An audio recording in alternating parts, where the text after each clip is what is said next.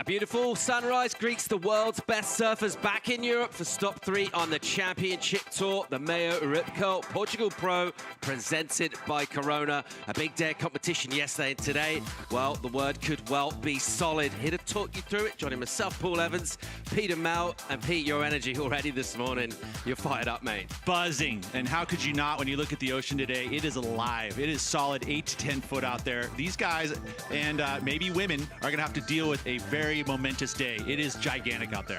So a big ramp up in energy overnight. We've been looking at that forecast, kind of geeking out on it. We thought the swell might pick up. You never quite know until you get eyes on the ocean and first light. But from what we've seen this morning, solid lines. And forecast said that it was going to be some more waves today, but ultimately it is from that westerly angle. It changed again, and when that happens here at Super Tubos, it focuses directly in here on this beach. It is going to be on fire. It's going to be tough too, because we still have a little lump from the little side. It's not just directly offshore.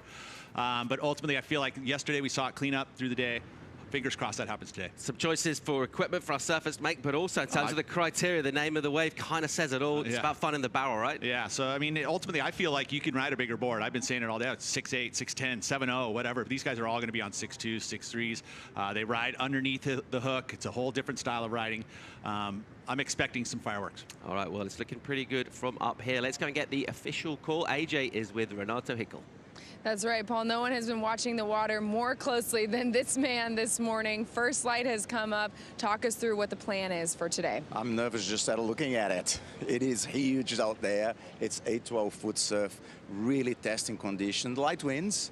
And we're going to start with these 4 heats of the main elimination round. We're going to monitor heat by heat. It's really testing conditions. Like I said, most likely we're going to have to stop through low tide around 11:30 this morning. And if we do so, then we reassess conditions after lunch and try to restart the event, hopefully with the round of 32.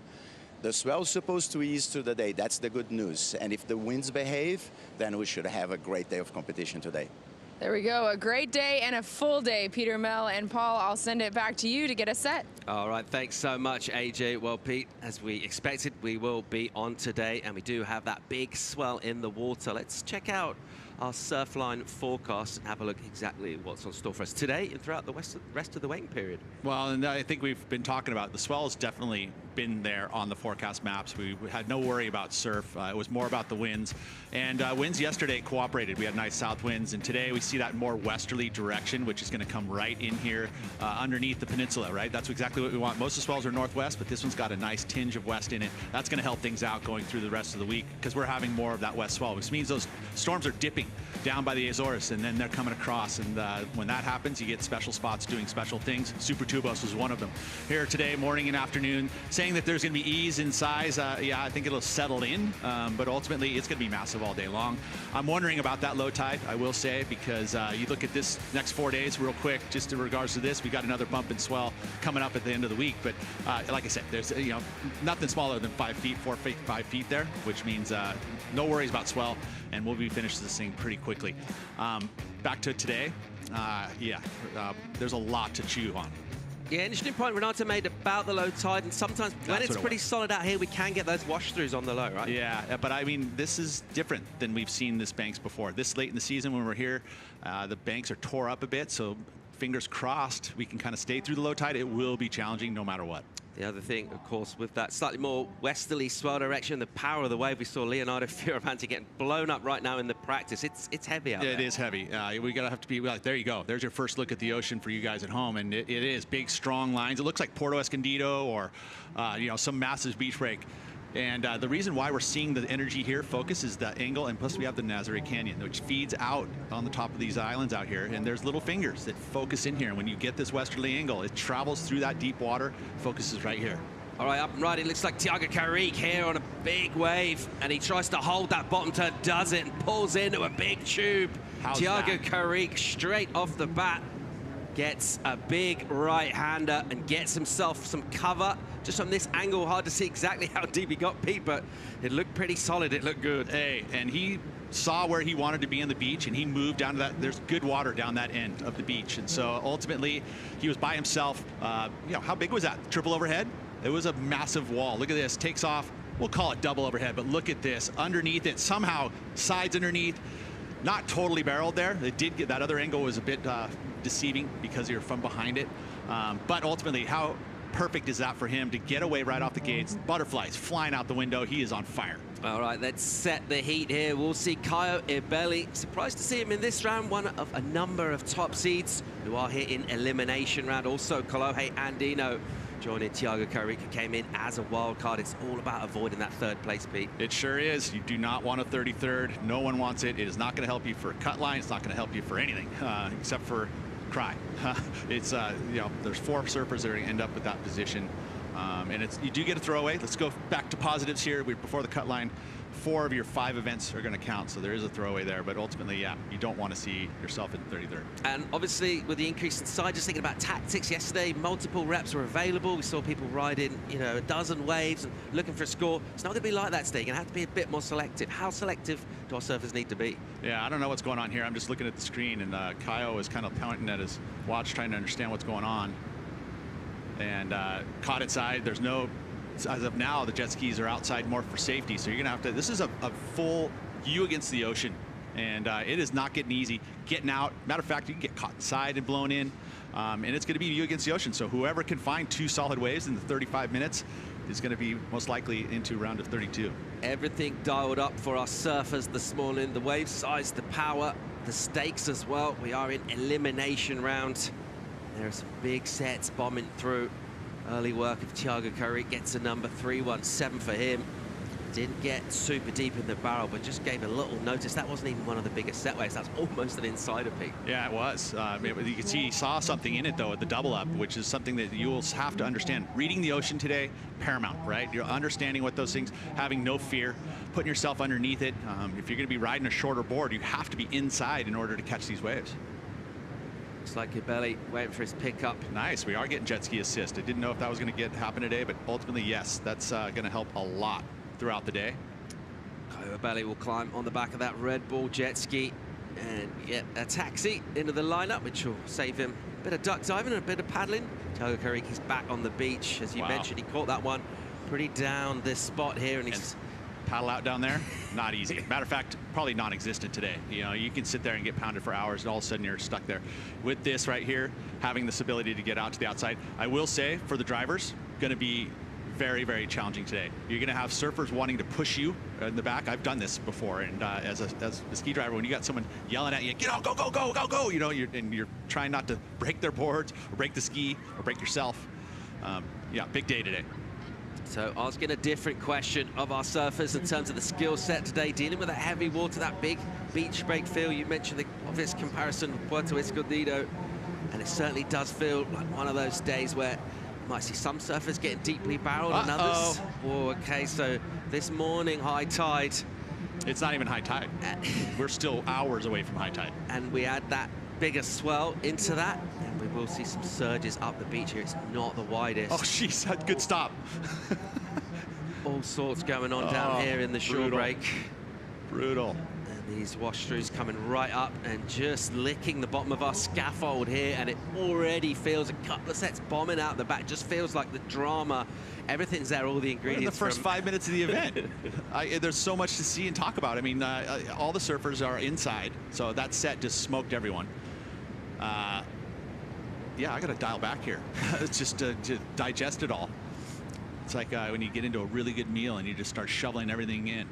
That's the problem I have. We saw this one on the forecast a few days out. Obviously, forecasting pretty accurate these days. You never quite know till the morning, and even walking down here, by the time we rock up, it's still pretty dark. You kind of squinted. It always looks small in the dark. Generally, the ocean, you can see already there's some serious energy out there. And some of the, here's my theory on all of that. You know, we have certain forecasts that are coming from satellites and all of those that information, and then all of the surf sites, they'll take their own interpretation of all that same data, and so you see that's where you get your forecast from.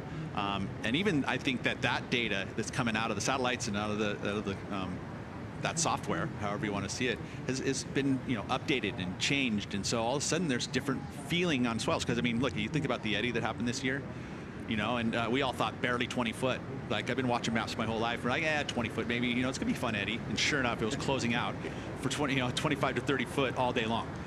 So that kind of stuff's been happening. You know, the forecasts had been a little bit underneath, and maybe the sites are, you know, Surfline did have it at solid. They had the number there. That was good, because that was that was a hard read to see how big it was going to be this morning. Chloe Andino out in the lineup, just holding his position there. Gone under the 29-minute mark in this one. Just that one ride so far from the French Scoofy, Thiago Carrick. 3:17 for him. The only points on the board thus far in this. Caio Belli's just made it to the lineup. And after his blistering start of the year, once again in Hawaii, going really well at Pipe and Sunset this year. Found himself yesterday just not quite finding the energy. He's here in the elimination round. Yeah, well, he's got to find it right now, that's for sure. Adrenaline is pumping at this moment. He's just had, you know, sets on the head, hasn't caught a wave yet. A bunch of time has elapsed. It seems like he's a little distraught now. Just got to settle in and find that good water, get yourself a wave, and all of a sudden that's just washed away. But right now, yeah, adrenaline pumping, very, you know, nervous times. You're just trying to find a good wave to just stand up. We've got some real big names coming up in this elimination round. It looks like being a fascinating morning of competition. And always that interest factor dialed up when the surf picks up. That drama with the spectators pretty close to the lineup here as well, Pete. We can feel that energy. Well, they literally felt it in terms of the trousers getting wet a couple of minutes ago. But starting your day just soaking wet. You know, hopefully you have a set of clothes in the car, because otherwise, yeah, it's going to be a soggy day. All right, let's check out our bracket for the elimination round and see who's coming up right now. Obviously, Ibelli, Andino, Carrick out in the water. So we'll just watch one just kind of stand up and miss that outside sandbar here. Heat 2 has this heat. Kanoa, Kelly, Federico. Massive, it really is. Kanoa, you know, been in this round, doesn't want to stay there. Kelly, same thing, you know, looking for the cut line. Federico, here to just dash dreams, really, and he's done it in the past. He has done it in the past. He loves the support here. That looks like being a cracker of a heat. Number 3, another outstanding surfer from early this year, finding himself in the elimination round. Zhao Xianka taking on Seth Moniz and Zieg Lau. Yeah, and that heat 3 right there, all Hawaiian, you know, Hawaiian plus Zhao, who surfs really good in Hawaii. So it's looking at conditions. That's going to be one of those heats that you want to watch. And then in the heat 4, look at that. That same theme of big names in the elimination round. Gabriel Medina had a shocker yesterday, really. He's taken on Callum Robson and Maxime Husseneau. So this looks like being real high interest factor as we'll eliminate 4 surfers throughout this round. And we talked about this wave being something of a leveler. I think that particularly applies maybe on the smaller days, the ability to find airs on in-between waves. And when it's big like this, you'd have to say experience in the heavy water is going to be key. So true. You know, today, if you can find one that, oh, look at this. Someone was there for a second. Caught that last second there. But yeah, just being able to get 2 waves is going to be a challenge. You know, 2 open faces, and then talk about broken boards are going to happen all day today. So that's going to start taking in time.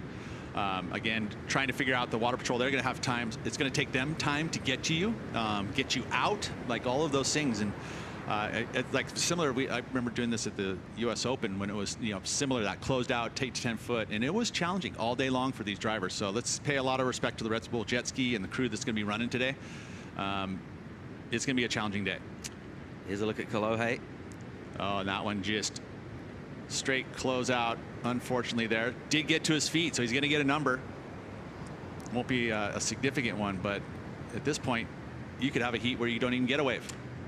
9 minutes or so had gone. He paddled into that, and I think as he's on his way down with the drop, he just made a decision. The best he could really do is just kind of nurse his board away from the explosion. He realized there weren't really points on offer. Didn't want to break the board early on. Just got out the trouble zone of that explosion, and now he's waiting for his pickup on the Red Bull Jet Ski. Yeah, and he's cruising. I like what he's doing here. It's nothing he can do. He can, you know, frantically paddle out and just take a bunch on the head, but nope, just wait it out. Make sure that ski gets to you. Almost those little shallow duck dives, let the energy just bring you in a little bit. Yeah, save that energy. It's key. He is looking around though, going, where is that ski at? I'm right here, guys.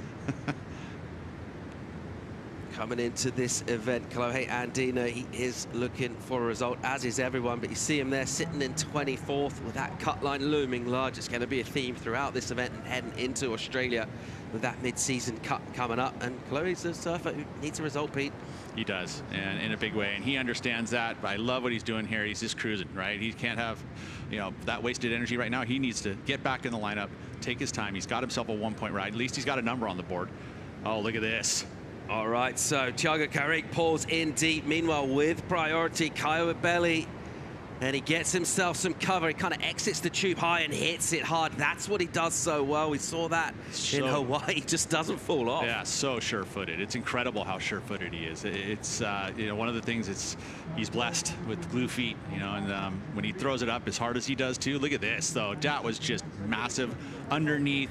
Great technique, but he did not have priority. Priority was with Kaio Belli. Kaio saw the same wave. I'm on it. So gets himself a barrel and then comes out and tags that. That is not an easy turn to do, Pete. No, not at all. So much power. You know, the lip is just filled with energy. It wasn't consistent with that white water on the face. So sure-footed. He's getting himself the best number of the heat, and that must feel pretty good. But he looks like he's going to do a bit of a board change here. The flip side, of course, of that argument as well, Pete. What score was Thiago going to get if he made it out of that? He was deep and traveling. It's so beautiful, right? So that's what we can expect today. That was one of those ones that came in the right part of the beach with the clean water. And yeah, he would have, if he even gotten spit out of that thing, we probably could have seen our first 10 of the year. So having a look at the pintail there, and it looks like everyone's step up, sleek equipment, hold the key, bit of paddle power too. Yeah, all of that. But I mean, you think about this event and what boards you'd pack here. You know, you'd pack a lot of, I mean, especially these guys now. They're not really packing extra lumber. It really isn't something that they would have in their quivers. So it'd be interesting to see if someone takes some of the local boards that are around here, you know, just for a little extra paddle power and length. Oh man, that was so cool, because that wave stayed completely open. He could have easily probably had made that, but he knew he had to bail out on it. And that finish move, great score to start this heat off for Kaio. Really good number for Kaio Belli, 5, 6, 7. Thiago Carri traveling in that and with priority. Kaio Belli can afford just to burn him and gets pretty decent return, at least a couple more points on that, at least, if he would have been deeper, and tags it as well with the end section. So positioning going to be crucial out here. It's testament to the quality of the bank and the power of the way that it is barreling open like that, because it's light on shore, right, Pete? It's not even offshore winds right now. No, it isn't. It's pretty much glassy with a light southerly breeze. I wanted to ask you about Thiago. You probably have seen him surf quite often, more than I have. Matter of fact, he's young. He's leading the rankings in the European region. What do you know about Thiago? You know, most of the events I've seen him in, it's QS events, it's 2-foot beach breaks, and I know about his progression, his flair, and his aerial maneuvers, that kind of stuff. So this is a first test we get to see. Powerful surfer, but you know, generally in the QS events we don't. Where is he from in France? We don't get to see 8 to 10-foot barrels. He lives in Biarritz. He grew up in Costa Rica. Okay. He's got Franco-Brazilian heritage. Got it. Yeah, so yeah, one of those real kind of international. I was just going to say Hossegor, right? You know, wetsuit, wintertime. This could be a similar style feel. That's where you can kind of, you know, show that relationship, because it seems like he is not afraid. He's going. For sure. And, you know, the waves up there in Hossegor have been pretty much bombing like this. Like this. All of February. It's been another really good winter, as it has been here. And that's also another interesting point. We've seen the surf jump up like this, but actually it was kind of like this before the waiting period. So maybe with those step-up boards, some of our surfers, they've had a chance. We saw Italo, notably, that huge left that he got. It's been big here and giving these guys a chance to warm up in these kind of conditions. If you made it here early enough, right? But yeah, I would agree. It's been very solid, which is giving me confidence about today, really, because the beach is tore up, which means it should be pretty peaky. That last set, that was the best wave we've seen since we've been here. 20 minutes and 15 seconds to go in this one. Stino Mandino watches his son out in the lineup. Just the 1 point for Chloe right now. A couple of rides for Thiago. Got that 1-4 just, well, for that really deep backhand barrel they pulled into, but he had to give way to Kaio Belli, who used the priority and used it well. The 5, 6, 7. That's going to feel like a pretty solid score in the context of this heat. You're going to get wash-throughs and possibly time elapsing without people able to add much. It's all about getting those two numbers up, Pete. It's so true. It really is. You know, it's similar to certain events. I mean, my experience in big wave events, you surf out there for, we have 40 minutes, 5 minutes heats, and you'll sometimes not get a wave. It's that easy, so because you just don't get in position. You're making a bad decision, all of a sudden you're caught inside, or you break your board, and you know, all of those elements can happen so quickly. Drone flyby there, just giving you that view of the lineup. You can see the little outside peak where it caps over. Can't really grab them out there. You got to wait till it comes through and hits this inside And then just by the thickness of that lip there, it's pretty shallow right there. It sure is. I mean, when you put yourself on the line, you're going to have way more opportunities. You know, going out and catching that wave. It's the way that we see sunset being surfed now, really, too. Once you put a time limit on it, you want to sit where the most consistent waves are, where the most quality waves are going to be. So ultimately, you'll see them sitting inside. And there will be those occasional waves outside, but you know, you're on a shorter board and you're trying to find yourself in a much bigger playing field. It's a lot more challenging to find the waves unless you're in on it. You get better opportunity. Tense moments in Portugal so far this morning. It is the elimination round. One of these three surfers will be packing their bags, thinking about Bells Beach. The two of them will be advancing into future rounds and also into bigger surf with a decent forecast from Surfline. We're pretty happy about the way things are shaping up. It's always nice when the energy's heading in that direction too, and the surf's picking up throughout the waiting period. But this morning, it's high stakes. A bit more meat on the bones of the swell. There will be some crazy rides going down, but we won't be surprised to see people ending up heats with not much on the board, just throwaways. Yeah, I would say 3-4 points. I mean, so again, you know, what is going to be the number trying to seek today? Maybe 10 points again. You know, we see that at like Pipeline, for example. Sometimes those low-scoring heats happen. You know, that we'll see changing in the tide, which means all of a sudden the ocean will be uneven and not even really rideable for 10, 15 minutes, and then all of a sudden it'll clean up. I mean, you see all how significantly different that wave of Caio and Tiago's that we'd even seen all morning, and that was just because all of a sudden the ocean had settled, the rips were moved out to the side, and all of a sudden there was that really nice water. And that's the trick to riding beach breaks, is being able to identify that, move out of rips quickly, move the right direction, because sometimes you're like, oh, do I move north, do I move south? But just understanding all of those decisions that you make are going to put you in position for the best waves. 17 minutes and 20 to go in our opening heat of the day of the elimination round. It's the MEO Rib Curl Portugal Pro presented by Corona. We waited out some windy conditions with plenty of swell. That's not been a problem. Just trying to pick the eyes out of the wind. We've got a real great looking day on our hands already this morning. It's still pretty early, coming up to 7:30 local time. Already seen some bombs coming through. Well, we started earlier today, and by half an hour, get an extra heat in, basically.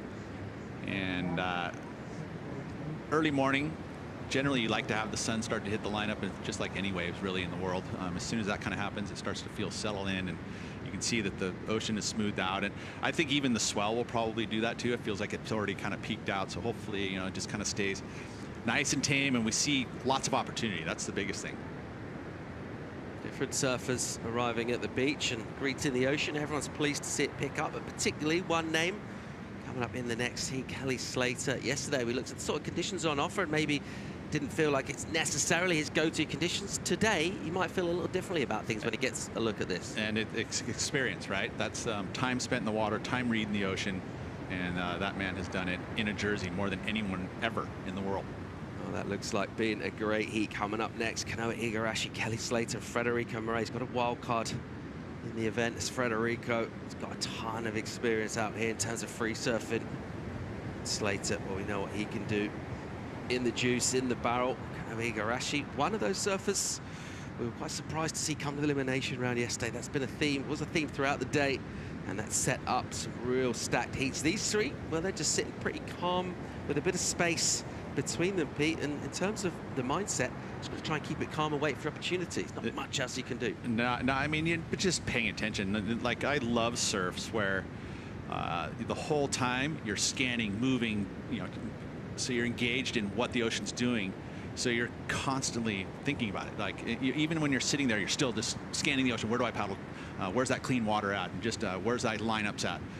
Those are the funnest surfs. That, you know, keeps you directly in the moment. And when you find yourself out there going, oh man, I don't want to get a 33rd, you know, in your head you start to hear those types of things, or oh, I'm feeling it, you know, and you can kind of, you know, that's the type of positive energy you need. Just try to find a way to stay in that moment. We've lost a little over 20 minutes in this heat so far. It's Caio Ibelli with the rest of it. We've got some great looking heats coming up in the elimination round. Join us for more live action from Portugal real soon.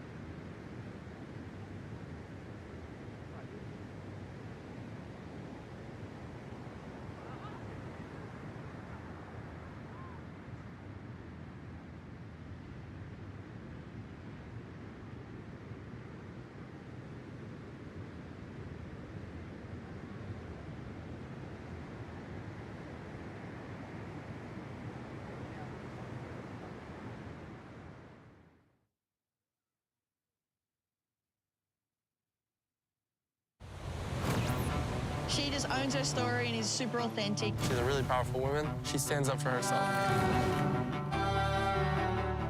There are two women that have busted down the doors. She's broken a bunch of records in the Olympics, and she just inspires me a lot. Because she had a tough run and she came back strong. Because she's honestly on a tear right now. She always motivates me and sends me messages to get me pumped. She's just supportive of the next generation of women. She's gonna be one of the best we've ever seen at the sport. She's the best in the world. I just love the way that she carried herself. She was just cool. Mia Haddad Maya. Dash Brody. Venus and Serena Williams. Naomi Osaka. Sam Kerr. Luisa Stefani. Nora Vasconcelos. Nawal Mutawakil. Raisa Leal. Katie Ledecky. Marta. Susie O'Neill.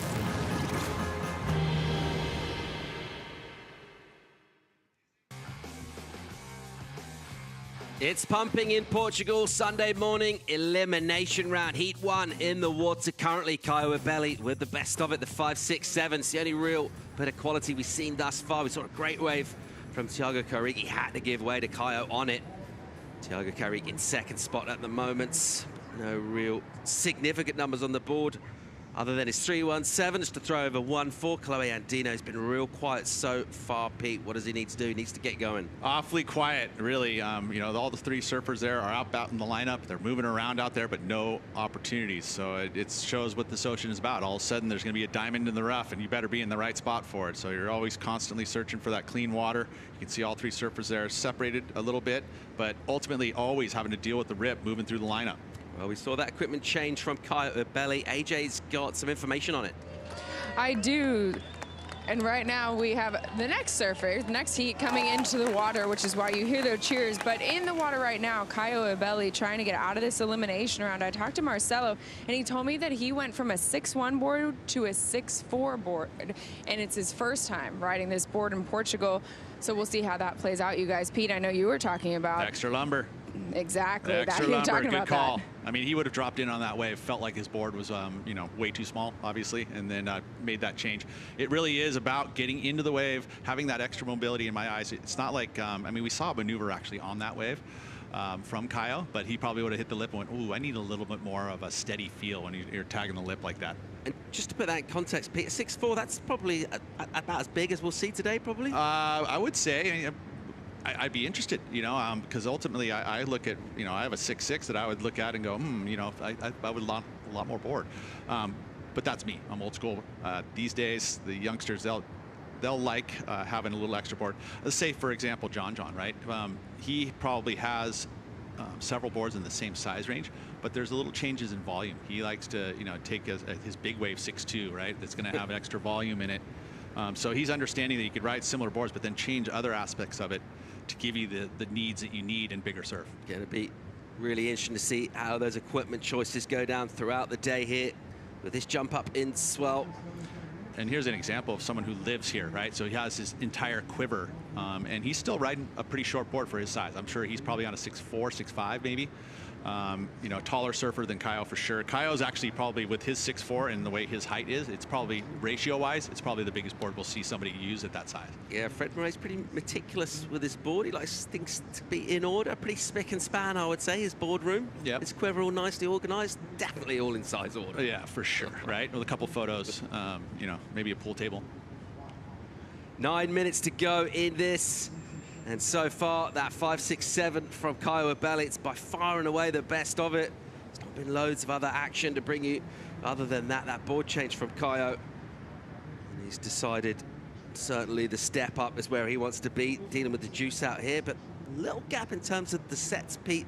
And what stage do those nerves really starting to creep in? You're they're already there. I got to get going. Chloe Andino has to get himself a wave. Already there. And you know who's feeling the nerves probably more than anyone is we saw that shot of Dino, and he's just scanning the lineup just as much as Kolohe is, you know, trying to help and will some waves towards Kolohe, because, yeah, it's not a good time for Kolohe to get a 30-30. He's already carrying some low numbers, so he'll be carrying low numbers going into Oz, so I don't want to see that happen to him. So he right now is probably feeling the nerves the most. Caio's feeling pretty good. As you look at Kanoa making his way down, there's a little extra board for him there. Again, you see that sleeker outline, that pulled in tail, and that just gives our surfers more hold. It does. You know, and I was going to say about how you can get a board that's probably similar size as far as length goes, and then you can straighten the template out a little bit, make the wide point further up, and those are ways to make that board hold. There we go. Andino making a move. Nice hit off the top. He's got some speed on the inside. He's found himself a smaller wave, and he's managing it well with a nice wrap in the pocket. And he just deals with a little bumpy section coming at him. That's going to feel a lot better. Way better. And understanding that it's going to take two, right? So he moved in. That's exactly what you're talking about, the nerves. We thought about Chloe feeling the nerves. That's now going to take that away. He's going to get a number here. 3.57 needed. I don't know if he actually gets enough to take over Thiago, but it is a wave with some substance there. Now he's got 7.5 minutes. He knew he was going to need 2 waves, so he had to pull the trigger quicker than anyone else. Smaller wave. Straight up though, so the maneuver of choice was there, and then a nice driving carve. Flatter on the face, but he whips it back, gets that redirect in the board. So 2 solid moves. We already have a comparison of Caio Belli. You feel like Caio's wave is going to be better, being that it was bigger and there's a much meatier section, which is what the judges have been looking for throughout this event and always at this event. Belli having a look, not a concerted effort at a paddle, just kind of prods into that and looks down the line. Slater in the Red Bull athlete zone about to hit the water in what looks like a great looking matchup. One of the unique things that you see from Kelly Slater is that all of his boards have 5 boxes. So he gives himself the option for a 3-fin or a 4-fin. He utilizes that more than anyone. Yeah, we'll see quads here and there, but he actually uses the same equipment and then changes up the fins. And so you see that 5 boxes is it's pretty much on all of his boards. We even see all of those boxes being used. 5-fin. Got sometimes going the 5-fin, yeah, the little nubster. Yeah, we don't see that right now. That looked like all quad. Just over 6 to go in this. Looks like Karik is just popping up after a ride. Slater taken to the water on a sized up day. Don't think he'll mind seeing that. Just getting ready to go out and avoid really an early elimination here. I like the seriousness of this. You can see there is no nubster, just all quad. But the breath work as he was running down there, get that heart rate up slightly and then just belly breaths. Cruising, again, just holding that energy until you get out in the lineup. Sets bombing through. You see from the explosion of the white water how much power there is out there in the water here at Super Tubos. It's such a heavy wave, even when it's pretty small. Saw how technical it was finishing maneuvers yesterday. It's a completely different story today. It's really, really big. And some of these are kind of draining out, almost going uphill a little bit. It's heavy. No, it is for sure. And I'm sure that just sitting here and looking at it, you can add an extra, 25, 30% of extra energy there just when you get in the water. Number drop in for Chloe shortly. And here's Caio Belli. And he pig dogs. It's foam on the face to deal with. He does really well to handle that wave, just kind of tossing him about really on his line. And does well just to manage it, and that'll be a second number for him. That's what he needed. Deal with, try and do a duck dive rather than come all the way in. Here's another look. Yeah, and look at that gate technique, that backhand, hold the rail and those steep drops, just like Pipeline, Tahiti, using the same technique here on these lefts. Didn't quite make it in the barrel, so not going to be a big number, but he gets to add that to the 5.67 and put his advancing position in a much better place. And we just see that wobble in the wave there, Pete. That's backwash coming off this steep beach and just pouring straight back out to sea. Yeah, and it's been tough, as we saw Thiago just Hail Mary. Real challenging conditions in terms of the size and the power. Real entertaining conditions for us up here in the studio, also for fans on the beach. If you're getting these on the head, it feels a little different. That's what Thiago Caric's doing right now. Need an inflation vest. He just goes under that one. Seriously, I think an inflation vest might be a good call. Helps you save energy. You just pop the thing and it literally is, you just as you see underneath it. So I love what he's doing here. He knows exactly what he needs to do, and still, as underneath as that ledge he still had no chance. Love that approach, just sending it. I'm becoming a fan here of Thiago. This is a golden opportunity for him, and he is not showing any fear. He's the man who's been in connection with this surf so far. Just head down and go for Thiago Carrick. Doesn't pay off on that occasion. 3 on the clock. Caio Ibelli getting on the Red Bull ski. He tried just to punch it, didn't he, and dip back out. And then the set had other ideas, sent him shoreward. And he gets the pickup from the ski. He'll get back into the lineup with just over a couple of minutes to go. The number 4, Kolohe, 2-6. Now he's looking for a real small score. Think of a surfer who's world class. He just needs essentially a 2. That sounds easy. Not out here, it isn't. No, it isn't. For sure. It's just even finding the opportunity. And, you know, he would have been taking some deep breaths after that wipeout. Carrick on the inside there. Just sort of pouring his way through this, looking for the ski. Where's my ride? Well, and that's the thing, is it's just take time to get out.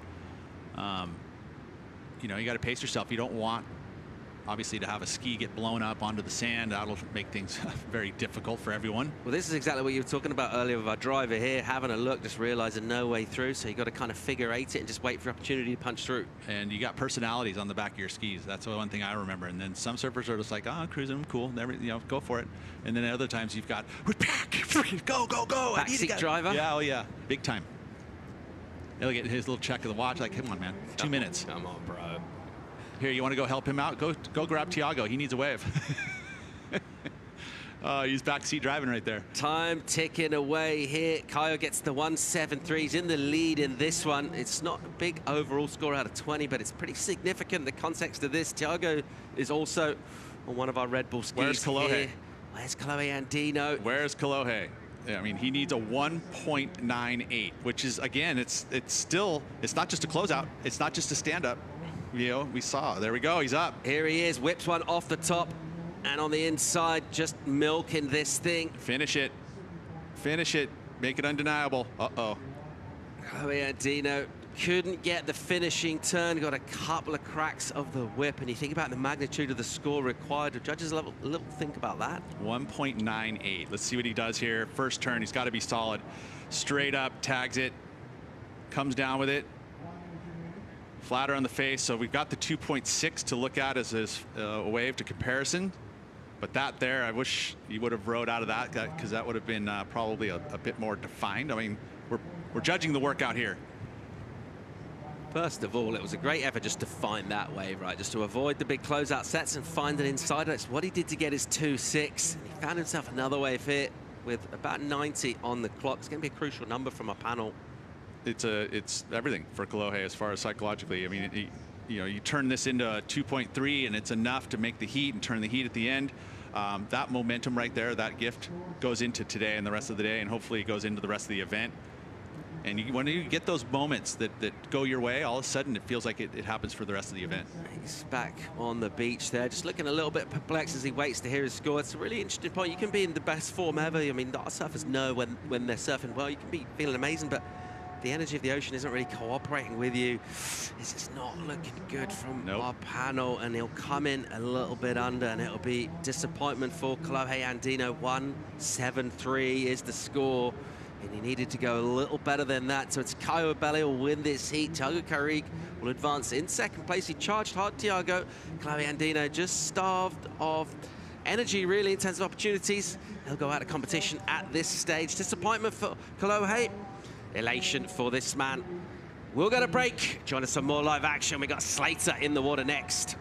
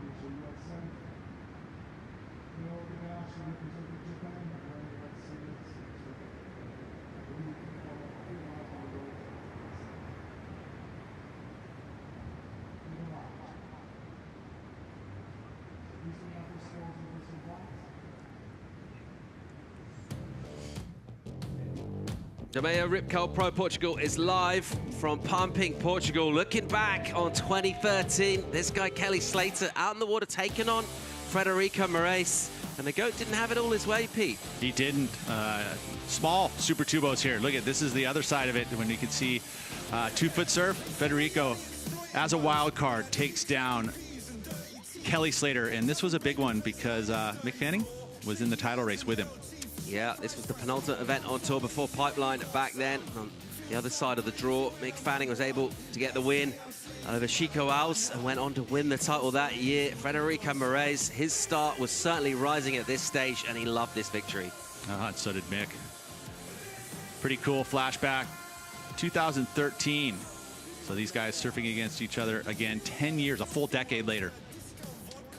Full decade later, and who'd have thought at the time Kelly would be still here, still surfing better than ever, winning Pipe, one of the greatest events we've ever seen, and still entertaining fans around the world. Did you call that? I didn't call that, but I watched every minute of it, and that was fun to watch because I'm a fan of Kelly, known him a very long time, and just amazed at what he's been able to do throughout his career and still in his career. All right. And here he is in this heat. Yeah, out in the water right now. We'll pick up live action here. Behind the curtain and going down, that was Slater. So finding some tube time in the opening couple of minutes of this heat. Already a number on the board for Kikesh, 2.33 for Frederico Moraes. Kano Igarashi, he'll have priority out the back right now. It'll be a small number for Kelly, but already identified. No real surprise, Pete's going to try and get tubed. Yeah, but take a look here. This is the wave that starts this heat off. Again, a little corner, so a little swoop. And a finish move, does he complete it? Nope. And goes over the handlebars. I mean, so that kind of shows what a 1.98. I mean, if Kolohe's on a set wave and gets that kind of a turn, that was the difference. But unfortunately, his wave didn't have the juice. Kikesh gets himself, he would have loved to have completed that one there. It just didn't have enough speed to kind of ride up and over and use that energy to push you out into the flats. Rather, he fell right into the pit. Slater, replay from behind it, identifying those little corners, the little smaller waves right in the beginning to get that ball rolling. We saw what happened in the heat before. Not a lot of waves ridden, so Kelly wanted to get that start quickly. Igarashi will also be looking for a quick start as we have another look here at Kelly. That one did open up for him. Maybe just got a little low. Yeah, a little low and didn't get quite the squirt probably. Just a little extra speed would have been nice. You know, once you get caught in that smaller part of the barrel, it did open up, but he just didn't get past that smaller portion of it. But looks like the equipment's going to be spot on for him. You know, obviously barrels are going to be hugely rewarded today. I did get the text in one of the top of the priority list today that the judges will be looking at, deep technical tube riding. And so if we see that today, which I think we will, you're going to get a big number for it. That's the flyby of the playing field here. You can just see particularly the thickness of the waves and the violence of that explosion. And from this view, looking back at that crowd on the beach, kind of made you feel like you're all in a world of your own. A man who's in his element is Strider Wasilewski. He's in the Red Bull Athlete Zone. Strider. Hey, what's happening, guys? Good morning. Just checking out surfboards all morning long. A lot of step-ups getting ridden over here. Slater out in the water right now. He's obviously on the Slater designs. He's on some Woo shapes. Shaper out of Hawaii, living in Bali, and they did a lot of work together. And basically, what he's out there riding are templates kind of based off of the Simon Anderson model that he really had a lot of success on, and these are just rounded pin. This is a tri-fin. This is a 511. He's got two 511 backups, tri-fins, and out in the water right now he's on a 604 fin. So definitely a much different board under his feet than he has on the beach. But you know, he's definitely got a little bit of a step up. Everybody else riding 6.2s out there on the step up, so that's most of the boards that I've seen getting taken out are bigger. But Slater always riding a little bit smaller equipment, but he's actually probably one of the best technical surfers by getting under the lip, and that's what he counts on, is getting under that lip and getting up into the bowl, wanting a little bit smaller board for the maneuverability in the barrel. All right, great stuff. Thanks, Strider. And obviously with a bit of increase in swell, a lot more energy. How's the excitement level? How's the vibe down there in the Red Bull Athlete Zone?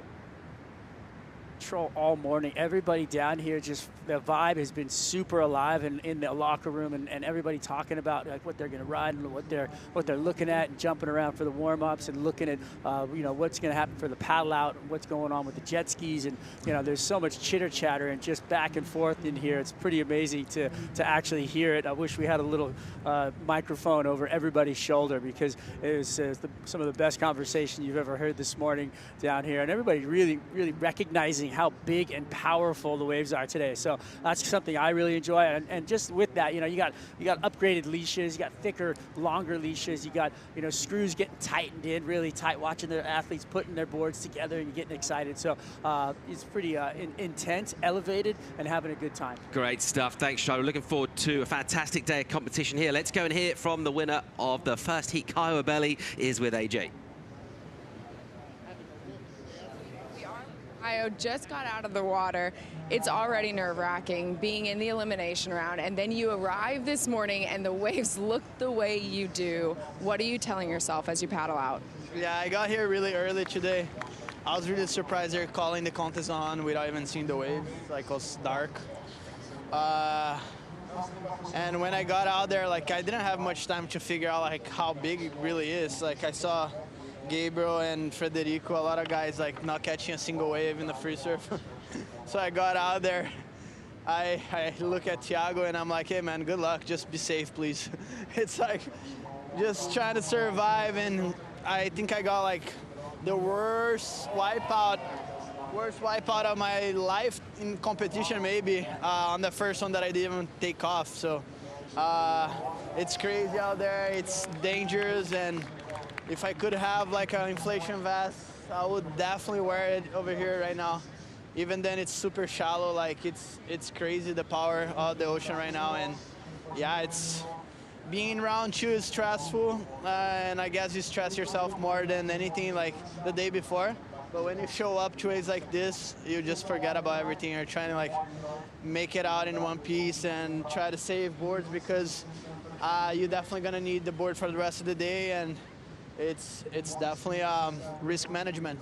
Well, you managed the risk very well. You switched your board. What did you learn about wanting to step up in this next heat? Yeah, I don't know. I took off on that 5, and I was definitely really on the shoulder of that wave. And after getting pounded on the first wave that I paddled, I just thought about like if I had maybe a bigger board and was sitting farther out, I would probably be able to catch that wave. So after getting a score, I thought like having a bigger board and trying to position myself better and have more off the paddle. But it's hard. I don't even know. It's massive out there. I cannot explain you like how big it really is. Before we let you go, você quer mandar mensagem para o Brasil? Obrigado a todo mundo, obrigado a todos que estavam torcendo. O mar tá muito grande aqui, tá muito perigoso. Tomei uma vaca bizarra na primeira onda sem nem ficar em pé na onda. E, cara, é isso aí. Vamos para a próxima e foco. Parabéns. Obrigado. Yeah, fantastic insights there from that. So good. We're up here speculating. It looks powerful, it's big, it's heavy, but to hear it from him, one of the worst wipeouts in competition. You mentioned the vest as well, Pete, and Kaio agrees with you. It's absolutely real. And he was riding a 6'4", which in comparison to Kelly Slater on a 6'0", right? Weight difference, good 30 pounds, 40 pounds? No, 30 pounds. Maybe more, but ultimately, yeah, much different human sizes. Let's have a look at Kanoa's wave. Kanoa, nice first arc here. Getting that butterflies out, and a finish move up and over. So consistent, competes in all conditions and always performs. It's very rare that you don't see him perform. As you see, a nice drone angle of this wave, up and over. And so strategically, you're going to have to meander through this lineup and find these waves that are going to give you opportunity. Slater, beautiful snap, drifting over the top, gets a final maneuver at the end, but doesn't quite pull it off as this doubles up, gets there late, tries to hold on, but cannot.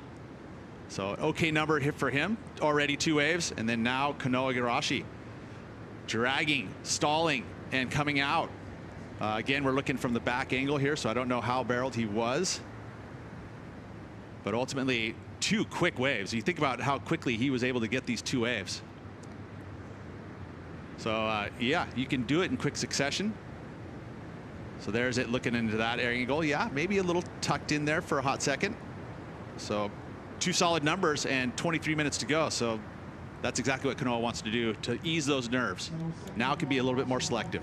I think one of the takeaways as well from that exchange, just see the sort of size and the magnitude of the way these surfers are going for. They're not trying to get the bombs. Kaya mentioned, came down in the dark, didn't really have a read. They'll have watched that last heat, right, and have realized you're not going to sit there, wait for the 8 to 10 footers, get something, maybe that 5-6 foot range, get barreled, do turns, put some scores on the board. It's so true. It really is, because if you're searching for that diamond, it can be, you know, a long, long time, and you basically have a time limit, and you have to get 2 waves within that time limit. So that's a big challenge, reading that lineup and managing that time so that you're able to get the 2 waves. And so I think the quick 2 waves, good strategy. You know, sometimes it happens, sometimes it doesn't. And then now you can kind of start to be a little bit more selective and try and lift those scores. Igarashi's second number about to drop in. It does, 4.13, similar to his first, puts him in the lead with an 8.46 so far in this as his 2-wave total. Slater, that 4.17. Federico Moraes, his best, the 2.33. Plenty of time yet to go. Here's a paddle from Kanoa, can't quite get on. And then Slater was also in the corner there, so you kind of almost in a way had to give way to Slater. He has priority. You just see lumps coming out of the ocean here, bit of that morning mist as well. Just kind of adding to the factor here of how intense and heavy this is. So there's that shallow portion of the sandbar that we've seen pretty much predominantly. That's where that rip and it piles sand out there. It just pulls the current. Both sides will actually feed into that, and then it basically makes a shallow spot on the outside. So you can see the surfers are sitting on that in that region, but it is directly where the rip comes out. Right, so when you want the rip to kind of just move slightly to the north, this is where you have the shallow bank and the clean water combined together. Usually you're just going to see water moving through that, and so ultimately the best place to be sitting is just a big rip. You can see Kanoa is actually doing that. He's sitting on the top of that rip, whereas Kelly's moved himself just slightly underneath it and over to the side, inside, strategically wanting to get that second solid number. He's only carrying a 0.87 as his second. So again, trying to use that strategy of getting 2 good waves first, or 2 waves, and then start to be more selective.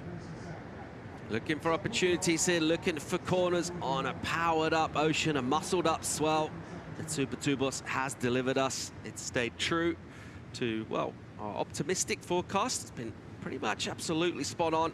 We saw that swell fill in throughout the afternoon yesterday, but nothing really of this magnitude. And seeing the first lines come through, the explosions this morning, that white water, just how heavy it is. And already we've seen from surfers looking for numbers, you don't really want to be trying to get your score coming into your last maneuver, hitting that closeout. No, you know, and if you do, you want to have enough speed to be able to get the maneuver done and get out in front of it. I was just thinking about the ocean and looking at the ocean, and remember yesterday we saw that there was a more northwester angle, and you saw the waves kind of moving from the right of your screen to the left, and now you see it kind of going the opposite direction. And so that's that west angle change. It does definitely focus, and now you can see kind of from the left of your screen going towards the right. That's the energy kind of feeling and moving that direction. That's that west swell. Igarashi sitting in the lead so far in this with a couple of 4s. It'll be that strategy that all surfers obviously when they go out into a heat want to get a couple of numbers early on. Sometimes it pays off, but he's done that so far. It's given him a little bit of a cushion. Thinking the scores out of 20, sometimes you can get a little bit skewed in terms of how significant numbers are, and just getting up towards double figures today, getting out of a 3-man heat, that's probably going to be a reasonable par. Yeah, for sure. 10 points. I mean, that would be a low end of the goal for the day. I mean, obviously everyone wants to get 20 points and get that perfect heat, but very rare for that to happen. Matter of fact, even 10s this season have yet to happen. So I'm thinking today there might be an opportunity. We saw one wave earlier in that first heat that probably could have been a 10 if someone had been with priority. You know, Thiago, unfortunately, he did make the heat, which is kind of nice. But yeah, he had to give way to Kyle Belli. And that just displays how thick that ocean is today. Plenty of power out there. Of course, speaking of 10s, well, whoever gets our first 10-point ride of the year this year, 2023, a Yeti 110 for a 10p. Awesome. You know, and that thing will carry at least 4 weeks of food, and it'll keep it nice and fridged the entire time. Matter of fact, if you want an ice bath, you can jump in it. We haven't seen one yet this season. I was just thinking to myself, would the Condor wingspan fit in there for an ice bath? Enough room in there? There'd be some impinges dangling out slightly. Yeah, if I could, yeah, I think so. But my shoulders might be a little. Yeah. Anyway, it is a big cooler, and by the way, that stuff stays cold forever. Well, similar story to last year, coming in with Griff with his 10 for that big backside full rotation. Probably won't be one of those we see today, although you never know, but you'd be thinking it'd be possibly, if we do see one, a more traditional 10 with a deep barrel. Zhao Xianka, who was outstanding in Hawaii, really just looked like he'd found other levels entirely to his surfing. I can't wait to see what he does out here. Just when you're looking at him, did it feel like he had some, like he was grooving a little bit? Yeah, he's got the Apple AirPods in there, and he's got a little groove going. Yeah, that's a good way to get it. You know, just get in the groove, kind of find the rhythm, because you're going to need it today. He has been really entertaining so far this year on tour. Unlucky to miss out. Surfed well last year. The results didn't reflect the performances on the first 5 events of the Championship Tour, back via the Challengers and back to entertain us here in Portugal. 17:45 remaining in this. It's still Igarashi with a pair of 4s, the best of it. And that sort of patient moment as we get down towards the midway part of the heat. Meanwhile, roaming the beach for information, Louisa Florence, how you doing? Gee, everybody. We have a long day here in Super Tubos. That's why we started 30 minutes earlier. And look at this. The crowd have arrived. It was still dark. The moon was still out when they were here. And as you can see, we have big waves, huge and powerful, with not a lot of sand. So they're taking over the banks. This is not going to stop the fans from coming. And it is Sunday after all. So this is why we love Peniche. This town thrives and breathes on surf culture, and that's why we love this stop so much on the Championship Tour. So let's see what's on store for us today. Stuff. Thanks, Louisa Pete. We saw fans pouring in here. We parked up in the dark, walking through, and there's just throngs of people making their way, making the pilgrimage down to Super Tubos. Every year, European fans are solid. They show up, doesn't matter the time, doesn't matter the weather. They love it, and you know, for surfers, you know, performing at this level, to have those crowds down here, it makes the atmosphere electric. It's exactly what we want to see, is that Championship Tour and a huge crowds. And just the way this spot pans out geographically, we've got this big sand dune area, the camper vans parked out there, people literally just coming and doing a surf trip at this spot during the event. How good's that? It's so good. It really is. Again, I can't say enough about the European fans and everyone, because they're coming. There's people from Holland, there's people from the UK, everywhere, all through Europe, and you know, even from the US. Strong Italian contingent as well. That had a lot of Italian voices yesterday. Obviously, Leo, one of the outstanding surfers as well. I caught someone chatting with him. They said they'd driven over from there to watch his heat. So driving from Italy, how far is that? 2,000 Ks? It's a good one. Pretty solid drive. Yeah, it's a good one. Beautiful. I mean, it's not, you know, we don't necessarily have toll roads that go from start to finish, right? You have to go through some towns, and there's a couple of bends. Yeah. 15 and 40 to go in this. Still Igarashi with the better of it. So far, that pair of 4s. Slater's got a 4 of his own. Federico Moraes started reasonably sprightly. It's been real quiet since then.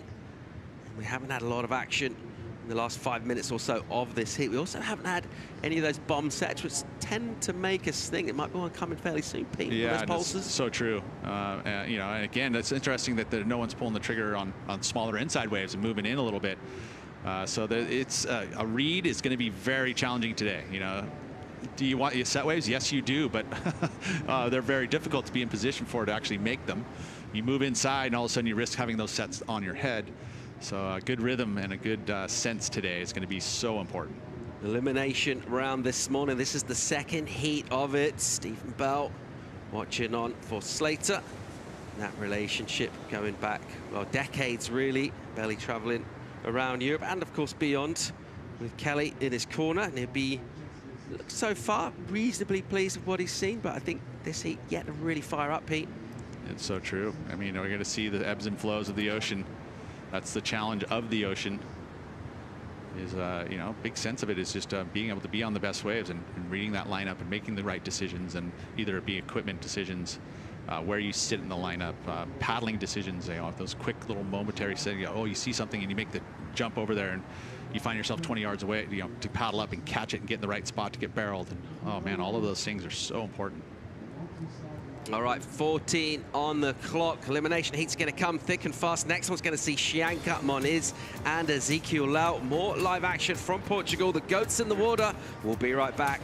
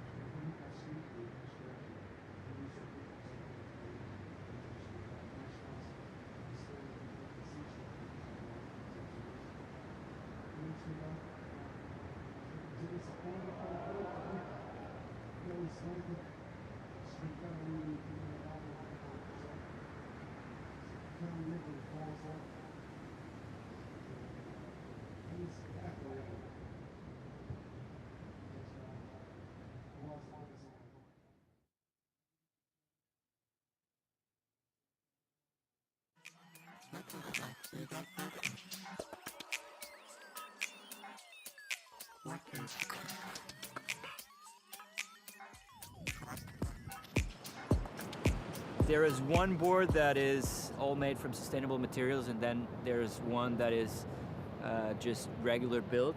I mean, they're all painted the same. They all look exactly the same. They have the same weight. You know, there's a big stigma of everything that's sustainable takes performance away. It's just easier to get the rail in the water. So, yep, green.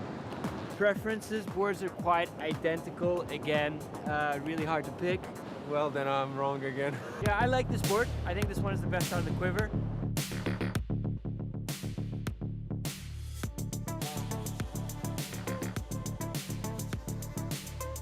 There's only one future, right? Future sustainability is making sustainable surfboards. The Eco boards won today. So I would say the pink one is the Eco board. In the morning I said the best ones. I thought they were PUs, so I'm gonna go. The best one is an Eco, and the second one is a PU. I got it right? Yeah.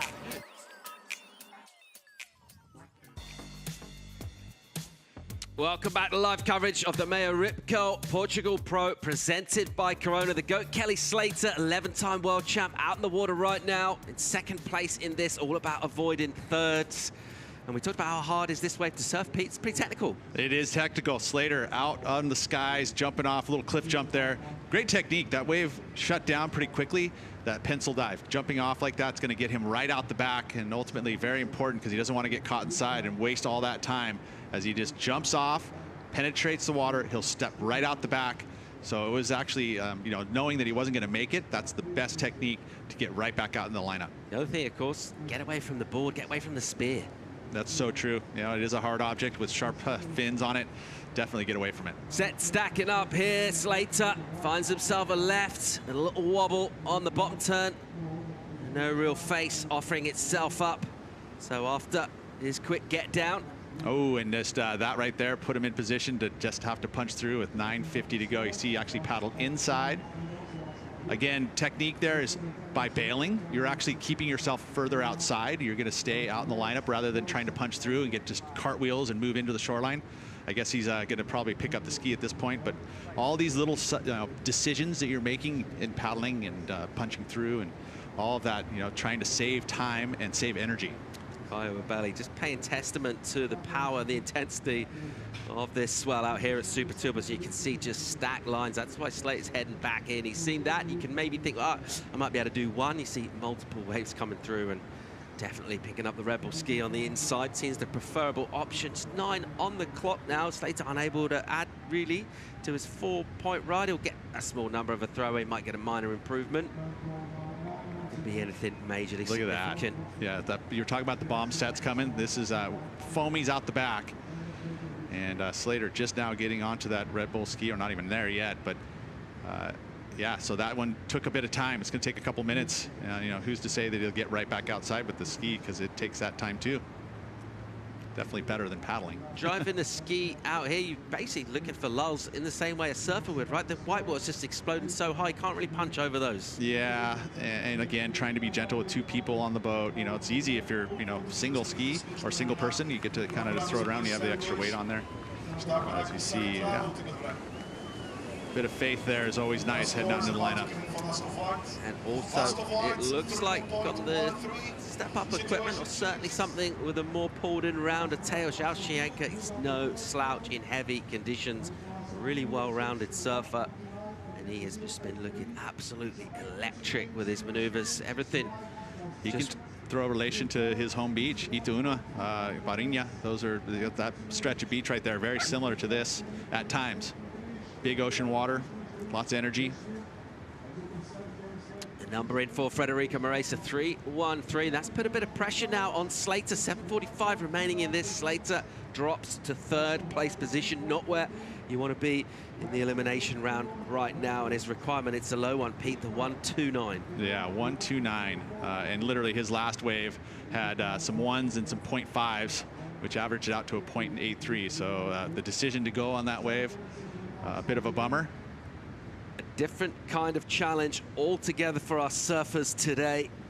And it really is pretty much forget what you learned yesterday, come back on a new day to fight anew, because really looking at the numbers and the scores and the requirements and the sort of talent in the water, Chloe Andino just scratching around trying to find a 1.9, unable to do so. It's really a different playing field. It is, and again, making for stressful times for for Kelly Slater fans, obviously, now sitting in third, needing a 1.29. You see him on the ski, not getting out there yet. Kanoa's feeling pretty comfortable with his 2 waves that he picked up literally within 2 minutes of each other. That rhythm that Kanoa Igarashi found early on in this heat built himself a little bit of a platform. And as time ticks away, he'll certainly look to improve on that, go anything that offers a 5 or better. Wouldn't be surprised if someone gets spat out and goes into the excellent range as well. These options are on the table. It's about finding those opportunities, though, being in position, having priority as well, and then making the drop and also making it out. All sorts of challenges going on for our surfers, and you can generally tell that the surfers a little bit of disquiet or stress when they're looking around like that, Pete. They, the eyes on swivels, just scouring all around 360. Super engaged, that's what it is. Literally, yeah, 360 degrees. You're paying attention to everything because you're looking inside to see where the rips are pulling out, so you can kind of make that decision early to move which direction to get out of it and not get stuck in it. So you are looking inside. You're also looking at lineups when you're looking towards the shoreline. Where are you at in the lineup? Looking for clean water. Where is that water at? Looking at sets coming in. So literally you're spinning all around, just looking out to sea, back to shore. Maybe you got a coach that might be showing some flags to you. We're celebrating International Women's Day with Rip Curl here in Portugal. Let's find out who's inspiring Kanoa Igarashi. My inspiration is Naomi Osaka. I love how she carries herself, and I love how she addresses mental health, and she addresses how important her personal life is. She's a really powerful woman, and she also represents Japan, and I just love how she stands up for herself, and that's a really, really hard thing to do in sports. Great stuff there from Kanoa Igarashi, at the moment in the lead, and this will pick up live action of him as he swoops on the end of what looked like a pretty solid wave out the back, judging by the energy of the inside, and still swinging here, looking to get a finish. Also, he knows the pickups on the inside. He might as well surf his way to the end of the wave. Doesn't get a completion, puts him a little bit closer to safer waters. Yes, that's right. And you heard the crowd loving it too. So ultimately, you feel like he got a nice barrel. We'll see if we can see a replay as we see Slater back on the inside too. So Slater got himself a wave as well. He'll climb back up onto the ski and look to get out in the lineup with a couple of minutes yet to go to try and improve. Here's a replay of Kelly. Yeah, so Kelly again choosing a smaller wave, but ultimately only needs a 1.29, so he's got to complete that move, and he does, holds on. You'd say, yes, he's going to get the number to get back into second position. Just holding on to it, and holds on to the score as well, 2-0-3. This was Kanoa putting himself in the tube, Pete. Nice, and then comes out after the spit, completely disappears from view. This is going to be his best number, and our first real true barrel made today. So we'll see what this number comes in at. Feels like on a mid-size wave like that, not the cleanest of exits, but did come out after the spit. This is a good angle of this one, as you see the technique there. Both arms on your forehand like that, that's how you can slow down. You're almost sticking your toes off the rail too at that moment, trying to slow you down as quick as you can. And then you got to release so you can get the speed to make sure that you're going to get spit out. You don't have the brakes. It's just, it's like a brake stand.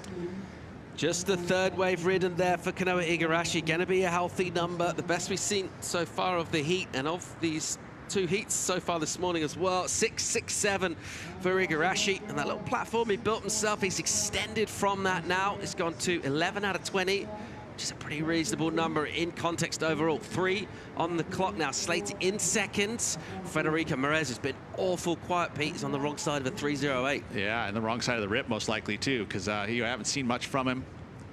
And knowing that he only needs the 3.08, and this Portuguese crowd would be willing him, I am very sure of that. Both surfers now back out the back quickly. See who gets priority here, Kanoa or Kelly. Because that's one thing that's happening too, and the priority judge is going to have to pay attention, because sometimes the ski, when they're on the ski, it almost feels like they have to kind of wait and determine who rode the last wave in order to develop priority, because you're counting on somebody else. And so they'll, as a priority judge, you need to pay attention to that. Priority with Federico Moraes right now, and the onus on him for a score. Here's a good-looking lump of water. Kanoa had a look at it. Federico also having a look, and no one able to get on that one. They got another wave trying to stand up on the outside as well. This one just had that little double up in front of it, which will probably mean it won't break. Meanwhile, it looks like Slater on the other side of the left also having a look, trying to get into it. Pete unable to. And when you see that brown water, that brown and white water pulling out at you, it's a place you don't really want to be. You want to be in the nice colored blue water, right? And brown water definitely means it's going to be challenging to stand up and get it.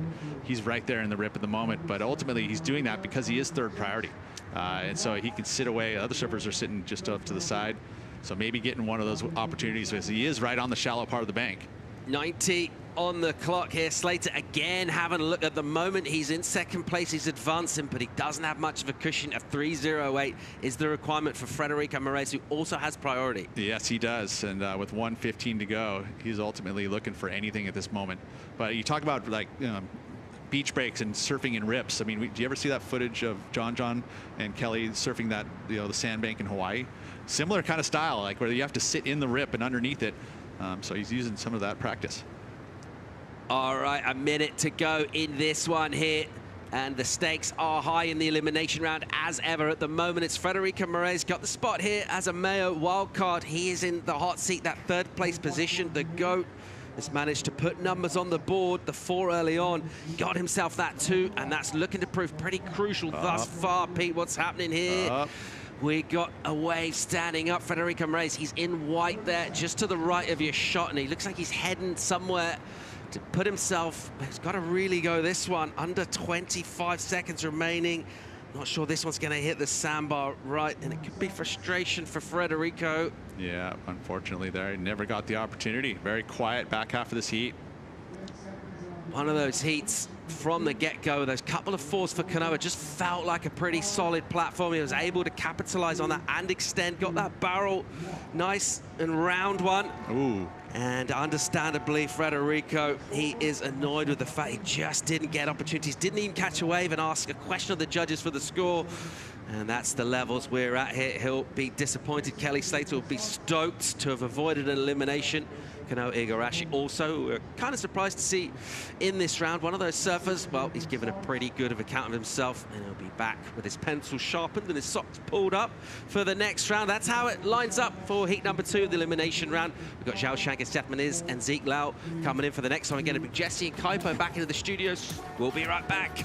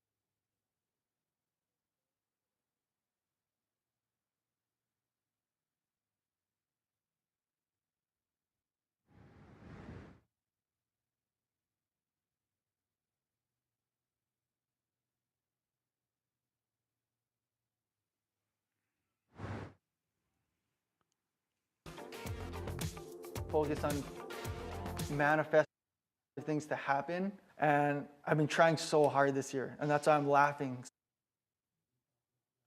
All right, well, we're back at the MEO Rip Curl Pro Portugal, stop number 3 of the championship tour. Out in the water, elimination heat number 3, and it is a stacked one.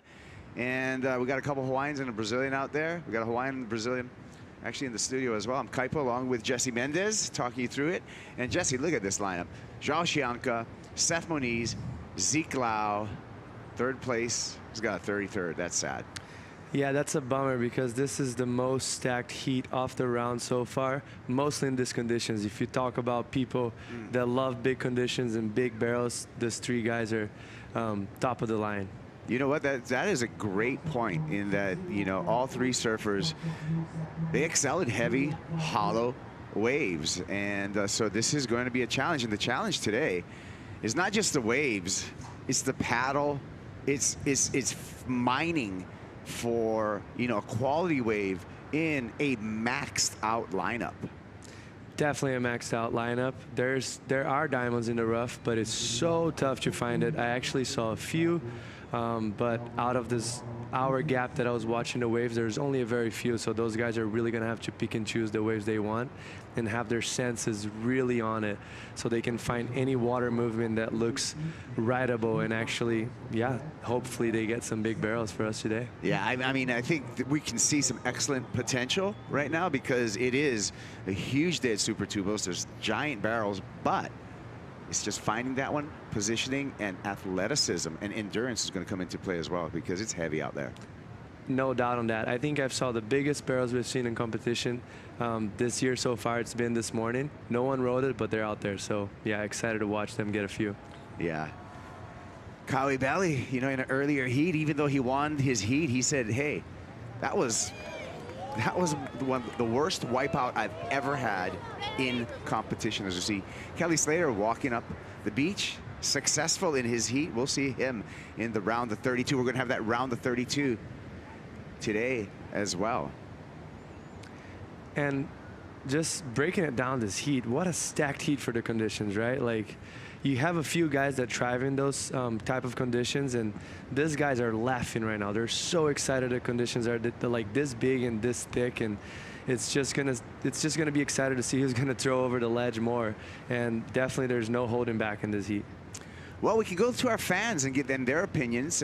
Fan pick at worldsurfleague.com. You hit the heat, and the fan picks in this heat, 76%, Jesse, went with Chumbinho, João Chianca. 15% Seth Moniz, 9% for Ezekiel Lau. Interesting on the fan picks, but fan favorite right now in this heat before we even got a score, really, João Chianca. I think this is just related mostly, I think not even for the level of the surfing, but more for the momentum that the person is carrying. So obviously João coming off his best start of the year so far. He has 2/3 if I'm not mistaken, or he's sitting in 3rd right now. Yeah, he's 2/3. 2/3, right? So the other 2 surfers are so experienced, mostly in those type of conditions as well.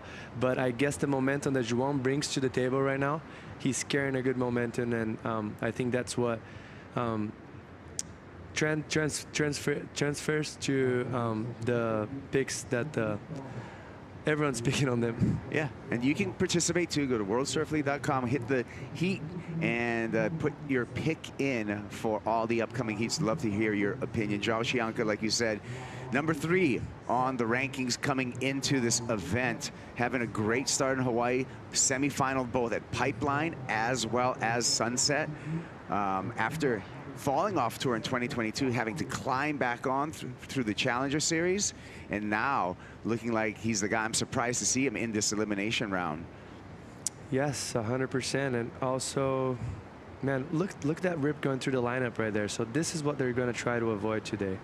I guess yesterday was also the same deal, but today waves being probably as tall as 10 foot, and the surfers are really good. There's so much water moving, so much water exit going through the lineup, and if you see them just trying to paddle in, I think it's Seth on the right side of the screen, and just trying to stay under so they can identify and get those medium-sized waves that are looking the cleanest today. Yeah, a cat and mouse game. We can see Seth Moniz on the bottom of your screen in the blue jersey and Ezekiel Lau in the white jersey, both paddling through that lip.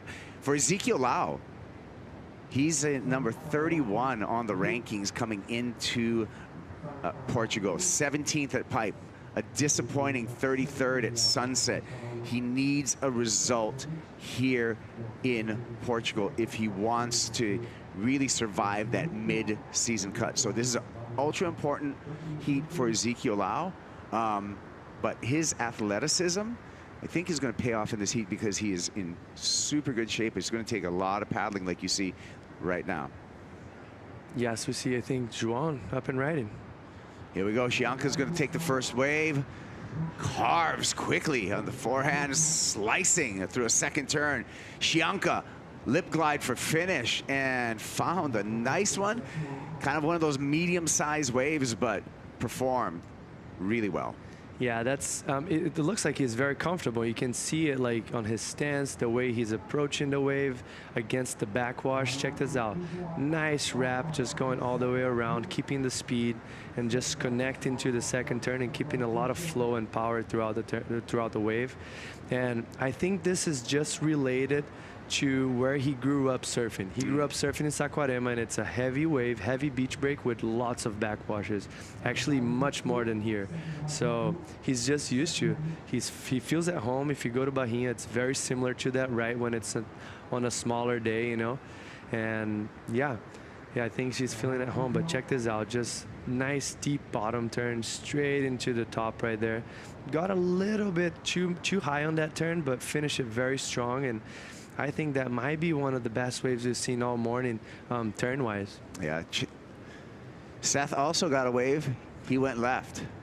Yeah, nice grab rate, bottom turn right there. It really made him pivot and get vertical in that first section, which was very tough, and finish it strong. So, yeah, great start for Seth as well. I really like the way he was able to approach that bottom turn and get vertical in such a tight transition right there.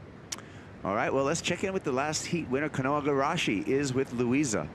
Yeah, Kanoa, so good to see you smiling. I saw you yesterday. I was like, oh man, that must sting. Your second home wave, going to elimination round here for the first time. How did you turn things around to move forward this today? Yeah, that was hard yesterday. I feel like I've had this new strategy that I've been trying to put into place since the start of the year, and it hasn't been working. I've been kind of approaching my heats in a different way, and obviously it didn't work. And I just told myself this morning I was going to go back to what I know, what I know, and to pretty much just approach the heats with a plan A and no other plan. And I just stick to my plan no matter what. And I feel like this year I've had plan A, B, C, D, E. And it's almost like, I really like having my plan and sticking to it no matter what. So, yeah, that ended up working today. I mean, to be honest, it's so hard out there. You kind of have to get lucky, and luckily I did. But I'm curious to know, what's this new approach? The new approach, I was pretty much trying to, manufacture scores on ways that I didn't see the potential in, which kind of doesn't make sense now that I talk about it, but. Yeah, I mean, I love competing, and I love the math and the numbers of it, and I kind of forgot about that in the beginning of this year. So I want to just get back to what I know, which is competing and battling with the people instead of kind of wandering on in the heat by myself. So, yeah, I think I feel like I have a good mindset right now going into the rest of the event, rest of the year, and I'm looking forward to it. What do you have under your sleeve on this wave that you know so well, though? I guess when it's just like this, I just look for those rights. You look for clean water and you look for rights. The lefts today are so hard to read. There's so many more rips. You want the short little rights, and luckily I found one in my heat. We saw like 2 or 3 more, but there's so much water moving. It's, I mean, on a normal day I would never surf it like this. I think I would wait for the north wind to come up, but yeah, it's nice. It's a beautiful day. It's sunny. Yeah, there's nothing better than being in Portugal. Yeah, and you have Naomi Osaka on your back, and you were talking how important for you is the way she, carries herself in her personal life, and I wonder why that's so important for you. She's a huge inspiration. She has a really strong voice, and she really voices her. She stands for herself. She stands for all athletes. And mental health is a huge issue, and it's something that we don't speak about a lot and you know, it takes a lot of courage to speak upon that, and she has she's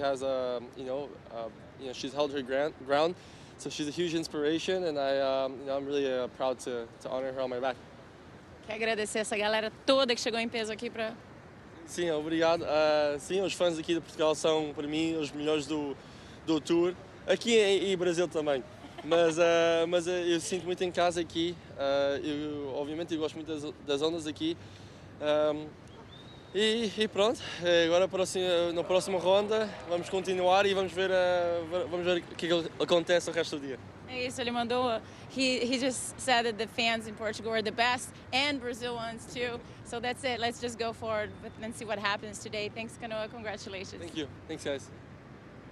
All right, well, let's pay off some scores right now. 6.17 was the first wave of Joao Chianca. During that interview, we saw Joao get a second wave. We're waiting for that score. Seth Moniz got a 4.33 to his credit. Here's the last wave of Joao. It's a nice backup. A little tight, little transition barrel. Wasn't anything special, but hey, you're looking at a very tough day and you're trying to get a few scores on the board early in the heat so you don't have your back against the wall looking for a 4 in the end of the heat. So there you go. He got a 4.5 and he's probably very stoked on that total score by 9 minutes of heat. Yeah, the crowd appreciated it. 6.17 and a 4.5 for Joao Chianca. 10.67, a two-wave total. That has gotten surfers through heats so far this morning. So if we look at the basic math that we've learned in heat number 1 and 2 of the elimination round, that number for Joao Chianca should get him through this heat. Yes, and as much as we're talking about that, those guys are 100% dialed on that. They already seen the previous heats. They know how tough the conditions are, so they have that very clear in their mind. Like, we're definitely not, obviously you're always looking for that perfect heat, right, where you're going to get 2 big scores right off the bat, but most times it's not reality, so they're really playing in the strategy game and trying to dance as the music plays, right? Yeah. And today, this is a great score for the first 10 minutes. Yeah. Talked to Ezekiel Lau before the heat, and you know, what I said to him was just like, hey, completion. You know, he's like, yeah, I'm looking to make waves. That's how you're going to get through this heat. You know, to your point, you don't have to be, hey, there could be an excellent score, but you don't have to be a hero. You just got to play the game right now. Make sure you got a couple of solid scores. That's exactly what Joao is doing at the moment. And what that happens as well, Kaipo, is now that he has that total and he's so ahead of the heat already, yeah, that now he can actually maybe try and wait for a good wave and be a hero. So right. And on the other side, we saw in the first heat, Kolohe needed a 1.98, I think. Yeah. Yeah, 1.98. Like yeah. That? And he ended up not getting. So he had his back against the wall, not much time left, and he could have probably like 100 waves went by him that had that score potential in the beginning of the heat, and he let it go. So that just shows how tough it is, conditions today. Yeah. And also to your point, Jesse, is managing time, managing the clock. Don't let too much time burn and put yourself in that corner where it's hard just to get a 2-point ride. Right, and just to catch up to the second place, or if you're sitting in third or something. So yeah, you can't, like in a day like today, you really cannot let that gap get too wide. Even though if it's a small scoring, just try and be right there, you know, like don't get too wide, because also you can take maybe 5 minutes to paddle back out. Even with the ski, I kept seeing the ski going around and there's non-stop sets. It's very tough today. Yeah, we saw the Red Bull jet skis out there and they're having to zigzag, figure 8, head up towards the corner, but they just need that little break to get out there. When there's no clear defined channel, the machine, I mean, it has power, but the operator has no option. They got no option other than to wait for a little break to dart out there. Yes, and the ski can only do so much. And we're talking, usually we have the guys that do Nazare. Yeah. So they're so experienced. They really have so much time in water in way more challenging condition than this, but there's only so much they can do once the sets come. Well, talking about clock management, 18 minutes and 30 seconds on the countdown. Ezekiel Lau with priority yet to get a score in. So the pressure is going to start mounting on the Hawaiian at this moment in the heat. So he's really going to have to put up a substantial number when he does get to his feet. Yes, and talking about time management, and that's when it starts to get pretty tough, right? Like, it gives you less opportunities of error. So the more time you let it go and you have nothing on your scoreboard and your opponents have some scores, it just gets very tough for you. You have not much opportunities anymore, and you really have to capitalize in every wave you get. Yeah. Hey, AJ, what do you got? Kaipo, I'm standing here with Kelly Slater, just got out of the water, made it through the elimination round, but it was not an easy thing to do. Kelly, walk us through what it was like to have to surf that heat. Yep, doing it the hard way today. I came in and Gabe goes, how is it? I go, it's fun.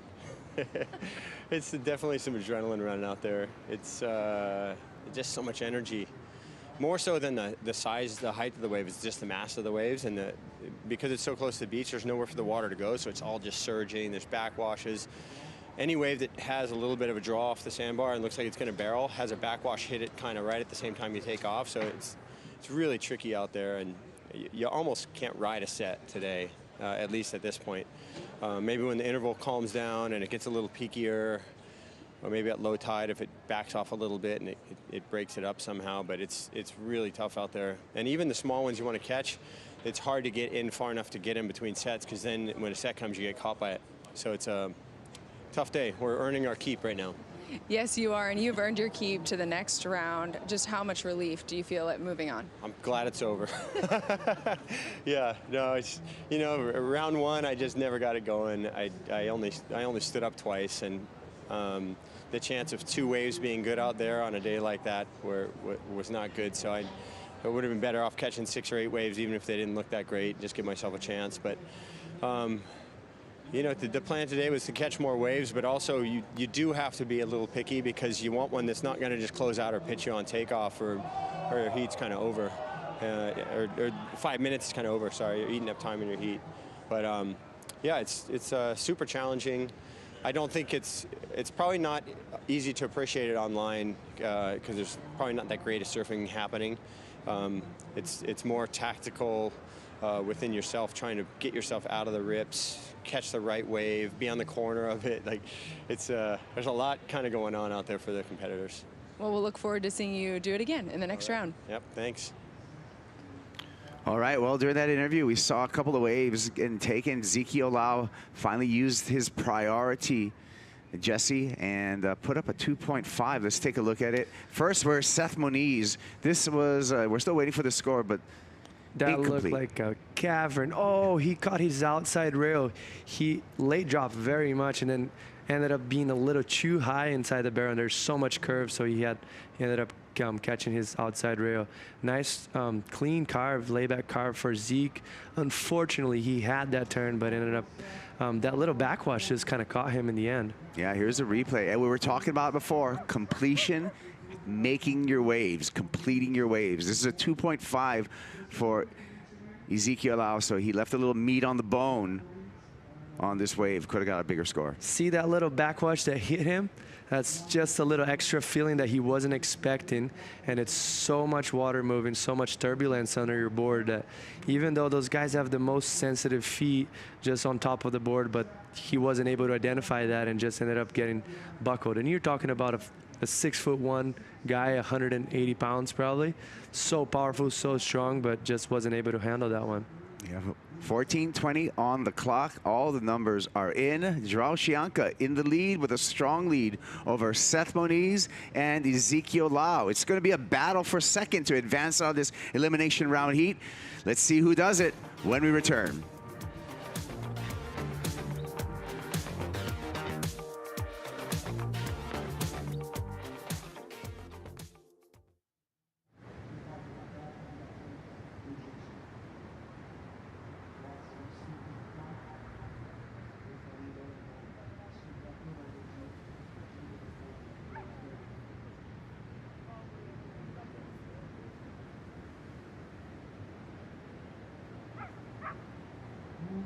The MEO rip.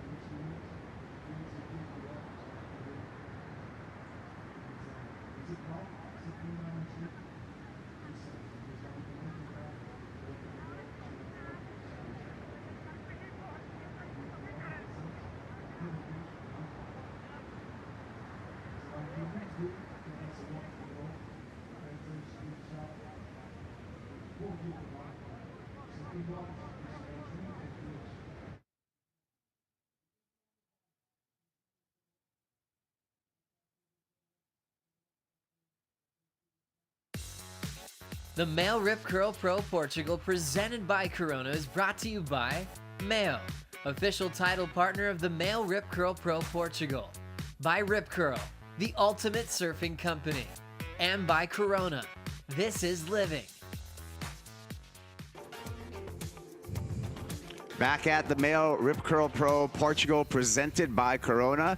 Elimination round for the men. Heat number 3 out in the water. João Chianca with a strong lead over Seth Moniz and Ezekiel Lau. Top 2 move on into the round of 32, which we will be running today. Third place eliminated from competition with a horrible result. That's the 33rd. Nobody wants that, Jesse.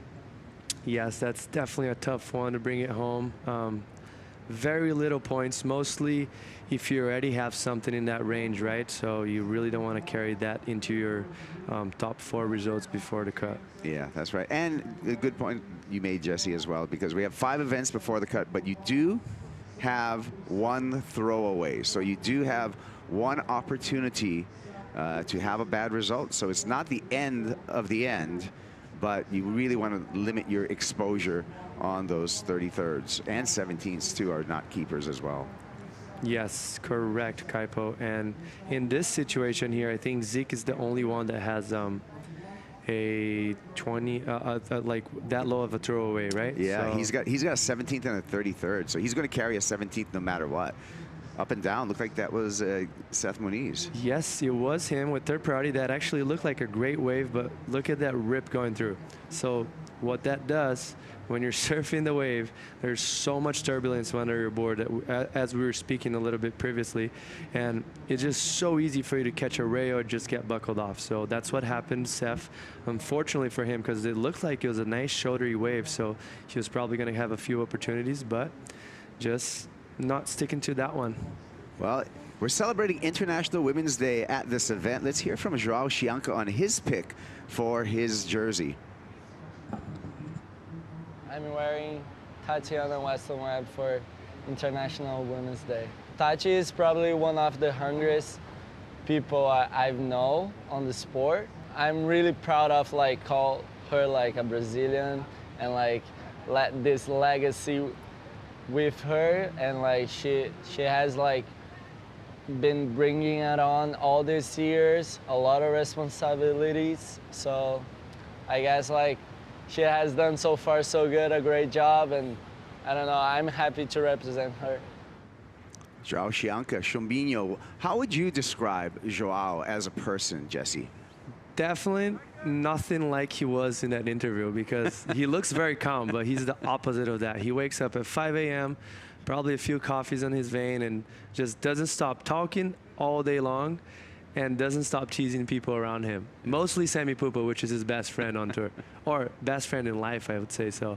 So yeah, he has great character, very strong personality, super funny guy, and energetic. And I think that really translates to his surfing. A lot of power, a lot of energy throughout every turn, even sometimes a little too much. So I think if I'll describe him, a lot of energy and very funny guy. I love to be around him. It was really fun to watch both Sammy and João qualify in 2021 through the Challenger Series for the championship tour. Them being really good friends, and then both at the same time fulfilling their dream to be on the Dream Tour. Pretty cool moment. As well as, you know, João, his older brother, quite a good surfer himself, Lucas. Yes, I actually met his brother before I met him. Obviously, his brother being around my age, and we grew up competing a few events together. But the events he's competing now, I definitely don't want anything to do with. So I'll just see him every once in a while when the waves are 3 foot. Yeah, yeah.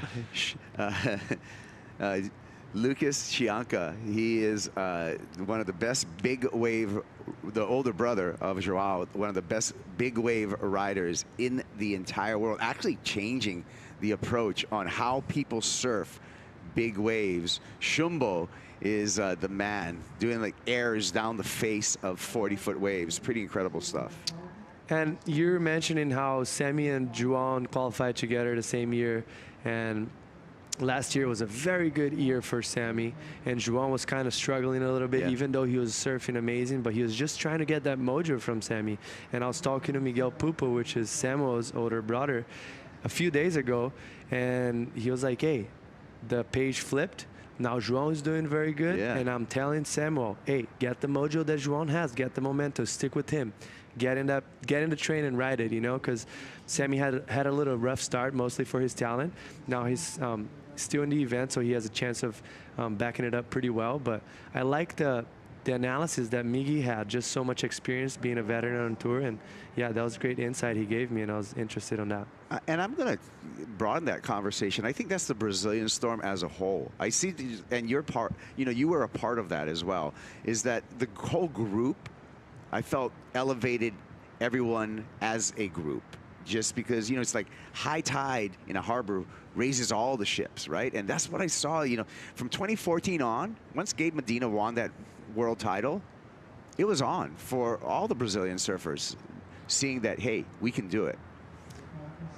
And we see Seth up and riding here. Okay, so Seth on a frothy face and just has to stick with it. One turn, he's going to remain in second place, looking to replace a 1.43, which is his backup wave in his score line. Ezekiel out with that 2.5, and again, João Chianca really solid. He did that in the first 9 minutes, 10.672 wave total. Yes, solid for João, but going back to what you're saying, I think that's exactly, everyone got strained from each other and just everyone rose together, and it did what it did, and until this point. Obviously, there's other people that came before us that opened doors for us, but Gabriel literally making a difference with that world title. And Seth up and riding here. That was a very nice turn. So much foam right there. It's almost like snowboarding on a moving mountain. And unfortunately, he ended up getting stuck on that last turn. But what can you do right there? It's so gnarly. So much water moving, but very tight. I think he's going to get a great score out of that turn. And right here, just trying to negotiate all that foam. It just feels like it's powder on snowboard, I would say. Yeah, 3.5 for Seth Moniz. And sometimes, you know, when you have a lot of that foam on the surface, your fins can start cavitating, right? Because it's water and air together. You don't get as much of a purchase. You don't get as much grip. So good job by Seth Moniz to just contain himself on that. He's increased his score line. Ezekiel Lau now needs a 5.33 to get into second place and avoid eliminations. Lau with second priority. And like we were speaking, Kaipo, it's a very low scoring second place right now. He has 7.83. And Zeke actually doesn't need too much, mostly in a combination of two waves to get up there. But he ended up not giving himself that many opportunities, and now he's sitting in at a 5.33, which is one of the best scores of the day so far. So it's not going to be easy for him to find that.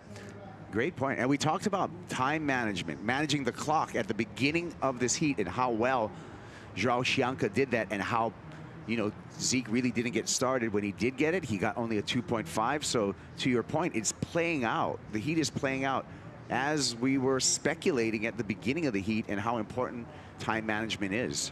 Yeah, and if you look back at the first heat, they're the same thing. The both guys that started better, they ended up carrying through the heat. And then if you go to the second heat, same thing. Canoa and Kelly starting a little stronger than Federico Moraes, and they carried through and went through the next round. Unfortunately here for Zeke, because he's so talented and so good in those conditions, like, could be even, and he's also a veteran right here in between those three guys, so he's almost the guy to beat out there, but unfortunately just not finding a rhythm in this heat, and hopefully maybe things turn back to him. Yeah, Zeke Lau is the veteran, 29 years old, 5 seasons on the championship tour, so he does have the most experience out of the three in the water. He's going to have to lean upon that experience right now in this final 3 minutes and 15 seconds as you see waves just detonating on the sand here at Super Tubos. Yes, and also to mention, Zeke has won so many events before, so he has a lot of experience. I've competed with him a bunch of times, and he's so tough to read, such a tough competitor. So I know this 3 minutes he could still make it a lot of effort and put it together a good heat, even though there's not much time left. I believe that he could do so. It's just depending on the time and the waves coming to him now. Yeah, I mean, he's far capable of that score and what he needs to do. He just needs to find some clear water out there, which appears to be a bit of a challenge right now. We have a drawing tide. Still, it's, let's see, it's 8:48 local time here. The tide is drawing out until 11:28 a.m. this morning. So tide going out. We can look at our leaderboard right now. Connor O'Leary, Maxime Husno, and Ezekiel Lau all in that equal 31st position on the leaderboard coming into this event. Yes, Connor already in round 3, right? Yeah. As we speak, and Maxime coming up in the next heat. So here we go with Zeke. Oh no. Wow, that was a cavern. That was, I don't think there's an exit on that in the end. It ended up running too much. That's probably why Juan didn't even want that wave, because he had first priority, but it was kind of a chance that Zeke had to swing on because it looked like a great wave on the takeoff. Yeah, giving himself a chance. Let's take a look at this. Yeah, Juan lets it go with first priority. Zeke just a little too late, and so much wobble in that takeoff that just buckled his board away from him. Check this out. He starts paddling. He's underneath. It looks like he's actually in a very good spot. And see those ribs going through the wave? And right there just launches him over the handlebars. And that was a sketchy kind of drop. These waves are so heavy. And see how that wave looks so nice, but it almost ran too fast in the bar in the end and just closed out. Yeah, so even if Zeke was able to make the drop there, a chance of a completion would have been very, very low. He's still got a minute, so there's still some time for Ezekiel Lau. You can see him paddling the left corner of your screen in the white jersey. It's going to be João Chianca. Double arm drag, finds a corner, gets behind the curtain, travels through there, gets the exit. It's been all Chianca in this heat. He's going to ride this one to the beach and prepare for the round of 32. He's clearly through this elimination round heat. Yeah, great way to finish the heat. And we see Seth out the back. Zeke in the barrel, giving himself a chance. Can't find the exit. Sorry, that was Zeke. Almost another chance right there, but the wave just ended up running too fast again, unfortunately for him, because that was a great barrel. Juan, on the other hand, is just show how in tune he is with those backwashes. If you go back to that barrel, there's so much backwash going through, and he was able to manage and pull it through pretty easy. Or at least he made it look pretty easy, but it wasn't easy. Airdropping in here, Seth Moniz. Wow. And he survives that drop, and he's going to survive the elimination round as well. That was an insane drop. And if you look back, Seth has had so many crazy drops in his career. Like he had that one in the semis or quarterfinals against John last year. He had one in the finals against Skelly. And look at that, just so late to the party, but still just swinging and give it a go. And sometimes that happens, but sometimes he sticks it to it and gets an amazing barrel. So great effort right there for Seth. And he's definitely not scared to swing on big waves.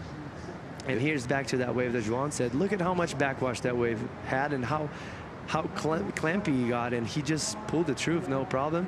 But then his foot was a little bit out of position. He just got stuck, completely stuck on that last turn. But it was a great way to finish a heat for Juan, and he's probably better his score. Well, there's the numbers. Chianca, Moniz on to the round of 32, and Lau out of competition. Elimination round, heat number 4 on the way after this.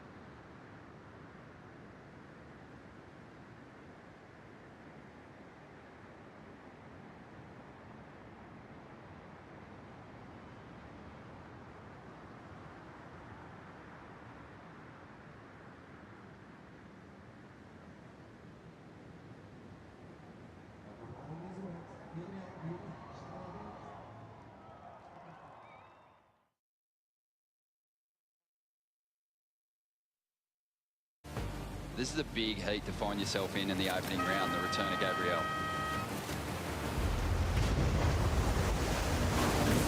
Here we go, Gab's up and riding.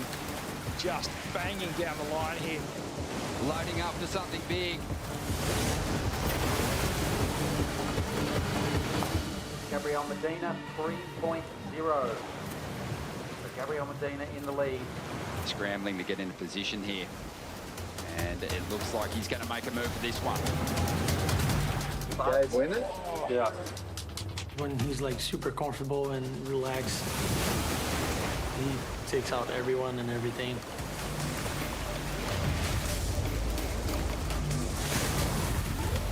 No way. Go.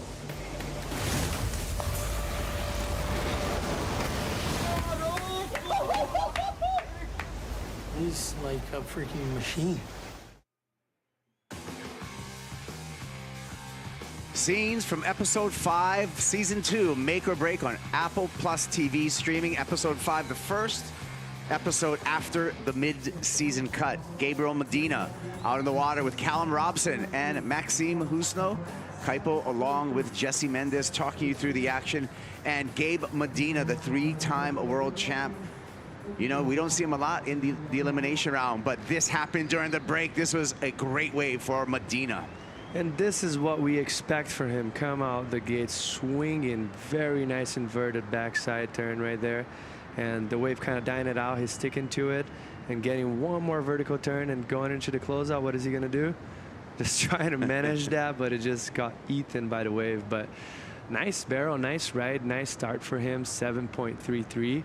And yesterday was one of the most off I've actually seen Gabriel in a heat. He had a shocker of a heat, not expected for him. But today, way more challenging conditions, but he started very good. Yeah, whole different ball game today for Gabe Medina. That 7.33 we're watching right now. Yesterday, he did have that shocker third place finish behind Jordy Smith as well as Rio Waida. But now when we look at the numbers, so far in this round, a 7.33. Medina far along his way into the next round already, still with 30 minutes on the clock. Yes, and I thought it was very interesting the fact that he spoke with Kelly going down to the beach as he crossed Kelly. And usually Gabriel is tunnel vision, right? He doesn't even talk to anyone, so focused. So for this, my whole life competing against him, I don't even think I ever see him talk to anyone before a heat besides his coaches. And now you see him talking to Kelly, and maybe that looks like a little more free Medina and a little bit more comfortable out there and just having a good time. Yeah, and that's a great mindset to have. Parabéns, Chubinho. He's won his elimination round heat, and he's on to the round of 32, Luisa. Like rehearsing a pose for the red carpet here with us. João, you had us on the edge of our seats with this last wave. Tell us, how was it for you? Yeah, I mean, like yesterday I had like a shocker. Guys, everyone has a bad heat, and I definitely like was feeling so clocked in and ready to go, but that heat went so far away from me, far away from my expectations, and just went home, like reset. Like no one likes to be on the elimination round, but I knew like far from be over, and I just need to like get 2 more waves and like focus in my next heat, and that's what I did. Like it's pretty similar to home, hard and messy. So yeah, I just found the rhythm, and pretty stoked with that. I saw you this morning. I couldn't barely say hi to you because I knew you had like the eye of the tiger this morning. So how was this mental preparation? Because you've been having such a good start of the season. Oh yeah, yeah, definitely. I have been putting like a lot of work, and before the heat, I always try to like to get like as much focus as I can. So I really try to take like as serious as it can get, and that's how it is. That's how it is for me. Things don't come really easy, so I really like expect to bring all this pressure, all the hardness, all the hard part of the tour. Like I always like wake up expecting those things, and that's what like makes me feel like comfortable like out there, because like I'm already like visualizing. So yeah. João, essa onda aqui é o que a gente tem de mais similar, né, no tour perto de Saquarema, que é a tua casa. E eu sei que assim esse ano tem assim preparação para as Olimpíadas. Então a pressão, eu sei que para você é uma coisa muito mais importante esse ano. Como é que você está conseguindo lidar com essa pressão mental, né, de estar no top do ranking aqui? É uma maratona, né? A gente tem se preparado muito. O Hawaii foi o início ali muito importante pra gente, foi o início que a gente quer ter. Realmente as coisas aconteceram e agora a gente tem que só se preparar para, se tiver alguma queda, a gente vai levantar bem mais forte, a gente vai se preparar bem mais, não porque a gente está no topo do ranking que a gente vai deixar errar por desleixo. É isso que eu não quero que aconteça, então bem focado, bem relaxado também, bem feliz com o que tem acontecido. Eu amo Portugal, eu realmente quero um resultado aqui, eu espero conseguir na minha próxima bateria. Boa sorte, parabéns. Obrigado. I asked him, like, as he said, this is the closest break on the CT, you know, besides Saquarema, of course, that is his house. And I was like, how you're dealing with this mental pressure and the expectation, because this year is also qualifying for the Olympics. And he was like, I want to have a good result in Portugal. And, you know, it's not because I'm on the top of the rankings that I'm going to just make a mistake, but I have a good preparation mentally. Just if I fall, I'm going to back up again. So there we go. Let's see what's going to happen to him. Well, what's going to happen to him is he's moving into round of 32 with some momentum right now, already with some momentum on this season. 2 semifinals to start the season. Avoided elimination in that hazardous elimination round. I think Shumbinho João is on his way to another good result. Yes, he is, and Gabriel looking for that as well. Take off and kick out, just trying to find those little corners that we've been talking about, and even Kelly spoke. There's just such a borderline of like being too deep on conditions like today because it's so much water moving, or being too far in the shoulder. So he's just trying to sniff everything that comes his way. Yeah, Gabe Medina with that ultra valuable 7.33 opener is really setting up for a battle for second place to advance out of this heat between Callum Robson, which we haven't talked about, and Maxime Husno. Gabe Medina, 3-time world champ, 11th season on the championship tour, 16 tour wins in those 11 seasons, and again, 3 world titles. And he's also a former champ out here at Super Tubos. He took that win in 2017. Oh, we go on a thick one there. Callum Robson going for it. Wow, that was a great wave. Unfortunately for him, he caught the rail right there because that was a missed opportunity. That had great scoring potential, probably the best wave we've seen. And Gabriel. Medina just under priority, spins around on that one and makes the drop. One thing I like to mention about Callum, I've been watching him a lot. I actually had a few free serves with him, and he's always on good waves. He's very good at identifying good waves, reading the lineup, so he has that X factor in his surfing. And there's only a few guys that are capable of doing that. Gabriel coming here a little too late to the party. Airdropping, he already identified a wave was going to close out for him, so he just went straight, almost took Callum's head out right there, but it looks like they're fine. And Callum, look at how beautiful this wave is. Almost looks like a pipe wave, and just caught that inside rail right there, and he just went over the handlebars. Unfortunately, look at the speed. He was on his way of probably an excellent score right there. It looked like that wave just bottomed out so heavily that, you know, the board had no chance. Yes, yeah. It's just starts to bottom out here with the tide getting lower, like you spoke. Yeah. It just gets very tricky. Well, we got some news, AJ. What is it? We do have some news, Kaipo. Renato, you told me you were going to be watching this heat by heat to decide what we were going to do with the rest of the day. You've made a decision. Can you share it with us? Biting the nails, yeah. What a morning of challenging conditions. gladiator stuff out there, men versus nature. And we were lucky, I think, to finish this elimination round. The 4 heats is getting really low, and the decision was made to put the event on hold. Next call will be 1 p.m. for a possible 1:30 p.m. start, local time. It's getting really dangerous to operate the jet skis.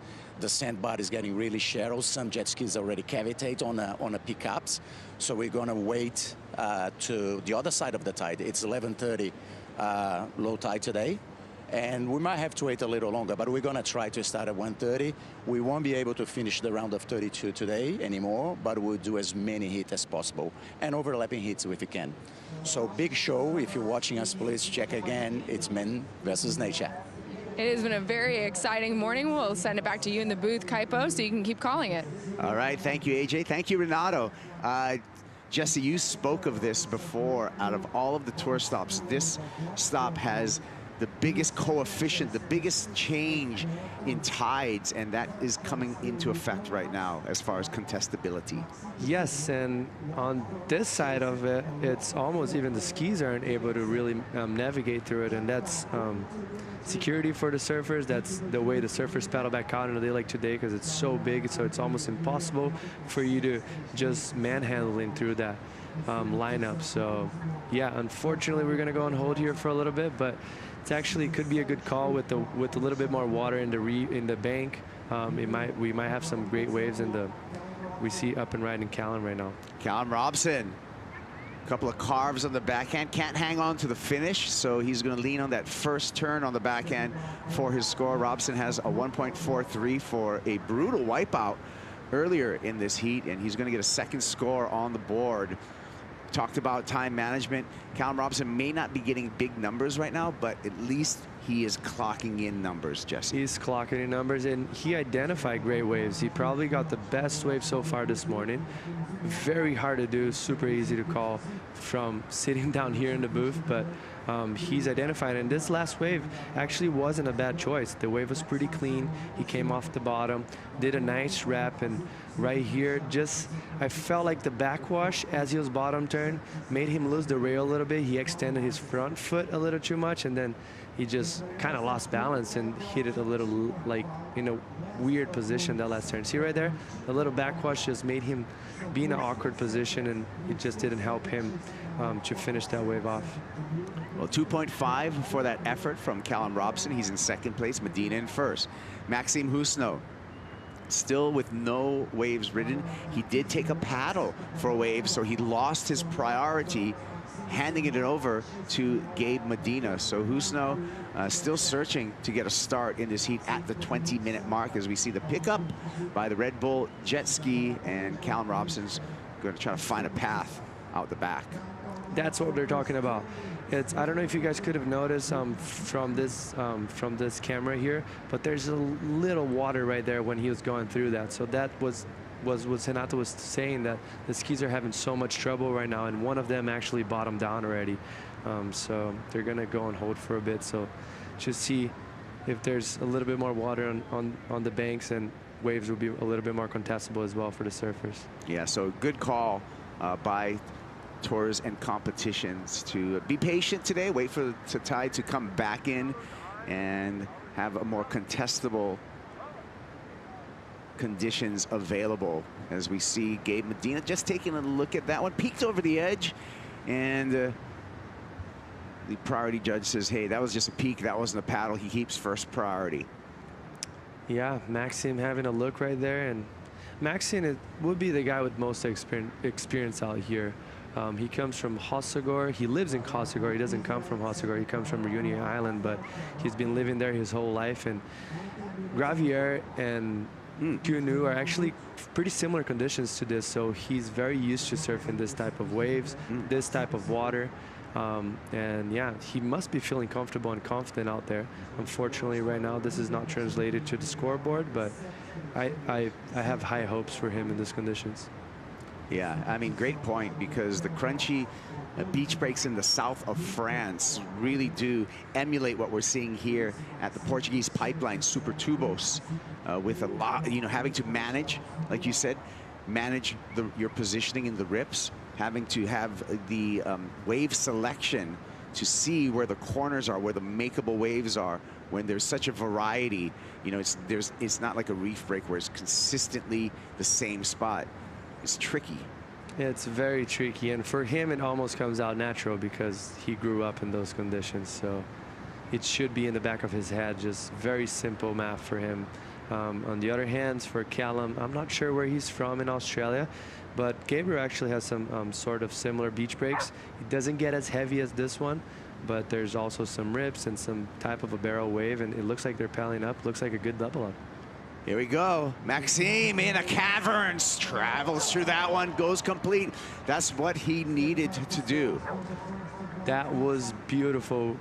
Nice wave ridden for him. And as we were speaking, he just identified this nice double up way underneath, and it's just a dream wave that you want to have out there today. A little smaller, clean, nice double up, good airdrop right there. The wave got so thick and actually grew throughout the wave, almost looked like a backdoor type of wave, drawing down the line, and he got pretty deep out there, came out clean. He's gonna get a great score for that wave. Ended up getting smoked in the end. The wave doubled up. He tried to avoid that, but it didn't happen, and yeah, he's going to go get back out there with a great score on his board.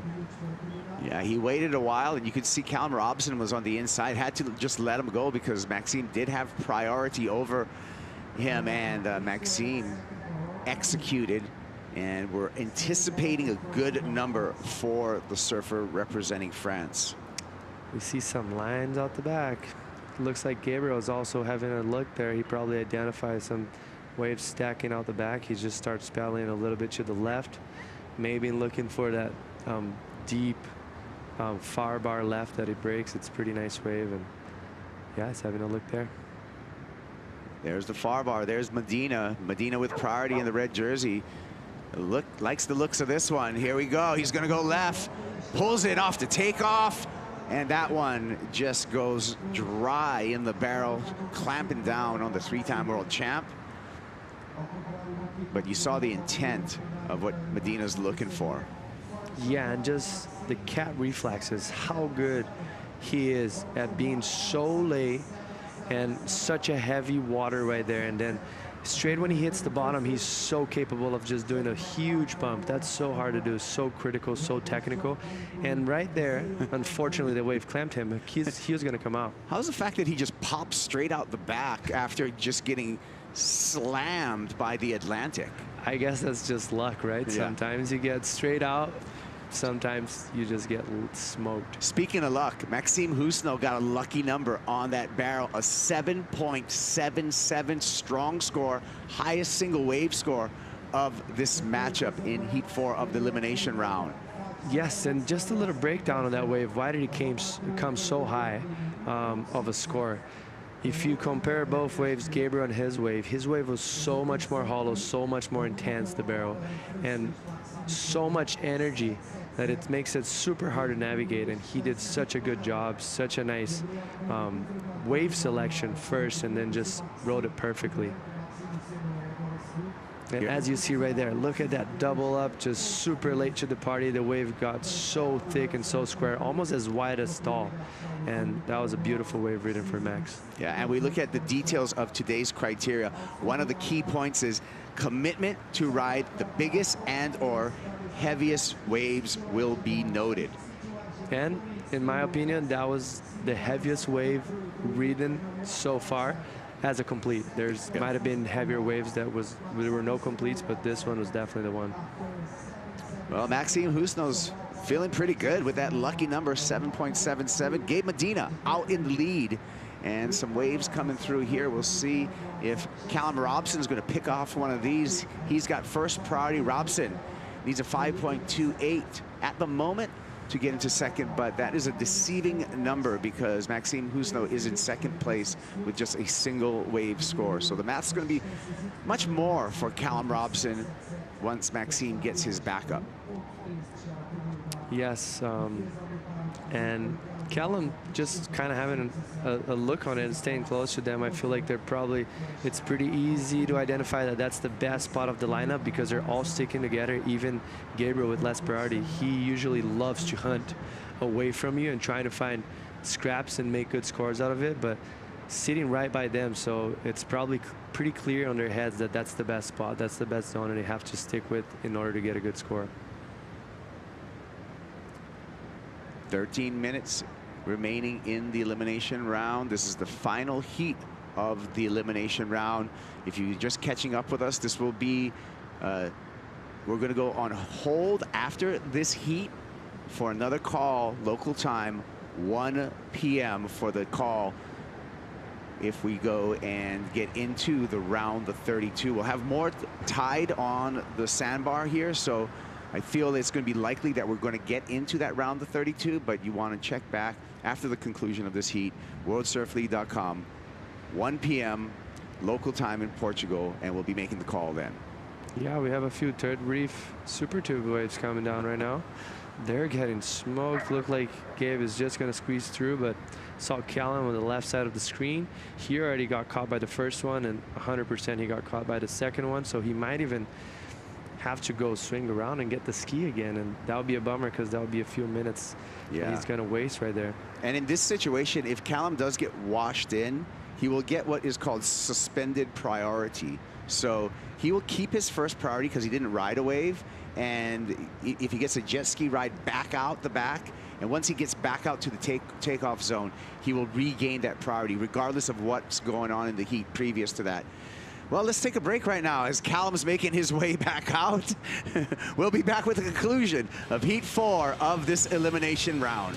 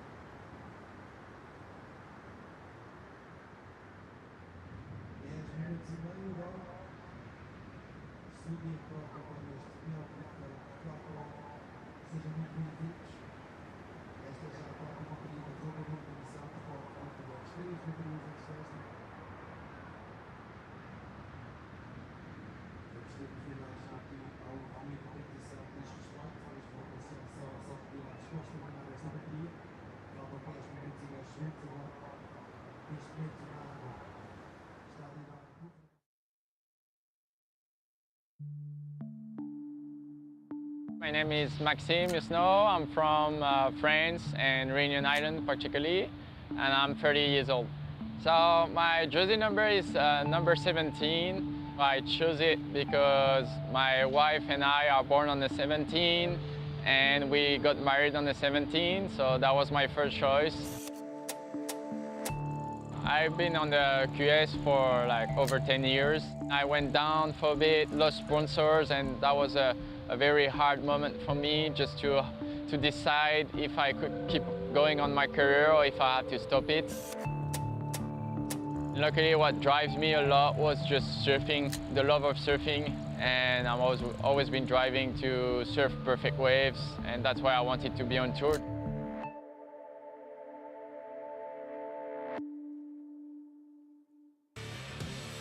'2009 World Junior Champ and Championship Tour rookie Maxime Yusno getting caught up right here with Maxime. Backup score is on the way. And Maxime able to finish that one off. To a great ride right there for Max. Very tight bottom turn. He was able to squeeze that first vertical backside snap, which was great, and finish it off pretty nice. as you see him paddling up right here, he's very in the shoulder of that wave. So look how he had to fade back and really try and apply that pressure on the back foot to get vertical and just finish it off pretty nice. That was so tough to do. He's definitely going to get a good backup score and head into the lead. Yeah, already has that 7.77. We're waiting for a second score for Maxime Husno. Just a 1.13 is going to get him into the lead. He gets more than that. And Gabe Medina gets a little bit more tube time. Medina, the machine, coming into play right now. So just as Maxime Husno takes the lead with a 3.07, Gabe Medina answers back. He wants to regain that lead. Medina needs a 3.52 to regain the lead in this elimination round, heat number 4. Yes, and I think he's going to get that, Kaipo. He gave that first place for Maxime just for a very squeezed moment, and he found a nice little jam, smaller wave, but look how he's butt dragging right there, coming out with the speed, so that's very important for the judges. That shows how deep he was in the barrel, and just the rest of the wave didn't have much to offer, a lot of whitewash. Just the skill set of Gabe Medina as we look at this from above. One of the best backhand tube riders in the world, maybe of all time. And so he has just this long list of different skill sets, and backhand barrel riding definitely is one of them. Check this out, just getting almost buckled off by that stall. So what happens is when you're butt dragging on backside, as soon as you hit the wall, with waves like this, there's so much power and it's so heavy that it almost feels like you're hitting concrete. So that wave bounced him back. He almost fell, but he was able to regroup and probably going to get a very good score for that. Yeah, the impressive thing that Gabe's able to do in backhand barrels, and you see it what he does at backdoor, is he's able to really command the way he slows down and then speeds up. And it's just that speed control that he's able to do makes it so impressive, and that's why he has such a high strike rate of making, you know, deep backhand barrels. Yes, Kaipo, you're right on that call, and I would say he might be the best goofy footer ever at backdoor. The things he has done there before, and there's almost that dilemma that goofies don't really go right at pipeline, which would be backdoor, and I feel like in the day of today, he's the only one that can go head-to-head to a frontsider there. You know what? That's a great observation, and I agree with you 100% on that one. So the score comes in for Medina at a 5.83. Medina goes back up into the lead. Maxime Husno in second place. Callum Robson with priority needs an 8.34 if he wants to get out of this elimination round as we watch Red Bull Jet Ski. Get Medina back out into the lineup. Straight jumping out the back. Ooh, look at the Cabiancas there. Those are Gabe Medina's boards, backup boards, waiting on the beach. Yes, he has his friend Fernando right there, which is also a professional surfer coming out of Brazil, a very talented kid, and his manager. And yeah, those boards look great. Nice paint job for those boards. And Callum looks like he's going on a bomb. Here we go. Callum Robson digs into this one. Drops in, drains through this section, spit and the exit for Callum Robson. Are you kidding me? Oh my gosh, that has to be something around the 10-point ride. It has to be. Let's give away a Yeti Tundra 110 cooler. Wow, that was impressive. And like I was saying before, he was so good the last few days, just finding diamonds in the rough, and right there he just showed. It looks like the game was almost over for him with guys with very big first scores, mostly in a day like today, and he just dropped it down a freaking hammer. That was insane. Here it is. Oh my gosh, that thing was so thick. Looked like off the wall. Like, that was crazy. Just bottom down. He was so late to the party. It looked like he was going to nosedive, but he somehow managed to press his back foot and just engage those fins and drive through that huge barrel, and amazing spit too, which is an extra bonus for him. Oh, the judges didn't take too long. They know what they're seeing. The Red Bull competitors area, they love it. A perfect 10 for Callum Robson and a Yeti 110 cooler, the first one we're going to give away this year. Wow, look at Kelly, Mike, everyone frothing. So you see it's a good wave, and everyone on the contest area is just out of their mind, and that was breathtaking from him. There we go. Callum Robson, congratulations. You get a bonus for that 10. Not that you needed one, because that was probably, the vision was priceless. A Yeti 110 cooler for a 10 all year long here on the championship tour. Callum Robson's got one. Yes, that was insane.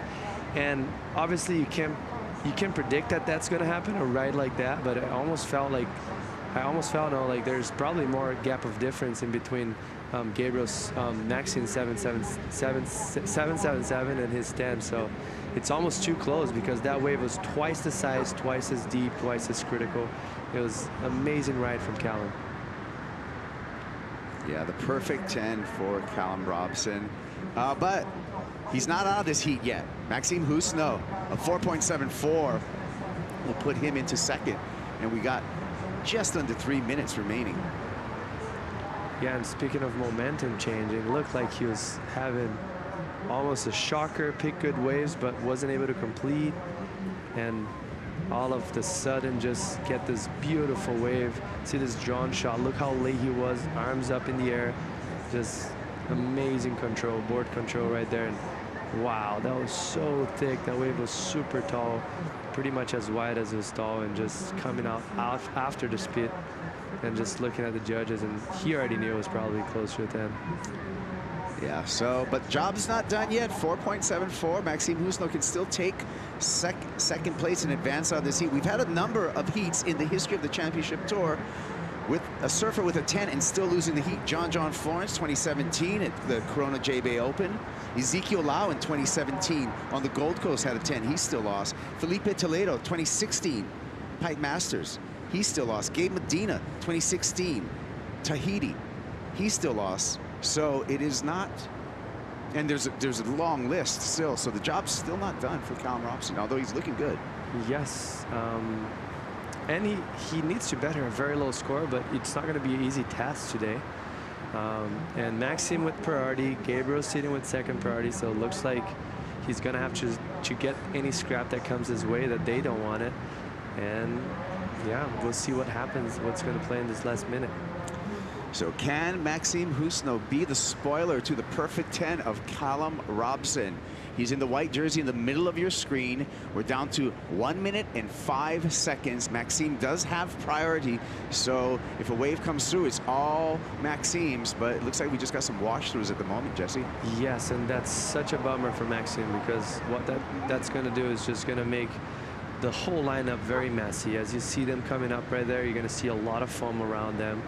And most likely waves are not going to be good in that little area. See the urgency of Maxime paddling out the back, trying to find something. And yeah, I think Max's biggest problem right now is time with 30 seconds left. All right, well, 30 seconds and a torn through lineup. But what an exciting heat we had here, the last heat of the elimination round, Jesse. Super exciting. We had the best heat so far off the whole event, I would say. Yeah. Great scores from everyone, and everyone moved to first and was in third at some point. And at this moment now, looks like Gabriel and Callum advancing through. Yeah. Well, I hope you're entertained, because we sure are. That was a really, really exciting heat with excellent surfing, lots of drama, good times. Perfect 10. What more can you ask for? Look at the numbers there. 13.16 for Gabe Medina. Look at that glaring perfect 10 for Callum Robson. Both surfers moving on into the round of 32. Yeah, that was amazing to watch. I was so excited. We were actually like out of the chairs here just watching that, because that was so impressive. And he just keeps proving people wrong, you know, like no one knew much about him, came into the tour, smashed the first year, comes on now. Amazing 10-point ride and a huge barrel right, and yeah, I really like the way he's developing. Love the commitment from Callum Robson. We're going to see him again in competition. Hey, we're taking a quick break, but we're going to come back with a little wrap-up of what happened this morning. Stick around.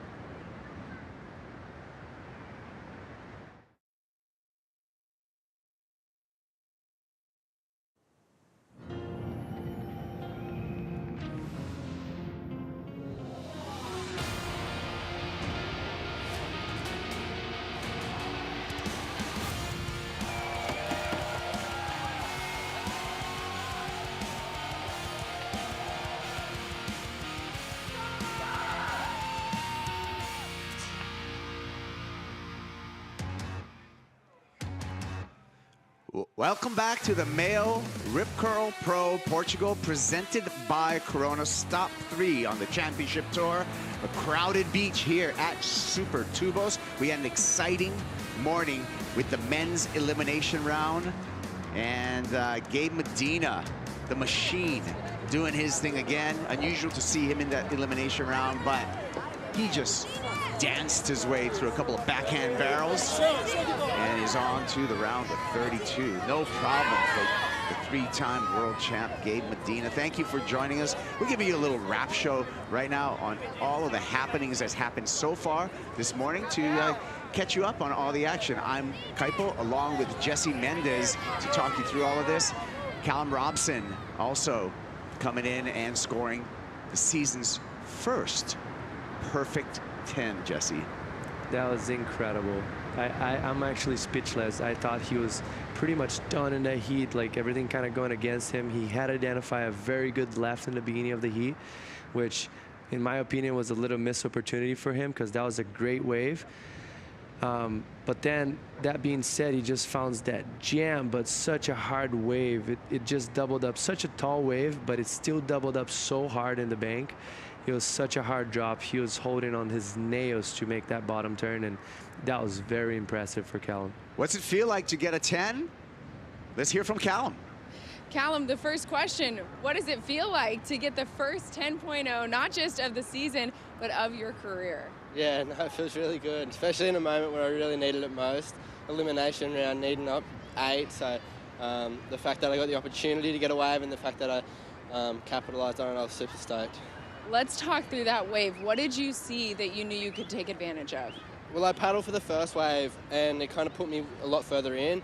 And Maxime was on the outside trying to get it, and then I knew I had priority, so I just paddled out as fast as I could, turned, and then just paddle as hard as I could, and kind of like threw my board, and then was like, oh my God, I made it. I made the drop, and then I was in there, and it just like fully like sucked me back, and I was going, please let me out, please let me out, and then it let me out, and then I was so happy. I was clapping that hard that my hands are like sore, so no, it's an amazing feeling. I'm stoked.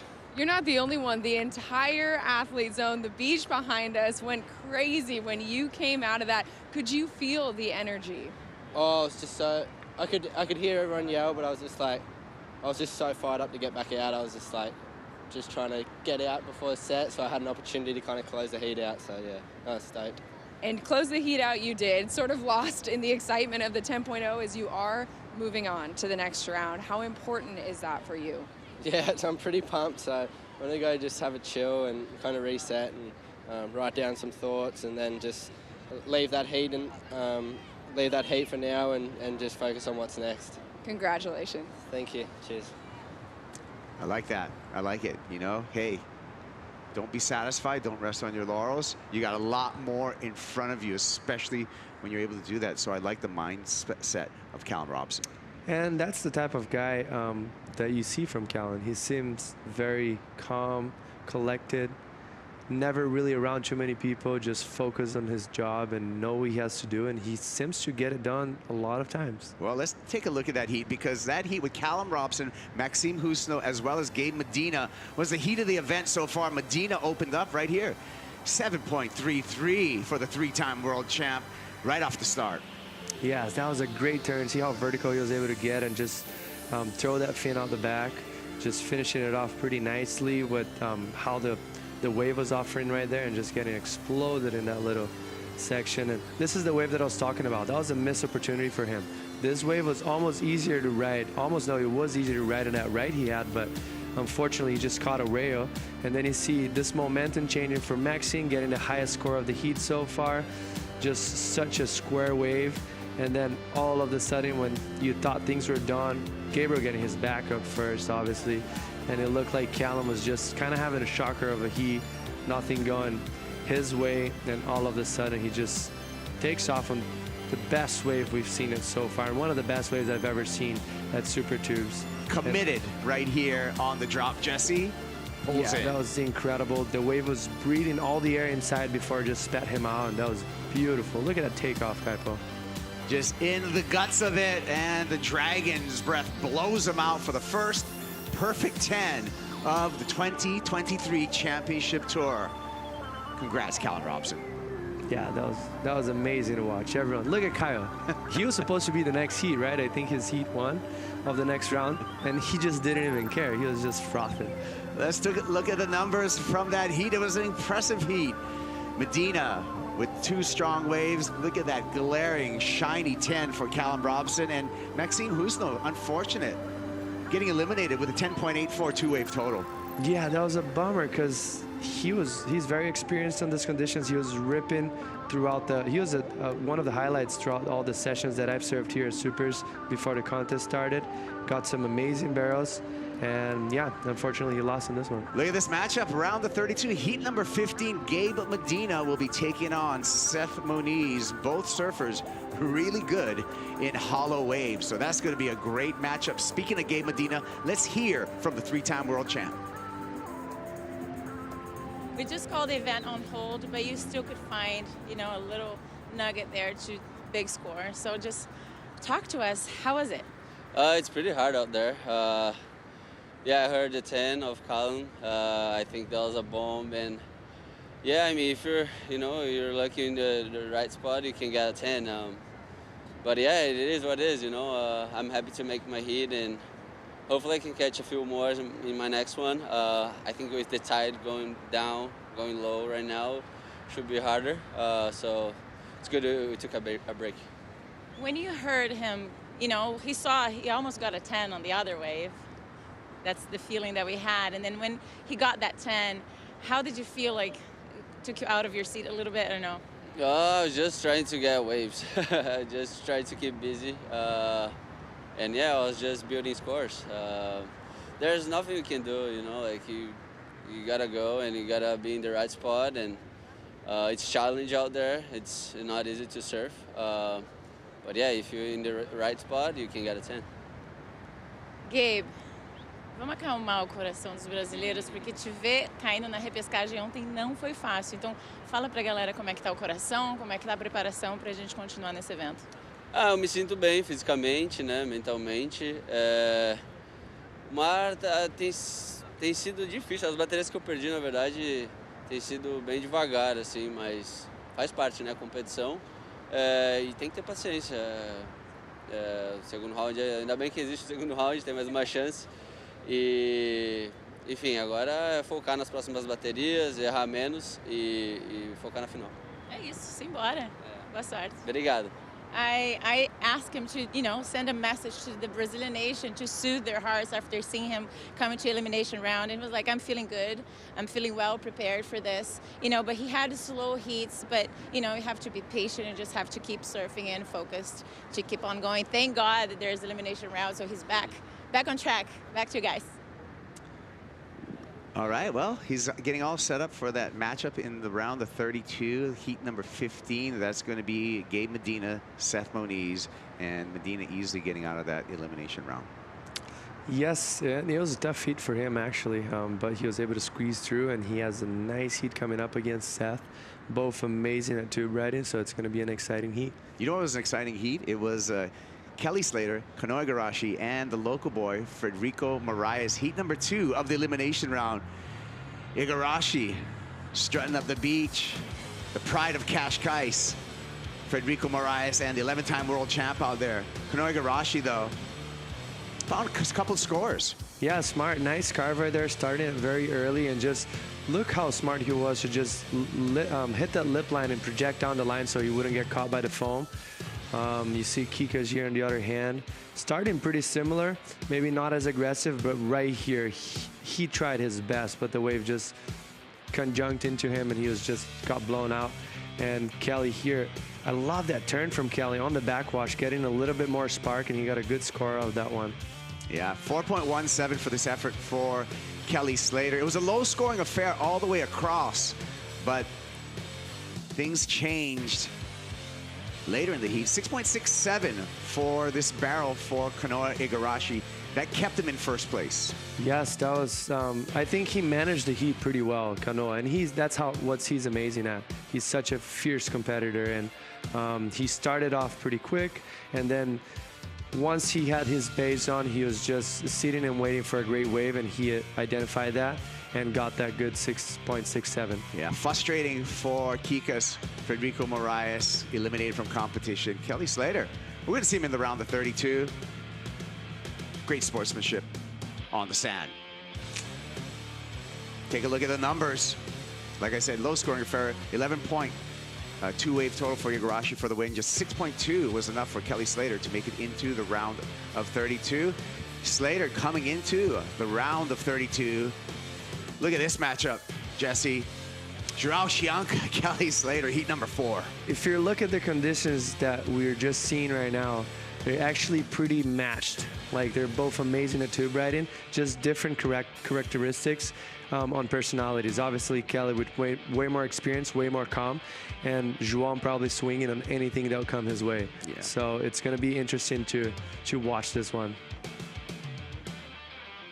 Yeah, we got more exciting stuff, but while we're here, we also do some good stuff with the We Are One Ocean initiative, along with WSL Pure, WSL Pure grantees, Hope Zones Foundations, as well as C. Forrester did some work right here on the beach at Peniche. Let's take a look at it.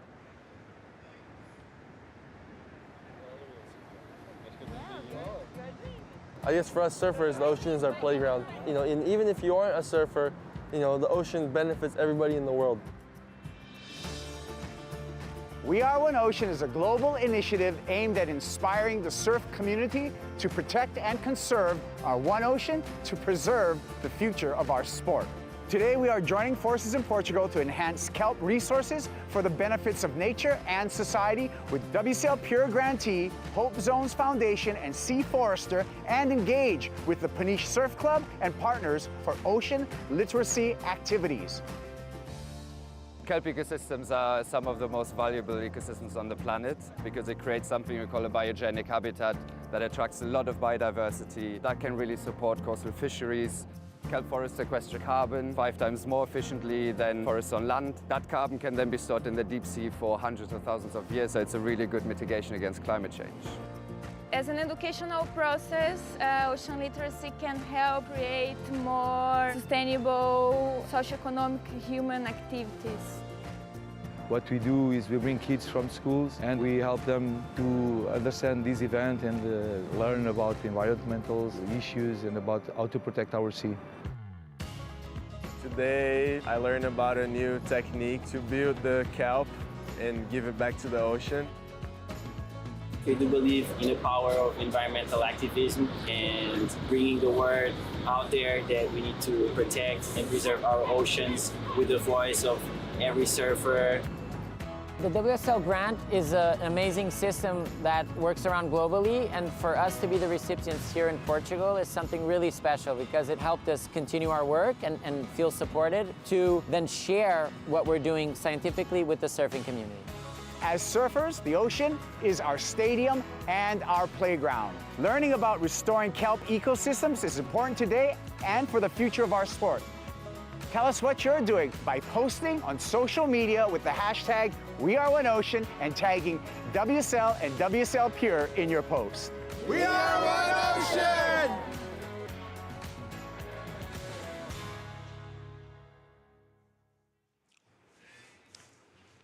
All right, well, that's it for now. Check back at worldsurfleague.com, 1 p.m. local Portugal time for the call to see if we're going to get into the round of 32 here at the MEO Rip Curl Pro Portugal, presented by Corona. Thank you, Jesse. We'll see you then.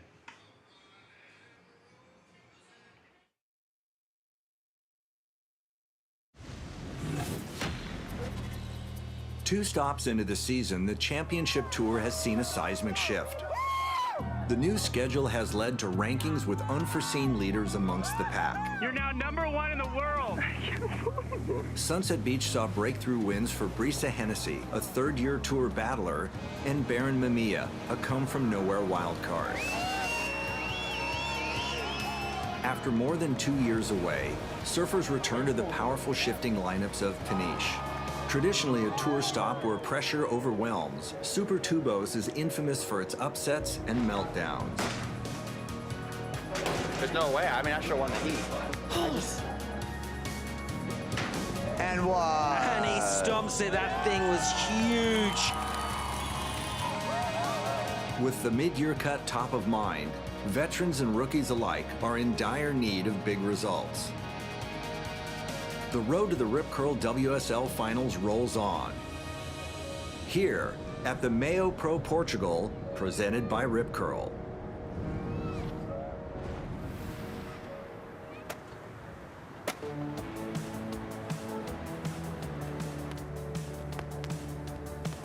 Welcome to Peniche, perched on the western edge of Europe and the location of the MEO Pro Portugal.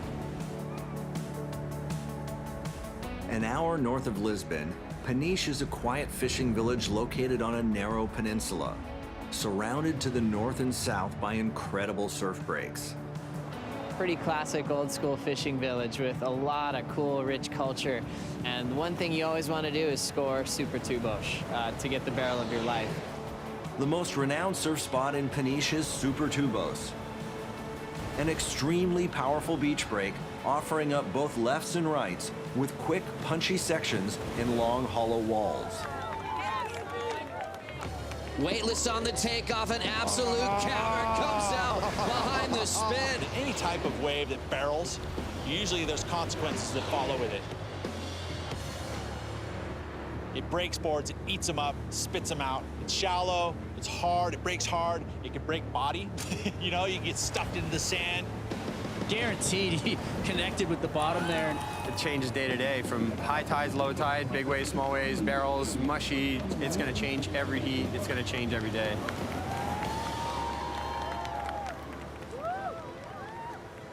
The MEO Pro Portugal is stop 3 on the WSL Championship Tour. On the women's rankings, it's Costa Rica's Brisa Hennessy in first with the yellow leader's jersey. And in second is Hawaiian Malia Manuel. Brisa Hennessy is the winner of the Hurley Pro and #1 in the world. Brisa Hennessy earned the rankings lead at the Hurley Pro Sunset Beach. It was her first win on the championship tour. I mean, I never would have thought that I would be wearing yellow. Seriously, I could never even dreamed about this moment. Seriously. Your champ, Brisa Hennessy. To celebrate International Women's Day, all surfers will compete in Portugal wearing jerseys with the name of the trailblazing female athlete who inspires them most. The person I picked for International Women's Day is Andrea Vargas. She's an incredible hurdler. I think she just represents women in Costa Rica so well.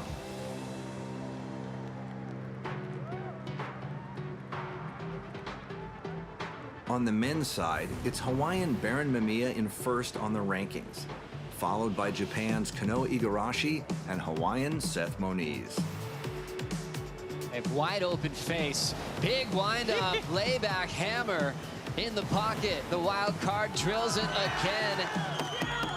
22-year-old Baron Mamiya's win at Sunset Beach launched the wild card all the way to first place. Making the North Shore proud, born and bred, your 22 champion. Let's give it up for Baron the Prodigy Mamiya.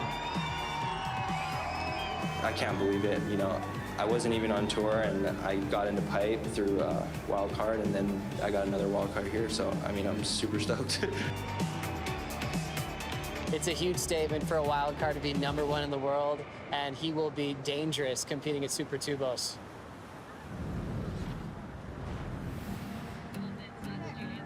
Just 4 places behind Baron in the rankings is American Kelly Slater.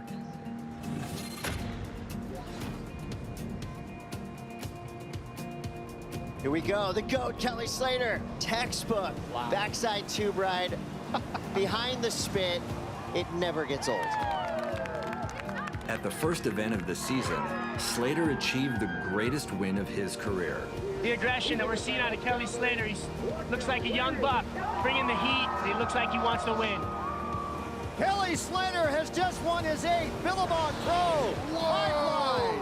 Kelly Slater is back. I committed my life to this, you know, to all of this. All the heartbreak and all the winning and all this crap. You know, I've hated lots of it, but I just savor this, and this is the best one in my life. Unfortunately, Sunset Beach was a different story for Slater.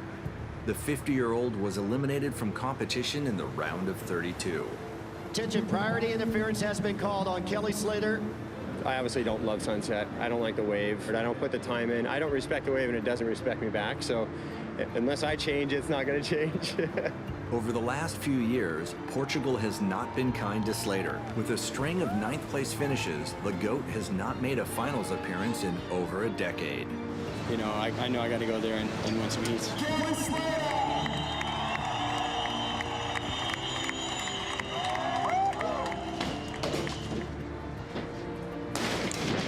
There's a lot of frustration coming out of Kelly Slater at the moment. Just, again, 3 years in a row, I can't put it together out here. I had a first and a second. Now I've had a bunch of, like, almost last, so I don't know what it is. Slater needs a good result at this year's Portugal Pro to stay in the top 5.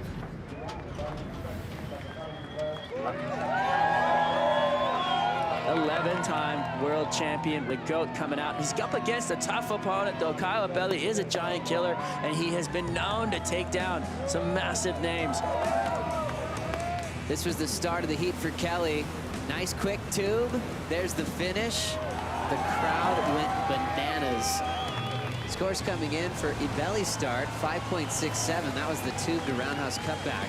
This will break the tie. Rolling in now. Kelly down to the bottom. Wide open pit. Gets the exit. Stretches this one out for a backside blast off the closeout. He'll get the lead with that wave.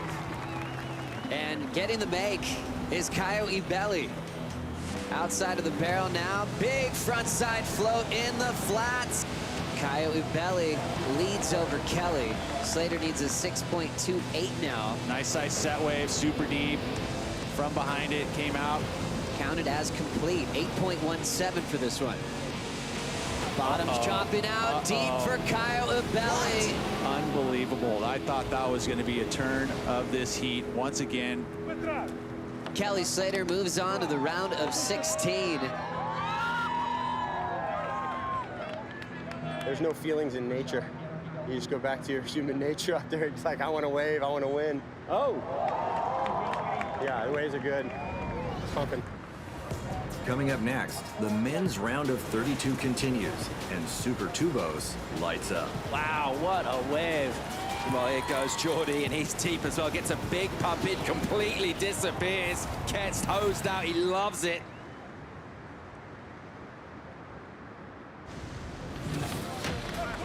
Welcome back to the MEO Pro Portugal. The surf is absolutely firing. The men's round of 32 continues with pumping conditions at Super Tubos.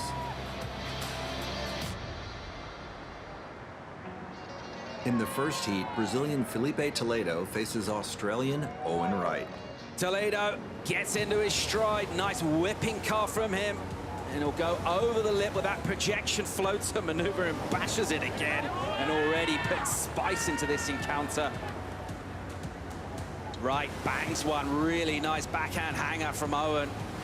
And pushes hard on that one. Manages to hang on. The wave goes a little soft. Just the 2 hits from him. Here we go with Toledo. On the backhands. Little whipping line adjustment off the bottom. Snaps one off the top. And again, releases those fins and gathers himself for a finish. That is ultra fast surfing and really, really progressive turns when we're just looking at rail turns. Unbelievable energy from Felipe Toledo. Felipe whipped out his magic board, the Dark Arts Sharp Eye that he used in the WSL Finals in 2021, and that board was money under his feet. And a very impressive performance indeed. Look forward to seeing him in the round of 16. I had a strategy on my mind to put 2 solid scores on the board first and make sure, you know, there was no door open for Owen to try to steal the show. As the round of 32 continues, the weight of the yellow jersey is too much for Baron Mamiya. Hard off the bottom, Jordy Smith lays down that big frontside carve. Drives into the next section. Nice solid snap off the lip. Smith is starting to heat up. There's a gravity to that yellow leader's jersey, and it seemed that it was heavy on the back of Baron Mamiya. It was all Jordy Smith, and Jordy disposed of the wild card. In the next heat, California's Griffin Colapinto takes on Brazilian Jadson Andre. North and barrel, big hit. Pretty much looking for the barrels. You're looking for the barrels at the start and getting hit after. Yeah. Yeah, no one's doing two combos. Yeah. What a dream to have the world's best scoring conditions on a Sunday here in Portugal, where it's top to bottom spitting barrels. Griff, he's deep, beautiful off the bottom, and he will come out of that nice and clean. Goes all floppy, shows us he liked it. Here comes Jadson, nice hollow cave. Gets a completion. Quick reaction off the lip, he'll lose the finishing move. While Jadson struggles, Colapinto finds his rhythm in the pristine conditions at Super Tubos. Wow, again, from behind it, bigger wave, and just see the spit comes out. That's the kind of intensity of the wave. When you have that kind of vapor coming out the end, you know the wave was intense and very hollow, so that helps the score. You know, to get super tubes pretty much all time right now, it's a dream. What kind of results are you looking for here at Super Tubos? You know, I want to win, yeah.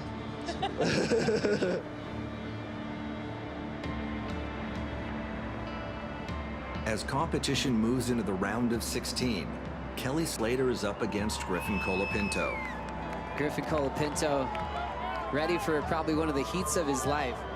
Griffin has been looking better and better through the year.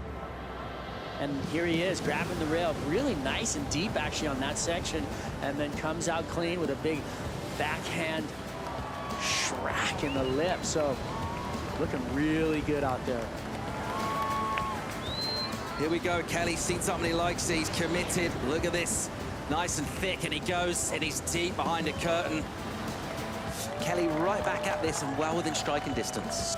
This man keeps swinging. We've got Colapinto exiting the tube on the back end, doing a great job hunting under Kelly's watch. Kelly Slater from the deep end of the pool. He comes out of that, he's going to get it. Didn't have quite the drive, and that was a very long section. Kelly got his one wave, but that wasn't enough. He needed two. Congratulations to Griffin. Griff took out the GOAT, and that gives Griffin Colapinto a lot of confidence moving forward into the quarterfinals. I feel really good with that mid-season cut and all. You got to be kind of getting results. So, you know, to make a couple of heats so far, and I'm hoping to go on to win the contest. I took my first one, and it wasn't a very good one, and then Griffin got his 2 waves behind mine. He got his left that was pretty good, so had I waited 2 more waves after waiting like 10 minutes, maybe I would have had that and it could have changed the flow of the heat, but just the way it goes. The round of 16 continues, and Brazilian Felipe Toledo faces American Jake Marshall. But we got another hot heat in the water right now. We'll check out Toledo here, and he'll drag one, put himself deep. And again, really just going through the motions here, cruising through the gears, kind of put points up with out the back Marshall. He'll get in the tube, nice and smooth. Toledo off the bottom, stalling, dragging the bum. And he gets some nice coverage on the backhand. He's looking for something in here. Goes for a massive rotation. It is buttery, soft and smooth as you like. The crowd loves it. A flat 8 for Toledo. Toledo put up massive numbers. He's going to be dangerous in the quarterfinals.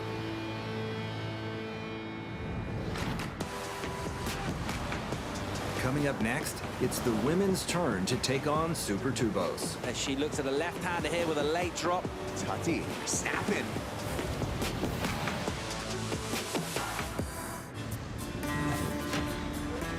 Welcome back to the MEO Pro Portugal. This is one of those days where the wind is finally abated and looks like the conditions are pretty darn good.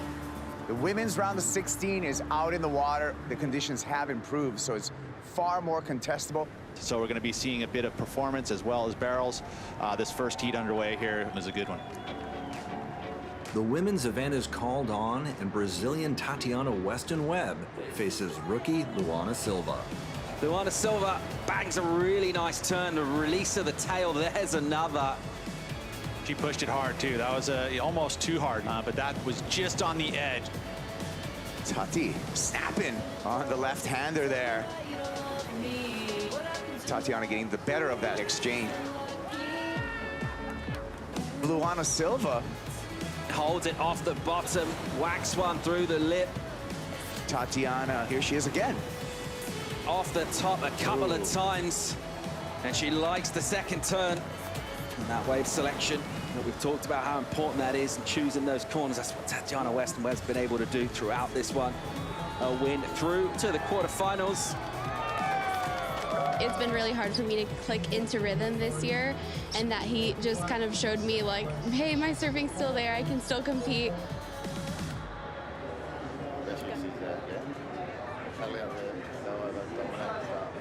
Stephanie Gilmore is looking to rebound from a slow start to her season.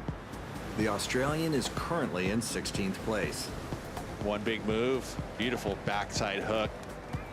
Really important heat for Steph Gilmore. She missed pipe. She had a lackluster performance at Sunset. So this is a make or break heat if she wants to make that mid-season cut. Steph Gilmore feeling relieved, back in the mix here into the quarterfinals. It was really tough out there. You know, the tides change so rapidly here, and yeah, I'm stoked to just make a heat. You know, I've had such a bad start to the year, so it's good to just make some ground. World number 1 needs a 6.26. Stumbling on the takeoff, Brisa goes down. Brisa Hennessy in the yellow jersey can't keep pace with American Courtney Conlog. I feel like I had a good awareness. It's like the opportunity. I mean, not right. Obviously, I missed, but it's like. So we lost world number 1 to Courtney Conlog. And Courtney matches her power with the power of this wave really well, and it just kind of went in her favor. Yeah, it was nice while it lasted, but no, I'm just kidding. It was definitely going to be a hard battle to go up against Courtney. She is, I think, just such a powerhouse, and I really look up to her. The quarterfinals begin, and Tatiana Weston-Webb takes on rookie India Robinson. Tatiana's had a slow start to the season, coming off of a second-place finish last year in 2021, the best in her career. As she looks at a left-hander here with a late drop and a big turn high in the lip, plenty of spray. And she'll click down a turn and then take on a meaty end section, and does so well to land it. 8-8-3, and what a way to kick things off. India Robinson, the rookie, showing the rail game that got her on the championship tour right here. And that's exactly the way she needed. India Robinson, she sold Tati on that wave, and now she's opened the door. India Robinson desperately looking for a chance here. She's not going to get anything like the required score. Beautiful turn from Tatiana Weston-Webb. Tati, a job well done. She should have a semi-final where she'll meet Carissa Moore. The most recent of their matchups was at the Rip Curl WSL Finals, where they went head-to-head. Well, it's going to be like every other Carissa heat. It's going to be a good heat. I got to surf well and make smart choices. Lakey Peterson's rise as a title contender began in 2018. And Lakey Peterson with an absolute screamer, tagging that one off the top. She loved that, and so she should. Really attacks the first section. Let's hear it for your champion, Lakey Peterson. The Californian was impressive during her first title campaign, but finished the year in second place. Here we go, this is it. Maybe her last opportunity in 2018. Trying to hang on to the finish. That whitewater's gonna take her down. It was so much fun to actually be in a position to potentially win a world title, and that's what I'm here to do. And 2019, that's what I'm focused on. Sadly, the pattern followed in 2019, when a defeat to Tyler Wright in Maui ended her world title dreams. And just like that, Lakey officially out of the world title race. Yeah, I think there's a lot to learn for me, and hopefully it'll just make me better. And one day I'll walk up this cliff happy. Yeah. In a double blow, her exit also meant she missed out on qualifying for the Tokyo 2020 Olympic Games. To see what happened in Maui and to lose out in the Olympics and the world title all within one heat, it's devastating for her. Yeah, it just got in the way last year. Really distracting to feel like you have to win a world title or make the Olympics. It's a lot. Hardship continued for Lakey. In April of 2021, she was forced to withdraw from competition due to a back injury. She would miss the remainder of the season. It's hard to come back from being so close because it's right there. That sometimes can force you to hold on a little bit too tight. I guess my biggest takeaway is just you can't force it. It's what needed to happen to get her to be a world champion. Coming off of 2020 and having the year off due to COVID and then getting injured at the beginning of 2021, I haven't had a chance to really get going since the end of the 2019 season, which sort of left a bad taste in my mouth. So I'm seeing a whole different Lakey Peterson now than we saw at the beginning of this heat. I just want to be my best version of myself. I want to have fun. And I just have faith that if I do that, it's going to work out the way it should. Quarterfinal number 2 hitting the lineup, the two Californians. The quarterfinals continue, and Lakey faces fellow American Courtney Conlog. Courtney flying down the line with so much speed. Lakey Peterson answering back, snap off the top.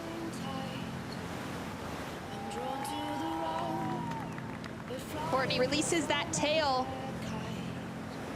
Nice snap on the second and just throws it up.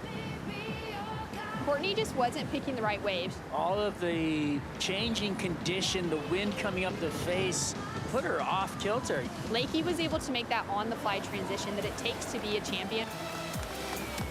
That first turn was kind of her money turn. As we see Courtney, great engagement of the rail. Is she gonna make it out of the finish? That was heavy. So Lakey's done what she needs to. For me, I've had like kind of a few years off because after 2019, obviously the pandemic, and then last year I was injured. So I really haven't had too much time to surf with Courtney or against her in a while. Yeah, I was happy to get that one up on her, but she's always a tough one. Don't go anywhere. Coming up next, Griffin Colapinto finds perfection. Here goes Griff with a ton of speed, massive air. And what? And he stomps it. That thing was huge. How do you defend that if you're Kolohe?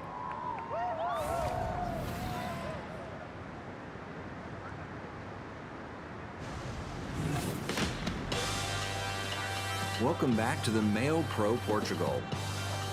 Jordy and his team as well completely disappears. All these guys are just on fire in conditions that everybody up there is super fropped out. Toledo goes for a massive rotation. Earlier in the round of 16, Griffin Colapinto pulled off an upset win over Kelly Slater. This man keeps swinging. We've got Colapinto, the tube on the back end, doing a great job hunting under Kelly's watch. And this is where you saw the charge of Griffin Colapinto. Wow. Kelly and barrels. Japan's Kanoa Igarashi took the heat win and the rankings lead. We'll lock in on this left-hand tube that's opening wide. Big old triangle came in, and I could have gone right or left, or probably got a score even going straight. The wave was so good. What a great performance for the man who's on top of the leaderboard.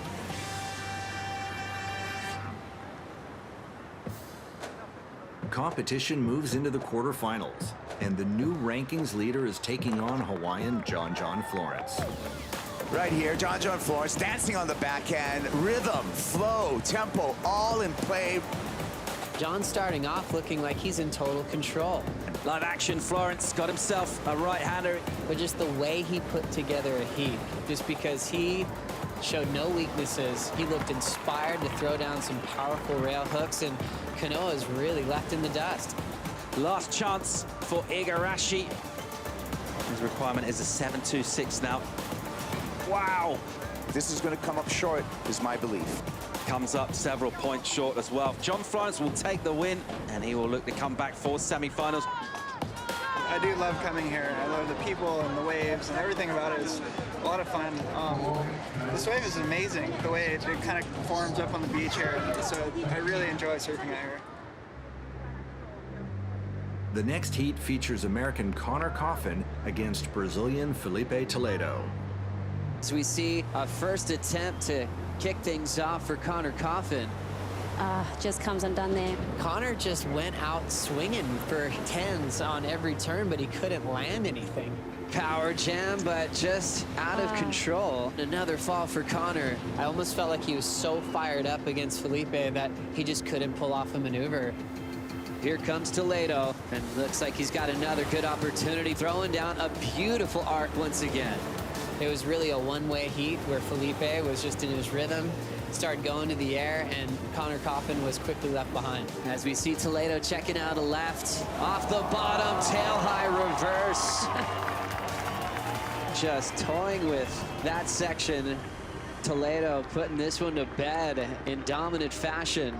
Just trusting your equipment, trusting yourself. That's what I've been doing, you know, just really enjoying the process. Oh, this right, brother. Both hailing from San Clemente, Griffin Colapinto and Chloe Andino share a special bond as competitors. Brother's been a huge mentor to me. He's 5 years older than me, and like he's always been so cool, and him and his dad have always been like so helpful with me. And Chloe Andino took Griffin Colapinto under his wing at a very early age, has always looked out for Griffin Colapinto, and has been a big part of Griffin's development as a professional surfer. Two good friends from the same town, Kolohe older, Griffin just getting started, and for some reason Griffin seems to get the jump on Kolohe quite a bit for goals. And now a first ever Triple Crown champion from the state of California. Griffin Colapinto is your U.S. Open of Surfing champion. being friends, but also like competing for the same thing, it can get a little bit weird, you know? I'm sorry, that was gnarly. You want your friend to do good, but at the same time, you're like, it's a weird clashing of feelings, you know? Good job. Thanks, brother. Be here for you. I try to work on is like being excited for my friends, you know, celebrate the blessings of others, because we're all blessed to be on this tour and competing. So, you know, God chose them and it's their day, and enjoy it with them. He's definitely really like worked hard, show that he's like really truly happy for me when I do good. Even myself, I want to be truly happy for him too. Well, good job. Thanks. Love you too. Well, it's sick we both got. Kolohe Andino is one of those guys who's always there for you, but in a heat, you know, obviously there's no friends. The quarterfinals continue, and Colapinto faces Andino. The master versus the apprentice. Chloe Andino, no problem. That's a full rotation on the backhand. Nice way to start his matchup against Colapinto, breaking away. Yeah, finds himself a corner here and throws up a big punt and whips it around. It's a massive one and a crucial moment in this heat. 7-8-3. Colapinto goes into the lead. Griffin's getting a good start. He's looking free without priority, and all of a sudden this left-hand wedge comes to him, and he goes to the sky. And one. And he stomps it. That thing was huge. It looked like he was floating in slow motion and landed it so perfect. Call it what? Call it a 10-point ride. Perfect 10, our first of the season. I'll tell you. Unbelievable performance. It almost felt like I won the contest for a second, but then I realized I still have more heats to surf, so got to bring it back. You know, I'll enjoy the moment, but you know, once I go to bed, tomorrow's a new day.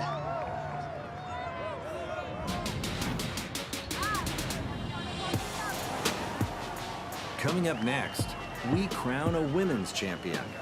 It's finals day here at the MEO Pro Portugal, presented by Rip Curl. She's on point. She's fired up for this one. Wow, what an incredible performance that we are witnessing from these women.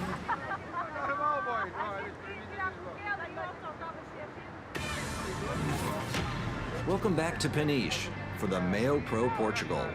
It's finals day, and the women's quarterfinals have just hit the lineup.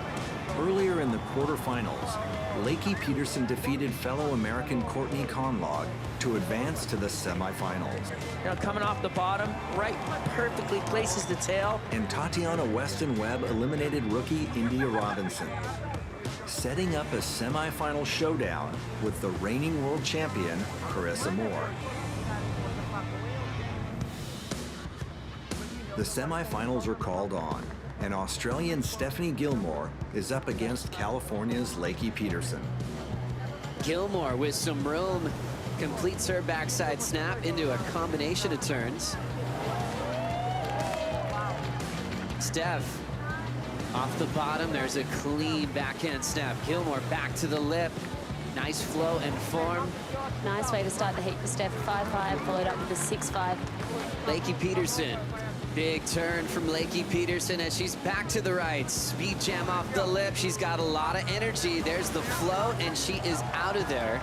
That's the best way of the heat so far. That first turn, great technique, a lot of power. So Lakey still needs a 5.23. Racetrack left, trying to come around off the bottom. Backside wrap. Snaps it again off the lip.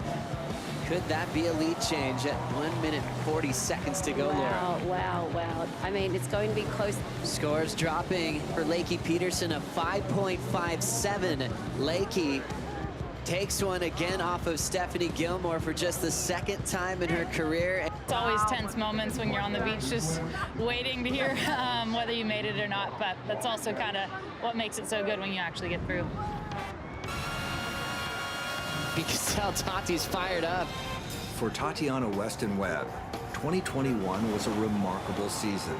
Drives, digs deep off the bottom, throws plenty of sprays. She hangs on to that one. Yeah, last year I think obviously was the best year I've ever ranked in my entire life, and probably was the best year competitively of my entire life. Gosh, it feels so great to get a win. I'm so stoked. We've got our title match. It's going to be Tatiana Weston Webb versus Carissa Moore. Tatiana qualified for the WSL finals and was one heat away from achieving her dream of a maiden world title. It's interesting when you look at the Rip Curl WSL finals and remember what Tatiana did that day. Incredible. Carissa gonna come in, regroup. This will officially be going into a third and deciding world title match. It was very close. There's one turn. Now lining up the finish. She can't hang on. And that was probably the difference with her winning the world title last year. Carissa Moore, 2021 world champion.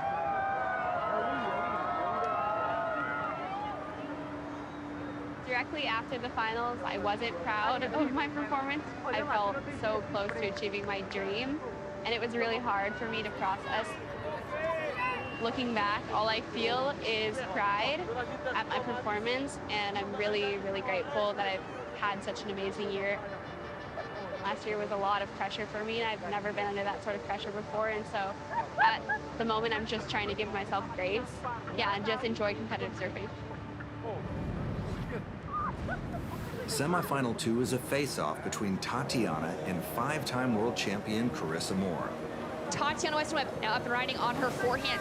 Just drifts that tail around. And Carissa with a strong paddle, a big left opening up in front of her. Beautiful, clean face, great snap, and out onto the face for that nice wrap. Tatiana Weston Webb answering back.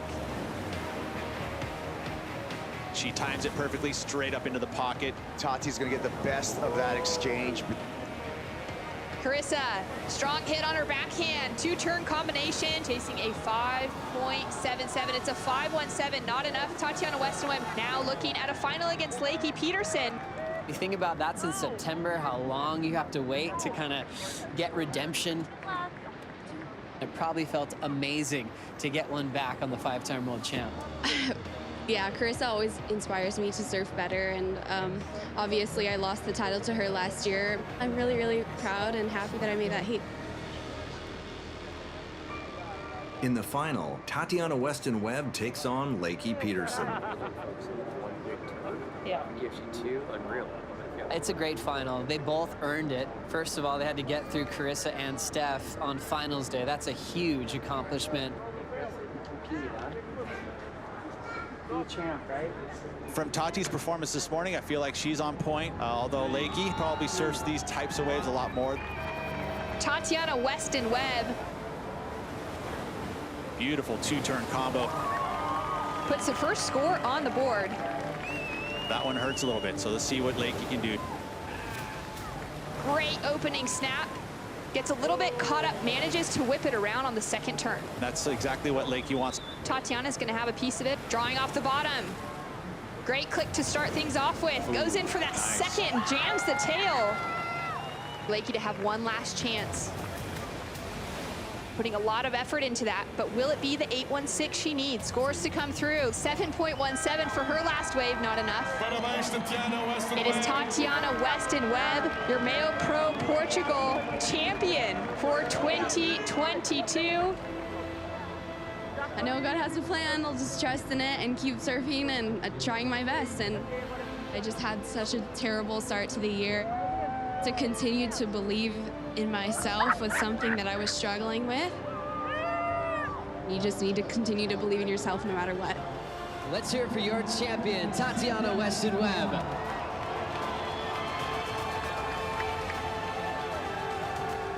With the win, Tatiana moves up 10 spots in the rankings to 4th place. Brisa Hennessy maintains the yellow jersey, and Carissa Moore and Lakey Peterson are tied for 2nd. Coming up next, we crown a men's champion. Flaring up hard, Cola Pinto. Toledo looking for something here, needs a score.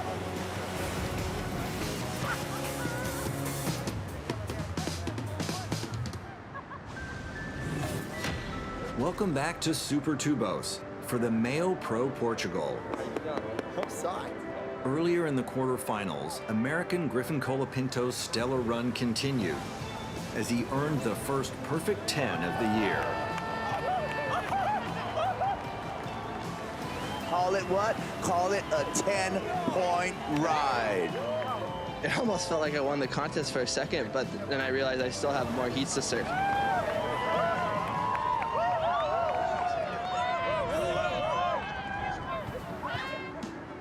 23-year-old Griffin Colapinto represents the next generation of title contenders. The Californian has made a big impact since he joined the championship tour in 2018. Bomb drop for Griffin, he's deep. This wave spits everything out and Griffin makes it. Absolutely perfect. 10s across the board by every judge. Oh my God, that's the best throw of my life. For Griffin, 2021 was a breakthrough year. Griffin Colapinto is your U.S. Open of Surfing champion. All day, baby, all day! I haven't had a win since I was a junior, like 16 years old, and it's been like a burden on me, and I just, yeah, it came together. Last score now coming in for Colapinto. Not enough. And our surfer in that top 5 position out. It's a sad story. It was a career year for Griffin, but the season didn't end well for the Californian. He missed out on competing in his backyard at the WSL finals by 1 spot. It was a super hard pill to swallow, and like I remember I came in from the heat I lost, and I was so just devastated. Sorry, man. When you lose, you learn way more because it's like it stings so bad that whatever lessons you had learned right there, you'll always remember because of how much it hurt. I can't believe that last wave didn't give me anything. When I heard that we were going back to lowers for the finals, it's like the best news ever because I just wanted to be going for a title in front of all my friends and family. That's like such a big motivation for me. With an opportunity to compete at his home break for a world title, Griffin is looking for a shot at redemption. My goal is to win a world title this year for sure. I just think about myself when I was super young. That was like my biggest dream ever, and I don't want to let that little kid down, you know? I want to like do it for him.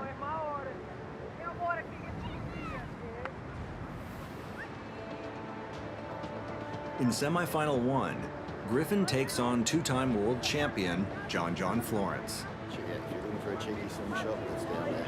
After What's better? Griff will use the priority here.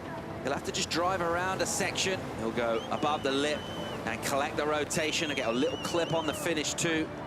Here we go with John Florence. It's a nice snap from him, a stinging turn, then a bit more rail in that one.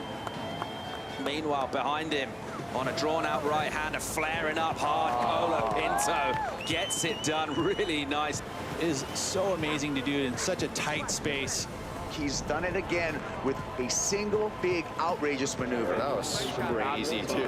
This was just a heat that got away from John. Meanwhile, Griffin Colapinto just going to be continuing being in form here at Super Tubos. I kind of feel in that clear-minded state. It doesn't really seem like that big of a deal at the moment. You know, if I could take this one out, it'd be the best day of my life. Semifinal 2 features 2019 world champion Italo Ferreira versus Brazilian Felipe Toledo.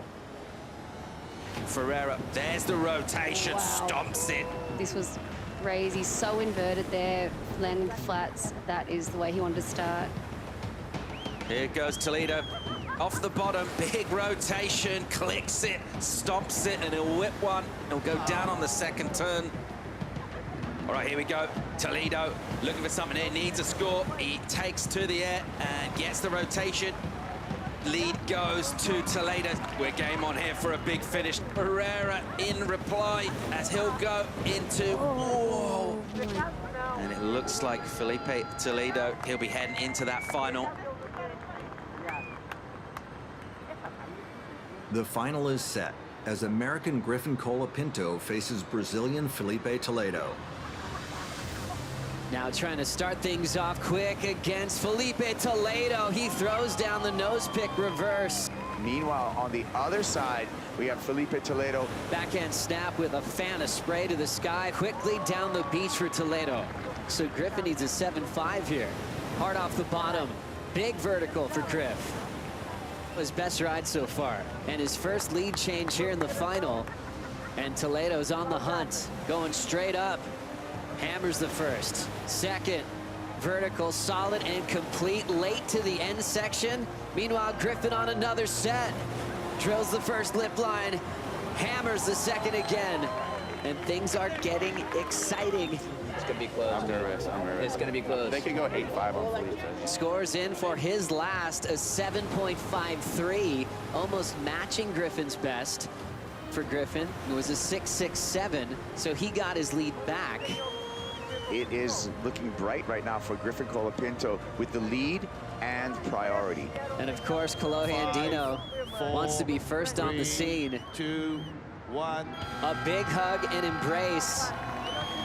He does it for California, and he does it for San Clemente, the MEO Pro Portugal champ, presented by Rip Curl, Griffin Colapinto. I don't even know. It's so weird. You just get in this mode where it's like you're not even thinking about anything, and you know, even winning, it doesn't even feel like the way I thought it would feel. You know, I'm still in this like kind of calm state where, you know, it hasn't even set in. I can't believe the people I had to go through to get to this win. It's as good as it gets. We haven't had anyone win from California since 2009. That is a long time. It's 2022. Huge win for Griffin, huge win for California. With the win, Griffin moves up 20 spots to 7th place. Kano Igarashi takes the yellow jersey, and Kelly Slater is in 2nd place as the tour heads to Australia. Now the tour sets its sights on Australia in the most iconic stop on the championship tour, the Rip Curl Pro Bells Beach. Be sure to watch the next episode of WSL Presents as the road to the Rip Curl WSL Finals rolls on.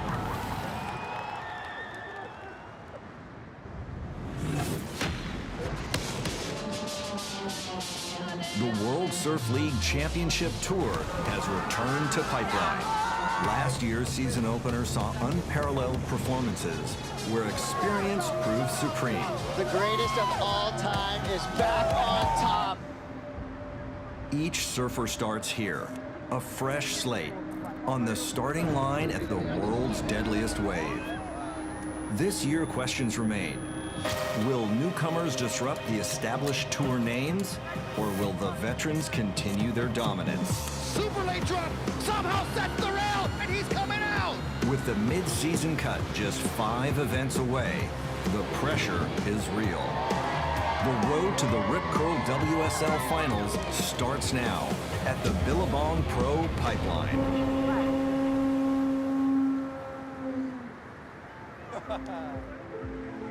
Aloha, everyone. Aloha! Welcome to the North Shore of Oahu, a celebrated 7-mile stretch of coastline with an abundance of world-class waves. Haleiwa is located 30 miles north of Honolulu. The coast is backed by steep hills and fronted by a system of nearshore reefs. During the winter months, these reefs are magnets for North Pacific swells. Out of the entire ocean, there is one small stretch of reef that has become the most significant place in the world of surfing, the Bonsai Pipeline. Oh my goodness, Pipeline is coming alive. Pipeline is really like the World Tour's Coliseum. Everything's right there, the intensity and the action's 100 yards from the people on the beach. It's just an intense wave and all the action happens really quick in 5 to 10 seconds. That's like the arena of all arenas. If you can perform at Pipeline and show up at Pipeline, like the respect and admiration you get from your peers, that's what you want to achieve. Starting the season out at Pipeline is everything you dream of for a surf fan, for the surfers on tour. It's the greatest show on earth.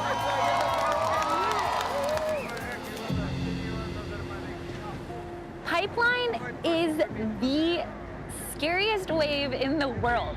People are lying if they say they're not scared out there. And I think that's what makes it such a great challenge, is if you can put yourself in that situation mentally and physically and know how to navigate that fear and navigate that moment well, I think you're going to have a really good outcome. I think Pipeline is really seen as like the ultimate challenge for a lot of people.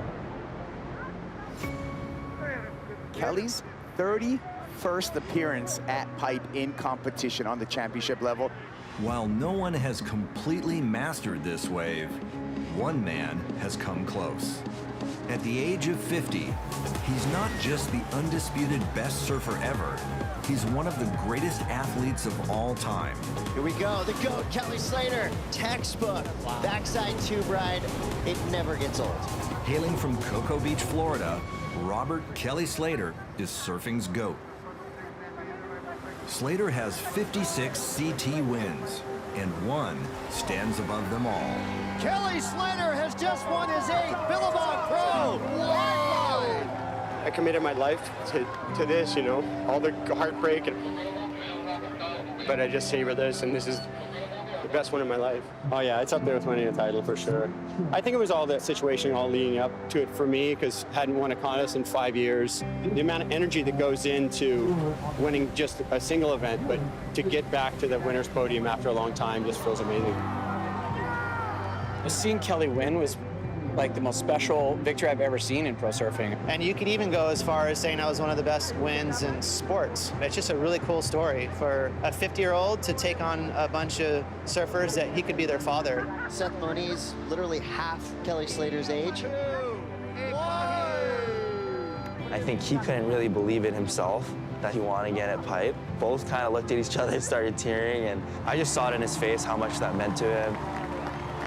Just the span of his career over multiple decades, all of the different generations of surfers that he grew up watching, and then when he got on tour competing against and beating that generation, and beating the next generation, beating Andy Irons and Mick Vanney's generation, and going all the way to 2022. Hold it up proud, Kelly. The guy is insane. I can't even believe he's doing what he's doing, and watching him win Pipe last year was one of the most inspiring and incredible things like in surfing in a long time. The GOAT, Kelly Slater!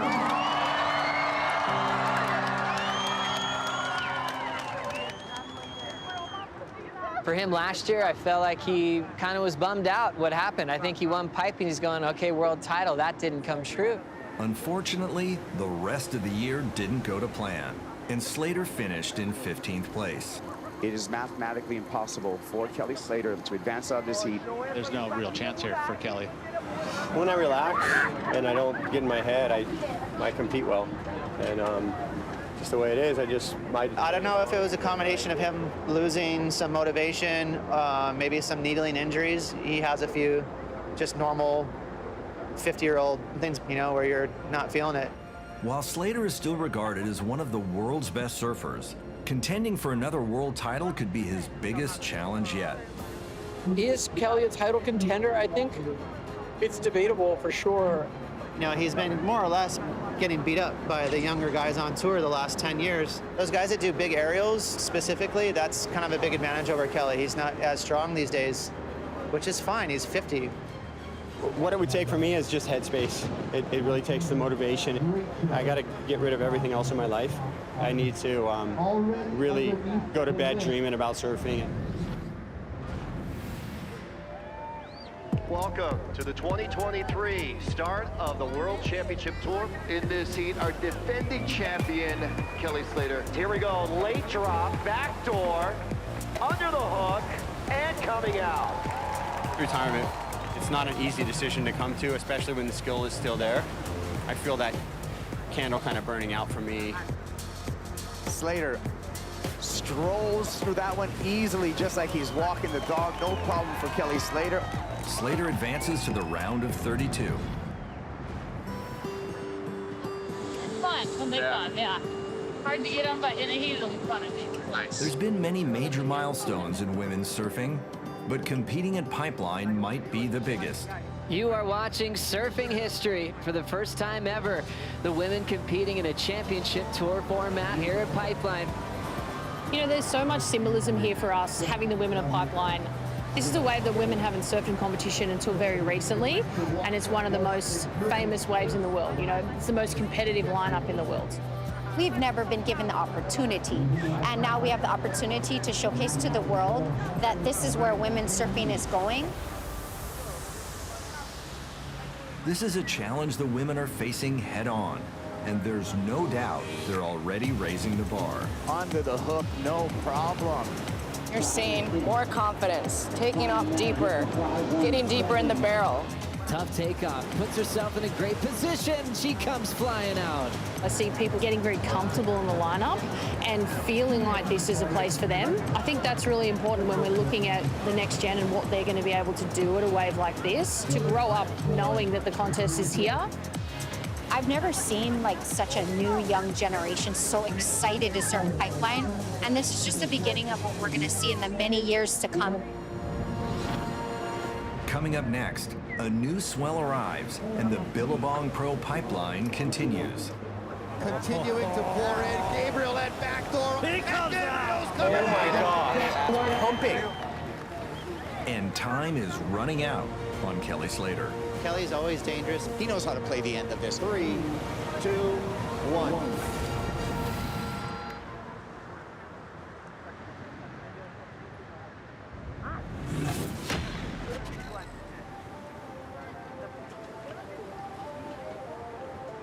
This is the day we've been waiting for as far as the Surfline forecast is concerned, and it looks like the waves are out there. There's some big barrels on hand for the best in the world. Welcome back to WSL Presents the Billabong Pro Pipeline. Men's round of 32 is called on, and Australian Jack Robinson takes on Brazil's Michael Rodriguez. Jack Robinson, what a turnaround he had from his rookie debut. Learned the ropes in a very short period of time. He's probably destined to win this event someday. Why not happen this year? Here comes Robinson now. There, he's starting to drive. Already a couple of great pumps. That red jersey showing us he's going the distance. Beautiful arc off the top. That's exactly what he was waiting for. And he earns that gift of a 6.5. Heading towards the right at back door in the priority heat, Jack Robinson. More time in the pit for the man from WA. Next wave setting up for Jack Robinson. Pipeline's coming to life. Robinson getting spit out. And Jack Robinson easily moves on into the round of 16 to compete later on today. It's always a tricky wave pipe. Like, even though it looks perfect, it's hard to kind of find them sometimes. So just happy to find a rhythm. Gabriel Medina and John Florence are back. I don't even want to say that too loud. Am I going to jinx that or something? You don't even want to touch it. It's just so exciting. I feel like the world deserves it. They deserve it. We deserve this. The next heat features three-time world champion Gabriel Medina up against American Jake Marshall. Medina, he is a showman, an entertainer, and he's in his happy place right here on tour, kicking off the year at Pipeline. Driving off the bottom, there's the ramp, full rotation. Sets his feet back up and jams it shut. As Medina starting to light up the left at Pipeline, wide open pit. Here comes a ramp for Gabriel, up into the sky for the rotation to seal the deal. Medina is on the move, doesn't like to sit still. He's enjoying his job today. Jake Marshall in a speedy cave back door. He'll come out. It's starting to get more hollow. The low tide continuing to pour in. Gabriel at backdoor on the backhand, in the barrel, disappeared. Here he comes. Gabriel's coming out. Punching 1-2 combo. Sparring with the claim. Felt really good. That was a bomb, and let's keep the ball rolling, and hopefully I can get a few more. Hawaiian John Florence is considered the best all-around surfer in the world. Unfortunately, the two-time world champion has been plagued by injuries over the last few years. John's hurt himself here, I think. My injury history since competing on the CT, I might miss a couple. MCL tear on my right knee in 2016, right ACL, then left ACL, then left MCL last year. Actually, the last like 2 or 3 years, it's been deja vu for John. Came out firing, seemingly just smashing the tour and really kind of having his way with it, and then sideline. So obviously that's really frustrating. It's really helped me grow in my mindset.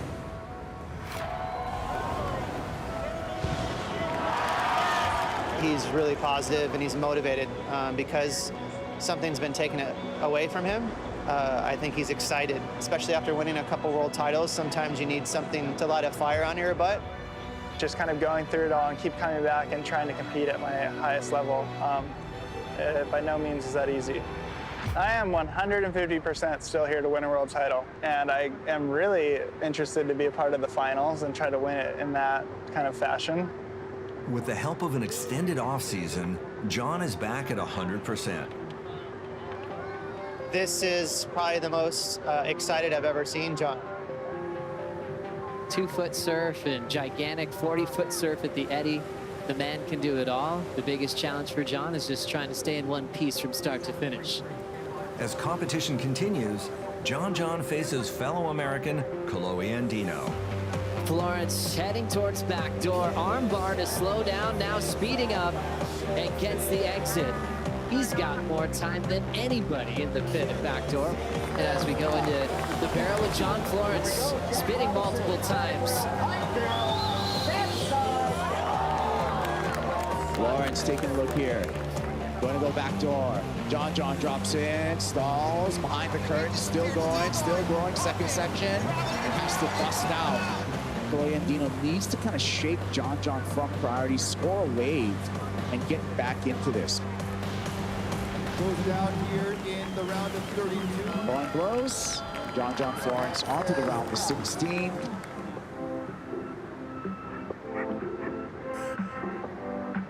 For Kelly coming into this year, he wants to defend pipe. He wants a 9th title. He could beat everybody on tour on any given day. That's what he wants to prove, and the best place for him to do that is at Pipeline. Kelly Slater takes center stage as he faces Brazilian Iago Dora. Kelly Slater, long wall in front of him, in the barrel, travels through this first section, and no way he's going to make it out of that one, not even the GOAT. This is an odd heat for Kelly. It's a slow one. It's not how he likes to compete. They're both looking at the horizon. They know there's no action. I don't know. Wasn't my day, you know? And the ocean just lets you know. So, really frustrating. It's all good. All good. Had enough good luck. I can deal with the loss, you know? Coming up next, the women continue to make history at Pipeline. The horn just sounded, which means we are officially on. And off the top, throwing lots of spray one more time. Unbelievable power display of hacks. And gold medalist Carissa Moore sits down with Joe Turpel. I lost the world title after being in the lead all year. I was angry. It's like you're grieving.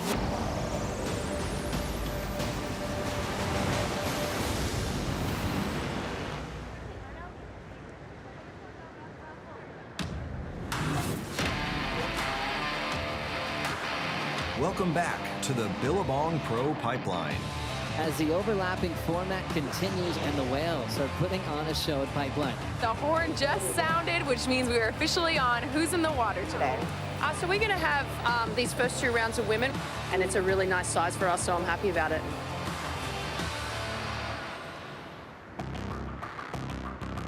On the women's side, it's back to pipeline again, now seeing more reps through a really healthy winter season on the North Shore of Oahu. The women's competition is called on, and California's Lakey Peterson is up against defending event champion Moana Jones-Wong. We've got Moana Jones-Wong back in the draw, so now we're going to see her come into play against, the top 17 and all those great names trying to hunt her down. Moana Jones-Wong, got to be the favorite out of pipeline. Definitely. Already called the queen of pipeline for what she did last year in pumping conditions. Lakey Peterson off the top, throwing lots of spray one more time. An unbelievable power display of hacks. Gets her the lead off Moana Jones-Wong. On her forehand, Lakey Peterson with 2 big cracks off the top there. Peterson went to 10 on this. Just love this classic Lakey turn here. And it looks like we're running out of time in this heat, so the whole script is changing from last year. And Lakey Peterson upsets the defending champ and moves into the quarterfinals. Killed it. God, I was like so scared there was going to be a good left. I told her at the after, I know, I was like, oh my God, but heck yeah, I was stoked. That was a good one.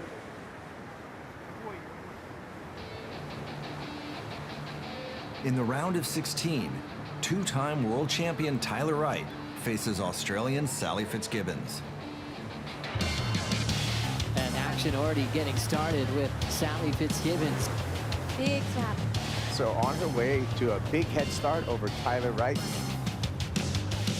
Tyler Wright over there at back door. That's a really nice wave. Oh! There we go with Tyler, big snap there. One more time, floats, lip line glide, puts it down. Fitzgibbons trying to come back here, opening snap, make it 2 for Sal. And that's all it's gonna be. And it will be Tyler Wright on to the quarterfinal.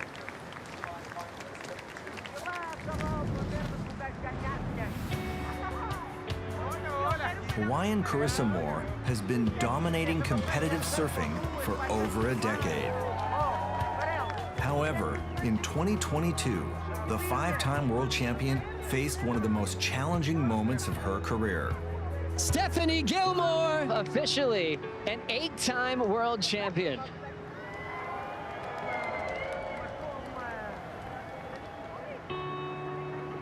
I lost the world title after being in the lead all year.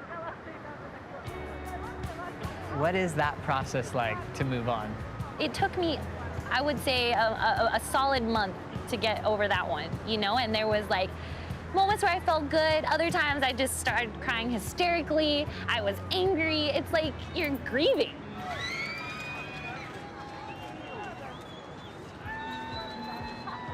Not the case. Not the case now, yeah.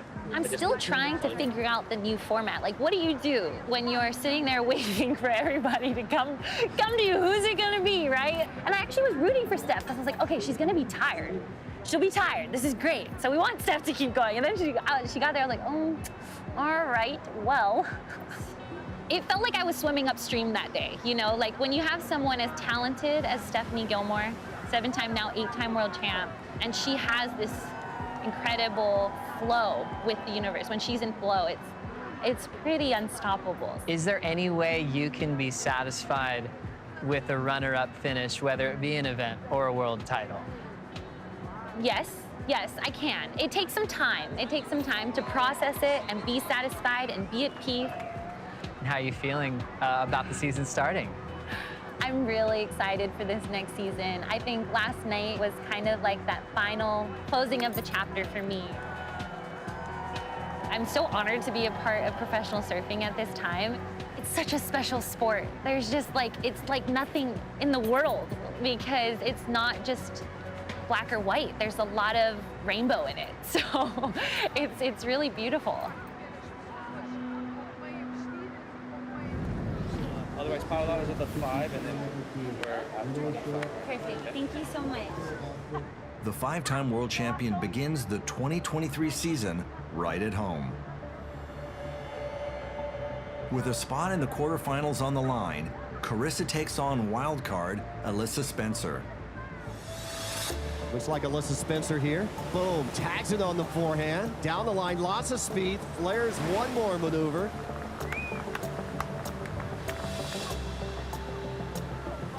Here goes Carissa. She's down the left. Big snap. Oh, that was really nice. Then backs it up. What drives her inside, it's not revenge or anger or anything like that. For her, it's like having aloha inside. Carissa Moore, 5-time world champion. Love the way she just did the rail in so hard. Maybe one more opportunity for Alyssa. She is going to duck dive out of competition here. Carissa Moore on to the quarterfinals. We also saw as soon as you get out of the water, there's a whole crowd wanting to come up and say hi to you. What does it mean to be competing in front of this pipe crowd? I'm so excited to be back on home turf, competing in the first event at Pipeline. I'm excited. I've been spending a lot of time out here, so hopefully I get some barrels.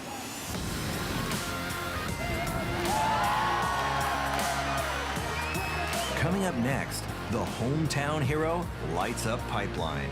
Mr. Florence, he is enjoying the playground he grew up in. He's got more time than anybody in the pit at backdoor. This is John Florence in backdoor. John disappeared. He's gone. Can he come out? There he is. He said it's on. Oh my goodness. What just happened? Literally.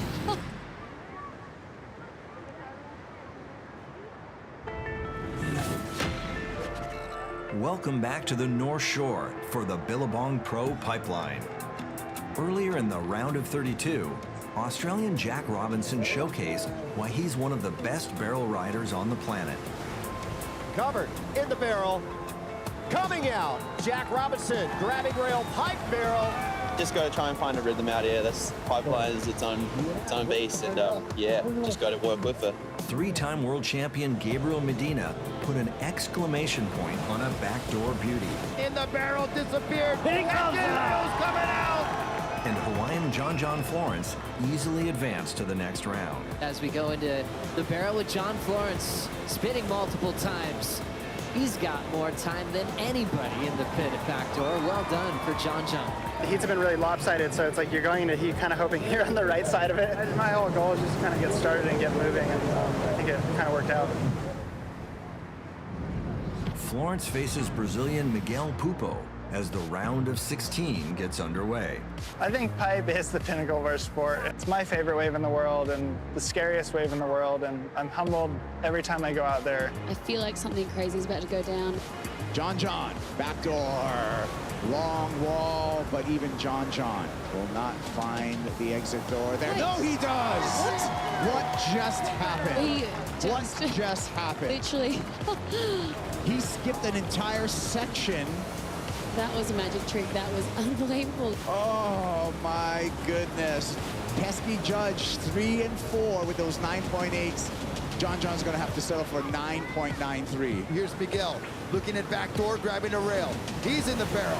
He's covered, disappeared, completely gone. Where's Miguel? There he is. We've got a bigger one behind him. Mr. Florence, he is enjoying his backyard. The playground he grew up in, called Pipeline, throws down a reverse. John has a 19.33 combined total, the best combined total of the season so far. Miguel Pupo will give a congratulations to John Florence. It's those heats that are the fun ones. Those ones that are really tricky, that are just like, you got to find it and you got to do it. And for me, those are the ones that are, you come out of it and you're like, yeah, I got it.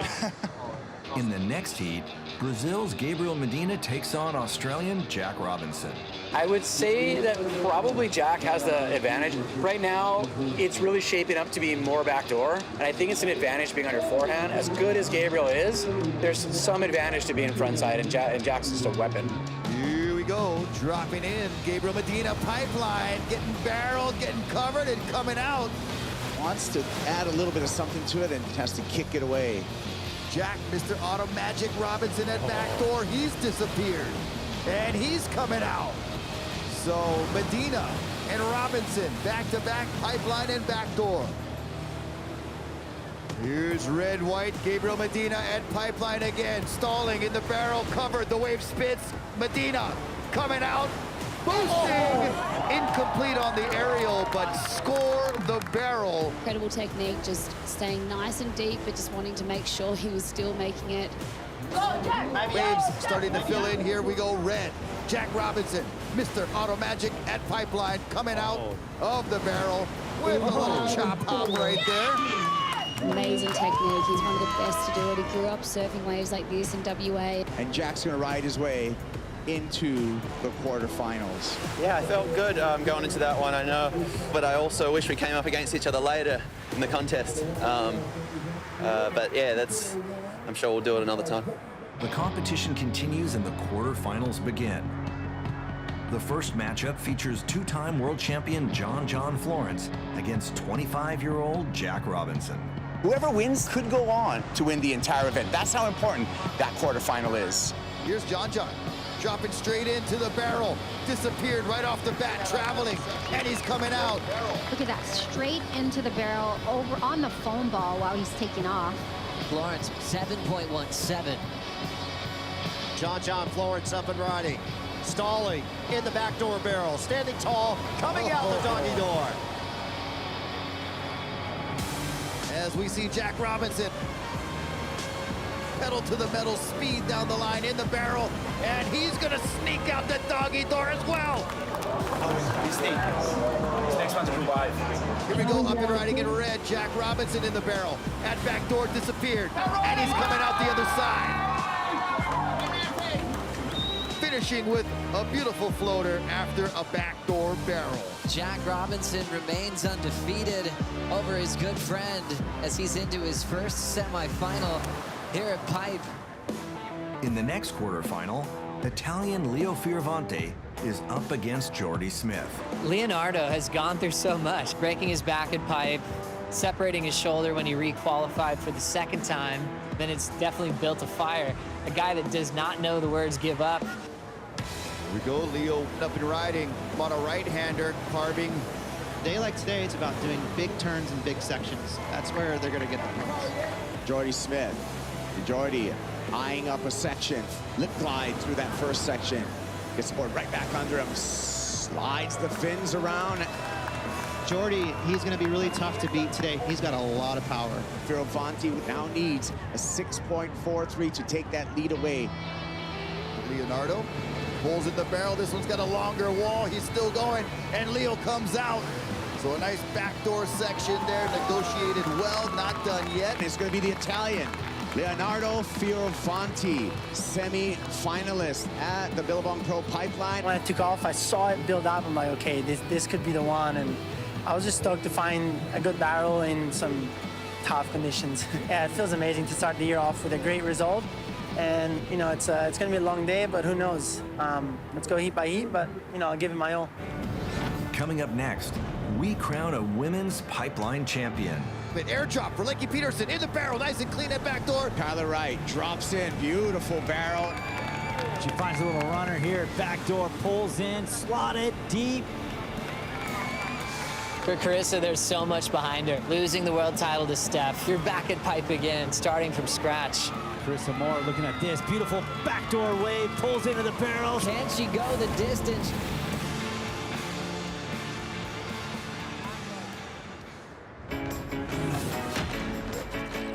Welcome back to WSL Presents the Billabong Pro Pipeline. Quarter number one already getting started at the Billabong Pro Pipeline in memory of Andy Irons. Earlier in the quarterfinals, Hawaiian Carissa Moore continued her run through the draw. Carissa Moore has to get through this section, finds it, threads it through. Good job by Carissa Moore.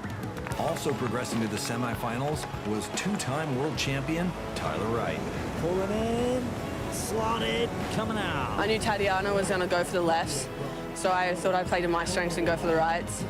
Tyler swinging again. Slotted deep and finds the exit. Aloha ka kahiaka kako. It's finals day at the Billabong Pro Pipeline. Our finalists making their way to site for the road to a pipe title. title. The first semifinal features American Lakey Peterson and Australian Tyler Wright. Tyler Wright's going to get the first chance. Slots nicely into the barrel and comes out. Up and to the lip. Big jam, comes down, sticks the landing, showing some risk with the barrel ride. Peterson finds the barrel, threads through that, comes out with a little bit of spit. Lip glide, puts it down. Lakey Peterson on the answer back. For Lakey Peterson in the barrel, nice and clean at back door.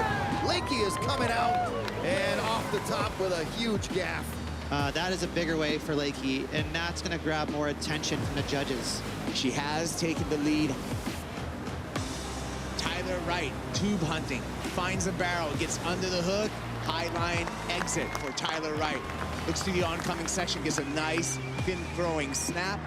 Last score of Tyler Wright, a 5-4-3. Tyler Wright back to first. Well, Tyler Wright on to the finals. Lakey Peterson with a semifinal finish. She's a gnarly competitor. Oh, it's freaking. She's So are really you. good. Yeah. In semifinal 2, it's an all-Hawaiian affair as Carissa Moore faces Betty Lou Sakura Johnson. Both Hawaiian surfers, both of them have such raw power, and they're both really good barrel riders. I think whoever comes out of that heat is going to have a good chance at winning the final. Carissa up and riding here. Trying to fit into the barrel, doesn't find the section, so throws a big layback up into the lid for a nice jam off the top. Here we go. Betty Lou Sakura Johnson. Nice carving turn. Under the hook. Gets covered. Hooks out through the white water. All right.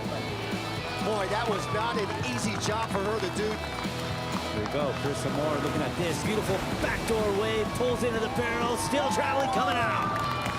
Wrapping a beautiful carve on the end section. Wow, look at the airdrop on this. That was so nice.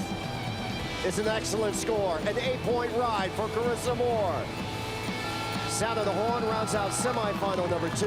Carissa advancing to the final. I know I have my work cut out for me with Tyler Wright. She looked on fire in that last heat, and she's just building momentum every heat, and she's one of the strongest competitors I've known, through my whole career. So we have definitely a battle coming up. The final is set as 5-time world champion Carissa Moore takes on 2-time world champion Tyler Wright. Tyler Wright takes on Carissa Moore. What a classic. Unbelievable track record at this wave in a very short period of time. I don't think any other duo have that many championship tour finals. Here we go, black up and riding, Carissa Moore. Big bottom turn, hacks it off the top. Close out in front, not done yet. One more slide back into the whitewater section. Here comes Tyler Wright. First turn, nice snap off the top. Power hack right there, great motion to finish. And now Carissa will have priority on the switch. Still is hoping for a score of substance in this matchup. Stalling in the barrel, getting covered, backdoor comes out. Carissa Moore now turning in her best score so far of the final. Tyler's turn. She'll just pull it in. Next section is getting nice and mushy, but she has so much speed to push through it. And she trims the end section and stays on her feet. There's the celebration for Tyler. That was enough to take the lead off Riss. And now Carissa needs a 2.83.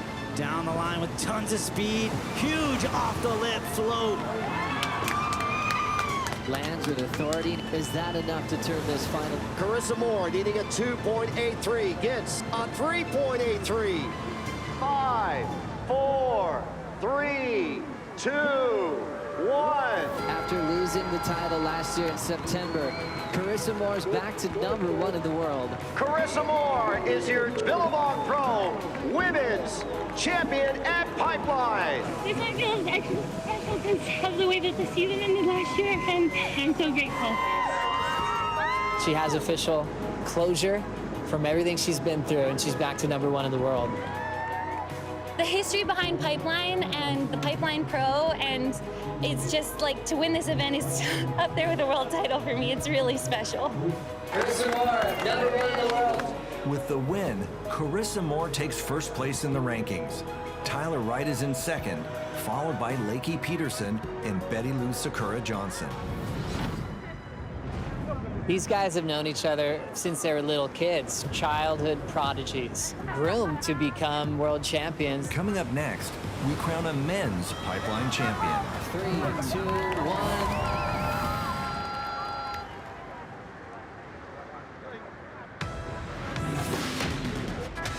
It's finals day at the Billabong Pro Pipeline.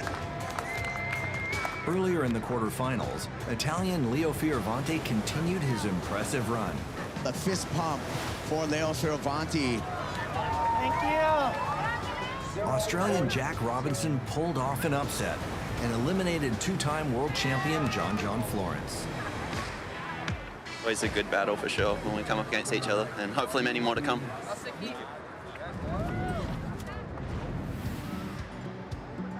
Jack Robinson is a surf prodigy from Western Australia. From an early age, he was destined to be a world champion. There is nobody that knows that piece of reef better than Jack Robinson. Last season, Robbo was a breakthrough performer. And he does it again. Robinson has gone back-to-back. It was a special year. It was just a good foundation to build on. Just you grow more, mature more, everything becomes more familiar. The maestro. For Jack Robinson, I think he's always been that guy, the prodigy, win a world title. We couldn't get him on tour fast enough. For the Australian, an amazing season finished with a disappointing result at the WSL finals. I was so angry after I lost. It's just the competitive part, the angry part, but then the learning part and everything else that came with it, it's me, you know, I gotta figure it out. I think it just kind of fueled the fire more, so the fire's only going to get bigger. The big rotation, he gets it. This season, Jack is taking aim at his maiden world title.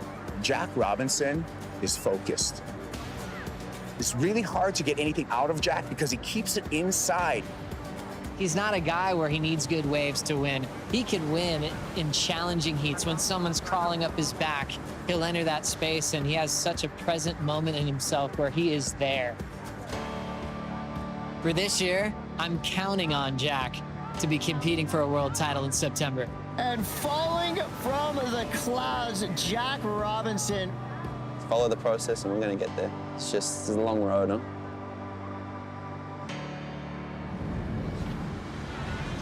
In semifinal 1, Robinson faces Brazilian João Chianca. Jack, world number 3 last year, his best result on the championship tour. After the win in Mexico, he started finding the formula. Chiland, Margaret River, those wins were back-to-back because he had officially arrived just in his second season on tour, featured in the Rip Curl WSL finals, and off to his best start to date in his career here at Pipeline. Joao starting to realize that might have been it. And going to the final is Jack Robinson. 3 final appearances last year and the first event for your year into the final. What's going to take to get the win this event? Yeah, still haven't thought about it. Not giving you anything just yet. Just chipping away at it. It's kind of just got to try and find the rhythm. So. Semifinal 2 features Italian Leo Fioravanti versus Brazilian Caio Abelli. Leo Fioravanti, a victim of the mid-season cut in 2022. He had to fight his way back via the Challenger Series, ended up winning the rankings, setting himself up for another run on the championship tour. Here we go up and riding. Leonardo, the gnarly Ninja Turtle. Fioravanti, the Italian, staying in the back door, and he's coming out. He gets sidelined, then he watches his peers that he's compared to, Kanoa Igarashi, Jack Robinson. They're in the Rip Curl WSL finals without him. There's Leonardo. All those years of burning and missing out, he's putting it all into 2023. Kyle, you're in second. Your combo needing a 12.0 to go the first. Kyle realizing the position he's in. Fioravanti, he's going to be in the finals here. Final! No. One more. To make, my first ever final here. It's a dream come true, but at the same time, there's a long way to go. If the ocean wants to give me that rhythm one more time, then try and do it one more time. The final is set. as Jack Robinson faces off against Leo Fioravanti. These guys have known each other since they were little kids, childhood prodigies. They were groomed to be where they are, to become world champions. They're all taking those steps in the right direction. First wave of the final, Jack Robinson. He is able to stall for maybe a quick tube. Now harder off the bottom, explosive finish. This is Fioravanti, fired up, punches out the first section. Vert climb on the second effort. Nice little finish for Fioravanti. Here goes Jack Robinson in the black. And Jack off the top. And hits the next section. Snap floater. Here we go. Leonardo Fioravanti up and riding in the barrel. He kicks out. He wants the paddle battle outside. 3, 2, 1. Leo can't get into it. And it's all over. Jack Robinson is your champion of the Billabong Pro Pipeline and your new world #1. Yeah, super grateful. My mum's here watching on the beach, and my wife's here. Everybody, all part of my team. It's so fun. It's amazing. I don't even have words. He's always had it. It's just, look, his talent's just coming to fruition. This is amazing. I can't believe this actually happened. Put our hands together. Your champion of the Billabong Pro Pipeline, Jack Robinson. It's not just the wave, it's the people too. It's an honor, man. Seriously, come here for so long. Just the people who support me, the good mind and the good energy. Man, no words for this. It's just respect. It's a special one. I dreamed of this one. With the win, Jack Robinson takes the yellow jersey and moves into first place. Leo Fioravanti is in second, followed by Brazilians Caio Abelli and Joao Chianca. On the next episode of WSL Presents, we welcome surf fans to the famed Sunset Beach, an iconic wave that demands respect. Bouncing back from the disappointing endings of 2022, Carissa Moore and Jack Robinson steamrolled the competition at Pipeline. Now surfing in yellow, both surfers have won events here at Sunset Beach. Jack Robinson in 2019 and Carissa Moore 10 years earlier. The road to the Rip Curl WSL Finals rolls on at the Hurley Pro Sunset Beach.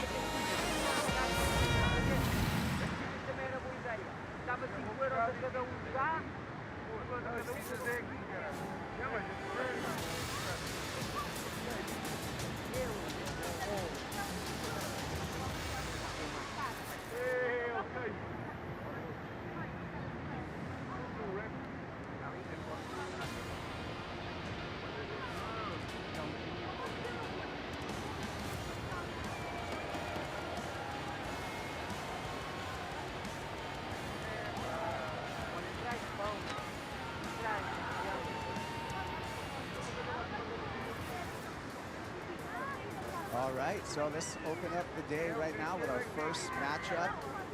In the round of 32, Jack Robinson in the yellow leader's jersey, along with Carlos Munoz, who is a WSL injury replacement this year.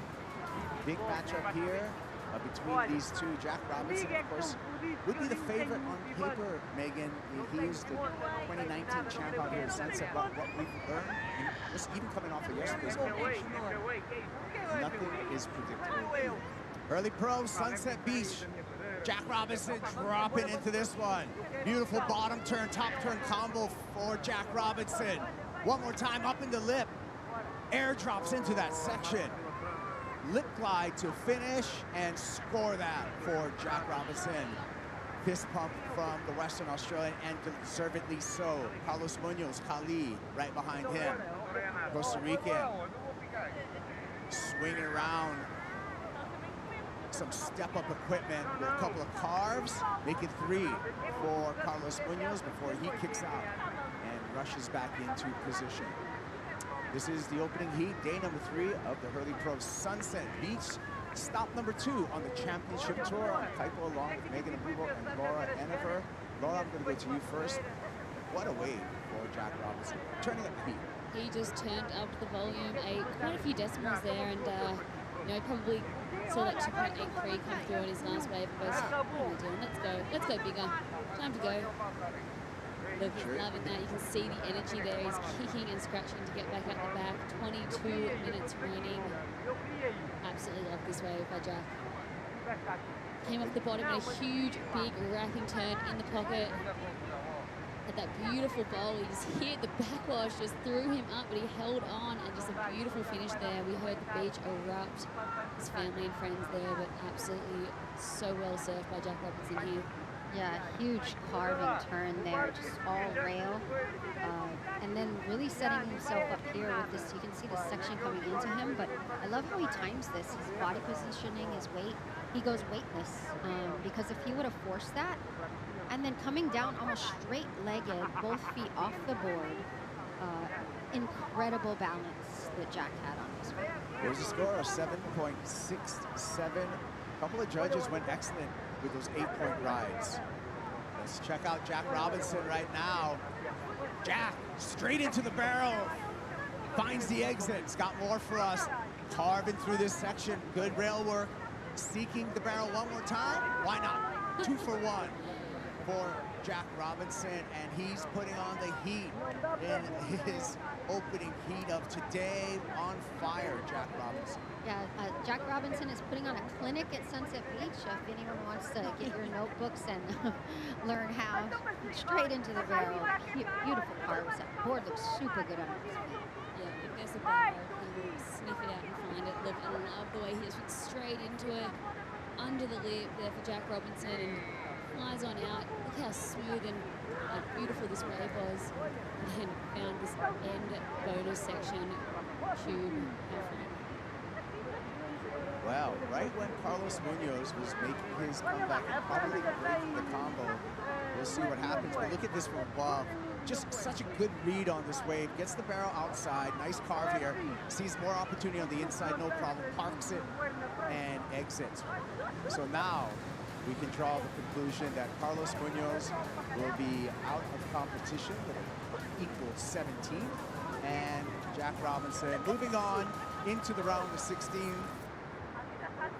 Well, let's get into this heat, Kai, because we got plenty to talk about when we have three-time world champ out there, Gabe Medina versus the tour rookie, Rio Waida. Megs, your thoughts on this heat?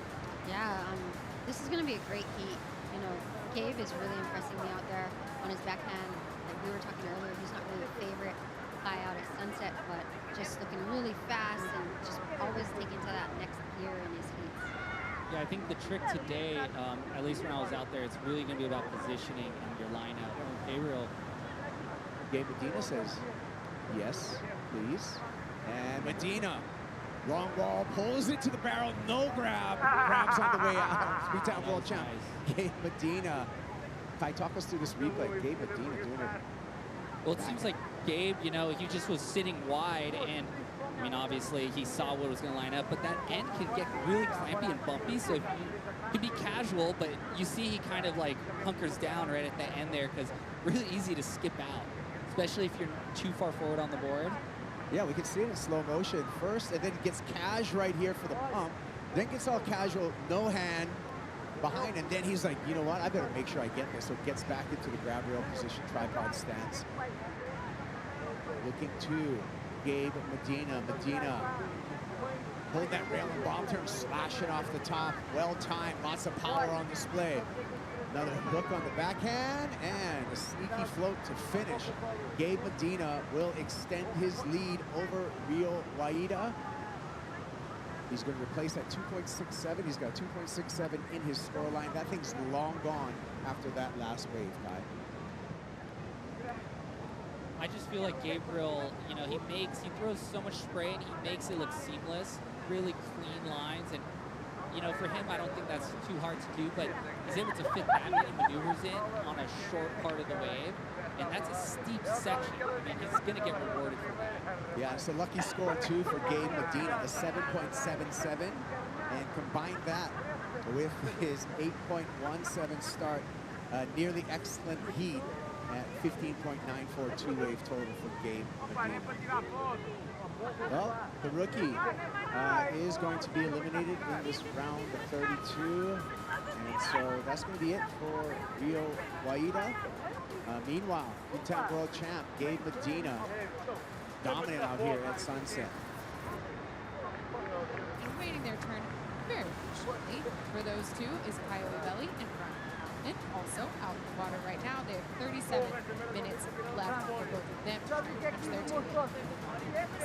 This happened during the interview, Megs, and look at the Coyote Belly. Yeah, Kyle, so much speed on that bottom turn and just a huge gash right there into another beautiful floater. The way that he timed those two turns were impeccable, and he's happy with it. Here, you can see it right here. Just so much rail, and he actually extends his turn even further than what you thought and comes down with the foam ball kind of straight into another one. He's got this story. It's what you call bury the rail.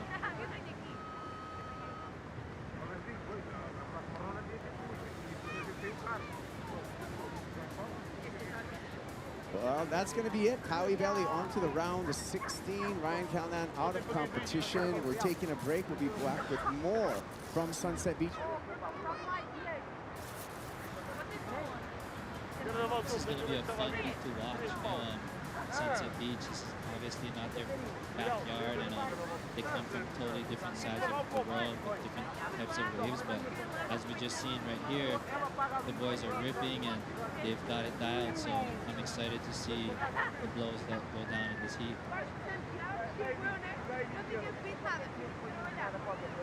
Shianka just took the lead. Now looking to the barrel, gets behind the curtain. One more section for Joao Shianka. And the round with a powerful hack to finish. And he has another celebration in the channel. His previous wave was a 7-point ride. He's taken the lead off of Yago Dora. Now with a more impressive effort for Shombinho is just going off. Check this out, Megs. Yeah, huge snap, hooks it right into under the barrel. But right here, the setup turn, just all rail turn, and another beautiful claim from him. He's feeling it. He is feeling it out there. He's having fun. Yeah, there he is with a big hack. And great technique to get into the barrel, steadfast through that barrel, and just another turn to boot. So that's how you get up into the excellent range. And then we call it a celebration. You know, my Brazilian friends tell me that there's not a Portuguese word that they use for claim. They say it's not a claim. As we see catching up again with another barrel, Joao Shianka in the green room gets the exit, was very, very relaxed. And another celebration in the channel for Shombinho. We'll wait for that number. He's just on the gas And right he can now. make it halfway back out. Straight into another pit. How's that? And then you know what? Shado, rhythm, right? Sunset, sometimes just the rhythm can be on your side. We're going to say bye to Yago Dora and Joao Shianka. Moving on.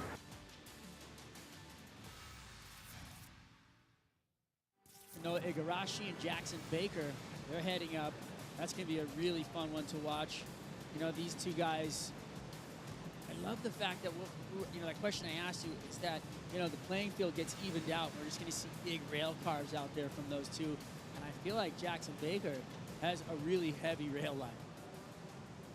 Whoa, came out of That's nowhere. what we like to see. Big Daddy Baker blasting out the back right there, and a fist pump. I'm calling Baker as one of my favorite surfers at Sunset Beach. This was an incredible wave from Jackson Baker. That was a huge carve. He held the rail so nicely and just finished it very strong. And he's so good at putting pressure on his back foot and throwing buckets and making his surfing look big. And look how critical that turn was. Like, that was second to none. Pete, talk about where he's hitting the corner and throwing the buckets. Well, it's that two-turn combination, right? Both those turns were very dramatic. They're different, so they showcase the variety, and the number reflects it. Following through, out the back behind him, Baker, he's looking at something. Cuts back into the corner. I like that. Setting it up, waiting for it. Nice and patient, off the bottom, straight up into the lip line, throwing buckets. One more on the inside, and he'll bring it down. So really solid surfing. He likes it. And out in the water, we've had just crazy action going down. And once again, Kanoa coming up into the lip, but on the wave quality just a little bit lower than everybody else's, it seems like.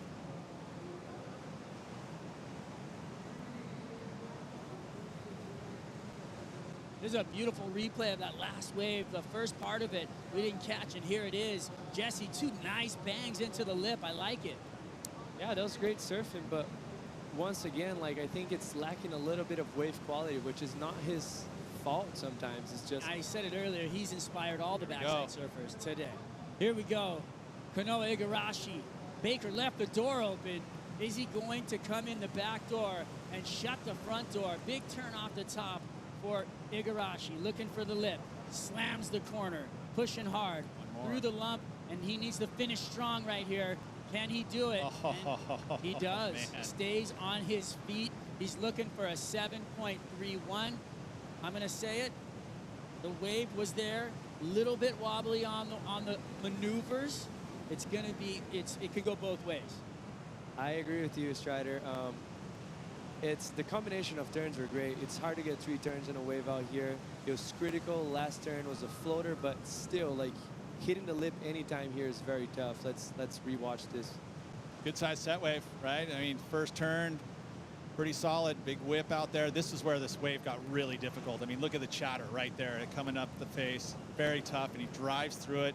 He needed one more turn, and he did what he could with it. I mean, I think it's very close. I mean, it could easily get turned, right? I mean, you watch that again, you're like, hey, that was pretty well done. The fact that nobody, not one of us, wants to call out a yes or a no on the score. I feel like it's there. I personally okay, do. there you go. He's off the fence. Yeah. Jesse. One thing it's important to notice here, too, that wave was stacked up on the inside section, which is the most critical part of the wave out here. And he actually delivered. Like, he did a critical floater. He jammed the turn, too, right and before that. Yeah.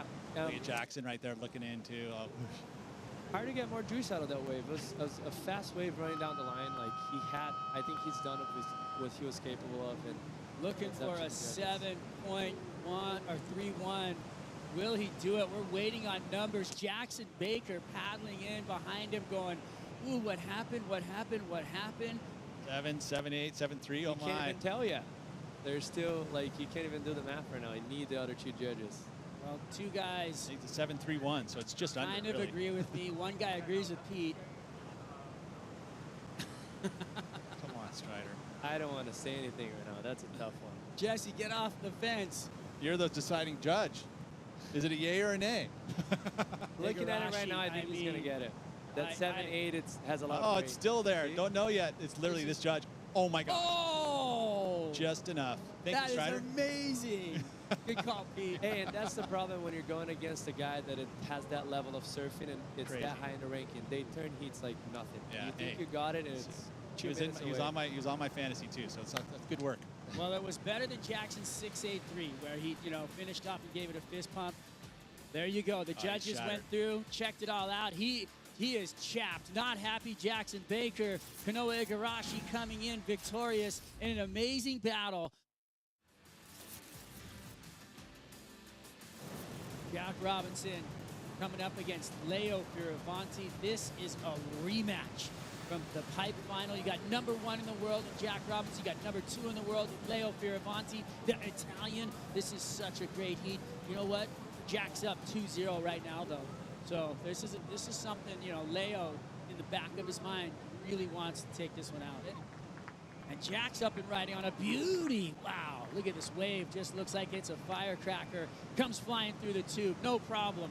Big gouge on the open face. That was really fun to watch. Fist pump to boot. And Jack Robinson finding magic up against Leo Fioravanti. That was pretty cool. All those waves. And to cap it off with our current number 1, Jack Robinson. Jack Robinson, Jesse, look at this wave. Yeah, that transition in between the first turn and the barrel and coming out with so much speed, like Pete said, and just holding that rail for that long. It's easy to do on a 3-foot wave. When you're doing out at sunset, when it's 6 to 8 foot, it's like you need a lot of technique for doing that. Yeah, I mean, again, watch it as he goes in. This is the first turn, right? Just carves it back, but he sets up the barrel, knowing it's going to come down line. Mid-face bottom turn, and this barrel squeezes at the top, and Jack reads it perfectly. Like, he comes out of the hole, and that's going to make that wave special because it carries so much speed. But then look at the technique. Watch the arm stay right there, wide, and then drives it through, keeps it low. And that's why he's able to drive it low, and it keeps that rail down in the water so it doesn't skip out. Jack Robinson in world #1 form. Beautiful surfing, flow part of the criteria, and he's pushing that all the way to the limit. Paddling, paddling, paddling. Right on. Got into that thing. He worked for that. Leo Fioravanti laying into it. Nice wrap. First turn, going for something off the lip, and comes down with it. Solid surfing. He's fist pumping it. But he definitely is in search of a solid score. 7.51. He wants That's that not speed. it. I mean, I You don't guys think aren't that's quick enough. a 7.51. There's some kicking and scratching right here going on. Jack Robinson likes it. It's got a clean face. He's coming off the bottom. Big outside gouge right there. Drops both hands back into transition, straight up into the whitewater. And he's going to come out on the face for a quick little turn to finish off here. So some great surfing right there by Jack. Could eclipse the 6.33, and this thing is over. Yeah, I mean, good work there, having the priority at the end of the heat, taking that wave. Even if he doesn't better the 6.33, got the heat win. And that was a Jesse great Mendez. That was insane. Insane. Like both of them probably averaging 14 points, and out at Sunset, like what can you say to Leo? You know, like he did All-time battle right there.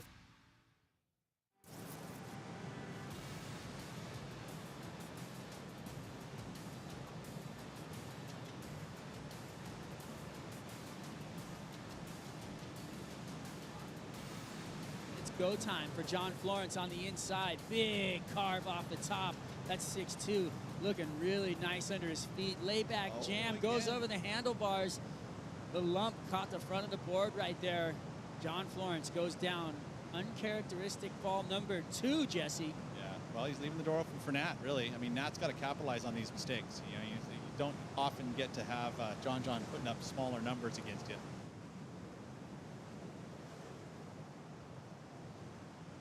Check out Nat Young on the backhand, squirting through some turns. Great rhythm and tempo down the line, and Nat's going to finish that ride off. He's trailing John Florence, but may have just taken the lead. Yeah, kind of just disappeared, those lumps. Yep. Might have an opportunity to get into it over here. He's paddling.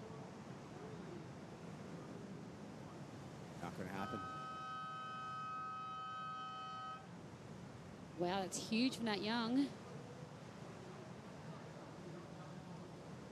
Wow, so John unexpectedly out of competition. Ethan Ewing, he's continuing to surf his heat now in the priority phase against Kelly Slater. Nat Young's in the quarterfinals. John's out. Surprises are happening here at Sunset. Stick around. We got more of the Hurley Pro on the way after this. What do you think about this? We're looking at the setup right now, Megan, and Kelly Slater. Maybe a little bit frustrated early on in this heat. Yeah, nah, you know, but Kelly frustrated is not a bad thing. I feel like Kelly frustrated is a positive thing. He's such a natural born competitor, right? First task at hand for all of these tour surfers is to survive that mid-season cut. Kelly Slater in the barrel and out of the barrel. So, like you said, Laura, you projected that. This was one of those times that Kelly's going to find those diamonds out there. He found the bubble, stood all in it, and found the exit. And that was like a nice little bubble, but I feel like if anyone's going to find the unicorn, big mama bubble out there, it'll be him. Here it is. In, and look at just standing straight on the way out. I love the casualness and love the rail grab cutback. Ethan Ewing utilizing his priority. Strong carve. And just laying into that final maneuver before kicking out. Ewing looking to better his low of a 4.67. That'll do it. I think, you know, Ethan just making it look so easy, so effortless, but just slicing through right there. And I think the judges are really going to love that. It's going to put pressure on Kelly Slater for sure. Yeah, Laura, I really like how he's putting that extra, here you can see him going down the line here. Nice first turn, but right here, he puts that extra stomp to the tail, and it just gives that a little bit more of a dynamic turn to the judges, and you can see it in slow motion right here. I mean, he's carving and lays it out, but then a little extra push right there, and just absolute huge power gave. Yeah, Huge, there was huge a power hack. Ethan would have to be way far down the line to change. It's not going to matter because horn blew. It's done. Ethan Ewing to the quarterfinals with some sharp surfing and just looking like he's the man to beat at Sunset. Unfortunately, we are seeing the exit of the GOAT, Kelly Slater. Welcome back to the Hurley Pro Sunset Beach. Gabe Medina, Griffin Colapinto facing off and going to battle for a spot in the quarterfinals. Round of 16, heat number 4. Kelly Slater on a great wave. This is after the horn, gets a turn in there and utilizing his priority. Gabe Medina off the bottom, hooking it off the top. Laura Magines one more time, but gets bounced. Wow, that was on its way to being a huge score.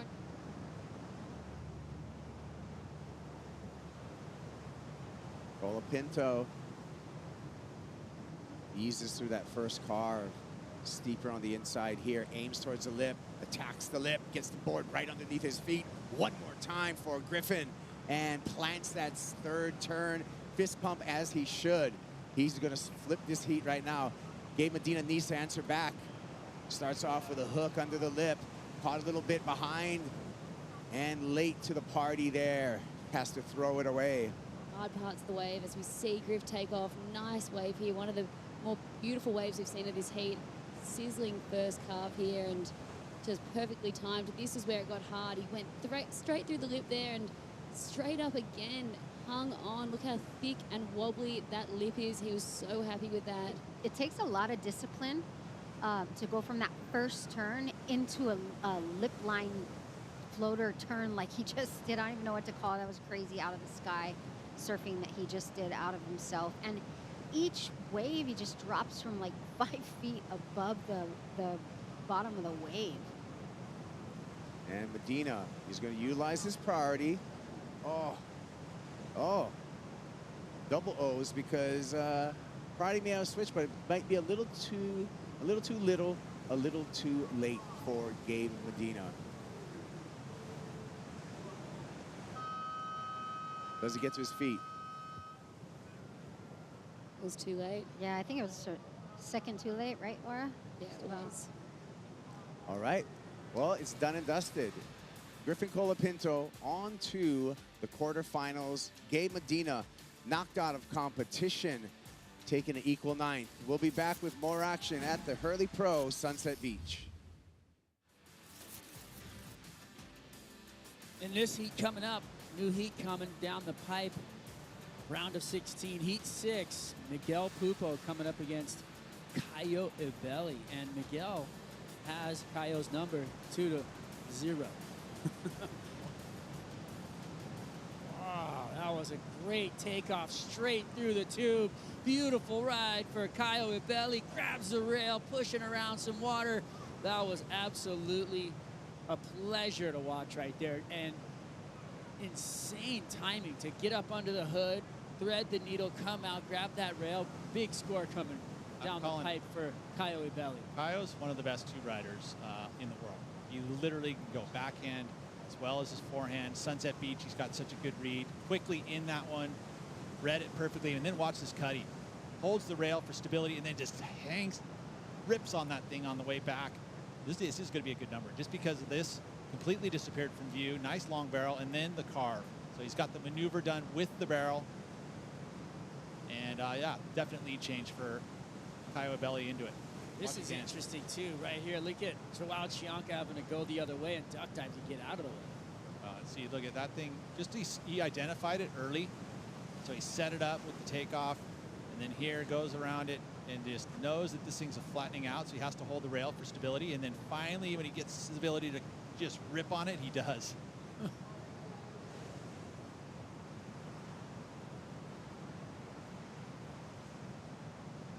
Miguel Pupo off the bottom, snaps, looking for more Wow, nice whip right up into the corner right there, rides out of it. That was a beautiful turn. Perfect timing. It's going to be less than it was. Wow, out of the sky. Coyote Belly once again pushes through. This guy is on fire. Like I said, one of the best barrel riders in the world, man. He got such a sniffer for it. He knows and sees it. Remember the barrel he had at Sakurama last year? Yeah, he got a 10. Yeah, I mean, but like no one even had a barrel even close, right? That was the unicorn, as we like to call those, you know, just the 1 in a million waves. But he was the one to find it and sniff it out. Look at this drop. Look at how beautiful this is. And he saw it again. See the delayed bottom turn just to time it perfectly so he could slide up underneath behind it. Exit could have been a little cleaner. It would have helped him for that last section if he'd been able to just stay a little tighter out the end of it. But he kind of came out through the white water. See right there, but that put him, he's just kind of, you know, arm up, but that made him late to that section, which then again, he wasn't able to pull it off. So a little mistake there. I mean, if we're going to start analyzing and dissecting, right? But yeah, I agree with you, Pete. And he's still going to get a better number, though. I mean, a barrel's going to get a good number. Coyote's not done either. He's going to close this one out, catch himself a ride to the beach. Not a bad day in the office today for Coyote Belly. Oh, freshly engaged on this trip. He's on a bit of a high. And so is this man. He just doesn't stop.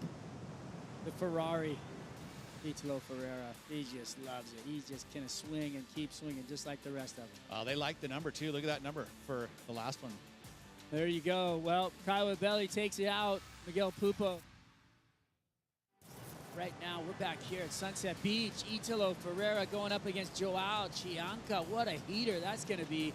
Woo, that's a heavy one. I mean, it's been challenging. I mean, we saw it from these earlier heats. It's not easy. We saw it at 8.83, but that was performance-based, not a barrel. Italo slams it up off the top. He's winding up for more. Rips one through. Airdrop. He's not done. He's just so dynamic and fun to watch, and stole the heat from Jackson Baker. So Kanoa, he's on a heater. Out the back right now, live action. Wow, what a beautiful turn. Another gorgeous slip lines, just carve and then just finishes on the inside. Joao Chianca, he Look at likes that. it. That looked like you, Strider. Yeah, he felt like me. I think he's psyching. I love it. I mean, you know what though? We've been watching him, and he's been looking like that this whole event. He talked about feeling like that in his post heat after he won it, you know, and those big beautiful barrels. So he's, you know, he's not laying down. He is just going to keep that rhythm. It's kind of cool that he's actually, you know, not trying to sniff out the barrels again. I mean, after you have a heat like he did earlier, you would think that that's where you're going to look for it again. But no, he's actually going out there looking for maneuvers. McGillivray, once again, trying to find position. Unfortunately, getting knocked off his board by the lip line right there as he tried to push through tube time. So it feels like, I mean, you look at Italo had the 6.83, and where does this factor in comparison to the score? I mean, it felt like to me this was really good surfing. These twists and shout kind of. That's nothing but excellent surfing right there. Okay, you're thinking all the way to the 8s. I mean, I do believe that those were, and then the finish at the end where he tagged it super hard on the lip. Look at these, just all the way up in there as far as he possibly can to do that arc. Cuts it short, but straight to the bottom. The transition of the rails, the judges have been rewarding that in a big way. We saw that from Kanoa earlier today. You know, straight out of a newer, right into that bottom turn rail. And you're right, Strider's starting to see those numbers trickling in, and it's going to be upwards of the excellent range. He'll get back out there and reset, up and riding right now in the lip. Joao Chianca going fast. Looks like that 6.2 is just arcing through the lip. Beautiful surfing, fast, clean, solid, and free. So is what free. I'm seeing. It's a bold statement, but the reality is Strider's into the bold statements. This guy is just having a heck of a heat. He's surfing incredibly well. He's surfing, you know, fast and free and throwing down big power moves in critical sections. And to match that kind of surfing is going to be hard for Italo. There's Matt. Little double hand drag bottom turn. Quickly in the barrel and out. It's going to add to that 8.0 he already has. Would have loved to seen him pull this one off. going for it. You know, he hasn't comboed his competitor, but he's still going to just keep riding waves. There he is, Joao Chianca, the inform on fire, whipping a turn into the corner. Another big fin gouge. I mean, he's just driving through those rails. I saw his dinger pair. He literally has duct tape on the nose of his board. I know. I saw him in the back. Burns from security was getting him duct tape and stuff to fix up his board. The board actually hit him in the butt. Yeah. He's got a big old bruise from the nose of the board. So there it is, duct tape great on the work nose. from Joao Chianca. Beware of the wounded warrior.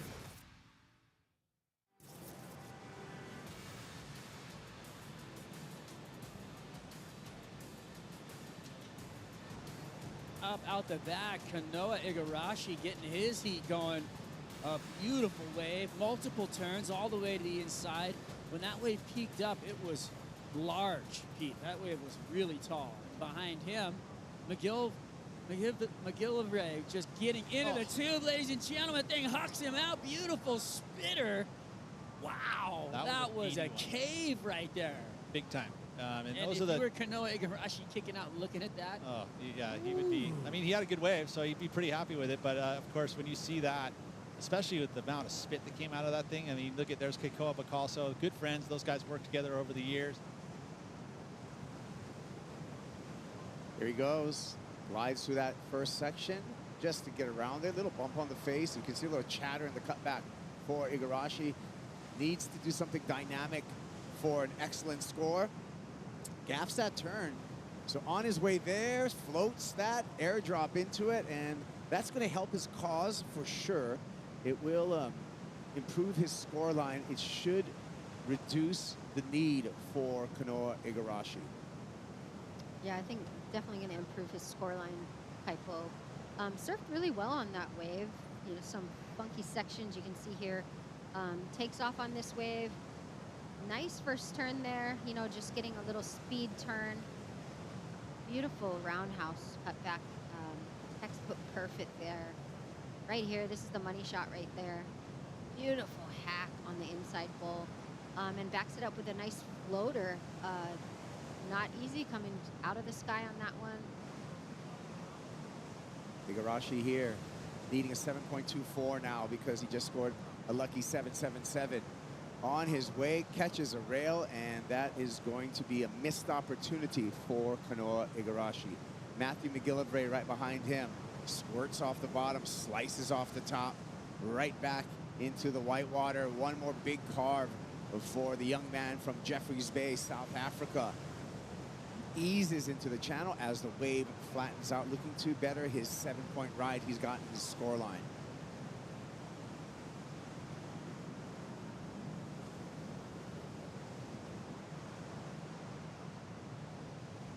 Pretty evenly matched up this heat. Their scores, not a lot of differentiating the two.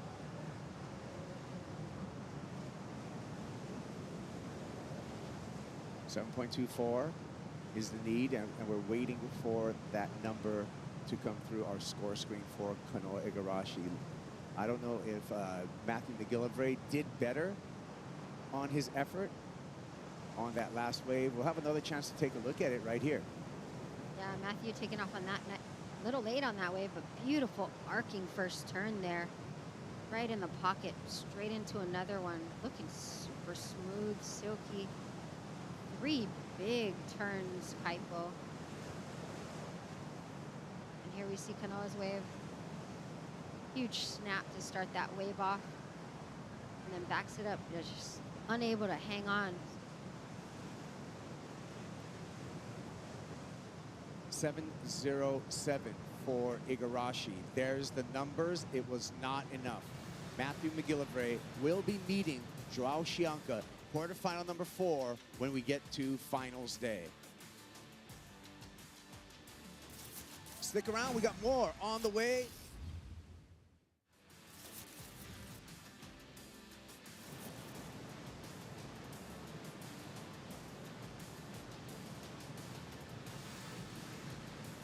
I don't know if she finished the whole can, but she definitely did a couple of swigs with some extra energy. Here we go.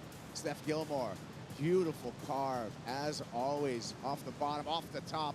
Aggressive second turn. Nice rail work for Gilmore, and she kicks out. So getting into her groove right now, Macy Callahan. Macy, lip line, glide, throws it up, and unable to ride out of that for the completion. Yeah, that was a missed opportunity from Macy there. You know, I've put her down as being really dangerous in this event. She's, you know, really solid when it comes to, you know, big right-handers with a, you know, a lot of push to them. And, you know, obviously today isn't as big as it has been, but, you know, she's usually pretty amazing at staying on her feet. So,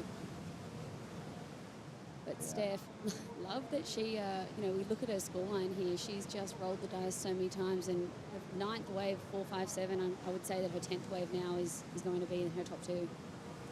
Yeah, I want to say that the judges owe us 2 scores for Steph Gilmore. The score did come in through for Zoe McDougall at a 4.07. This was the last effort, Jesse. Yeah, just amazing timing and so much speed she's carrying. It's so hard to do that out of Sunset Point, and just 3 very good quality turns. I think that's, I'm pretty sure it's going to be the best wave of the heat. Macy Callahan just with 1 bang off there. Zoe McDougall, she's up and riding. This is going to be probably her final chance. Big trip to the lip and a snap for McDougall. So gets the outside turn.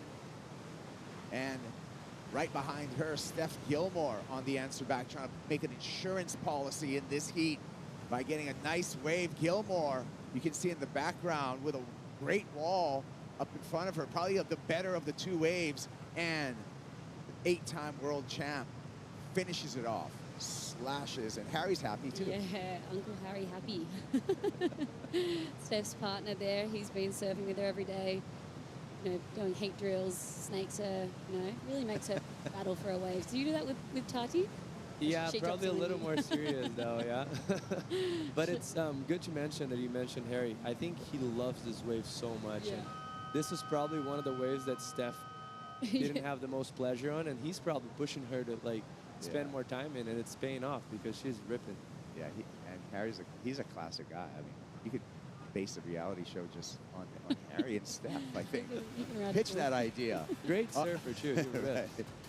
All right, well, looks like all the numbers are in, and it's going to be Steph Gilmore on to the quarterfinals. Zoe McDougall bowing out. We got a new challenge in the water right now. The yellow leader's jersey is out there in the lineup with Carissa Moore. Carissa won the challenge against a young Luana Silva, just 18 years old. Luana, a North Shore local representing Brazil, is got a big challenge against her because she's surfing against her childhood idol in the way of Carissa Moore, Laura. Yeah, she is, and, you know, surreal moments. Luana was on the tour last year, and, you know, she did amazing at this event. You know, she put up some incredible surfing, and, you know, unfortunately lost her with the mid-year cut, and she didn't convert on the Challenger Series and make it back on the tour. But I'm so stoked to see her back in this event, and I think she's going to be really dangerous. Yeah, I mean, beware of the underdog. Luana Silva making the quarters last year, going down to Gabby Bryan in that quarter, so she's already got a good feeling of making heats out here. Yeah, you know, I feel like once the hooter goes, you just game on. You know, there's no friends out there, but I've been in that position before where you're a wild card and you're at your home break, and it's a dangerous position to be in because you know the break well, and I'm sure Zoe's surfed it just like this more times than not. So yeah, I kind of try to keep my distance from her in the water and just play my own game, but I knew that if the good ones were going to come, she'd be on them, so I was just going to have to stay busy. So yeah, it worked out. It did work out. Congratulations, you're on to the next round. Thanks so much. All right, so during that interview, we saw the first exchange between Luana Silva in the white jersey and the yellow jersey on Carissa Moore. So that's going to set the pace for their matchup with 29 minutes and some change on the clock between the two. Ella Bryant, she's in the new heat. Luana Silva up and riding here against Carissa Moore. Silva with a nice snap to begin, and then you can see the wave slowing down. She's sticking with it.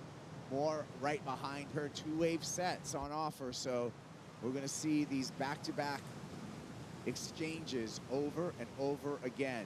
Carissa Moore, a little bit steeper face on her wave, and a 5-time world champ doing a good job of swinging that Mayhem surfboard through its paces, right on the heels of Luana Silva with that cutback. So we'll be waiting for those scores. We can see the color of the sea is dark right now, and so are the chances for Luana Silva, because we're 10 seconds away from a horn, and that's going to be it.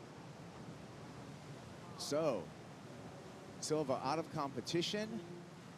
Carissa Moore on to the quarterfinals.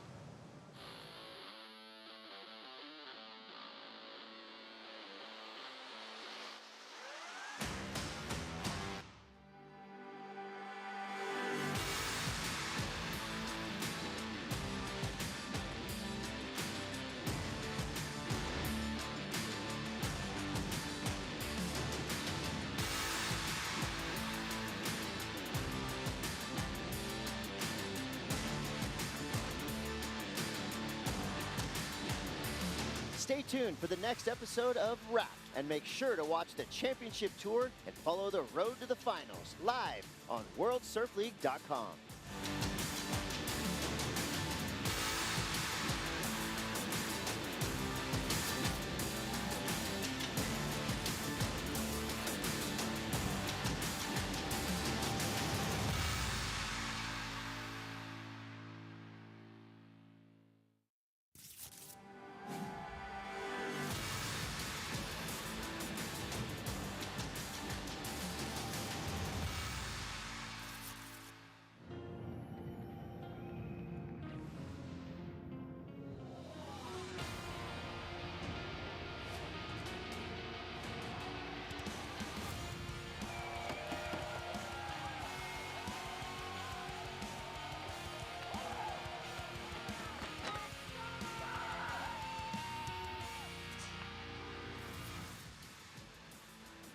You're watching Finals Day for the Hurley Pro Sunset Beach. Steph Gilmore taking on Tyler Wright. What a heat. Stephanie Gilmore, an 8-time world champ. She's got the record there. And Tyler Wright, a 2-time world champ. Won those back-to-back from 2016 to 2017. Important part of the quarterfinal. Tyler Wright using priority, needs a 1.44. Rips into it. Feeling like she probably did enough already. Another clean wrap, section approaching, attacks it off the top. Tyler Wright, well done. Wave of the heat right there. And no wave for Steph. Not yet, at least. Oh, wait. This is how we wanted to see it finished. You want to see a battle to the end. Gilmore wants to make the semifinals.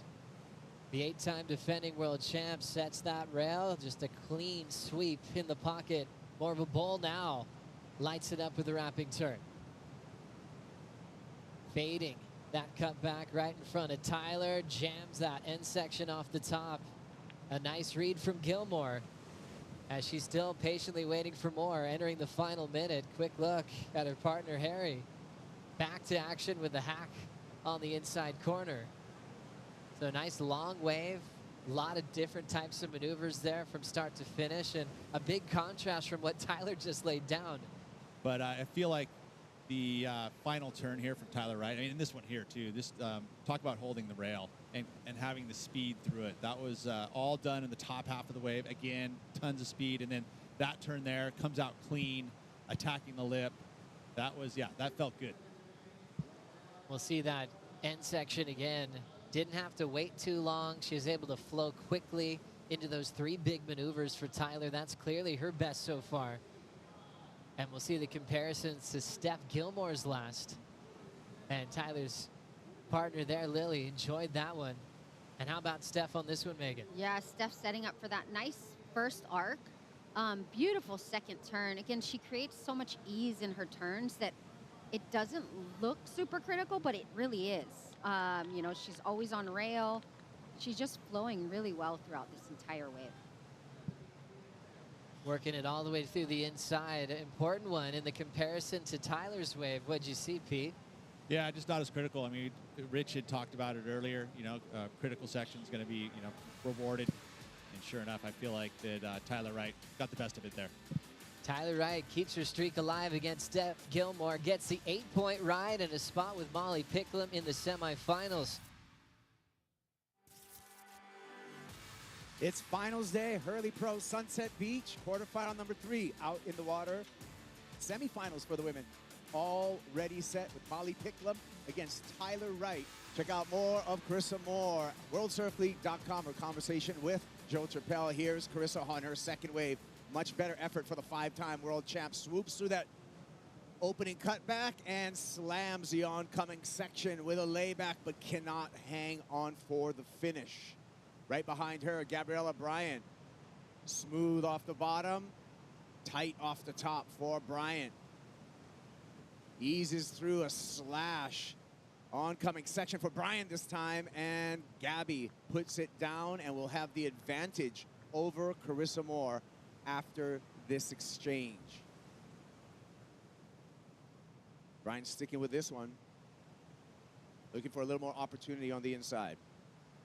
Nice slash, throws the tail, and that was a little bonus for Gabby Bryant. Carissa Moore back up and riding.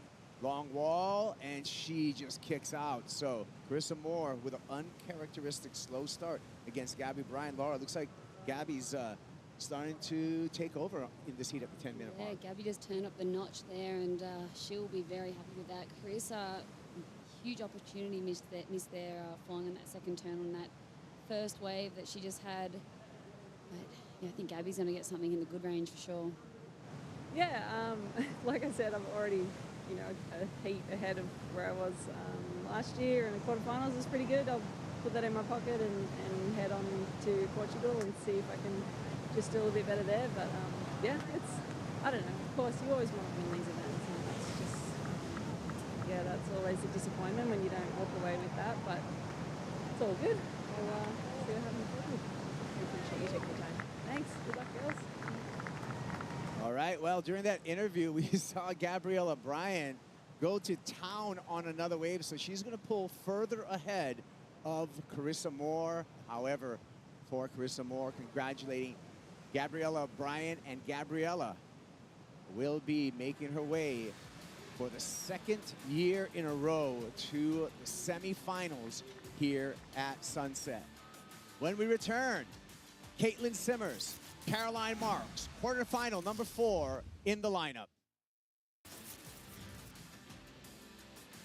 Hearing from Katie Simmers, you know, in my opinion, one of the most exciting things to happen in women's professional surfing. The rookie on tour is matched up against Caroline Marks in quarterfinal number 4 here at the Hurley Pro Sunset Beach. Winner goes into semifinal number 2. Marks is going to get her opportunity right here, right now, and here she goes. Has to ease through that first turn. It steepens up here. Nice slash on the backhand for Caroline. One more time on the lip. Feeling that she's nearing the number that she needs with this performance.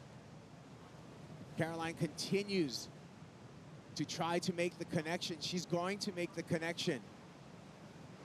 Little warbled water on the inside, struggling with that turn, but gets vert there for the finish, and a fist pump for Caroline Marks. Katie Simmers right behind her.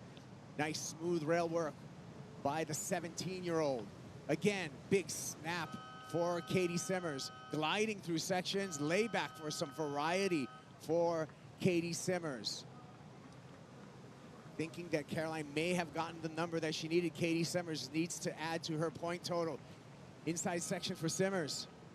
And a smooth finish with even more ahead of her.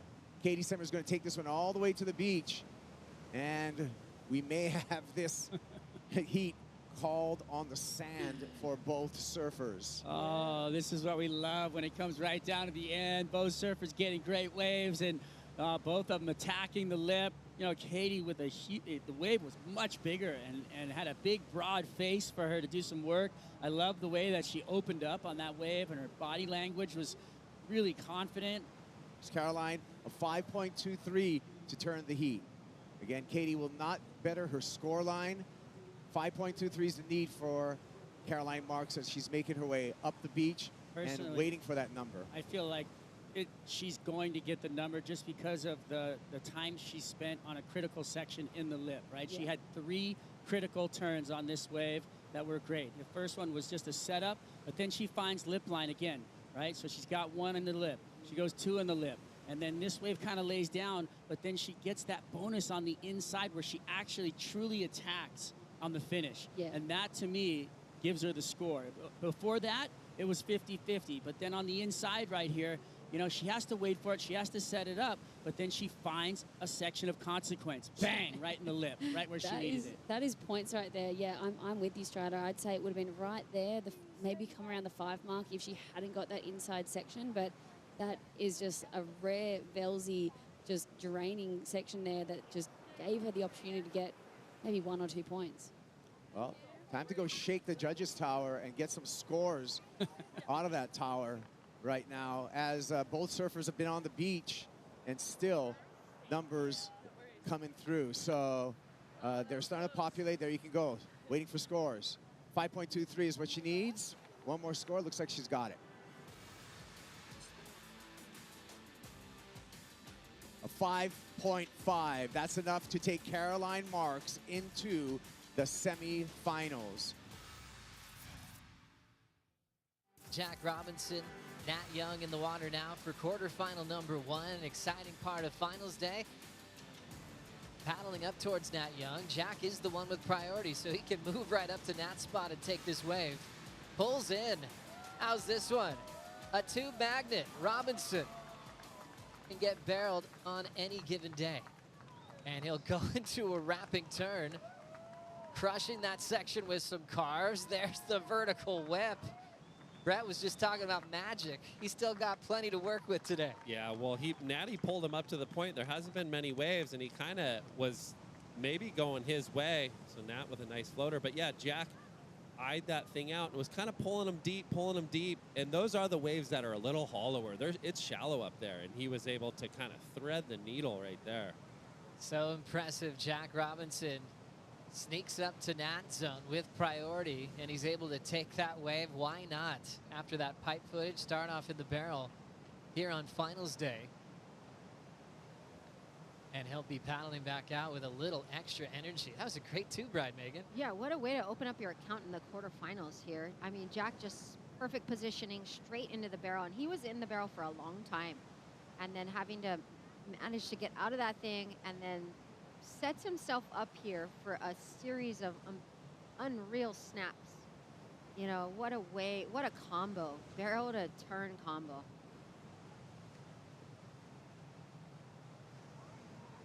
Coming down to this, needs an 8.83. Nat Young connects with one section, and he's unable to back it up.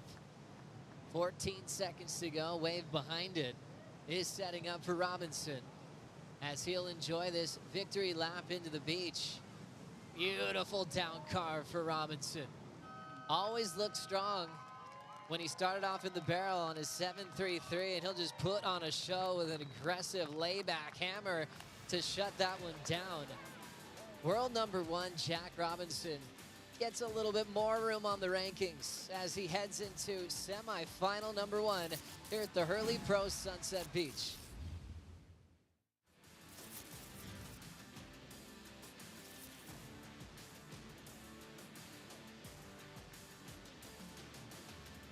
Defending world champ, Felipe Toledo, looking sharp on the sharp eye with some sharp rail turns.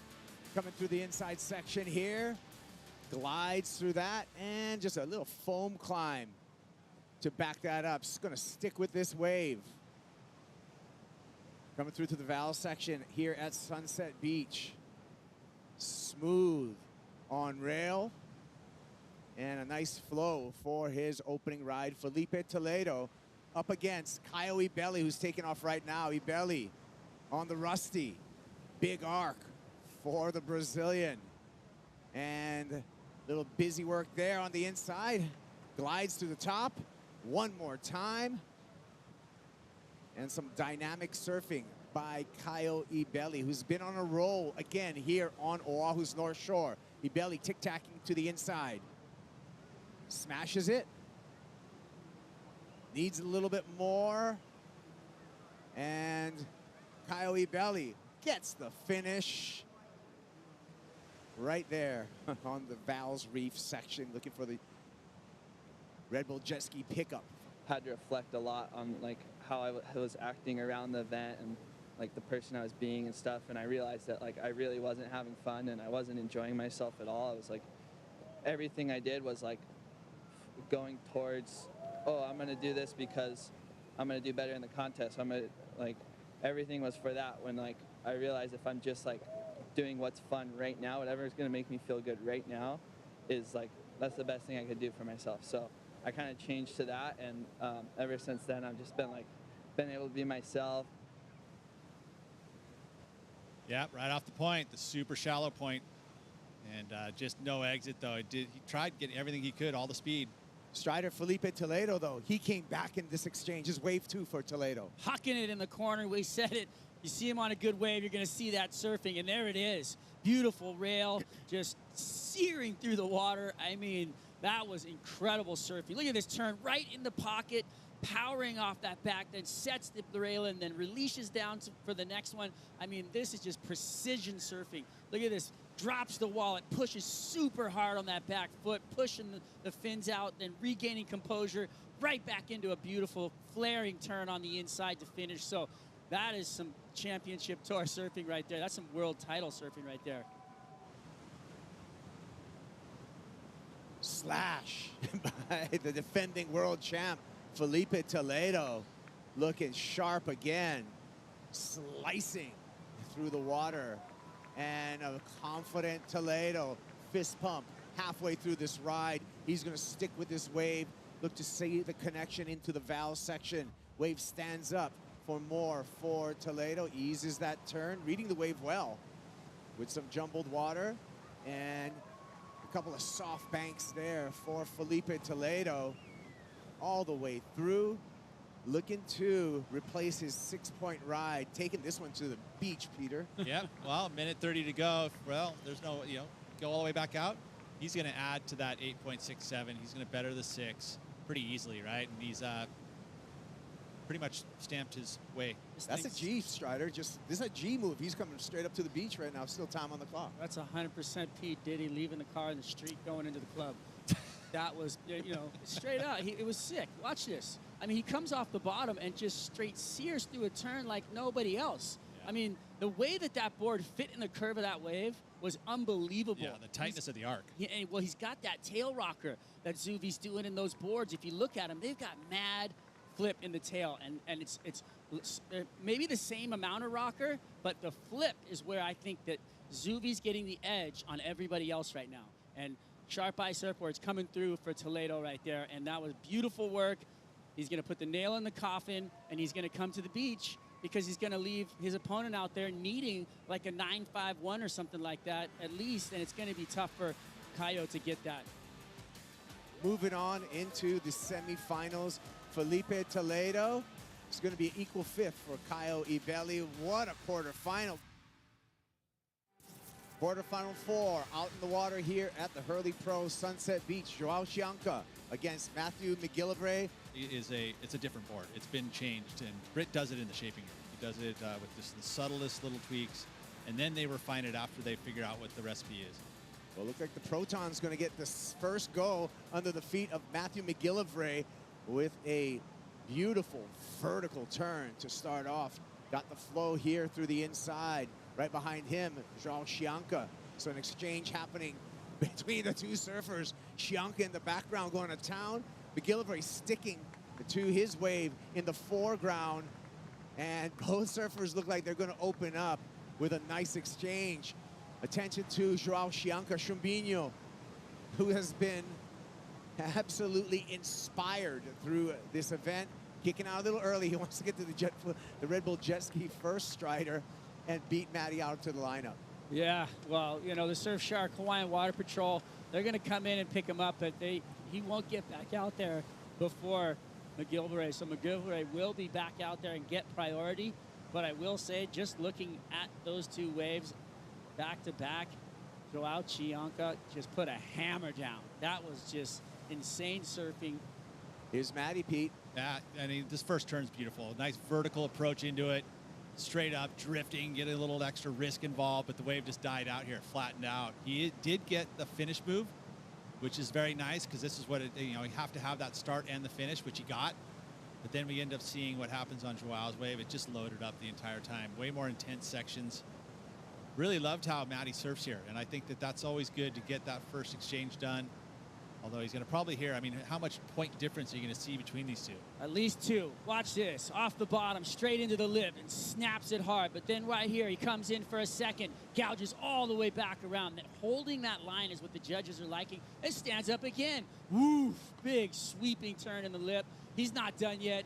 Bangs the layback jam, and he's done. I mean, that was just some efficient surfing where every part of that wave was utilized, and he knew it. He knew it as soon as he went through the motions.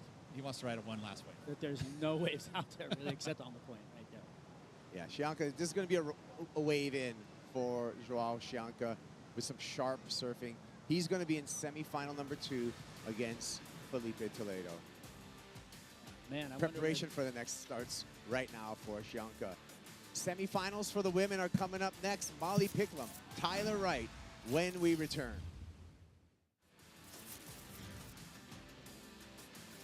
Semifinals in the water for the women, Hurley Pro, Sunset Beach. Can Tyler Wright go back-to-back finals on the first 2 legs of the championship tour?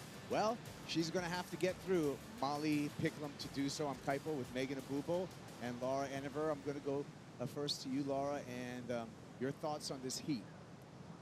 I mean, it's the veteran versus, Molly's not a rookie, but, second year on tour. So we've known about Molly for a long time in Australia. She's a super grom, and I just feel like she is out for blood, and we'll take it to Tyler Wright. They're, sponsored by the same, on the same surf team and staying in the same house. They get along really well, but Molly's competitive, and she's opening up. Yeah, we just watched her opener there, Molly Picklum, Megs. Yeah, good opening wave for Molly. I really like her aggressiveness. She really takes it to Tyler. Tyler is another really aggressive surfer in the lineup. So I like she's just a little bit of a new school, and you can see how much energy she brings into each of her turns. Forced priority to Molly Picklum. Steep drop. She pulls in a shallow section there, and Pickles able to navigate that tube. Couple of turns on very, very shallow water, and Molly Picklum is looking money for a slot in the finals.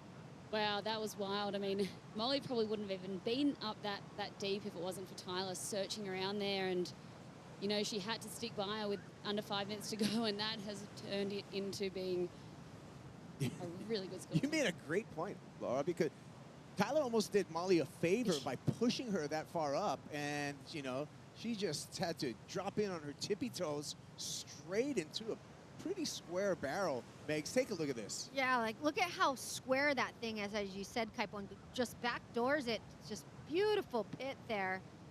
Look how late she just airdrops into that thing, and that is so shallow. I can't even stress how shallow that is.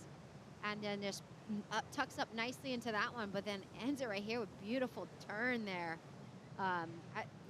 That's just going to improve on Molly's position, and Tyler's going to think she might be in a combination situation. Yeah, that could go. Molly Picklum got to work early, got the job done. They're going to hug it out right here. Great sportsmanship. I mean, that headline, Pickles makes the finals right there, isn't it? I love it. Aloha, you're watching Finals Day here at the Hurley Pro Sunset Beach semi-final action. Gabriella Bryan representing the island of Kauai, last year's Rookie of the Year. Number 5 in the world, coming into stop number 2, taking on the Goofy Foot from Florida. He's been spending a lot of time in Southern California the last few years. Caroline Marks to advance. Here comes the Goofy Foot. Taps the first section to get this one going. Hard off the bottom. How's that backhand connection? Sweeping off the bottom again and drills it. She chose the perfect board for the day. It looks like magic. You can see her support crew there. One of her siblings in the background there has been enjoying a lot of free surfs. I like this wave, Joe. I'm not a judge, but to me, that's one of Caroline's best waves, not her best ride. The way she started that wave, she's just, again, her technique right now, and the judges, they want to see that full rail turn.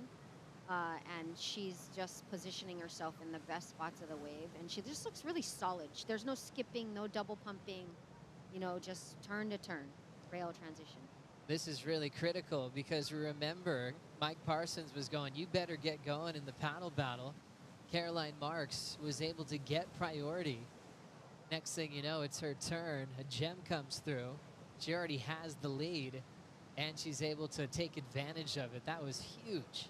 You know why, too? Snips was back in the days of the priority buoy. That's right. Here we see Caroline just going straight into the floater there. But right here, this is where all the points are, just a huge backside turn. And again, just winds it straight back up into the lip again. Like Caroline, those series of maneuvers there are just gonna stand out and look really solid to the judges. Semifinals for the men will get started soon. Jack and Griffin. Let's see Griff going to Shaka to Caroline Marks, doing it for USA as Caroline moves on to her first final appearance since Narrabeen in 2021. We'll be right back.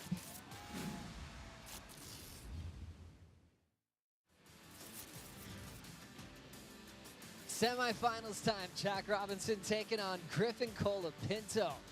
Jack, world number 1, taking on Colapinto, who had a slower start. That's why you see 17 next to his name. That was a pipeline. That's all long gone in the rear view as he's looking for an event win.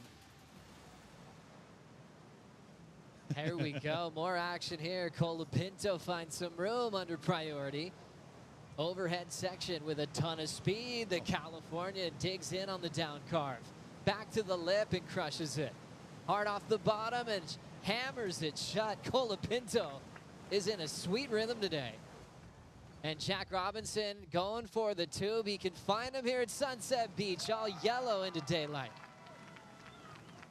Stretched out, wrapping cutback for the man from West Oz, and world number 1 asking for the Red Bull ski. 23:40 on the clock in this first semifinal, and it's heating up. Gotta love it. Really gotta love it. And you mentioned in the barrel, Jack Robinson, he definitely can sniff him out. He has a nose for it. He's a waterbender. He totally is. We all have superpowers.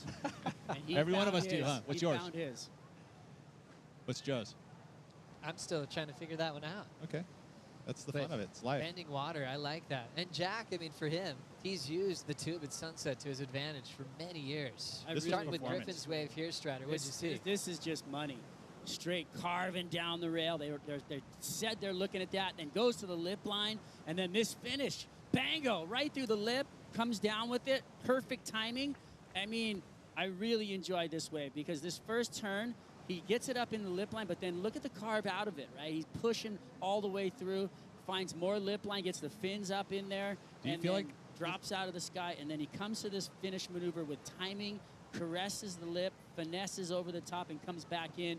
That, to me, is like beautiful surfing, and I think excellent surfing. This man in the Red Bull Athlete Zone, Felipe Toledo, has jumped into Griffin Colapinto's corner. The title race starts now.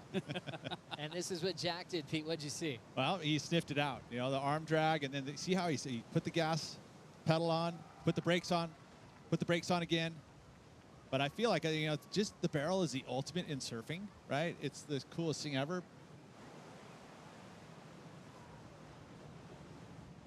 Big sweeping off the bottom to set up that wrapping cutback.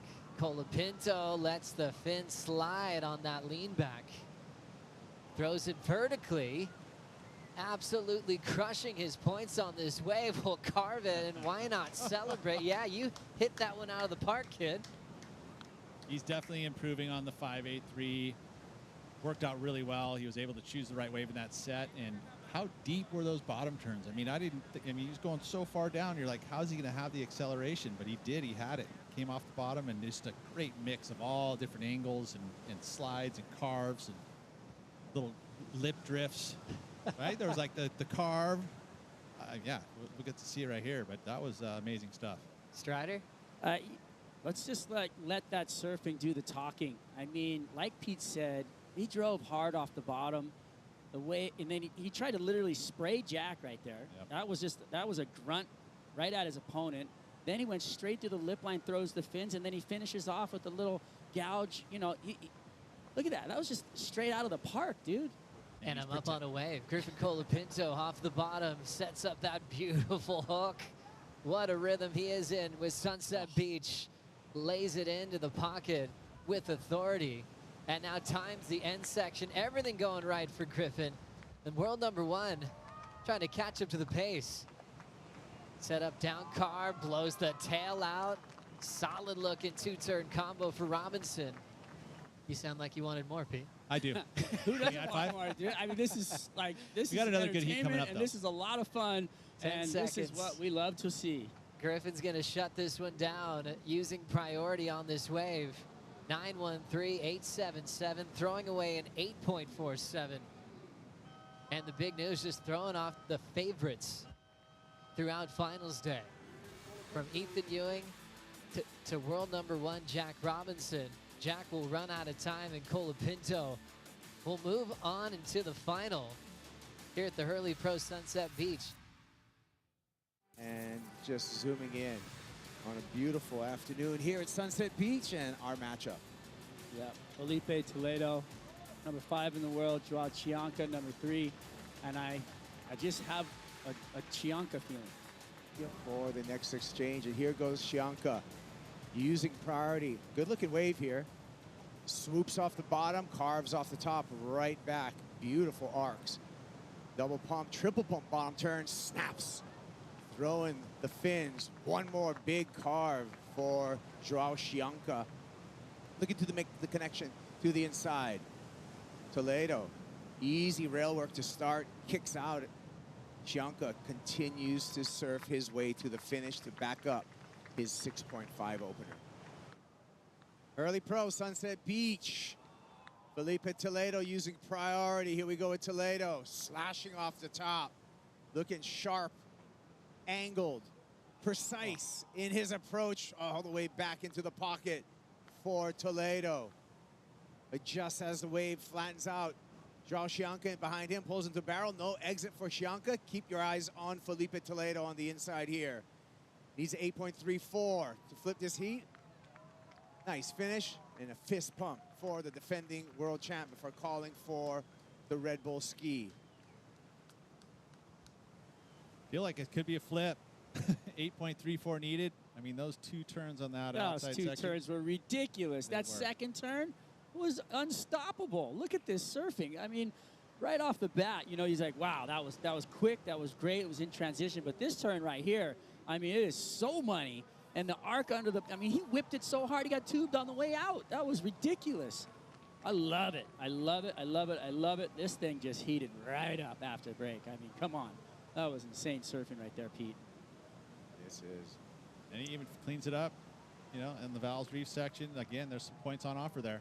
We'll take a look here in slow motion at the approach of Felipe Toledo, and the numbers coming through here at a 9.1. Toledo takes the lead over Joao Chianca with sharp surfing, Peter. Well, and where he does the arc, you know, that was so high up in the wall, right? And then this next one's cupping at him, and again, vertical and just so up in the top of the wave, and that's that critical part of the section where he's doing it. And he's doing it so fast, and it truly is incredible.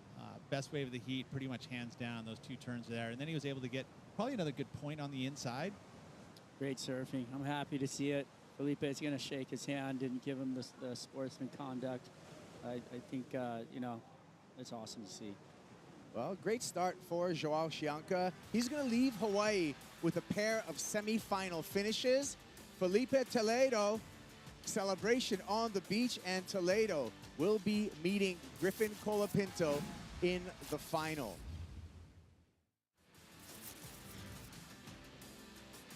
Women's final in the water here at the Hurley Pro Sunset Beach. Second stop of the World Surf League Championship Tour, and a couple of youngsters on the water. Molly Picklum versus Caroline Marks. On the boil, here's Caroline Marks.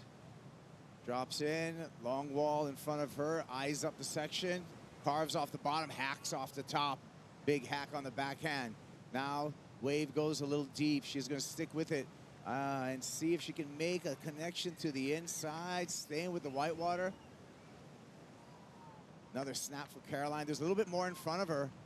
and a third fin throwing backhand Rio for Caroline Marks. That's a nice start for her. 8.36 will give her the lead on a single wave score, Laura. Are you kidding me? That first turn was absolutely huge. I cannot wait to see this replay. But that's the beauty of these waves that are on the bowl. You know, she got that steeper section. Molly's waves have been, going quite flat, then sometimes standing up to give her an opportunity. But this wave of Caroline, she took off here, identified she needed to race down this section and just wait for this big bowl here, and cracks off the lip.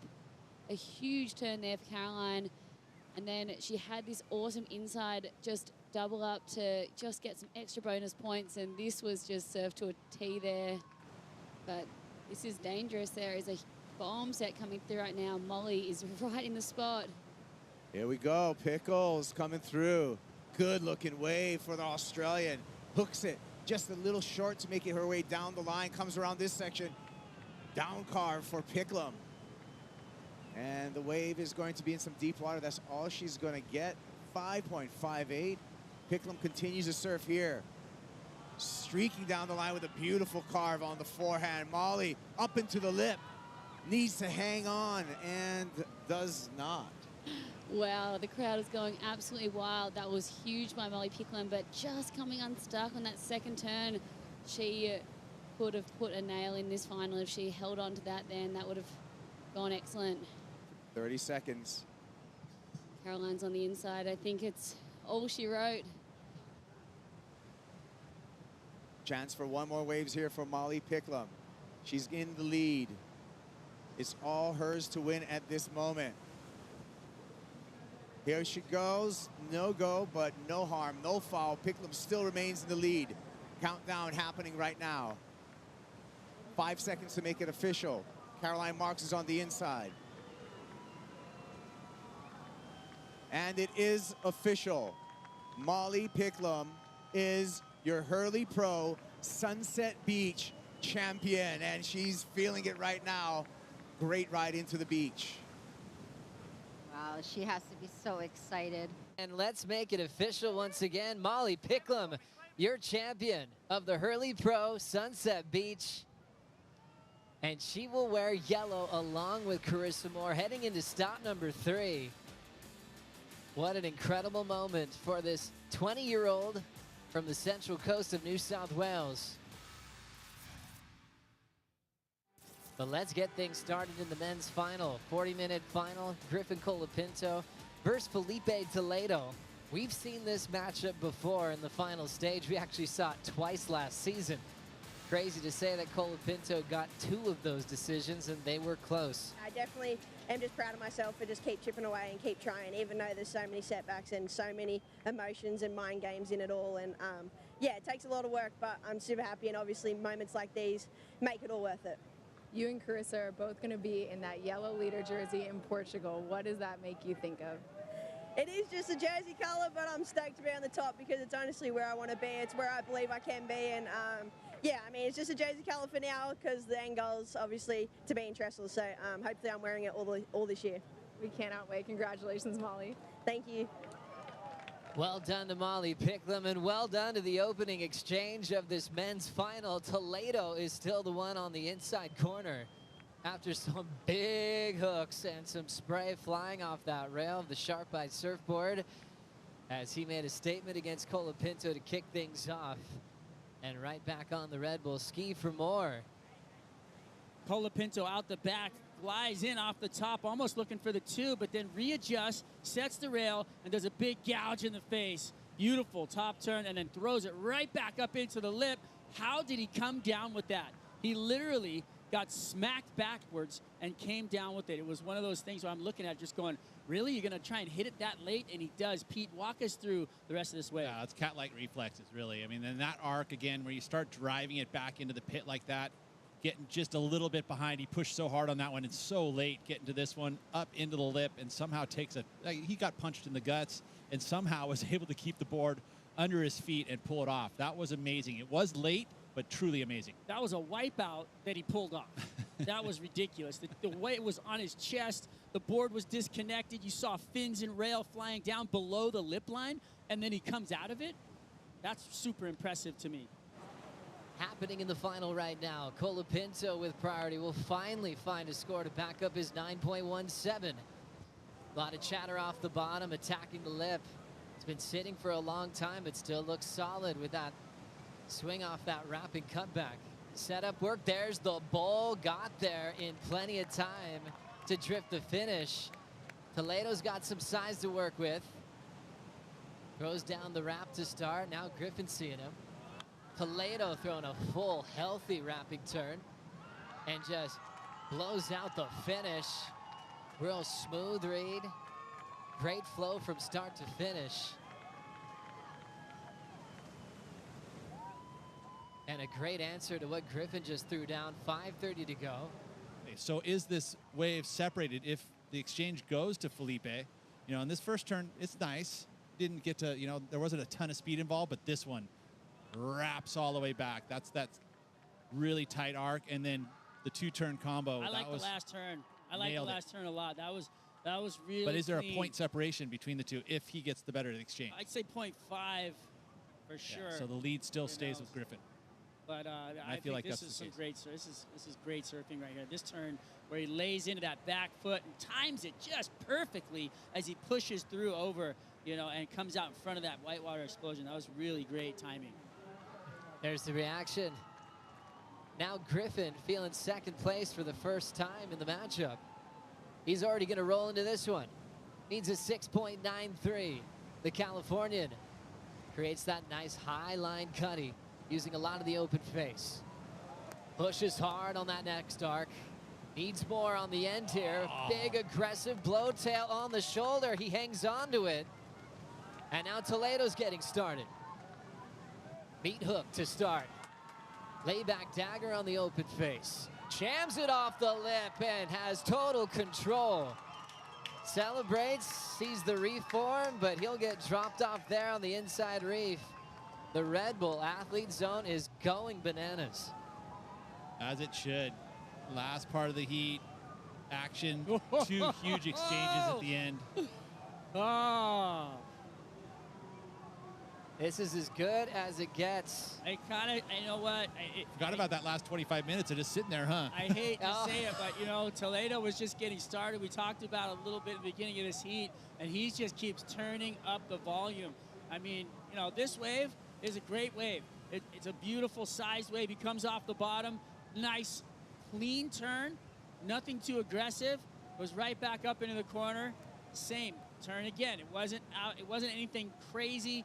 And he pushed super hard off the end there where he blew the fins out, and he comes away with it. So he liked it, but then backing him up.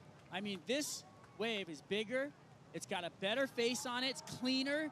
His turns are tighter. I mean, watch this one. Rah, right under the lip, and then this, the follow-up. Slam right into the lip line. That's dynamic. And we haven't seen a whole lot of the lip hit by Felipe Toledo. So he's going to make the judges go, oh, he's got that too? I like that.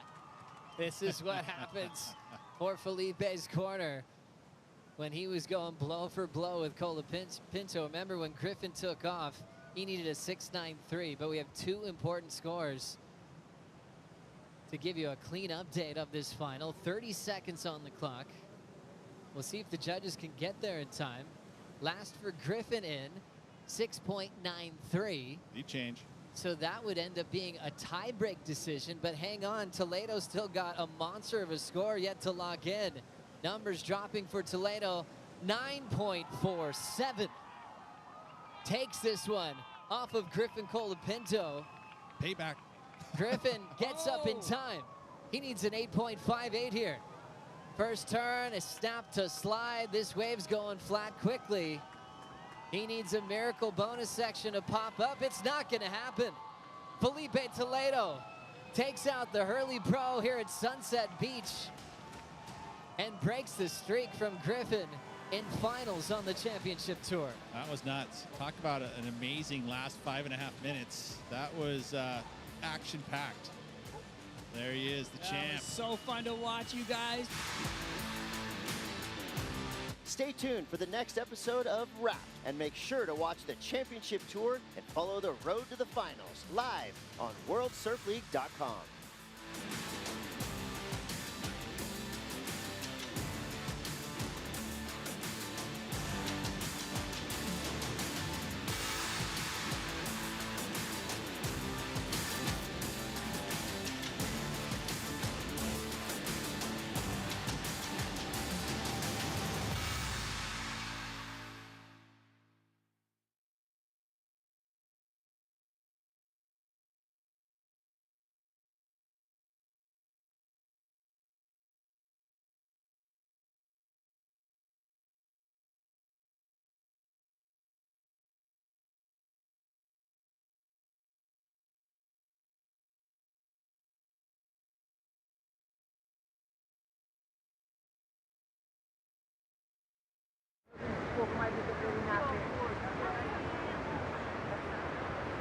Foram ao engano ou sabiam o que é que iam fazer? Sabíamos mais ou menos, mas não sabíamos bem. Ah, passaram pela vida de 150. Está bem? Está bem.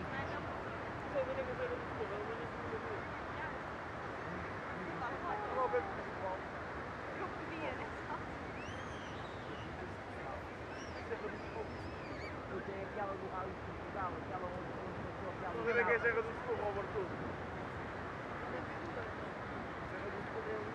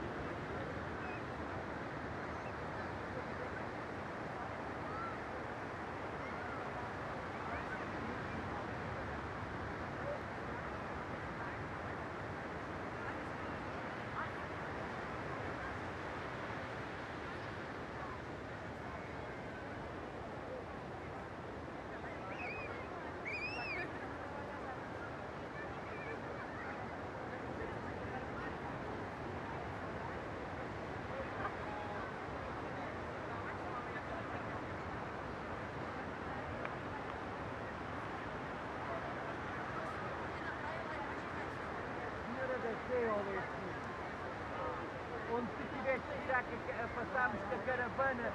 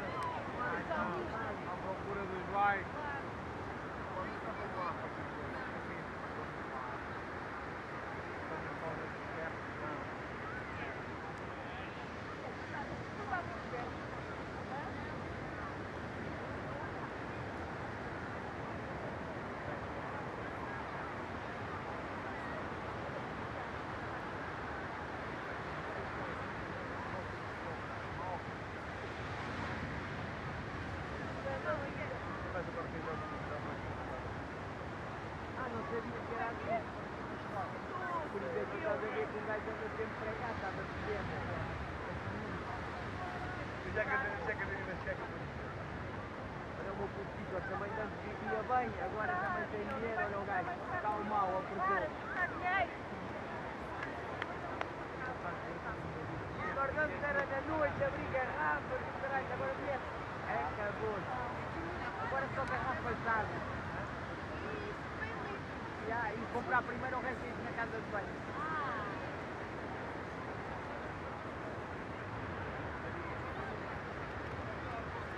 Isto Xavier é um bicho de caralho. Não. Vem assim, não morre.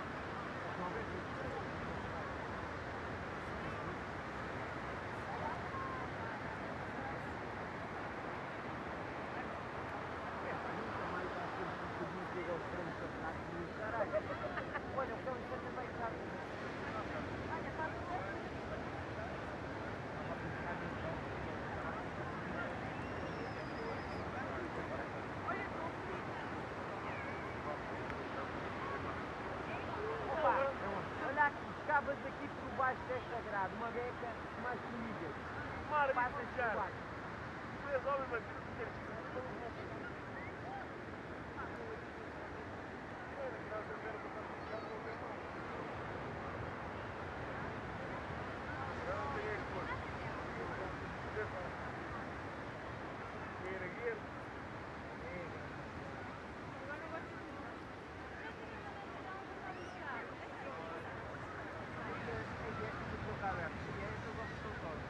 Não, essa não. Estou estranha.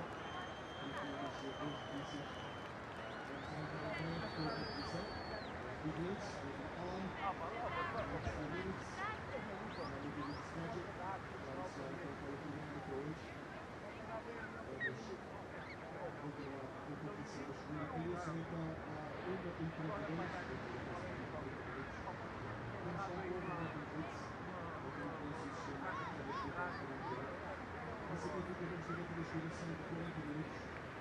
Vamos analisar os exercícios, os exercícios, e vamos até a elite 14. Portanto, 14 kits para frente, neste caso, de 32. Não é suposto hoje levar a competição também. So here's the schedule for tonight. We're going to be at home. We're going to have one activity for the next events. Starting in half an hour. 9:32. We're going to start the event. We're going to run all the way until Heat 40. And then I'll 42 and second night for today. And one of the good news is that we're going to be using overlapping heats for the system, which means 9 more pressure. One heat's really 40 minutes. One person's in 40 minutes. So let's start. Two surfaces and two surfaces out there. We'll do only these two surfaces and we'll do for the first 5 minutes. After the first 5 minutes, we're going to do it with Johnny. And so 10 minutes as fast. This one, you can run, you can agree, and then start with you, Johnny. And so on. They will not come. They will not come to our groups with one at the same time. As soon as it starts, it will be crazy for the audience. Since we're coming to this kind of an audience, We're going to 50 minutes of this Peniche. Fazer alguns serviços aqui para Peniche.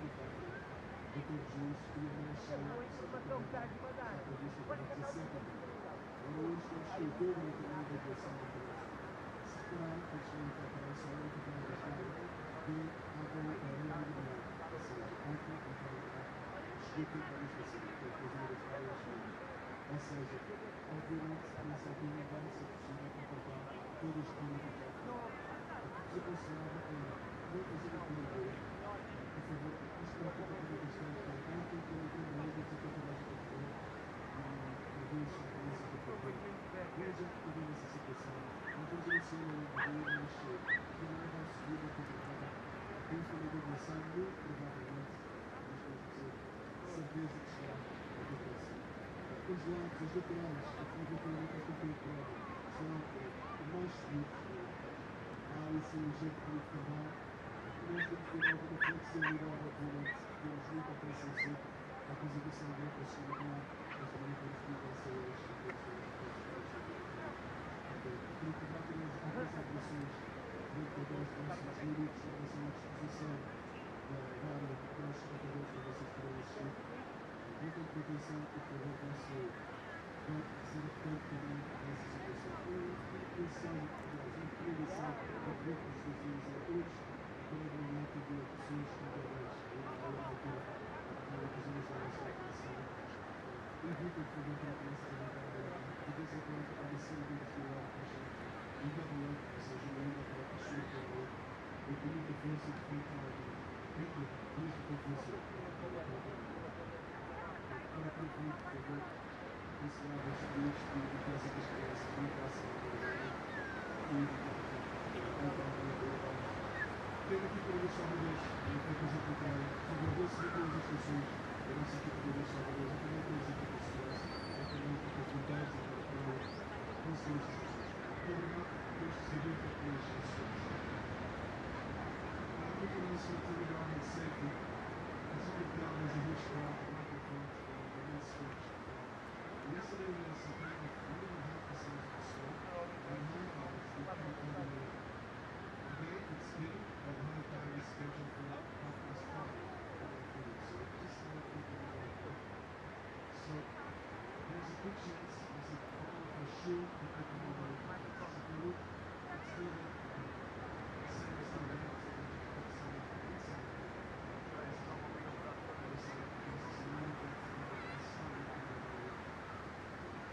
We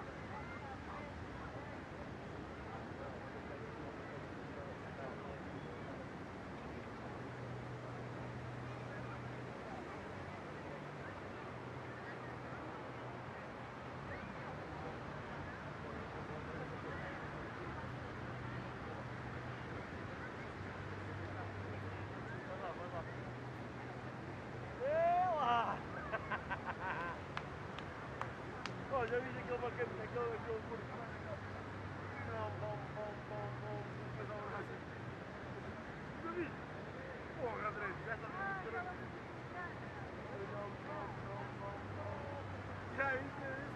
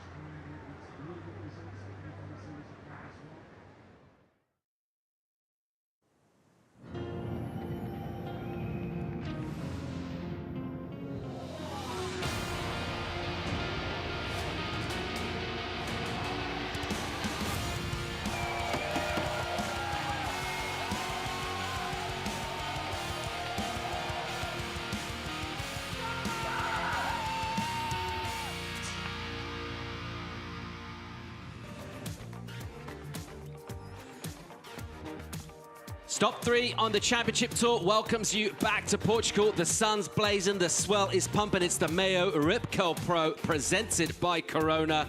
And after a couple of hours on hold for the tide, we're pretty confident about getting things going this afternoon. Anticipation high on the beach and in the studio, where you'll find myself, Paul Evans, joined by the Woz. How you doing, mate? How's your froth levels? Oh, it's coming off. It's just like bubbling through this flannel right here. It's amazing. I walk down the beach, and the energy down there is like incredible. The fans are psyching. You look out over into the water, and it's just pounding waves. I mean, like literally, you can feel them on the beach just shaking. So everybody down there getting a couple of dance moves in just from the pounding of the waves. We're pretty confident about getting things going. Let's go down and get the official call from AJ. That's right. I am here with Renato Hickel. You told me this morning we'd be watching heat by heat. Here we are after the hold period. How are you feeling about getting going this morning or this afternoon? It was so worth waiting, AJ. It's incredible conditions. Sun is out, light winds, thousands of people in this big Sunday in Super Tubos, Peniche, Portugal. It's on. We're restarting the event with main round of 32. We're going to use the overlapping heat system at 40 minutes, 4 surfers at the water at the same time. And whoever's watching, you're in for an incredible show of tube riding of the world's best. Cannot wait to get it started. I know the studio has a lot of energy. We have a lot of energy here in the Red Bull Athlete Zone. Louisa Florence is on the beach, the packed beach here in Peniche. Louisa, how is the vibe down there? Oh man, I must say, this is my favorite spot to be because nothing beats the energy down here on the beach. Look at this crowd. As I mentioned earlier today, they arrived early. The sun wasn't even out when these people arrived here just to secure their spot where the surfers come down, you know. Look at this. And I was pulling some numbers from the civil protection. Yesterday we have 32,000 people on the sand, and today we're expecting 10 or 15,000 more. So can you believe, I don't know if we're gonna have enough space for all the fans, but here they are, very loyal to this energy. Let's go, guys. Thanks so much, Louisa. We're underway here. Let's get things going for this round. 40-minute heats with the overlapping format out in the water. For this first one, it's Caio Abelli taking on Carlos Munoz, and we already seen Caio getting his bell rung this morning. Stride, it was heavy out there. He was talking about it too when he came in after his heat. You know, on his post-heat interview, talking about if he had some kind of inflation wetsuits and the impact vest that they can wear and stuff like that. He would have wore it this morning. I mean, it was massive out there, and it's still massive out there. Look at how they're paddling around right there. They're on the inside looking at these waves. Here we go, live action. Here goes Caio, and he just goes straight-legged and loses the rail. And that will be testament. That guy's an incredible surfer, and that just goes to show how technical and difficult it is when it's ledging out there, Strider. He just came up. You went through that whole intro, and he just surfaced. I mean, that was a serious hold down right there. There is so much water out here. The way that this, the venue is, and the way that these waves approach. I mean, look at him right here. He tries to get to his feet in time to get up underneath the hood, but unfortunately, he just missteps there. See him kind of falling, and then once his board connects, and his rail never engaged, and his board went one way and his body went the other. And then he got sucked over the falls. Then he went into the washing machine. Then he got pounded around, and he was listening to you talk while he was underwater, and then he popped up finally. But he's right back out there. Couple hours we've been on hold. We've been watching some crazy waves come through as this tide fills in. We're also thinking about some of the matchups. We got massive matchups throughout this afternoon with the round of 32. Have a look at some of these striders. Shianka Slater. Woohoo! That is going to be a heater. You know, Slater's obviously a surgeon, best there ever done it, and he's going to be able to thread the tubes and really find those waves. But Shianka, he's just going to no-look waves. He'll just go and just be under the hood, and he will fabricate scores out of every possible, you know, opportunity. In the absolute form of his life as well. Then let's think about your reigning world champ Toledo taking on Joan Duru. Duru was the only one in the warm-up session just now, and he is out there trying to get in the flow, I would think. You know, he's pretty heavy, you know, French beach break master, so I feel like he might even have a nod in that heat. And then all the way down, heat 12, Florence taking on Wider. That looks like an epic matchup as well. Rio surfed so well yesterday. Very different different kind of conditions, though. You know, I feel like, you know, everybody would say that Florence has the upper hand in that, and he would in the barrels, and, you know, his technical surfing, and he handles power really well. But my real kind of emphasis on adaptation that Rio is doing, the way that he learns and the way that he adapts in a heat is unbelievable to see him take a lesson and engage it in the moment. It's been pretty impressive. And you think about early stages in a rookie career as well. Big shot in the arm of confidence in terms of getting that win yesterday over the likes of Medina and doing it in style as well. You can get a win with a couple of 5s and get through and feel good, or you can kind of dominate, post a couple of 7s and just come in with your chest out. What about him just throwing a shifty, you know? Front side air, goes into the air, actually controls the board, pushes it out to the side, then brings it back under his feet and lands just like a hot knife through butter. It's been Rio Waida putting on a show. Been a great addition to the tour. Can't wait to see him come up the back half of this round. It is the round of 32. We've got Carlos Munoz out of Costa Rica, replacement surfer, an absolute showman himself. We've seen him in his performances in the past in heavyweights on the North Shore. This guy's real good in heavy water. Yeah, and he seems to be super comfortable. And you know, it was funny, they were taking the wax off of his board in the competitors area, and you know, he's on a Timmy Patterson, a Gavin Beshin model, and they were taking the wax off, and I'm looking at it going, I wonder what's going on. I realized that the board was from Hawaii. It was a Hawaii quiver board, and they're pulling them out here because of that right there. Look at that. It's like second reefing out here at Super Tubo. There's some massive walls of water coming in. Capping over on the outer bar and then focusing all this sand in here, providing, well, exactly this effect. You see the apex of the peak here. This one will double up, won't let anyone in. Look how thick that thing is, Strider. Oh, no back and just slabbing onto the sandbar. That perspective, you get a good understanding of like where the wave is coming from and how it's traveling across the sandbar. And then when you drop down to that beach level and you take a look at it and you see how heavy it is and heaving, we saw Caio on his attempt. It's just radical out there how much water is moving across these sandbars. Peter Mel is in the Rebel Athlete Zone. Yeah, and the vibe is high here as well because, of course, when you got your eyes on this ocean, the way it is acting out there, you got to pay attention. Trying to figure out what boards to ride right now in this heat. You have a 5'11" underneath Caio's feet, which is a few inches shorter. He actually went to the 6'4" earlier in his first heat. He was able to get in the water and get it done earlier. But Carlos on a 6'0", so both these guys on short boards, basically just step ups by 1 or 2 inches from their normal short boards. Reason being, it is so convex, as we saw that attempt there by Caio and earlier from Joan Deroux. It is literally a cup that is super small, and so the smaller board allows you to get underneath it, but you have to sit underneath it, and it's just going to be a very challenging day, even for the world's best. All right, thanks, Pete. Great insights there. We are absolutely frothing on what's going to be in store for us this afternoon. A heavy hitting heat in the second one. Couple of power surfers, couple of goofies. Connor O'Leary, who had vision on then. They'll be taking on Nat Young. I'll tell you what, those two bigger lads with the power in their legs, they won't mind taking on a muscled up ocean. No, you know, it's going to be interesting. You know, the venue has called for tubes and airs, and I just feel like we're going to just see some power surfing kind of come back in as well. All right, live action here, Bailey. Behind the curtain, driving. And you see his board come out the roof of the wave. So another incompletion for him.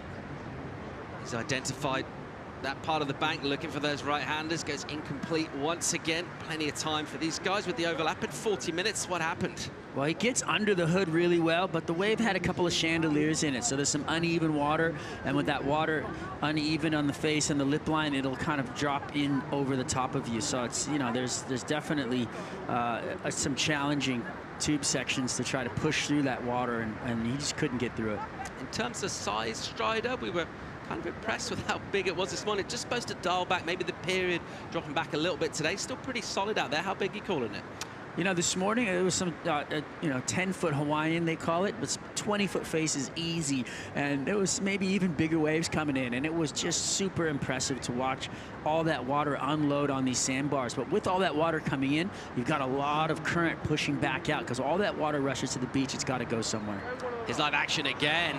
A busy start from a belly, just belts it vertical on the backhand, the whip through the turn, and he'll finish up in the white water. Will get incomplete on that final tap of the lip. It did good damage, managed to take on the lip as well.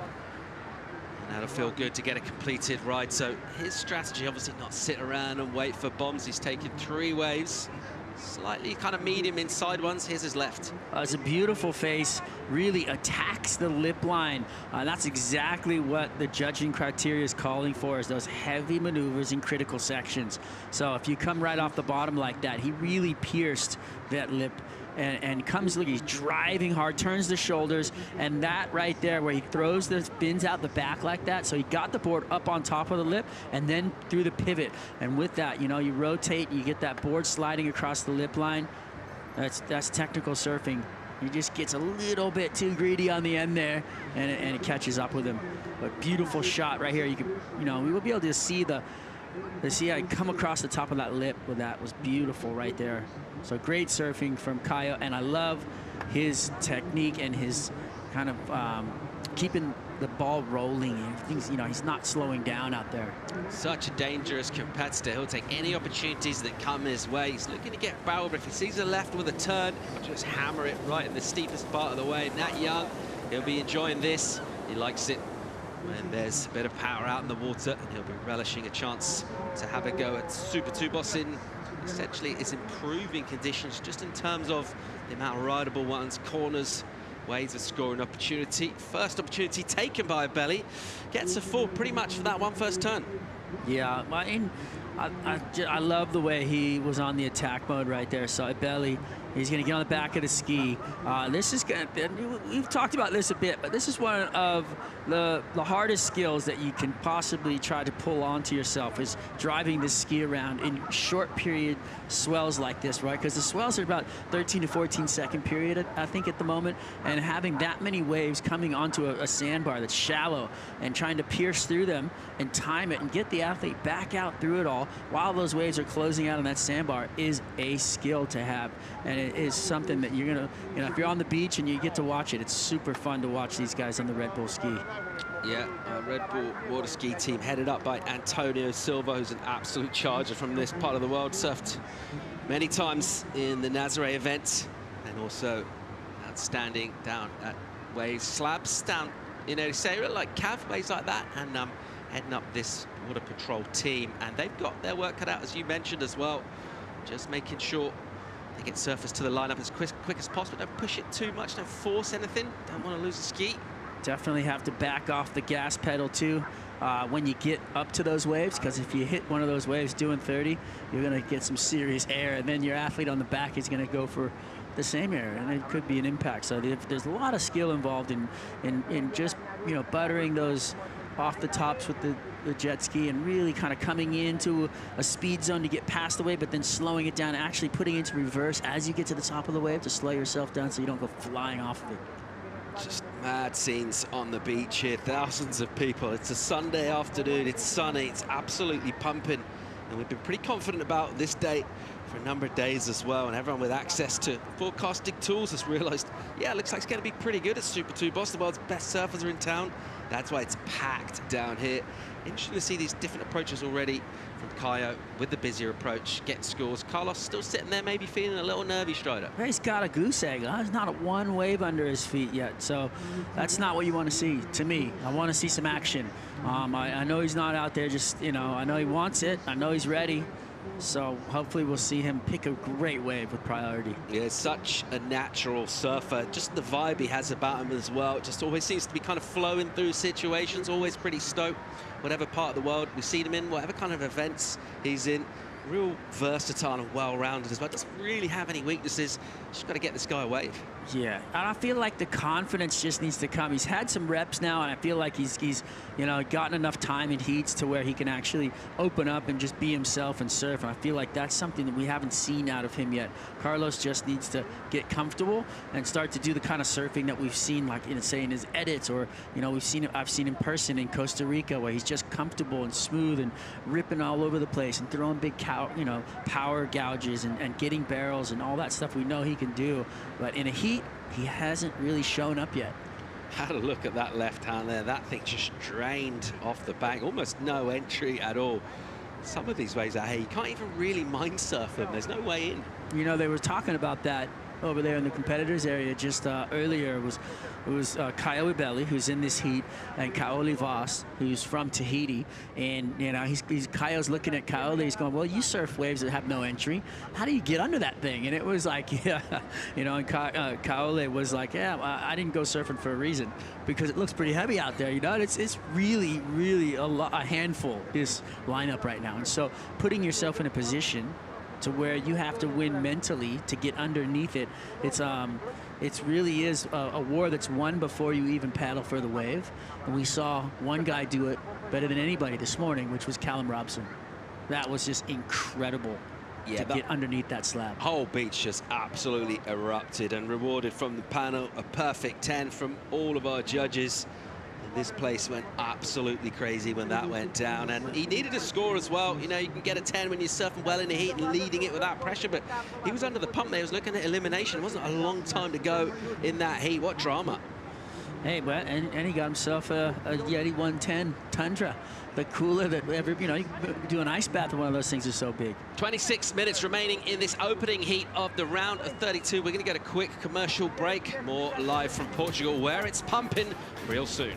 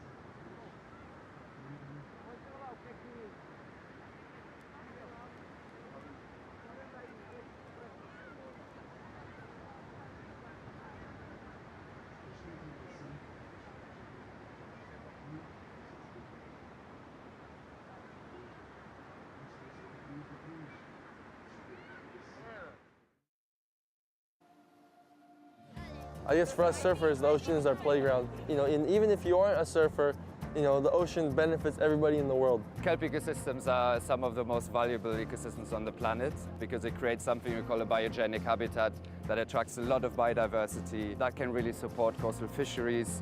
Kelp forests sequester carbon 5 times more efficiently than forests on land. That carbon can then be stored in the deep sea for hundreds of thousands of years, so it's a really good mitigation against climate change. The WSL grant is an amazing system that works around globally, and for us to be the recipients here in Portugal is something really special because it helped us continue our work and feel supported to then share what we're doing scientifically with the surfing community. Tell us what you're doing by posting on social media with the hashtag WeAreOneOcean and tagging WSL and WSL Pure in your post. We are one ocean!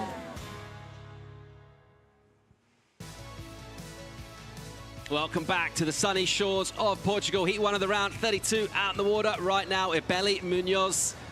And it's been all Caio thus far. Just a couple of rides from him. Nothing on the board as yet for Carlos Munoz. We are loving all those sustainability efforts while we're there. Shout out to Ripco for becoming a B Corp. B Corp is to maintain the high standards of social and environmental performance. And we're all about that, Strider. That's right.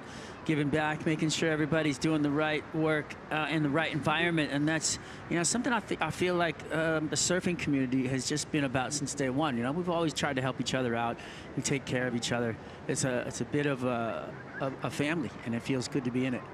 Such a cool part of the world ocean as well here in Portugal, where we do have that cold water, kind of similar in many ways to California. There's a lot of life in there with the upwelling and the fish and the kelp and all that. A really thriving ecosystem. You definitely know you're in nature when you're surfing out here. When you're in a heat, on the other hand, you're not really thinking so much about that. It's all about thinking about getting through to the next round, getting scores on the board. It's this guy that's done that thus far. Ibelli, backhand now. Nice pocket. And how's that whip on the turn from Caio? That thing just bottoms out and goes dry, and he goes down. You know, The amount of swings this guy takes is unbelievable. And the beatings, I mean, he just keeps coming back for more, and it's pretty impressive to watch. I mean, there's so much water moving out there right now, and he's really thrown it around. His approach, though, vertical. You know, I mean, I think the way that he's actually attacking the waves is, you know, it's the way he's always done it. It's just very impressive to see him adapt to a situation where the waves are very hard to read right now, and the way that the water's moving out there. We heard Kelly talking about it today, and really trying to pick the right wave and actually get maneuvers off was super technical. And he said that he watched a wave come right to somebody, and the riptide moved it right away from him down the beach. So there's just everything is moving so fast out in the lineup. Carlos having a look at a wave and can't get on, and he's been a little bit left at sea so far in this. And it has been Ibelli just nudging up his score, improves with that 3.170. Think about Caio now, 29 years old, and probably fair to say a late bloomer in his career, right? Earlier on, you're looking at finishes around 17th, 16th, to 25th, and then 8th last year, suddenly. Amazing on the North Shore again this year. Incredible at Pipe and Sunset, 5th in the world coming into this one. His confidence will never have been higher than this. Yeah, well, he's in a great place in his life, right?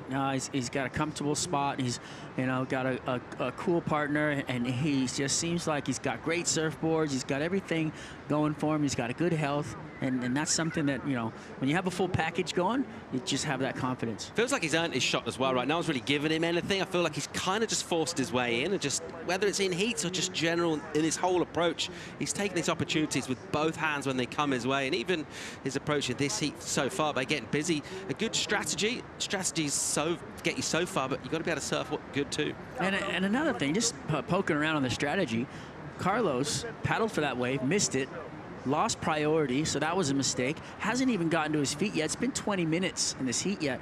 And I'm just, you know, once that horn blows, something happens to Carlos. I don't understand it yet, and I'm watching it, and I hope he can break through it. Here he is, Carlos Munoz. A little bit of separation. That's why he can get a wave away from the priority of Ibelli. Extends his bottom turn, and it released the tail. It's a technical turn. It is not easy to do maneuvers like that when it's that heavy out there. Right behind him, Ibello drops out the sky, pulls in, he's traveling. Is he gonna come out? He does, he squeaks out after traveling a long way through the barrel. How about that?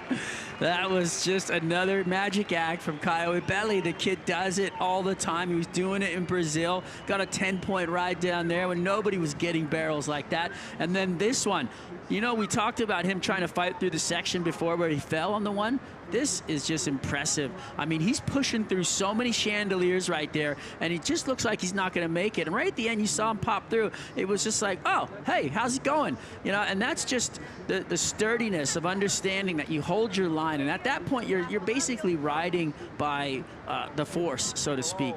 Here's Munoz's wave where he comes off the bottom, does a beautiful technical turn, blows the tail out into a nice reverse. So he got the party started. He's off the wall. He's dancing on the dance floor. But then right behind him, you saw Caio just out in the middle of it, stealing the show, doing a, you know, backspin to egg roll to head spin, and then just pops up in front of him and says, what you got now? Well, we said this heat needed something to fire it up. We've had that there. Also got the black heat now in the water. Connor O'Leary takes on Nat Young, the two goofies, the power surfers. And we should have something of a busier lineup now. Of course, priority will be with our heat of Ibelli and Munoz. And O'Leary and Nat Young will just try and snaffle something, and they'll probably keep a little bit of physical distance to kind of stay out of trouble, Strider. Yeah, you know, there's a pretty defined area to surf at the moment, which is directly just out in front of the scaffolding there. But there's, you know, there's space enough for you to be just inside of the heat with priority, so you can whip it and get some waves under the priority of the other heat. So it's a real technical, touchy thing, but it's definitely doable, and we're going to see a lot of rapid fire now that this other heat's gotten started. Tell you what else we're going to see is a massive number for Caio Ibelli. 8.67 for Caio, 8.67 for him. And just as we're making that point about nothing really being given to him and just keeping at it, being relentless, being staunch, making good decisions, exactly what we saw right there. He had no right really to make that barrel. Well, you know, I never doubted him, to be honest, because I've seen what he can do, and I feel like Caio Ibelli, I've said it before, he is one of the most underrated athletes on tour and in Brazil, right? You've got Toledo, you've got Ferrari, the guy, you know, Ferreira's just a mental guy, and then, you know, you got Medina, and then you've got somebody who's under the radar, and look at what he's doing. He's just pushing through and coming out of barrels that, you know, you wouldn't think he would, and anybody else would, but he just finds his way, and that kind of surfing right there is faith. That's faith surfing. That's the in the barrel, can't see a thing, and you're just pushing. Here he is again. Live action, here goes Ibelli. He's got the scent here, big pump. And we'll see his board go over the falls. Got some travel time, couldn't get around that section. It just raced away, the previous one, the big number. Slowed up a little bit cooperatively. Meanwhile, here we go, O'Leary in the black heats from under priority of these two on the pig dog. And he'll go down in that after also a little travel time. Won't find the exit there. When you don't have priority, you see an opportunity come through. Why not have a swing? Here's Nat Young, live action off the bottom. And he plants his turn and just whips in the pocket. Nice knife on the backhand. That board looked loose and in control. So advantage from the opening exchange in the non-priority heat. The black heat will be with Nat Young. A lot of water moving around in there and, you know, dealing with it, duck diving. They do have the opportunity to jump on a jet ski if they can. At the moment, Nat off the bottom, you know, he's sets up a quick whip right there, but the vertical surfing in the lip line right there that he got to was really clean, and that's something the judges are going to take note of. And having the opportunity to get a wave like that with your, you know, main part of your priority heat not started yet, it feels good to stack up some numbers and really start to get that feeling of, okay, I got this. This is going to be a good heat for me. Obviously looking for tubes out here, but Nat Young also one of those surfers, he's so good on the backhand at arriving at the lip late and getting that control, particularly when it's heavy. Meanwhile, speaking of heavy, big section explodes on Carlos Munoz. And he'll just wear that one on the head. He's not really got a start going in this. That'll be a small number, a throwaway from him. He was a little patient at the start. And we talked about those two approaches, Strider. And when that number came in, the exit score, wave number 6 for Caio. He'd surfed himself into a bit of form, right? He stood up a bunch of times. He had a bit of a read on the rhythm, and that allowed him to get that number. It helped. It's a funny thing, too. You can actually create a relationship and tempo with your environment. And that's what I feel like Caio is doing, and that's what you're talking about. And it's something that, you know, it's an interesting thing, but you can really kind of create that, and that's exactly what he did in this heat so far.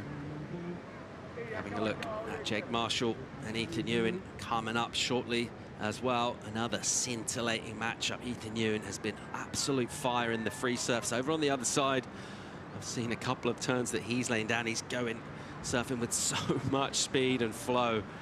And out here, he's going to find plenty of power on offer too. Let's get caught up with where we are in our first heat. It's 14:25 remaining in that one. It's Caio Ibelli with a big lead, really. 12.67 is combined total. He's got that excellent number.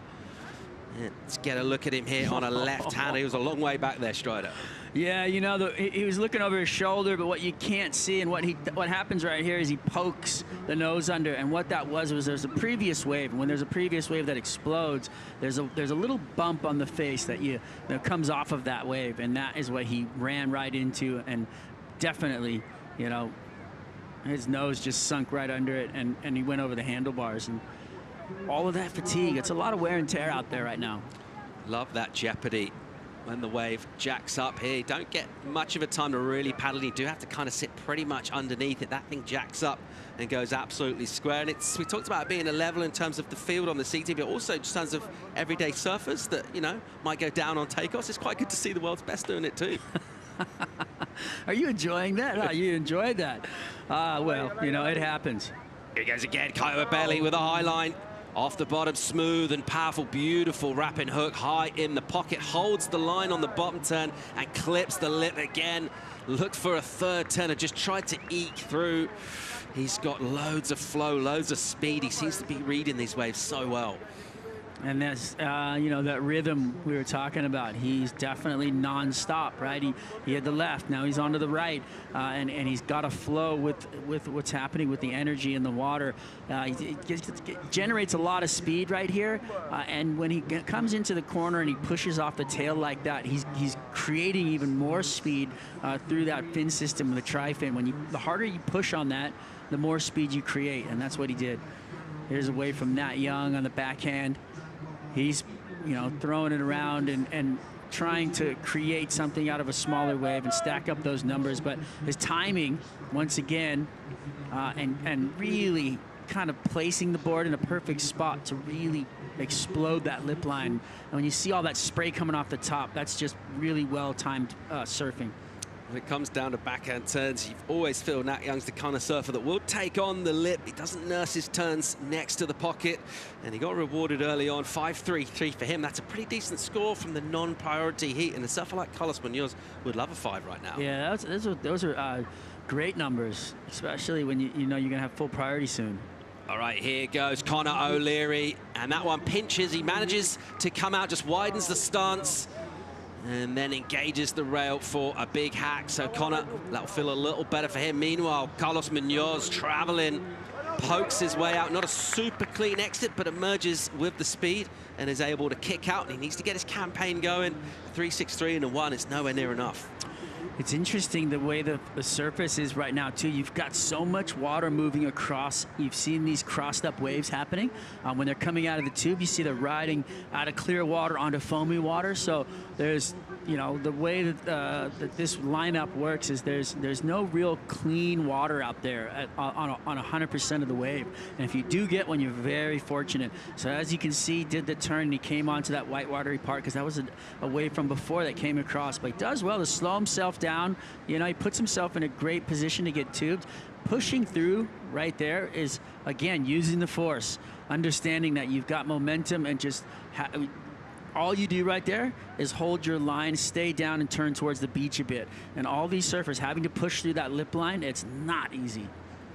We talk about the wave of super tubes and the judging criteria. Well, let's just look at live action here as we see Munoz again, and now he's on the hunt. He's got super busy now. He's waited till relatively late in the heat to start doing that, but he's just going to try and go anything now. And some of these opportunities on the inside, if he can get maybe backdoor and get deep on one and get behind and come out, he'll put himself up a good number, but he's on the wrong side of a 9.94 currently. Oof, that's a big score. You know what? We've seen a 10-point ride today, though. I wouldn't doubt us seeing another. Time to get a couple of numbers as well. 10 to go in that heat. It's 14 points, really, that he needs. A couple of 7s if he's going to do it that way to get past Caio. Of course, that assumes that there's no improvement from the Brazilian Caio Abelli, who's been really impressive. And we're just singing his praises for good reason in this heat. And he's had a big day. He was out there this morning, got lit up. He said in his post heat, that's as heavy a beating as he's taken in a heat, and he's, you know, had to wait around for the hold. He was kind of hanging down here, just watching it. And after all that time, just kind of putting the energy back, dialing it down. When the question's asked of you to go again, he's delivered.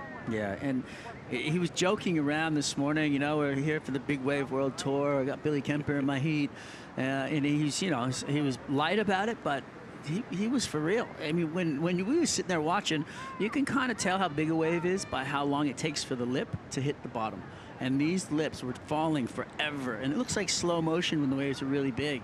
And it's fun to actually take a look at that. And if you're ever looking at a big wave spot from far away and you watch the lip line, if it takes more than a second for the lip to go from the top to the bottom, that wave's about 20-foot face. You can also tell when the world's best surfers are just kind of looking at the ocean with a little bit of trepidation. I asked Ryan Callan how he's doing this morning. He said, I'm scared. I'm doing scared. Yeah, it's heavy out there. It's pretty solid, and there are some incredible opportunities on offer. Already our first 10-point ride of the season went down. Callan Robson got that in a tight situation, an elimination round heats. And we're expecting loads more big tubes to go down throughout a big afternoon of surfing. You know what I really love about watching these athletes and their approach to these waves is watching them take off on these waves, because they're all riding equipment that, you know, you would think basically almost feels like a shortboard, right? They're all in like 6'2s, you know, for the average surfer, it's basically a shortboard. They're a step up for these guys. And then watching them as they spin underneath the lip, like I've been surfing my whole life. I paddle into a wave. The swell comes, I paddle, I gain momentum, I ride into it. These guys wait for the wave to approach, whip it underneath, take 2 or 3 paddles, and take off underneath the lip in a split second, making the drama and building the atmosphere around their surfing into this, full-blown theatric that you just like are so excited to watch. And the judges, they love it. They pick up on it. They're getting giddy themselves. They're surf fans, and that kind of approach is just one of those things that maybe gets overlooked a bit in pro surfing. But watching these guys actually catch waves is incredibly fun and technical to watch. Yeah, and the other cool thing about this venue is just how close these surfers and these waves are to our crowd, so they can really appreciate that technical aspect, that risk. Here's Conor O'Leary, a quick in and out from him. We'll see a bit of that when waves come through the non-priority heat. They can afford just to spin and go. Nothing really to be lost in doing that. In that heat, Nat Young has got a couple of numbers, though, 5.33 and the 4.33. It's not bad. It was also a technical move there by Conor O'Leary because Nat Young was behind him. Might even have gotten a little tube on that wave, but Conor had priority and said, you know what, you've already had a couple, buddy. I'm not going to give you this one, too. 6 minutes 30 remaining for Carlos Munoz, the Costa Rican, to get his skates on here. 8.9 the requirement. He's brought it down a touch, but he needs to find an excellent number if he's going to do it in one wave. Priority is with Caio Abelli. Talked about the great form he's been in. He's shown us more of that here, Strider. We've also got some great conditions with the wind has laid down. The tide is pushing in, and it's just going to continue to improve. Here goes Carlos Munoz, a meaty one. Look at him driving through behind the curtain. That one will explode and grab him, and he needed to go a bigger wave. Meanwhile, behind him, a real thick one. Caio having a look. He's way, way back on that. Smart call not to go. He'll stick in the lineup, hang on to priority for now. Carlos has got to start taking some risk, Strider. Well, I think that's why he took this wave. There was a bit of a nice line on it. Unfortunate that white watery part of the water on the inside created some uneven, playing field, and then that playing field traveled into the lip line. The lip gets kind of undulated and falls down and knocks you off your surfboard in the tube, so that makes it really hard to exit. Munoz, once again, will make his way back into the lineup. The crowd loving this hit this afternoon. We mentioned how well supported an event this always is, and particularly when the waves like this conditions. It is a sunny Sunday. It's winter here in Portugal, pretty much midwinter, coming towards the end of it. It doesn't feel like that out there. It's pretty warm, nice sunshine, beautiful waves, and the world's best. This crowd love to see surfers from around the world, and the Europeans are going to see the very biggest names in the sport over the next couple of hours. 5 to go in our first heat. Educated bunch of fans down there. They know who the athletes are. They know what's going on. They when somebody does something beautiful on a wave, they actually react in a proper manner. These guys really know and understand our world of professional surfing, and it's really it's refreshing to see. All of these people down here enjoying the sport of surfing and what all these athletes can do, and really enjoying that atmosphere. Just you feel the buzz on the beach from them too. It's really cool. Yeah, you think about this event being a fixture on the Championship Tour since 2009 when it first appeared as a search event. You can kind of pretty much track the popularity and the progression of pro surfing here in Europe by this event. And each year the crowd gets a bit bigger, more into it. And yeah, as we were mentioning earlier this morning, people come from all over the continent, just driving in vans, just loading up and heading here on the highway to watch the world's best. Yeah. It's free. Yeah, it's one of the blessed parts about what we have is that Mother Nature is producing the arena, and you're down here on the beach, and you can just rock up and walk down to the beach, and you're literally right next to your favorite surfer as they paddle out. You can surf in the warm-ups around them. You can be right next to them on the beach before the heat. You're not going to bother them, but you're going to be right there to get the energy, and that's really, really cool. Crunch time in our first heat for Carlos Munoz, who's still chasing a number 8.9, the requirement. Caio Abelli, his fine form from Hawaii, carried over thus far. Here's Carlos, and just kind of soul arches his way through that one, realizes it was a long way back, and he'll just nicely done with good technique to avoid that white water and then trying to get back into the lineup. Meanwhile, a heavy explosion on Caio Ibelli, who, well, that'll be his 10th wave. He's got good numbers on the board. He just wants to surf. Dude, relax a little bit. You don't need to beat yourself up like that. I mean, he is just letting it fly. I guess that wave had opportunity on it, but that is, you know, it takes a lot out of you. I mean, he's getting pelted. A statement performance thus far from Ibelli with that big 8.67. Looking to improve on his 4.9. He'll want to just improve that and put it out of sight if possible. Put a combination on Carlos Munoz. Let's have a look at the last wave of Nat Young. Yep. That was the speed flare, I'd call that, when he hit the lip right there. Really fast, quick move off the top, a lot of power and timing perfect. We saw that nice big spray come off the top. So Nat Young building up a bit of a head of steam in the non-priority heat, heat 2 of our round of 32. And here he is, live action, nice looking left, pulls in the high line, and he tries to poke out. He can't quite do it. He came close to the exit there, got crunched. Now he's gonna get crunched by the next one too. Look at this. Athleticism playing in today, big time. I mean, just, you know, for the average surfer, surfs ahead, high wave, gets pounded, you know, rolls around underneath the water. He gets a little winded, comes up, and then, you know, he kind of gets an easy paddle back out most of the time. But out here, there's no easy exit. These guys are just taking sets on the head and having to deal with that. And when you fall awkwardly in the tube like that, you don't really get a good breath. Then you go over the falls and you're underwater, and then you come up and you have to swing around and get back on your board, and the next wave is right in front of you, and you got to muster up the strength to duck dive and go through the process of calming yourself down mentally. Big set swinging in of this West Swell here at Super Tubos, getting down to the final minute and 15 seconds of our first heat. It's still Caio Ibelli, number 5 in the world, coming into this event. Had a little bit of a misstep through the elimination round, but did well, got out of that, and now back in the kind of form that we've seen him show throughout last season. And already this season, Caio has ridden 10 waves in this heat. And he looks like he's enjoying himself. It's a big, big set stacking up here. Carlos Munoz now, the 8.9 is his requirement. Comes into this as a wild card, so a bit of a free hit from him, but nevertheless, he'd love to go through the rounds here, but it's looking tough for him. Yeah, it did. Well, it's not over, and you know he has priority in this heat. So big wave for Carlos Munoz. Had a paddle. We said he'd need to take risks, and that just goes to show that, illustrate that point. He got sucked over the falls. Sucked over the falls paddling. Might as well have just sent it over and went for it. Carlos Munoz getting absolute lickings here at Super Tubos. You just can't second guess yourself in an environment like this. And that thing sucked him over the falls. The momentum, it didn't look like he was going to go over the falls, but the momentum of a wave that big and heavy will suck you right into the impact zone, sucks you under, and rattles your cage. Well, that'll be it for our first heat of the round of 32. Carlos Munoz, a valiant effort. He rallied towards the back half of that heat. Couldn't get the numbers, though. Well done to Caio Ibelli. He moves through. We'll go to a quick commercial break. When we come back, the rest of the O'Leary and Nat Young heat. We'll be right back.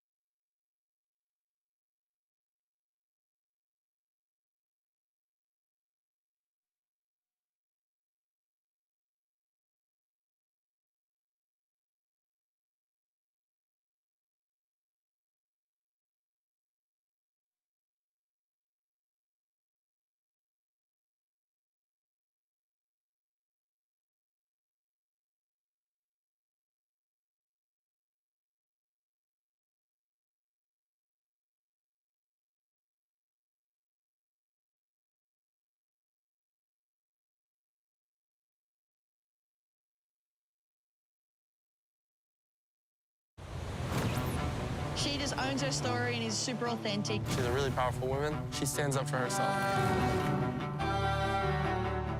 There are 2 women that have busted down the doors. She's broken a bunch of records in the Olympics, and she just inspires me a lot. You because she had a tough run and she came back strong. Because she's honestly on a tear right now. She always motivates me and sends me messages to get me pumped.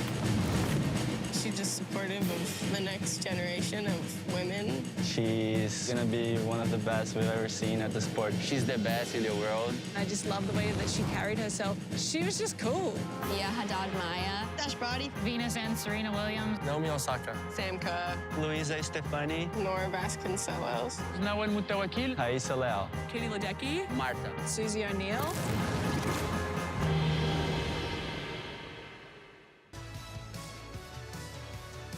Welcome back to Portugal. The MEO Rip Curl Pro presented by Corona. A big smile on the dial of Caio Ibelli. And he has had an impressive heat out there in heavy, heavy conditions. Got a massive number in the excellent range. He's Stoke Strider. Oh, that feeling right there, coming in victorious to a bunch of smiling fans, and you really get that energy as you exit the water, and as you enter the water, you feel it as well, the build-up. And it's something that is unmistakably exuberant. You just come through it, and it's just all this vibe. We'll set up heat number 3 out in the water. Ethan Ewing from Australia taking on Jake Marshall from California. Another great looking matchup. Ethan Ewing, blistering campaign last year. All coming together for him, the way he's surfing so well and impressive, competing well too. Also, Jake Marshall put a solid season in. This is a great looking matchup. Yeah, it's going to be fun to watch. Here goes Conor O'Leary, dealing with a real double up, sort of sucking out right-hander, and hits the lip really hard and bangs it again. So O'Leary going to the inside tools, really, and finding a way for a couple of backhand hangers. Yep, I like that. Now, this is just the double T right here. Timing and technique, absolutely impeccable, right? He arrives right when he needs to, and then does his turn exactly at that point of pivot, and really throws that fin out of the back, and hangs up there just enough, and then comes back in with speed. Be really interesting to see where that goes score-wise. Think of Nat Young's high score, the 5.33 early on. That was technical surfing on a really steep, powerful, sucky wave. Maybe a little smaller wave. Be interesting to see where the judges go with this. Yeah, I like Conor's wave better, just because of how quickly he rolled through those 2 turns. Surfing with the whip through his board, which always looks super impressive. Here's Nat Young live, and he'll go off the bottom hard, bang, attacks the lip, and just slightly overdoes it in terms of his landing. And can't get the recovery done at the bottom of the wave. We talked about how hard he attacked it on the back end, maybe a little too keen there.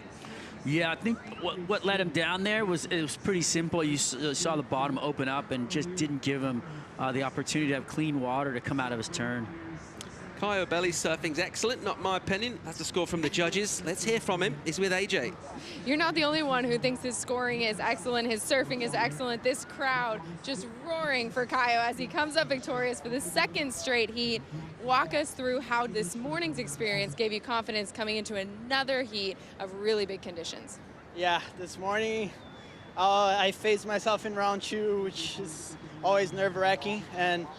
But when I got on the beach, I saw the parking lot was massive, and I'm like, I can't imagine how big it really is in front of the contest. So like, just to forget about competition here, pretty much like trying to survive, try to have fun with the process of surviving. So yeah, it's much more manageable now. It's still like some really heavy water, like no bottom waves, and yeah, I guess I missed a couple of really good ones that I really try to give a shot, but yeah, maybe in the next heat I got it done. Well, you full-on went for it, including finding some barrels. How were you able to pick those out? Yeah, it's just like the conditions I like to surf, and we have something similar back at home as this. And I knew once the tide was coming in, like I'm like, okay, this is what I love to do. So it's not more of like that risk management, and it's more of like attacking mode and having fun. So I was able to do that, and yeah, stoked. As you should be. The crowd here is stoked for you. I know the crowd back at home. Also, você quer dizer alguma coisa para amigos e familiares ao Brasil? Sim, queria agradecer a todos pela torcida. É uma honra estar podendo vestir a lycra da minha futura esposa. Também foi uma nadadora profissional excelente. Hoje é uma médica maravilhosa. Então é uma honra estar podendo avançar nesse campeonato e também homenagear ela de Dia das Mulheres.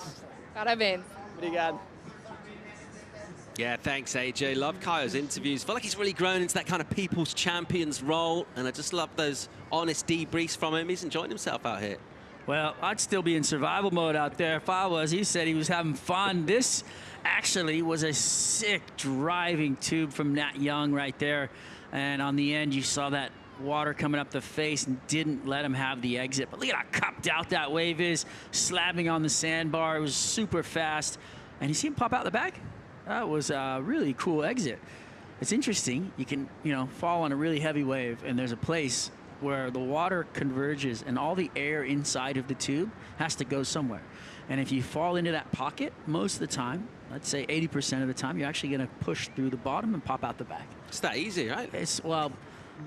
I've had to get shoulder surgery from it, but, it does work out in your favor most of the time. I'm convinced. The judges were convinced by Conor O'Leary to the tune of 4.67. That's the number in for him. The backhand hits. And at the moment, he's still chasing down Nat Young in that heat. Is the priority heat number 2 of our round of 32. Nat Young 9.66. That's his 2-wave total. He got that pretty early on after those two paddled out. And Conor just nudging up his score here. Not loads of time left in that heat. They had 40 when they paddle out. It's 11 minutes and 40 seconds now remaining for the big hammer from O'Leary. And he commits to that bottom turn hard. And you just saw the turbulence on the flats there, Strider. Oh, you know what that would be like? That would be like riding a bicycle and going to do a turn and just hitting a big patch of sand, and then you just have no bike, right? That's exactly what happened right there. He's on a surfboard, he's flying, he's got all this speed, but then you just hit this big foamy part where there's just so much air inside of the water.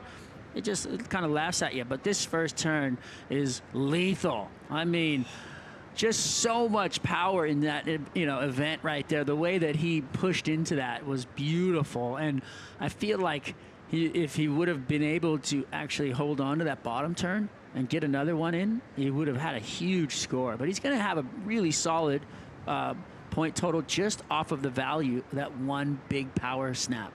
Getting up to 2:20 in the afternoon here, local time, and getting up to a pretty decent part of our tidal swing as well. It's always part of our conversation here in Europe. There's a look at our tide time. So that low tide this morning, that's why we went on hold, essentially. When it's big like this, and when all this water's draining out, you just get washed through. Right now, Strider, mid-tide, that's pretty much the prime time for this bank. Yeah, this is when you're gonna see your best opportunities. Although, we've seen some pretty incredible rides going down. That shot there pretty much says it all. Look at the shape of that sandbar. Just a perfect triangle, really, of white water there with that shallow water and that effect of the rips that you were mentioning. Yeah, all that water has to go somewhere. All right, live action. Here we go. It's Jake Marshall. His first wave as he'll clip one off the top.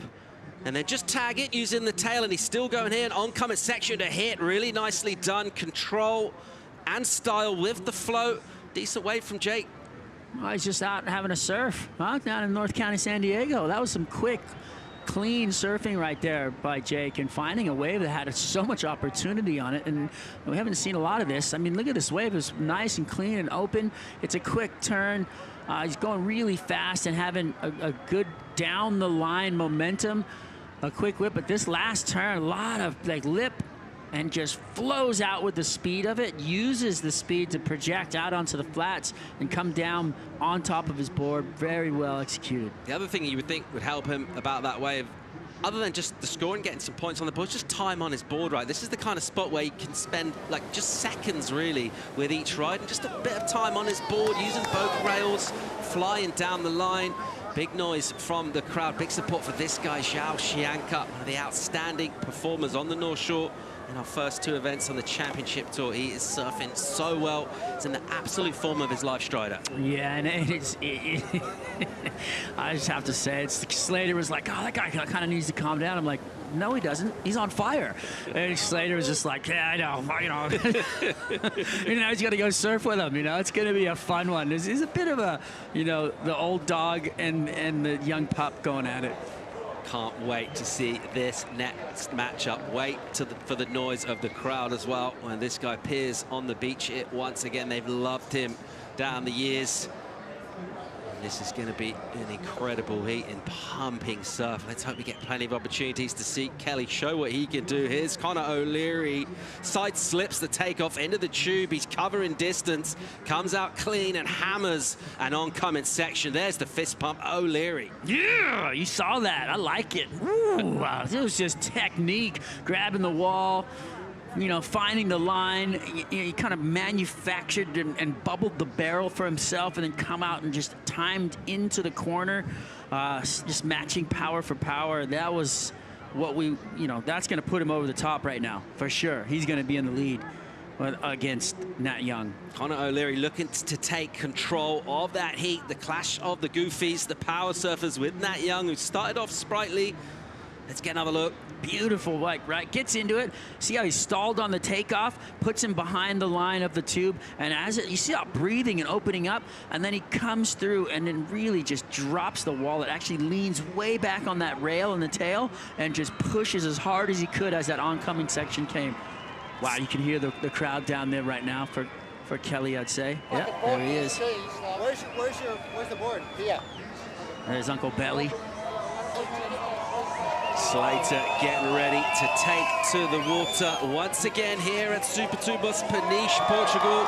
The crowd absolutely love that. Listen to this noise. Slater with a big heat on his hands against young Zhao Xianka. He was in that role once, fresh on tour, winning heats, surfing incredibly well and athletically. Now, at the other side of his career, with all of that experience, all of that now still incredible technique, that's going to be a great, great battle. Wasn't sure who was walking who there when they ran out. Security guards were running faster than he was. 6 minutes to go in our heat featuring the Goofies, O'Leary and Young. Conor O'Leary's number, it's good. 7-1-7 for Conor. Out of the tube, hammering a rail turn. The quick adjustment from the feet, the big spray, all of those boxes ticks. And you mentioned it as well. It's a great point you made, actually. I really feel like he's surfing the waves that he catches. He's getting the maximum out of them with his surfing. Well, he's creating the score, and the way that he executed that tube, you know, he really did. He slowed himself into a perfect position. Inside the tube, he's holding, using his rail, which actually will cup out the wave a bit more. And then when he came out, he identified where he had to do his turn. Whoa, that was a beautiful shot. Jet ski flying over the top. And then, you know, as he came through the barrel and he came out onto that face and he identified the power coming at him, he actually leaned into it as much as he could, because if you just kind of tap it, you're just going to get slapped off your board in that position. But he really put all of that frame and all of his weight and that 6'2" muscle into it and just pushed as hard as he could. And you saw him fly out of it, and you saw him let out a warrior cry. And that was a great feeling of energy. Yeah, he knew as well. He's on his way to a good number. His total now 12.27 for the surfer out of Cronulla, who wears 2 flags, one of Japan, one of Australia, on his shoulders, wears them with pride. And he's in a good spot in this heat right now. Nat Young will look to come back, doesn't need a huge number, just under a 7, 6.95, has priority in the heats. 4 minutes and 40 to go in that encounter. On the other side, it's been pretty quiet from Ewing. Haven't seen anything of him.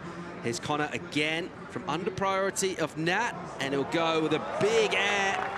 And he likes it, and I tell you what, his confidence is up, and he is loving this strider. Oh, the look over the shoulder at the beach, like, what now?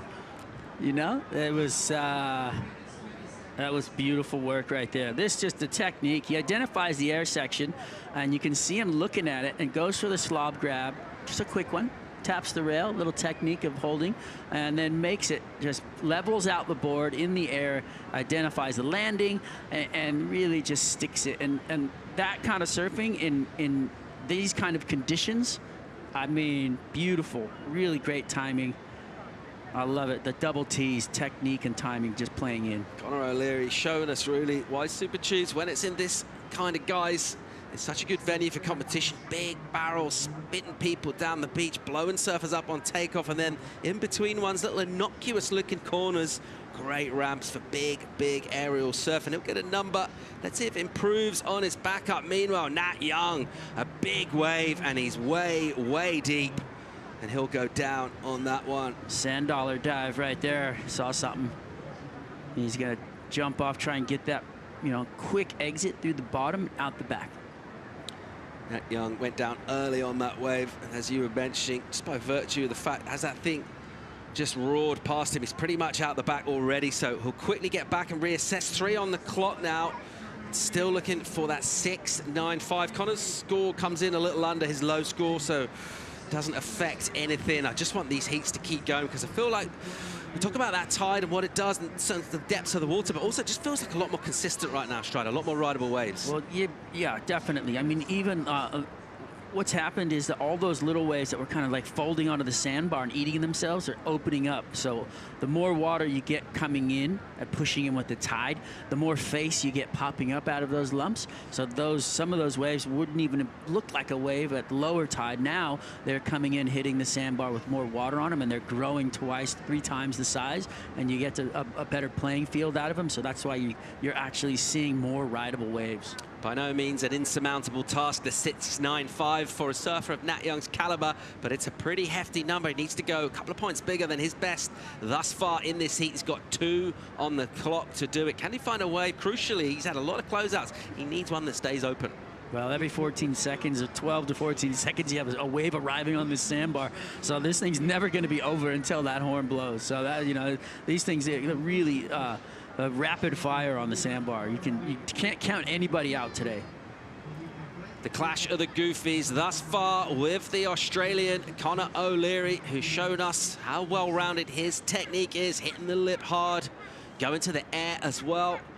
Nat Young, we talked about his weaponry. He needs to show us just a little more of that to the tune of that 6.9. As we'll tick down with 1:20 on the clock. Nervous moments. Priority is with Connor. It doesn't seem to be doing covering for the time being in terms of where he is and where Nat Young is. Let's see, we've got a set shaping up here, Strider. Nervous moments in the final minute. And here we go. Ethan Ewan on his first wave. Beautiful looking right. Ethan tags it. Look at the projection he gets from his legs with the speed. And again, just extending that turn. And it's smooth and aggressive at the same time, which has been a bit of a hallmark of his career. Nice opener. Love watching him surf. It's one of those, he's got, is pleasing to the eyes. Body mechanics, the way that he rides through and generates speed and power. You know, watch him as he gets a great drive off his bottom turn. It's a huge part of his surfing. And then, you know, his projection through the lip and his carve on the rail is always fun and really technical. We'll pick up on Connor O'Leary, bringing it in 20 on the clock right now. In the lead in his heat against Nat Young with just over 15 seconds now remaining for Nat Young, who's in the lineup somewhere and still looking for a 6.95. Connor O'Leary will be feeling in terms of the ways it came his way and how he surfed them. He pretty much couldn't have done any more. No, did a great job. Congratulations, Nat, to the drawing board. And, well, Connor gets the win. Decent total, 12.27 for him. Nat Young will bow out of competition. We're going to go to break. When we come back, more live action from the round of 32. We're going to bring in Kaipo and Jesse into the studio too. Stay tuned.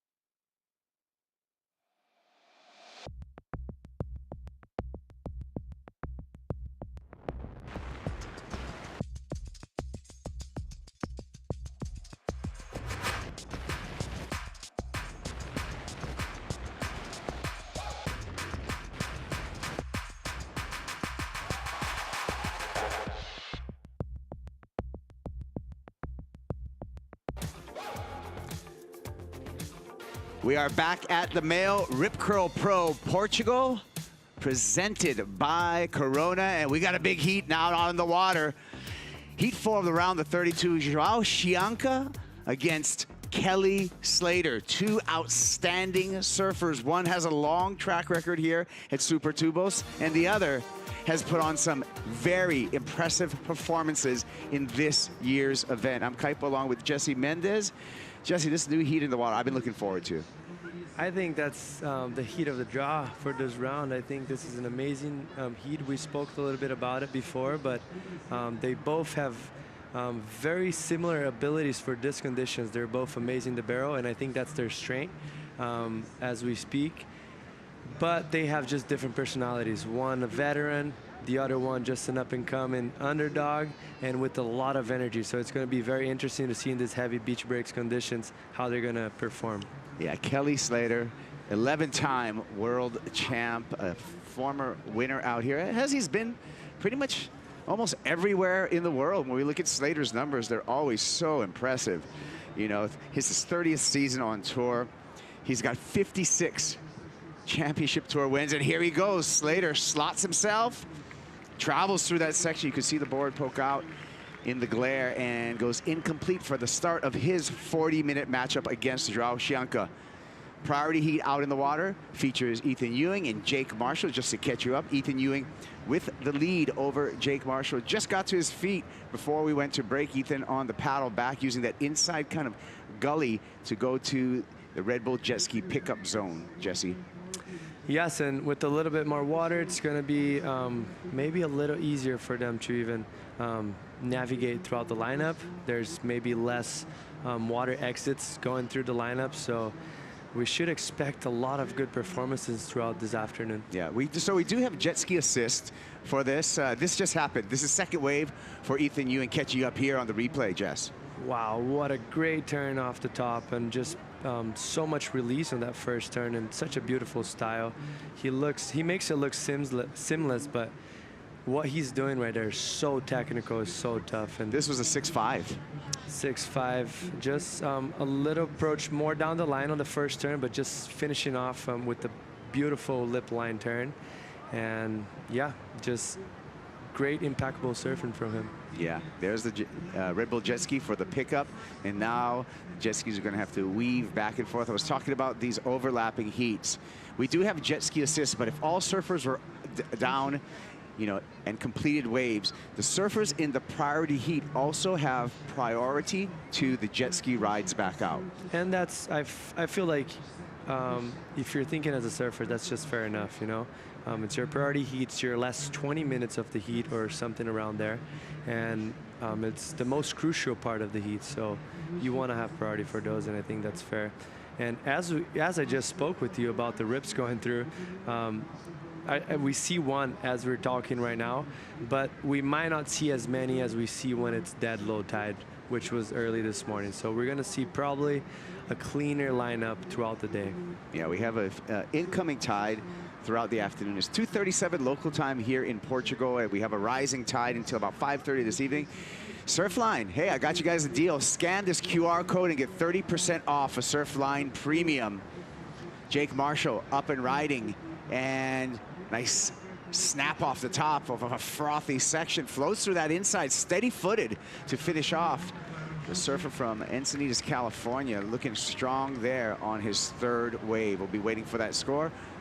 Second score for Ethan Ewing has checked in at a 5.73. And again, you still got some time to scan that QR code to get 30% off of Surfline Premium Edition, where you get all the extended forecasts as well as ad-free surf cams. Replay here, Jake Marshall. A little bit of a frothy wave, but just great drive through that first bottom turn. Got a good release, and right there, so hard to manage. You see so much backwash going through. He got buckled off the wave, even going straight down the whitewash. So you see how much power and juice there is moving under his board right there. And yeah, that was a great serve for him. Unfortunately, the wave, I think, wasn't the best choice. And yeah, hopefully he'll get some more opportunities, because he seems very on this heat. Like, he's surfing great. Looks like his foot's on the wax the proper way, and board's looking good. So yeah, excited for Jake on the last few minutes. Yeah, second year on the championship tour for Jake Marshall, and probably representing America, which there's a little bit of a run right now amongst the nations and looking for new talent coming out of America and into the championship tour.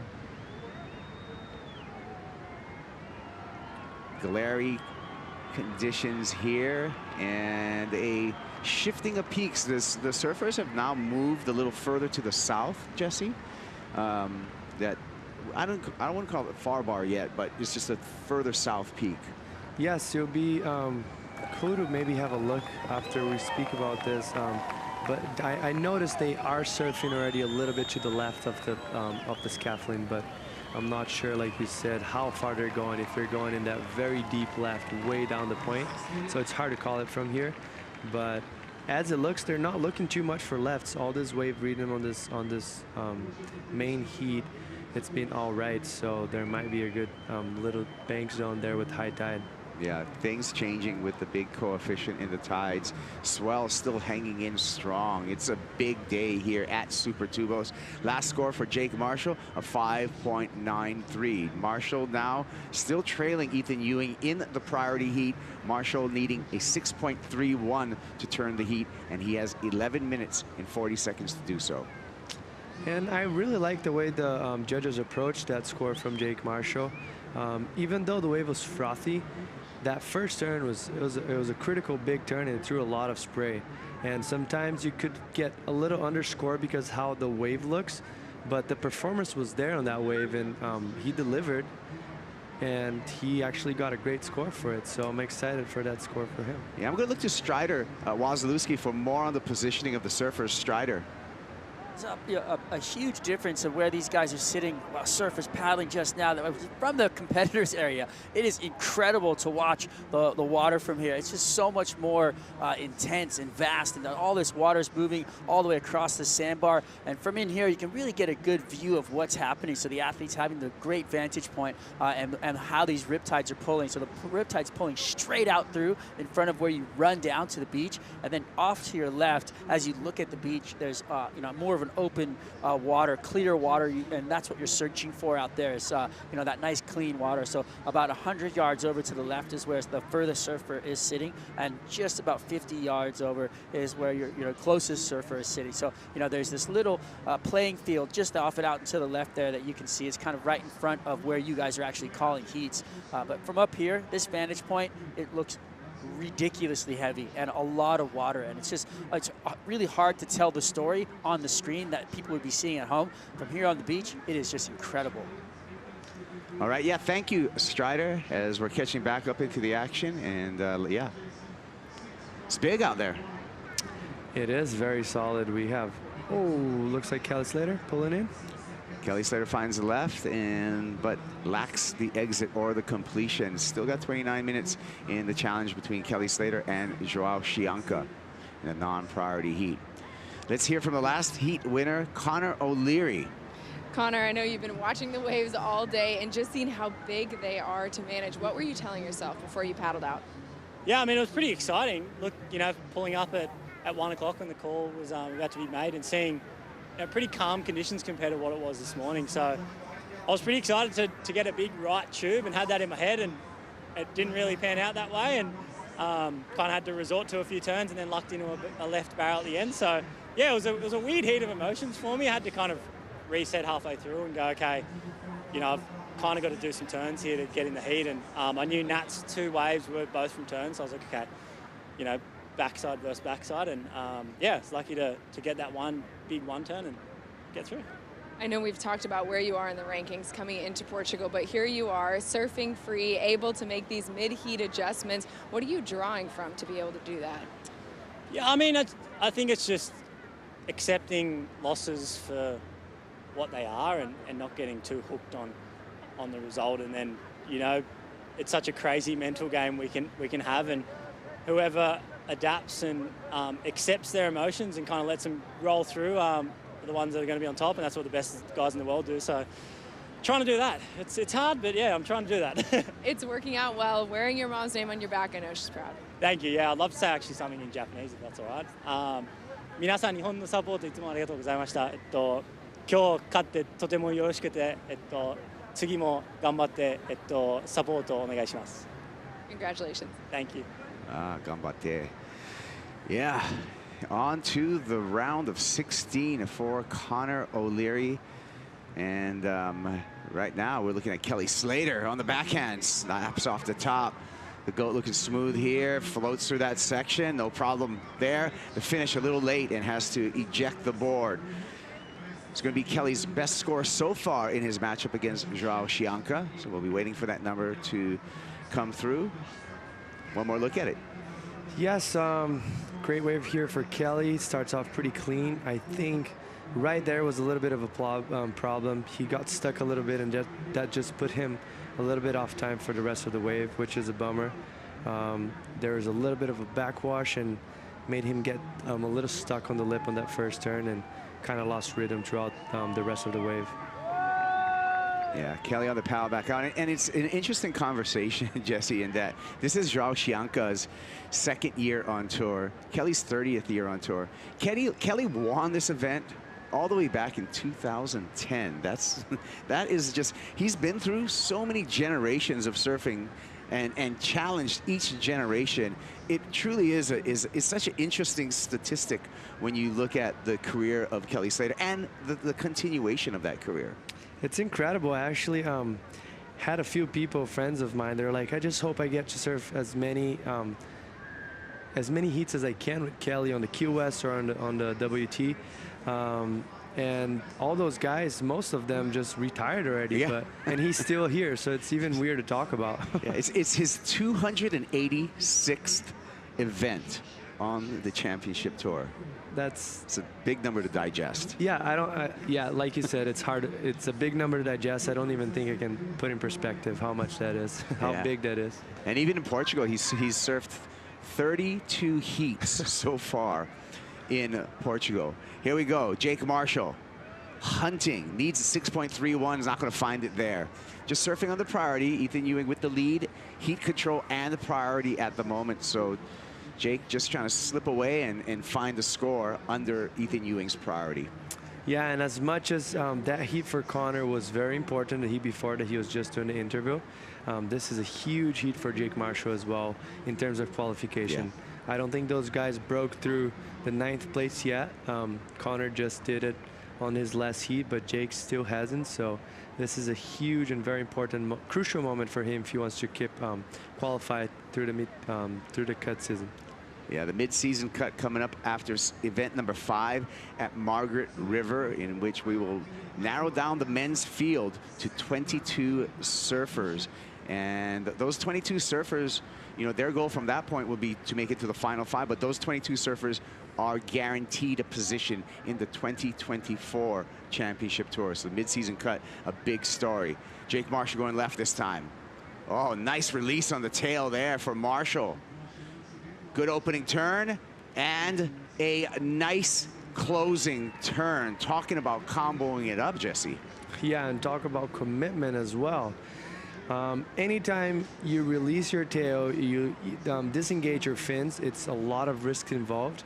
And when you're talking this on a 5-foot wave, or João on a big one.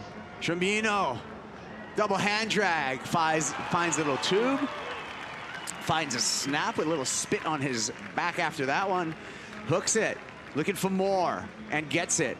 Nice finish for Joao Chianca, looking engaged in this heat. What a dreamy wave he found right there. Under priority on heat without priority, but just back to Jake Marshall's analogy, once you disengage the fins, there's a lot of risk involved. And when you're doing in such a commitment and such a powerful wave like we have today, I think that's one of the best turns we had so far today. Yeah. So we're going to look at a couple of waves that are going to be some meaningful scores for both for Joao Chianca and Jake Marshall. Here's Joao on his last wave. Nice little airdrop. He noticed that he was actually a little bit on the shoulder of that wave, so he had to really manage to slow himself down. Came out and just was able to swing 3 times and finishing it off pretty strong. A lot of energy in the end, looks confident, and he's fired up for this heat. From above, we get one more look. Yeah, as you see right there, he did get covered 100%, but he wasn't probably as deep as he wanted to. But the whole combination of this wave for a day like today, that's going to be a great score for João. And Slater slapping the water. He got to see that. Yes, obviously Slater more than anyone knows how crucial that wave was. Such an important wave. He knows there's a big score coming, and also hearing the crowd cheering from him. So yeah, he's just sitting there waiting, just see what he's gonna need for this next few minutes of the heat. So still waiting for that score for João Chianca and see how it affects that matchup with Kelly Slater. He's definitely going to go into the lead when that score drops. Jake Marshall, remember, he's looking for a 6.31 to turn the heat on Ethan Ewing in the priority heat. We're down to 2 minutes and 15 seconds. Score comes in for Marshall at a 5.5. So it was a great effort right here, but it was not enough, Jesse. Yeah, it wasn't enough. Right there, see how much release he got, so much control, so much board control. I think maybe what lacked on that wave was the finishing turn, even though it was very hard for him to manage throughout that whitewash. Maybe wasn't critical enough as the other waves we had throughout the heat. So down to under 2 minutes for the priority heat. Jake Marshall still trailing Ethan Ewing. Ethan Ewing again with that heat control. Ewing with priority and the lead. Kelly Slater, he's just hearing the news right now. Well, actually, he's waiting for the news of what the number is going to be with his challenge with João Chianca. Belly, Stephen Bell, who's been a big mentor to Kelly Slater with a watchful eye. Yeah, Belly has been in this corner for plenty of years, probably longer than I've been born. Yeah, he has a lot of knowledge and a lot of experience out here. So, well, both Belly and Kelly are going to hear the number, and it's a 6.17 for João Chianca. Chianca goes into the lead with 21 minutes remaining. There's all of the judges' scores, Jesse. Yes, and just I think having a little feedback on that wave with the score that it came out. I don't think he went higher just because of the barrel not being as deep as he was probably hoping for. Obviously, nothing to do with him, just maybe positioning or even the wave. So the wave didn't allow him to get so deep because it's kind of going high and pinch, and there's a little bit of frothing halfway through. Late drop for Kelly, ended up falling. Yep, so Kelly caught on his toes there. Still plenty of time in his heat, 20 minutes and 25 seconds. Not a lot of time, however, for Jake Marshall. Just 20 seconds for Marshall to turn the heat against Ethan Ewing. Ethan Ewing just sitting patiently, 33, and Ewing on his back. Ethan Ewing celebrating International Women's Day, honoring his mother, who was a Bells champion back in 1983, Helen Lambert, later Helen Ewing. And Ethan is on to the round of 16. There's the numbers between Ethan Ewing and Jake Marshall. We're going to step away for a quick break. When we come back, Felipe Toledo, Joan Duru out in the water.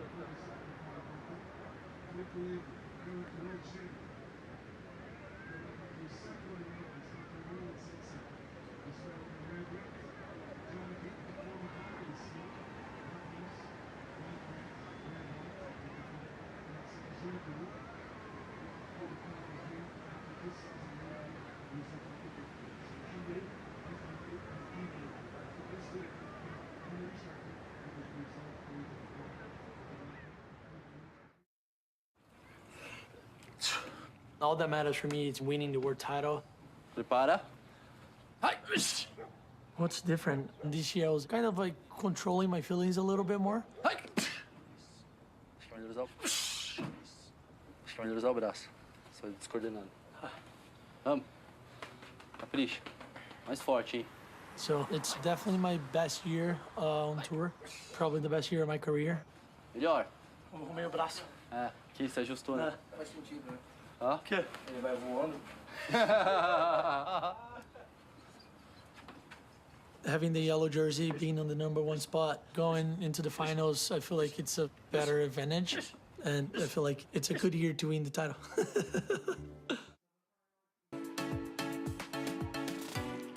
That was from episode 8 of Make or Break, now streaming on Apple TV+. Second season, documenting the behind the scenes and the journey of the 2022 Championship Tour at the World Surf League. And we got the 2022 World Champ out in the water, Felipe Toledo, against Joan Duru. Their heat has just started. Kaipo and Jesse Mendez on the call here. Your thoughts on this heat, Jesse? That's a great heat. Obviously, Joan having a little bit of more advantage on knowing the conditions because he lives closer to here, probably has come here a little bit more than Felipe has, and also he lives in Hossegor. So he's used to those type of chunky, big conditions. But on the other hand, you have Felipe Toledo that is our world champ, current world champ, with a lot of freedom because he took that weight off his back, and he's just looking so dangerous in Deadly this year. He sure is. In the history between these two, they're even Steven in their matchups. Felipe got Joan Duru at 2017 at Margaret River. In the second round, Joan got Felipe 2018 right here in Portugal, where Joan had a dream run through that 2018 Rip Curl Pro. Finally making it all the way to the final runner-up finish behind Italo Ferreira in 2018. So Joan Duru has got to kind of manage that and take some of that inspiration that he's already had success here at Super Tubos, Jesse. Yes, and you see how important that is for you to beat someone as big as Felipe in the early rounds, how much confidence that brings. He ended up having his best result in his career during that event after beating Felipe. So it's so tough to beat those big guys, and it's very important step for Joan Duru. In the priority heat right now, we have Joao Chianca ahead of Kelly Slater. Slater just needing a 2.95 because Chianca does not have a backup to his 6.17 that he's holding in his hand. I'm going to check in with Luisa and see what's going on. Yeah, Kaipo, I just wanted to share that I was able to talk to João this afternoon when he got here. Before he beelined, I came to this corner so you have an idea where he was sitting before he went to his heat. He was on his chair. Nobody really gets to this really corner of the athlete zone. He put his hood on and his headphones. But again, I was able to get a little bit of a conversation with him before he came and got really focused. He was like, I just really need to control my nerves, have, count of my faith, and focus on my surf, because this is home for me. And if I position myself well, and if I get a good opportunity, a good wave, I'll be able to deliver. And we just saw him scoring that 6.17. So let's see what else is going to happen on this heat. Catching up with the end of a ride, looks for Felipe Toledo. So that's going to be Toledo's opening ride. We'll get caught up with that. Priority shifts to Joan Duru in the red heat. In the black heat, the priority heat, Joao Chianca still holding on to priority with the lead against Kelly Slater. Yes, and I was just having a look out the back here and just trying to see the lineup and feel what the surfers, where they're positioned. And there's actually no one sitting on the far bar left right now. We have Joan Duru on the furthest left as the surfers chose right now. And he's kind of sitting right in front of us, a little bit to the left of the scaffolding, and just probably trying to get away from the heat with priority and trying to get some opportunities. WE, Ethan Ewing, he's on to the round of 16. Let's hear from him. Yes, Ethan Ewing on to the round of 16. You told me you got in a free surf this morning, but it was so much different from the conditions perspective. So what was your strategy once you got back, saw you were on, and what was your strategy? Yeah, my strategy was just to try and get a quick start and roll the dice a bit. It actually didn't go that way. I was waited a lot longer than I wanted to, but I ended up getting a pretty decent score on my first wave, and it kind of settled my nerves a bit. But yeah, rolling the dice out there I think is really important because you can just get stuck out there paddling. It's so hard when you have a strategy but then have to pivot in the middle of it because you didn't get the fast start that you wanted to. What were you telling yourself, reminding yourself to give you the confidence to do it? Yeah, I was just thinking about all the free surfs I had before the event, and I spent a lot of time out here, so I was just thinking of that, and yeah, just looking at where I thought the waves were going to come in, and yeah, it finally paid off. I would say it did. We'll see you in the next round. Congratulations. Yeah, thanks so much. Yeah, Ethan Ewing, important for him to make it into that round of 16, as we saw Joao Chianca looking for his backup to that 6.17, Jesse. Yeah, it's actually, that was a great choice for Joao. He identified that double up way down the line, see how he took off, took his time, and then start pumping on the line. Very nice and hollow wave, not so hard to read, and just right there, unfortunately, got caught on that kind of a backwash and just went over the handlebars. But right here, as you see, just pumped down the line, parked it, perfect position, came out perfectly into that nice turn, which was going to give him some great extra points right there, but ended up not sticking it, and yeah. Still going to get credit for the barrel, and the credit is a 6.07 for Joao Chianca.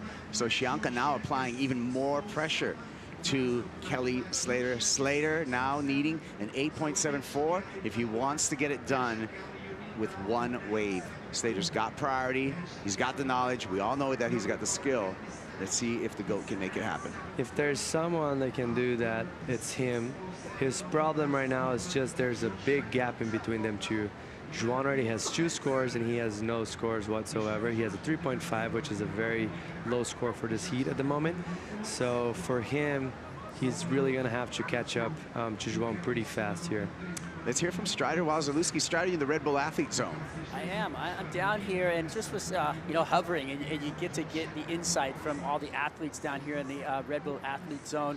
Iago Dora behind me, he was talking to Ryan Callanan. They watched the wave, and they came up with their own scores in their heads. They said, 5.7, 5.6, and they were kind of evaluating the score on their level, and then they waited for the scores to drop in from the judges. And once they get that, then they get a really good idea of where their mindset is as to where the judges' mindset is. So they're actually back here working behind the scenes before they go out into their heat to evaluate what they need to do to make the judges happy and figure out where they're sliding in on their scale. So a little insight from behind the scenes, watching the athletes do their homework before they hit the water. Thanks for the insight, Strider. Jesse, I'm going to throw this question to you. Did you kind of judge yourself while you were in a heat thinking about your numbers? Yes, and that could be the athlete's worst nightmare, right? Because there's so much expectation and sometimes it doesn't come up to what you're expecting.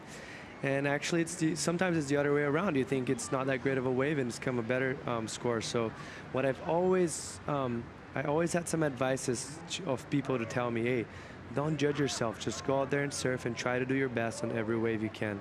And see, here you see Joao just barely getting clamped there in the end. And that's just because of the lack of offshore, so that barrel didn't stay wide open right through the end. But great effort for him. Yeah, Joao Chianca in the priority heat, just surfing under the priority of Kelly Slater. Joao with, again, that lead against Slater. Slater is just summoning Super Tubos, sending vibes out into the Atlantic, needing an 8.74. That's an excellent number, but we've seen excellent scores already today. Yes, Callan being the best wave of the event so far. That was a great ride, and I know for a fact Kelly's definitely trying to find that barrel that Callan was looking for, and actually found the 2 of them. Ended up not making one, but yeah. Well, just under 9 minutes in the priority heat. Felipe Toledo and Joan Deroux, Jesse, have not got going yet. So as the clock ticks down, we talk about heat management. We start with 40 minutes in these overlapping heats. And now the challenge between Toledo and Deroux turns into a 28-minute heat. Yes, and I don't think only us have been speaking about that, but if you see Ethan, he was just mentioning how he had a strategy coming up to the heat. He wanted to roll the dice a few times early in the heat, and it planned out to be completely different than what he was expecting.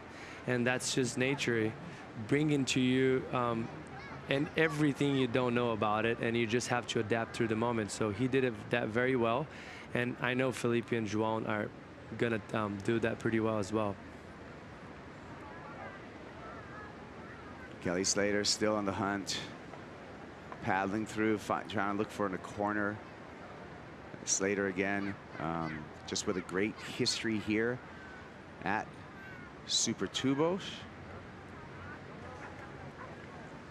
And nothing really happening for Kelly other than the clock burning down. And he's actually been paddling quite a bit this heat, so he's really trying to find his spot out there, but might be a little bit too much current going down the line, and yeah, it's just kind of tough for him at the moment. Toledo, smooth off the top. One more time, and cannot time the finish. Looked like he was on his way to a nice score.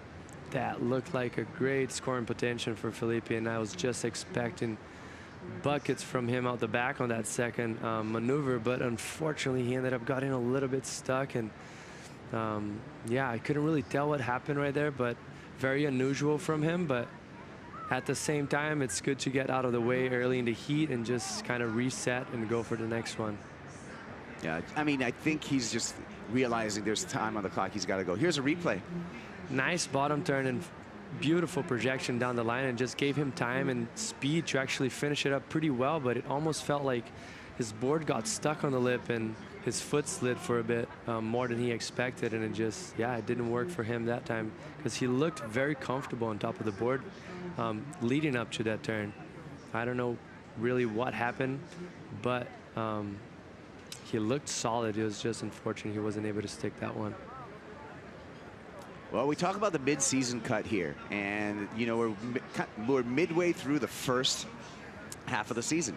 We're getting midway through this event. This is event number 3. We got 5 events before that mid-season cut, and that's when we look to our tour leaderboard and just take a look at, you know, where our surfers are. Are the surfers behind the cut line or above the cut line? We can see right now, this is coming into this event. Kelly Slater, he's above the cut line, but he needs to continue to have some results. Look at that, all those equal 16ths there, Jesse. Those are going to get broken up from basically surfers who either fail or advance in this heat. Here goes Slater.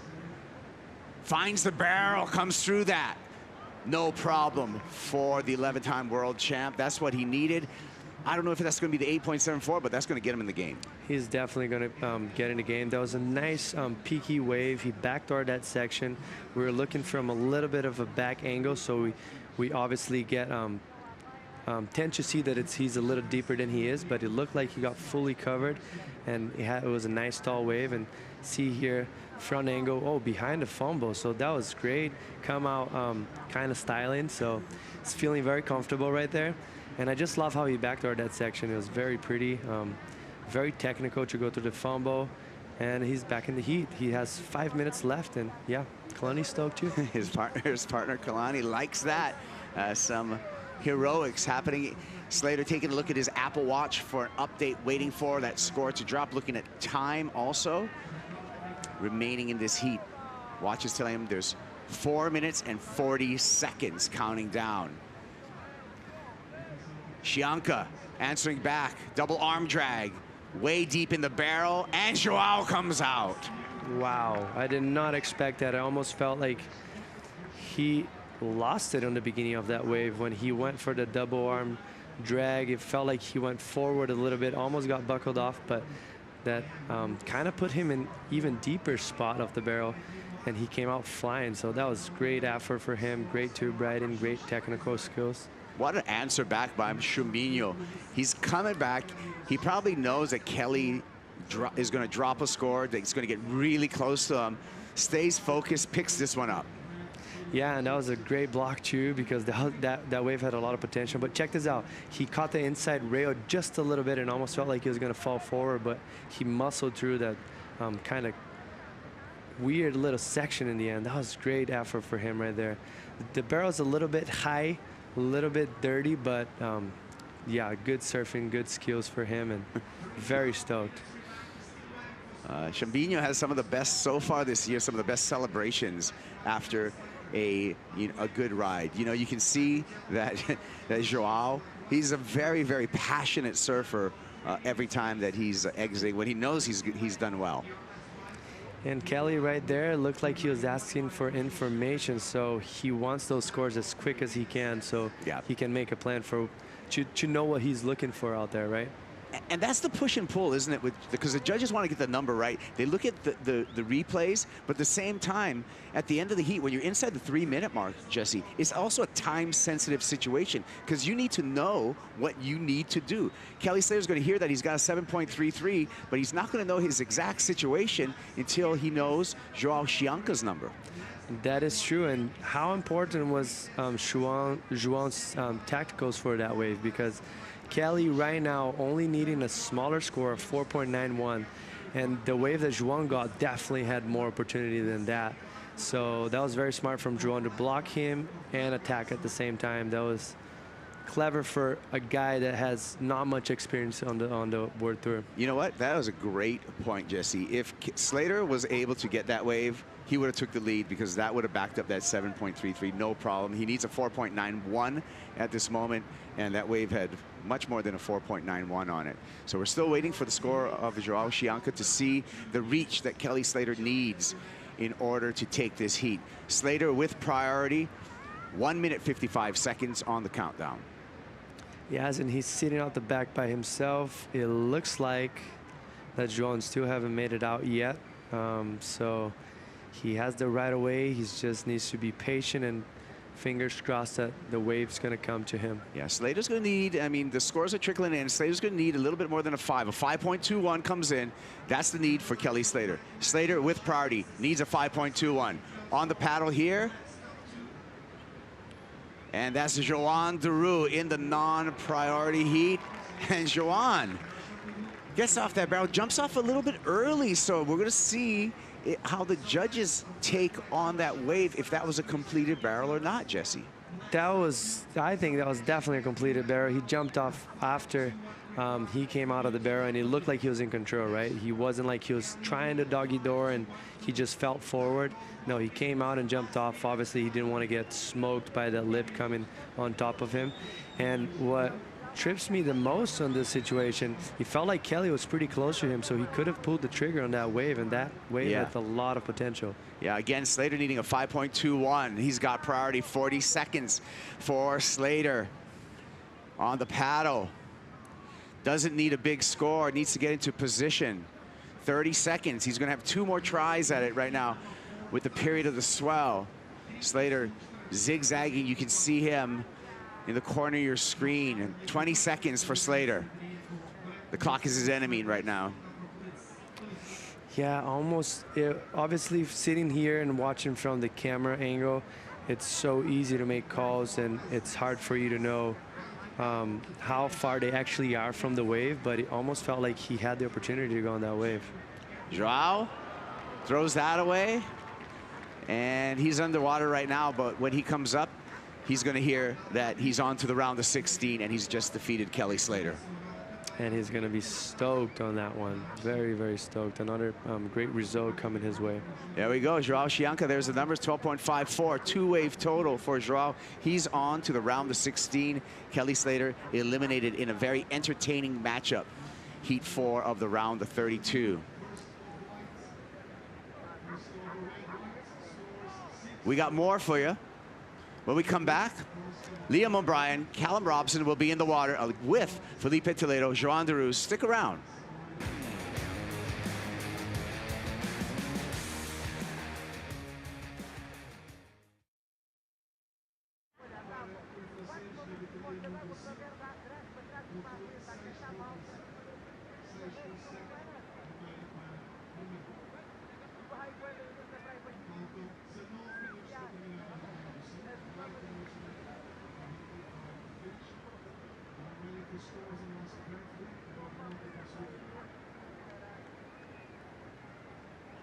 Official results from the previous heat. Heat number 4, round 32, first place was Black Shushin, second place Black Kelly Slater. Surfista sensação brasileiro, atual número 3 do ranking, mandaram mais cedo para casa, o norte-americano, 11 vezes campeão mundial. Entretanto, temos já no dia 6 da manhã, australianos.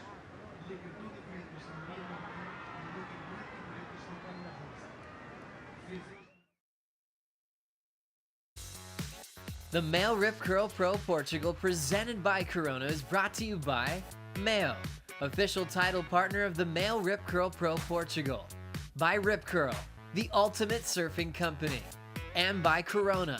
This is living. We're back at the MEO Rip Curl Pro Portugal presented by Corona. New heat in the water. Liam O'Brien against Callum Robson, a couple of good friends from Australia now battling each other for a spot in the round of 16. I'm Kaipo, joined by Jesse Mendez, and this new heat in the water is going to be a battle of buddies. Battle of buddies. That's exactly. They probably grew up competing against each other because they're pretty similar in age, and Callum definitely feeling good from that 10-point ride. In rhythm with the ocean today. Let's see if he can capitalize in this heat as well. So this is a 6.17. Number came through for Joan Duru. Yeah, nice takeoff right there. Read the wave pretty well. Stayed nice and open. He squeezed through that, and then as soon as he came out, he had to jump before he got smoked. And you see Felipe here on the left. Nice start right there. Oh, unfortunately, the wave ended up closing out, but that was a great carve down the line. We're just hoping for one more section so he can really show his surfing. Yeah, so Toledo, that number was a 2.27 that we just saw in the replay. Here we go, live action. High above, and Callum Robson with his second wave in his challenge against Liam O'Brien. Like you said, Jesse, Callum has already been our first surfer this year on the championship tour to get a 10. And not only was it a 10, it was a perfect 10. That means every single judge, we didn't have to throw out the high and the low in that case. Every single judge gave him a perfect score. Yes, well deserved for him. Liam O'Brien attacks that. He had lacking speed, and he just went for it and paid for it. That was a huge section. I can't even believe he even tried to stick that thing. A lot of guts from him. He actually charges. I watch him a lot in Hawaii, and he just sends it on anything that comes his way, and definitely going for on that section. Unfortunately, not being able to match the power right there, which I don't think anyone was capable of that. Let's hear from Joao Chianca. Joao, your first ever heat against Kelly Slater. You have to do it here at a packed beach in Peniche. What was your mindset going into that? Well, it was, first of all, it was an honor. Kelly's just Kelly. It's an incredible person inside out and incredible surfer. Just really hard to talk about Kelly, right? And yeah, I was just trying to forget everything and like remembering like that I had a shocker yesterday, but also like remember that like I had my first heat this morning. It went super well, and I just had like to keep the rhythm going, and yeah, like it worked for me, and it feels awesome to go up against him. Just so much history in the water right now. I like even like didn't like really like want to talk to him at all, and didn't want to like really look at him.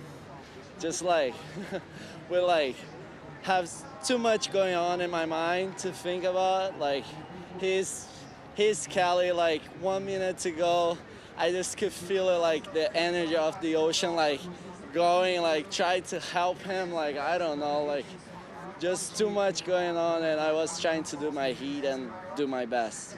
And do your heat and do your best you did, because you've had to work on that mental resiliency between last year, coming back on tour this year. You have the epic run at Sunset. How much confidence does a heat like this give you that that mental resiliency is working for your surfing? Definitely, yeah. I'm trying to like put Hawaii aside a little bit. Hawaii was really great, but every event is so different. Like you never know like the rhythm that you're gonna like have to adapt into. So just Portugal is a totally different place. The crowd is so gnarly out here. Like they scream my name, and the most of it's Brazilian. So like there is a lot of pressure like in all of us, like good pressure, but also like we want like do good with all these expectations over like our shoulders. So it just feels incredible. You're meeting them so far. Congratulations. Thank you. You know what?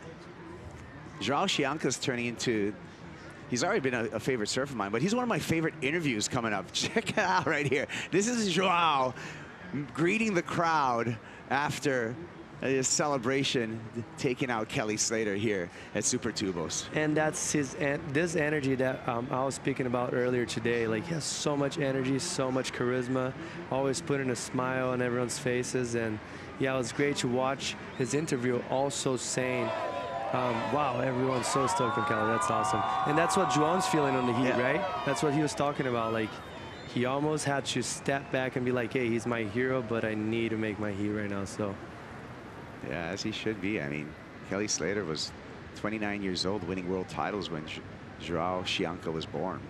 Yeah, it transcends any generation. Like, he sent it home a lot of generations. Well, João Duru just got another wave, so we're waiting for that score. Actually, it's come through as a 1.83, 6.1. João with the lead over Felipe Toledo in the priority heat with 11 minutes and 50 seconds on the clock. No big scores as of yet between Callum Robson and Liam O'Brien in their challenge. Yes, and actually João leaving the door open still for Felipe. He ended up falling on that cutback, which that wave didn't have too much scoring opportunity anymore. When he fell, there wasn't much ahead of him. He probably could have capitalized a little bit, but not so much. But the door is wide open, mostly for someone like Felipe. A 5.68, it's basically he can do in his sleep. Kelly Slater with Margot Oberg on the back of his jersey, celebrating International Women's Day. Margot Oberg, a 3-time world champ, and some great sportsmanship here at the shower.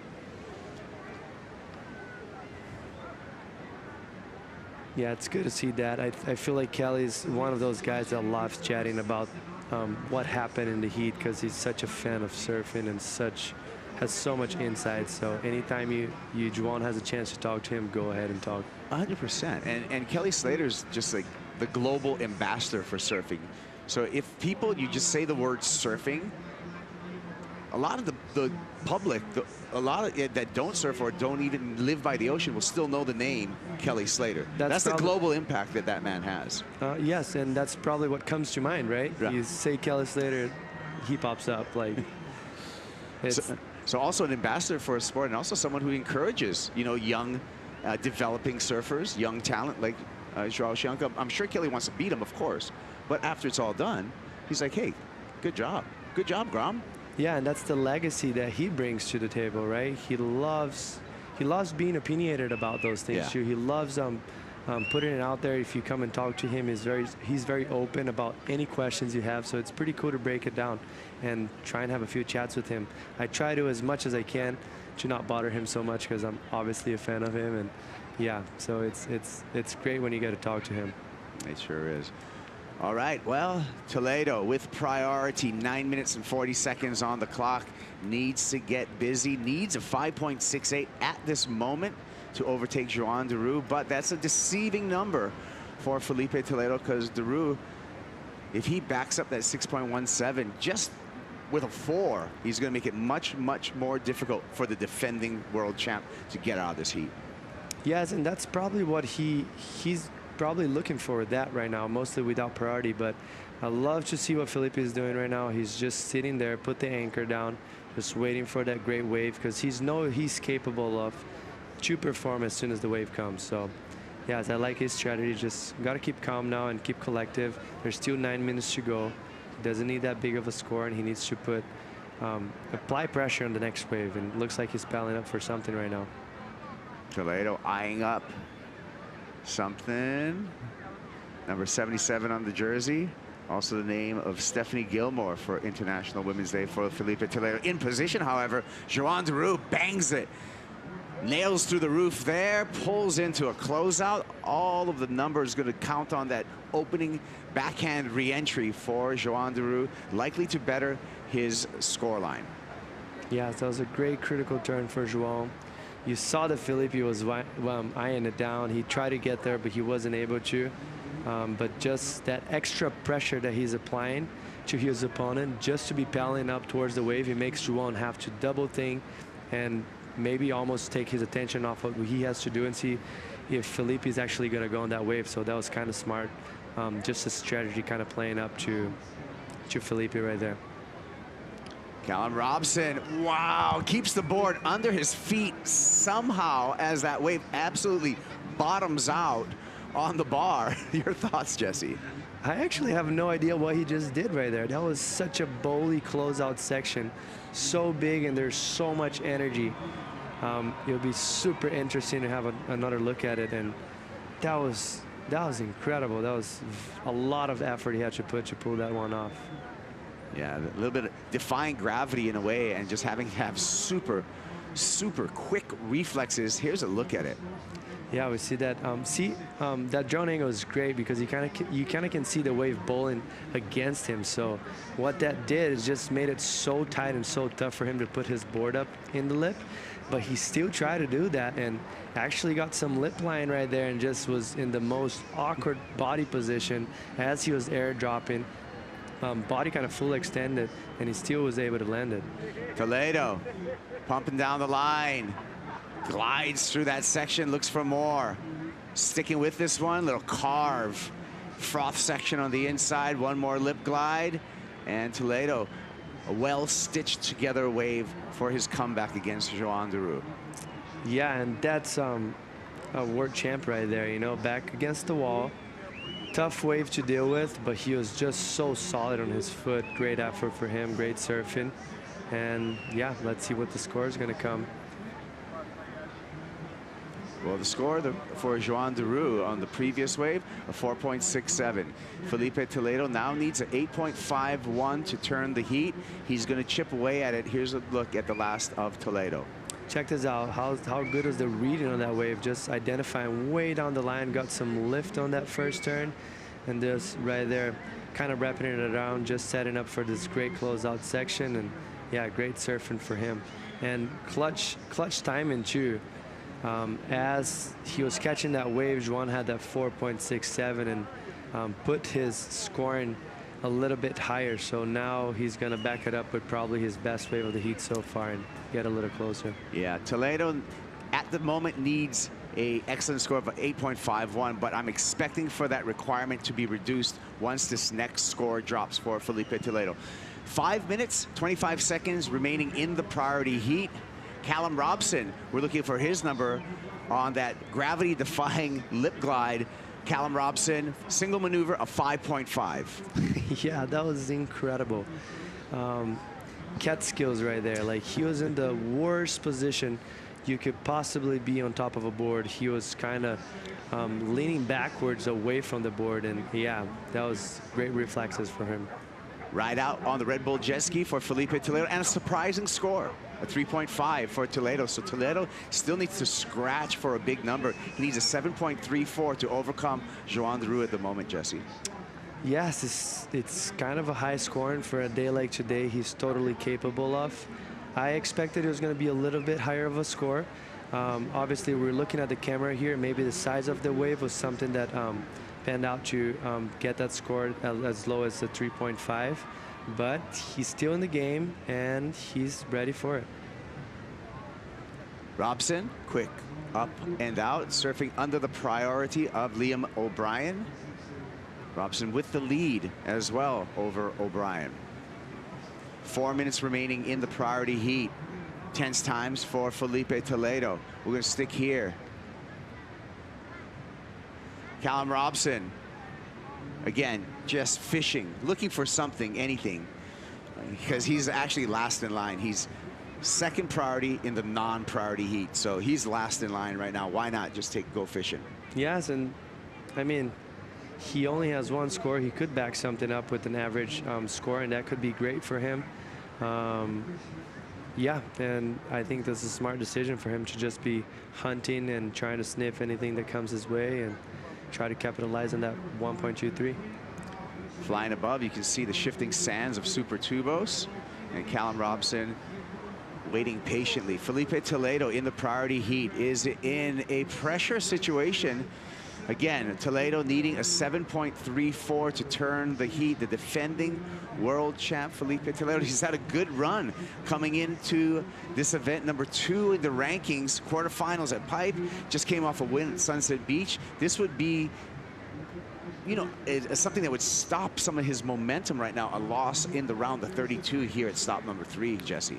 Yes, and if you look back, like Hawaii is probably his toughest a leg, right? If you talk about results-wise, and then you come to Portugal, that's a great event for him. He's won here before, got a few 10s here before, but just not playing out to him today, like having a struggle to find waves, and sometimes that's how it rolls.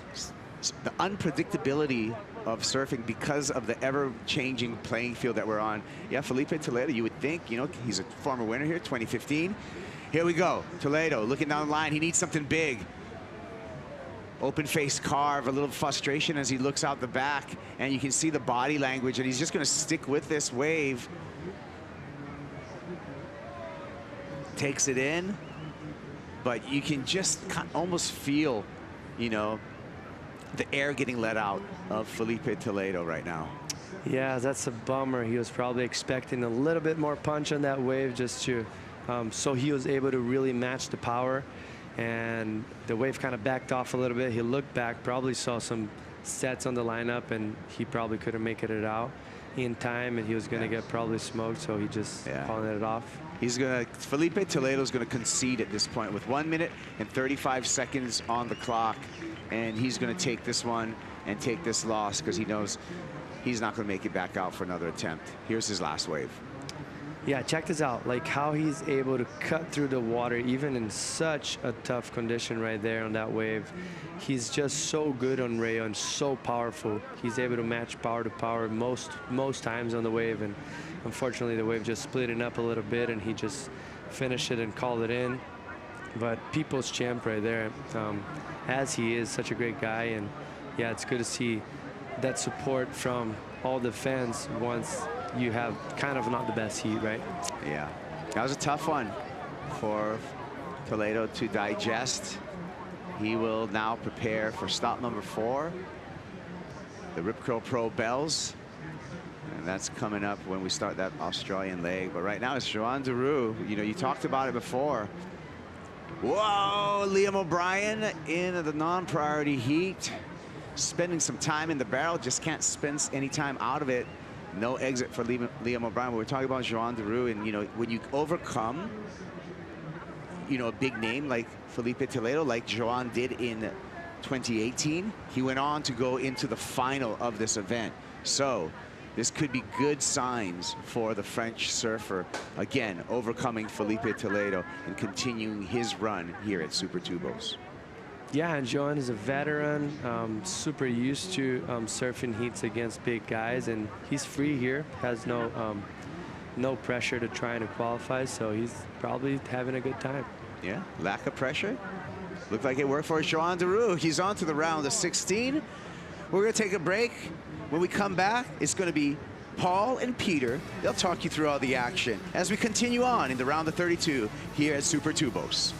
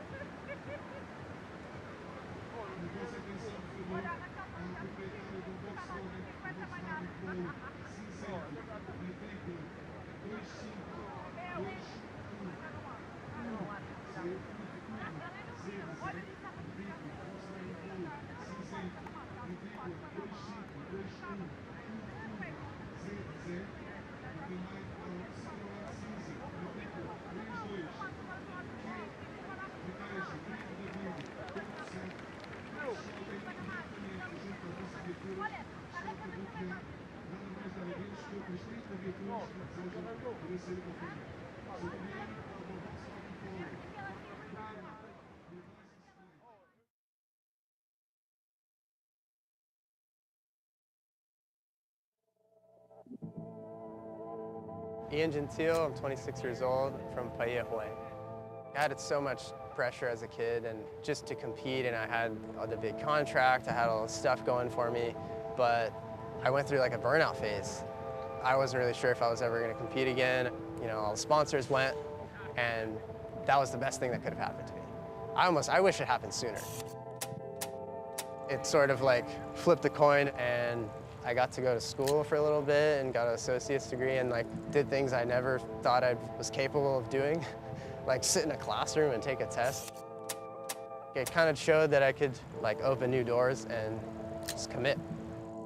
I kind of just applied that attitude towards everything, like equipment, the mental side of things. Like I have to learn, I just want to learn all the pieces, you know, and try to be the best that I can be.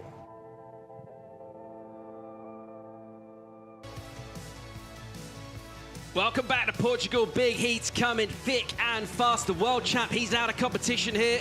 Giranduru does a number on him. Meanwhile, heat 7, we'll see the very high-flying Miguel Pupo in great, great form, taking on the guy we just heard from, the very suave and dapper Ian Gentile. Paul Evans back in the studio alongside Peter Mel with sidekick mate. Yeah, we are, and some losses in that last heat. Yeah, Kelly Slater, the greatest of all time, going down here in conditions that you would think he would do very well. The youngster, Jiao Xianca, taking him down, and of course the world champ also losing out. So it's been a bit of a bummer for a few of the big dogs, but we still have another portion of this round to run, and I really like this matchup here between Ian Gentile and Miguel Pupo. They've got kind of similar demeanors, really cool cats, very level-headed, don't rise up and down in their emotions, so it'll be fun to watch this one in this matchup. This was during the break. Callum Robson. And Callum on fire. He's been so fun to watch. That's Ian Gentile. And so Ian gets a first wave right off the hooter, and it's a good one. Look at the number, too. Good score in, great score. Gentile 7-1-7. So getting work done super early in his heat, not wasting time, resting back. Your dark horse pick as well, Pete, for this event. And he's a cool customer. He's got an eye to pick out nugs. That's exactly what he did early on in his heat. Yeah, just how he articulated the fact that, you know, he had been in, you know, he was touted as one of the best young surfers. You know, Andy Irons was touting him, you know, best 12-year-old he's ever seen, and you know, so there's all these expectations that he had on himself and other people around him as sponsors, and all of a sudden he just kind of burned out, you know. And he mentioned how he wanted it to happen earlier in his life, because what it did is it taught him discipline, how to go do stuff on his own, and now he applied it to the QS and the CS in the Challenger Series, and those big events, he made it happen. And Portugal is one of those places that was a big moment for him, because he ended up with a semifinal finish at Ericeira, which vaulted him onto the tour.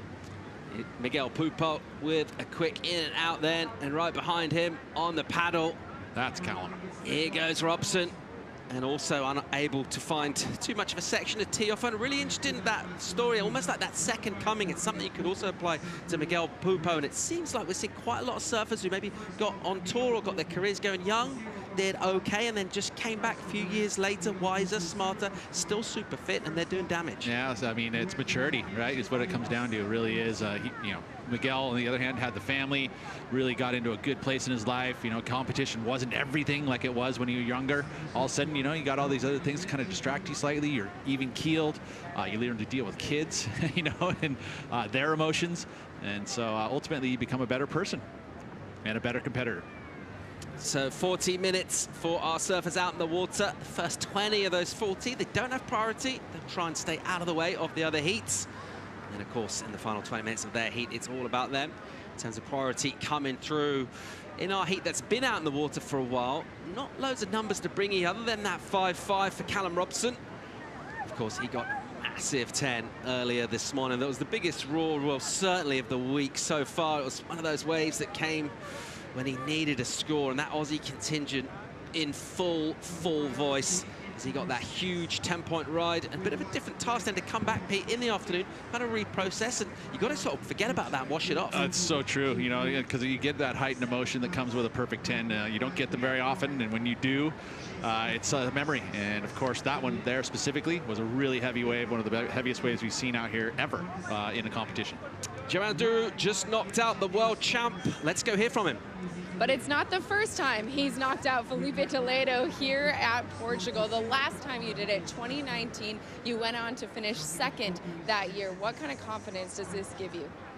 Oh, it's crazy. Felipe is the best surfer in the world. He's maybe 20 times better than me, but in this condition, you never know. You have to find the good wave. It's really, really tricky. The first 20 minutes, we didn't even take off. And then I got one and another one, and that was enough. That's amazing.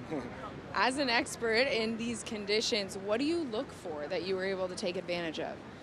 But we can see with the current, you have to adjust with the current, so it's moving a lot, and we're just moving with the current and try to find something. It's opening, and barreling, it's even better. I would say so. You're on to the next round. Is there anything you want to say to friends and family back home? Merci à ma famille qui regarde, à Maud, ma femme, et au Chilon. Congratulations. Thank you. Au Chilon, Jean Deroux. And another great performance from him. He'll be loving that. He's had a little bit of a cheeky glint in his eye all week here in Portugal, and I've seen him out and about quietly confident. He has been getting deeply barreled all winter up in Leyland, and he has just taken on the world champion course. Bit of a major upset here. He's loving it, as we'll get vision on Igarashi taken to the water. Avoided a banana skin in the elimination rounds. A confidence performer. He'll be looking to build that confidence, Pete, because we haven't seen the best of him, I think it's fair to say, in 2023. I would say no, but I think that's where you build character, right? I mean, a lot of things happened very well for him throughout last year, especially when he got down into Tahiti, and he was gifted that 9-point ride to turn the heat and actually get his spot into the final 5. That is his goal. That's what it's been his goal. He knows it. He's very adamant about telling us about it, because a lot of his interviews, I want to be a world champion, and that's the pathway I'm going to take. That's what I'm going to do every single day, have that focus to that point and get that world title. So expecting him to do well once again. He's very consistent, but just in regards to Joan Deroux, you know, some of his career highlights. Matter of fact, I think one of his major finals was here in Portugal. So the man knows how to surf this wave. Yeah, absolutely. And he's been coming here since probably 14 years old. The Pro Junior Series used to feature heavily with events in Portugal at this wave as well back then. Loads of experience down here, and yeah, definitely enjoying himself. It's quite a strong French contingent actually supporting him as well. A bunch of the guys from Portugal down here with the French Federation and all in that corner, which all helps as well. Yeah, Frederic Robin, right? Alain Roux was here, Mickey Picon. Exactly. Big support Posse. crew, and somewhere almost like a home from home for the French. Patrick Bevan, too, was here. Patrick is around and about as I well. saw him. The full Hossegor squad. Right, full on. I'm going to say, what, did they bring a ski down? 10 minutes and 45 to go in the heat, featuring Robson and O'Brien, the all-Aussie encounter at the moment. It is Callum Robson with the lead in that. Liam O'Brien lobby's been real quiet, Pete. He's just ridden 3 waves, hasn't got over a 107, not what we expect from him. Yeah, but he was on a pretty wild wave. I mean, he was definitely not for a lack of trying. He definitely was pulling in. Unfortunately, when you pull into huge closeouts, you can still only get a 1-point ride. Yeah, interesting with that wave selection and how crucial it is. Obviously, any spot around the world. I actually just had a little catch up with Dog Marsh, who's coaching Conor O'Leary. I thought Conor surfed great. I was like, oh, well done. And Dog was livid. Oh, you're kidding? Livid with the way Conor positioned himself, where he was in the lineup. He's like, it's not about surfing out here. Everyone surfs great. It's positioning, it's wave selection. And he gave him both barrels in the debrief, which I guess you can do when you surf a wins. Yeah, no, it's easier, probably. Right? You're like, okay, never do that again, but you're lucky you made the heat. I mean, in Nat, I feel like Nat, unfortunately, moved a bit too far down the bank, in my opinion, in positioning-wise. And they were literally surfing. You know, Dog was probably yelling at Connor for being so far north, and I was yelling at Nat for being too far south. Except I'm not Nat's coach. Making crucial decisions on the fly in your heat, trying to find yourselves opportunities. Those decisions get vindicated when you get the scores from the panel of judges. Otherwise, well, it's back to think again. So far, it is Callum Robson looking pretty good with just over 9 in his heat with Liam O'Brien. And in the other side of that heat, nothing really for Miguel Pupo, the non-priority heat in the reds. Taking on Ian Gentile. He's got that 717, just almost kind of snuck that in right at the beginning. He's got that tucked away in the back pocket, Pete. Yes, he does. Have you ever driven in LA, like on the 405 or in that area? This feels like a traffic jam. I mean, there's so many turns and so you can get lost, right? And I feel like that's, you know, Connor is as good as he is, you know, he probably got lost in the lineup. I mean, there's just, you're getting pulled this way, that way. The crowd's looking all the same when you look in. You know, yeah, so find those lineups and find the good water. But when you're looking out the back and you're seeing just chops and sets coming at you, it can be difficult to find that position. Pumping day of surf in Portugal. The swell coming to the party here. Big, big waves at Super 2 Boss, and massive scores as well. Our first perfect 10 of the year went for Callum Robson. This thing was mental, Pete. How good was it? The drop was critical. The barrel was critical. It was big. He came out after the spit, and undeniable. Look at the ledge. I mean, that was so sketchy. And every one of those waves in the morning were, look at just steepness. So everything was committed on the very beginning of that wave to get down the face, which he did perfectly. And then once he got up into the hole there, it just was a huge cave, and everybody loved it. You know, not just Aussie contingent, everyone. Massive scenes here this morning with Callum Robson on that huge barrel, getting fire hosed out of it as well, and he absolutely loved it. That turned the heat for him. He was in a position, he was going out of competition as he paddled into that wave with a couple of minutes to go. And you think about turning points when you look back and how crucial that might be. Looks like Miguel Pupo on the inside down here. Well, we just saw 3 scores come in from Miguel, just like consecutively. What, a 0.5, a 0.3, and a 0.4. So ultimately, that seems like he would have been falling out of the sky or you know, something. But those are very low scores. Tide will fill in here, and we'll get a bit of lump moving through the face of the wave. What it'll also mean, some of these smaller ones will provide corners and opportunities, particularly, you would think, for the non-priority heat as well, but there's still plenty of meat on the bones, and true pretty much to our forecast, Pete. Maybe a slight dial back in energy. There's still solid 6 to 8 footers out there. Yeah, and just in regards to the actual forecast coming into it, I mean, it was, you know, 8 to 12 foot on the face, and it's a broken board, and hopefully the caddy will see that. And, of course, the water patrol to get them in. I mean, at this point, they can go and grab them and bring them to the shoreline, grab the extra board. And that is, I'm trying to think, is that Ian. Callum or Ian? It's one or the other. They're both with the white color, white and red, and then white and black. Oh, there you go. He'll make it in by himself. A little body surfing. That's great technique. I mean, is this any way you can get to the shoreline and save time, you know, it's going to help you in the heat. Looks like Ian maybe, but big set obviously came through there as we watch the attempt and the bailout. The jump off is a great technique, but what that does is it puts your board directly in the impact zone and snapped into. Definitely Ian. And look at that body surfing technique. He backed himself to go on the chest, sometimes tempting in the heavy ones to go on the side a little bit, maybe try and cut across, but just straight down the guts. Get to the shoreline. Actually surprised we haven't seen more damaged equipment so far today for how heavy it is out here. Actually been one of the things I would have thought we've had more broken boards than we've had. Let's check out away from Liam. So again, identifying a shoulder so he can get some maneuvers done. It's been a bit of a low scoring affair for that half of the heat. And a completed ride for Liam O'Brien, and he'll better both his scores right there. I mean, he's carrying a very low number at 1.93 the total, so this is definitely going to help him out. 30 odd minutes go and nothing on the board for Lobby thus far. That'll feel better for him, and he'll get something a little bit better. Well, a lot better than what he's got so far, but probably in terms of the size of the task at hand, it's a 5.66 he's requiring at the moment. He'll have time just about to go back, get another wave. Here's the equipment change. I love that he's just literally cruising. That's just so, it's like, you know, no stress whatsoever. He's, you know, getting some words of wisdom, you know, putting the leash on. He's got 24 minutes. He's already got a 7.17 in his score line. So everything's cool. We got this. Broken board, no worries, man. And that level head allows you to think clearly, make good decisions. Yeah, really interesting point. You got a good score already locked in. You can just afford, like you said, just to be calm, and that expression, haste, not speed. You don't need to be frantic, flap around. You'll forget to put the leash on correctly, or, you know, maybe you didn't wax the board. You know, all sorts of things can happen. You jump in the lineup, you get, you know, break another board. You know, do you have your third backup at this point? Because now you need another backup there. Definitely does seem like one of the more cooler customers on tour. Ian Gentile doesn't seem too phased either way, win or loss. Like you mentioned, that even keel, that's a really good way of describing him. I tell you what, he's got good numbers already. Applied pressure to Pupo in their heat. 3:45 in the all-Aussie encounter. Callum Robson at the moment, he's ridden a load of waves. 8 rides for him.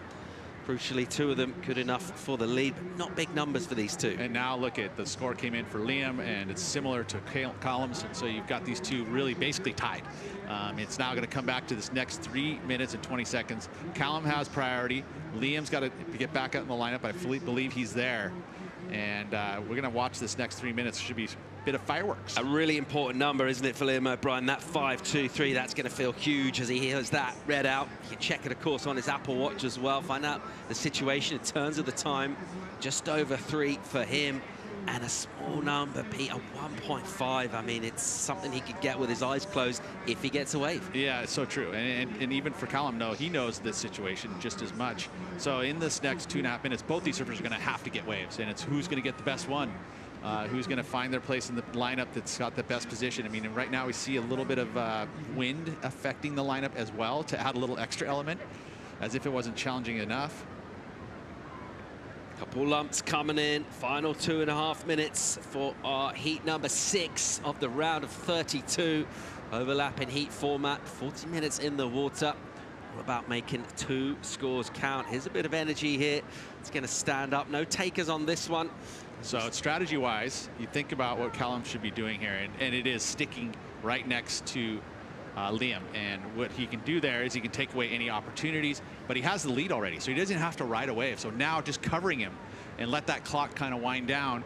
And if he can do that, then ultimately he'll win the heat, and he won't even need to ride a wave. Nervous moments in the final couple of minutes of this heat. Liam O'Brien is trying to get away from his buddy, doesn't want to see him.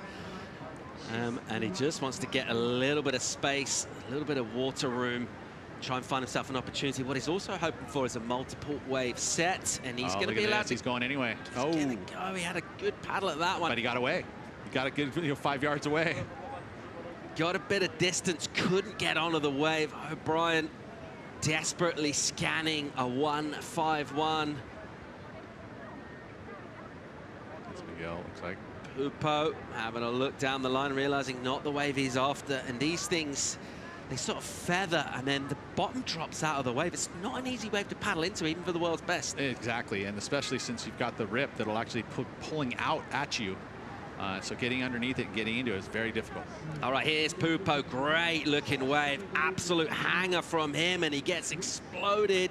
He looked like he had the hard part done, Pete. He sure did. That was a nice vertical face, and he's got such a great backhand. This big arc, bunch of water flying off the rail, but straight back into the pit. And unfortunately, it just bottomed out and goes down.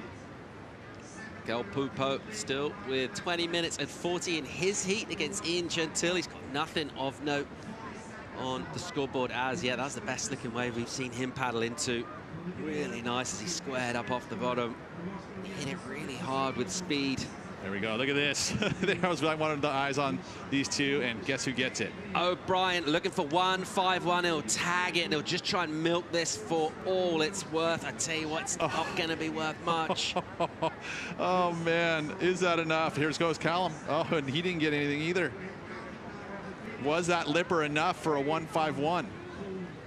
Judges been asked a very different kind of question here, as they'll just look at the fractions, really, and the decimals. These 2, they'll high-five it as they bring it in. A tense and nervy encounter. Not a lot of waves ridden. Liam O'Brien was too quiet for too long in that heat, and he's asked a question of the panel to the tune of 1.5. One judge doesn't think so.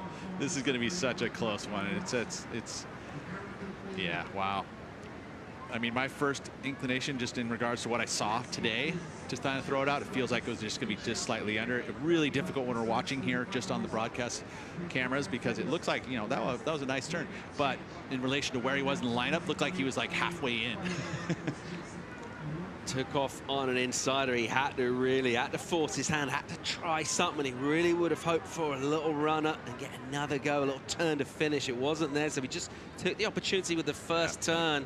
He's not going to get the number, Pete. No, he's not. Looking on the majority there, staying under. All of them, all 5 judges. Not enough. Comes in under, and Liam O'Brien will bow out at this stage. Well done to Callum Robson. He's already got a perfect 10 this morning, and he's now got himself out of the round of 32. That'll wrap up heat number 7. More live action from Portugal, where it's still pumping right after this.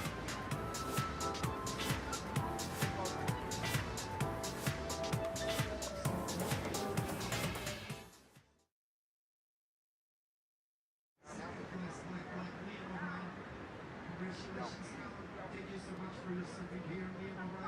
Introducing you the guys in the water for in number 8. We have in black with Prior and black white for both of them. Good luck with Wednesday.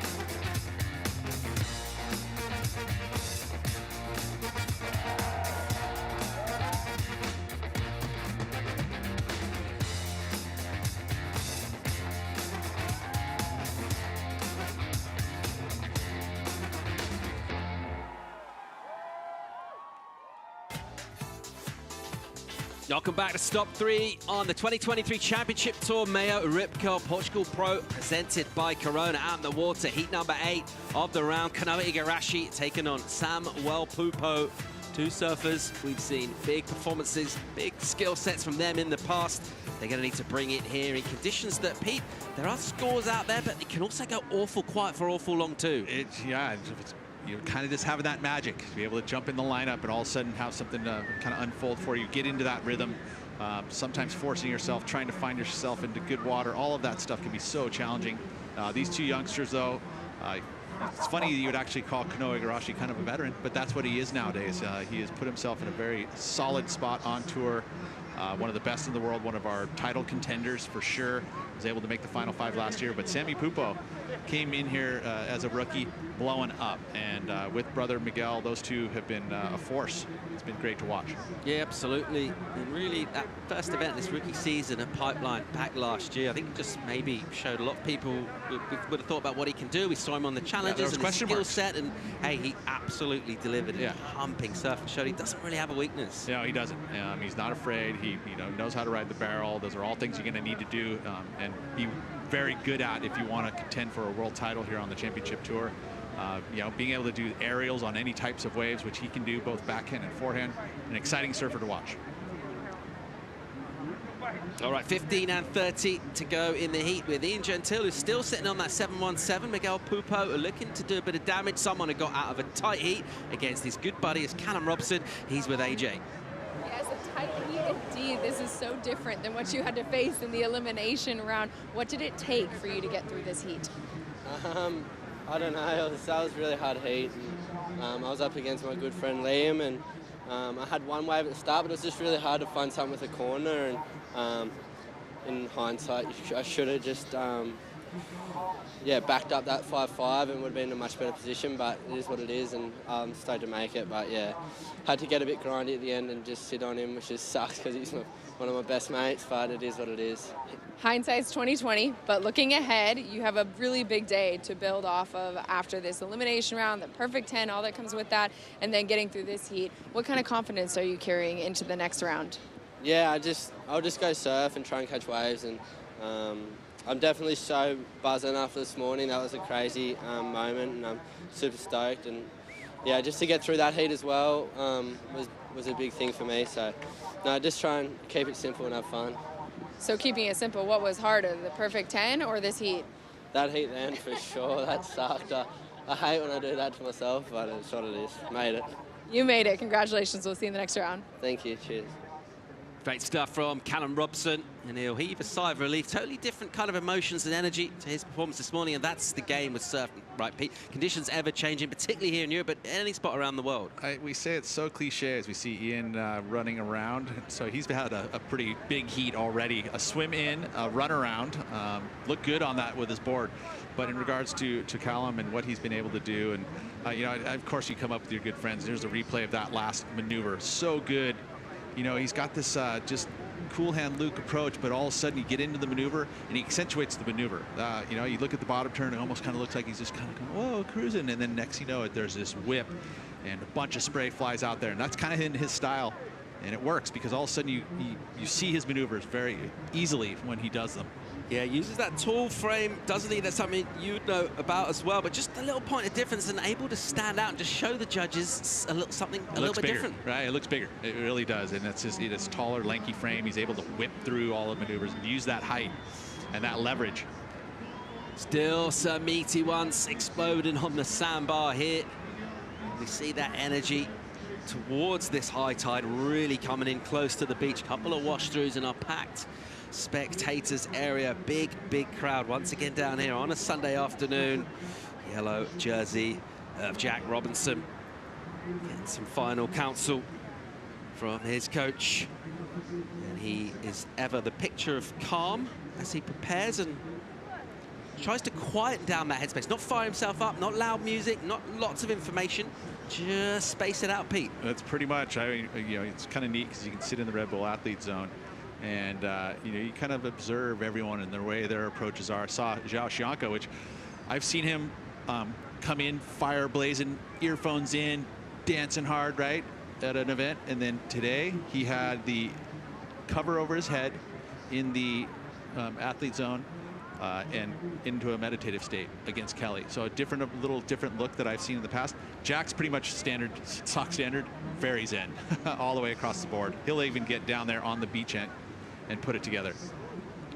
And throw down a little 10-minute meditation in front of the crowd. Samuel Pupo just zigging and zagging across this, just applying the rail, and he's so good at making sure he nails the finish too. He waited patiently for that section just to offer itself up. Meanwhile, in the tube, absolutely flying and coming out. That was and he sick. absolutely loves this. Kanoa Igarashi gets himself barreled and does it well.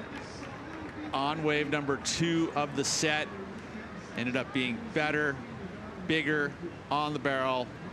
What a start for Kanoa Igarashi. And he was feeling it when he came out. You check the body language as he comes out with going all floppy with the straight legs, loving it.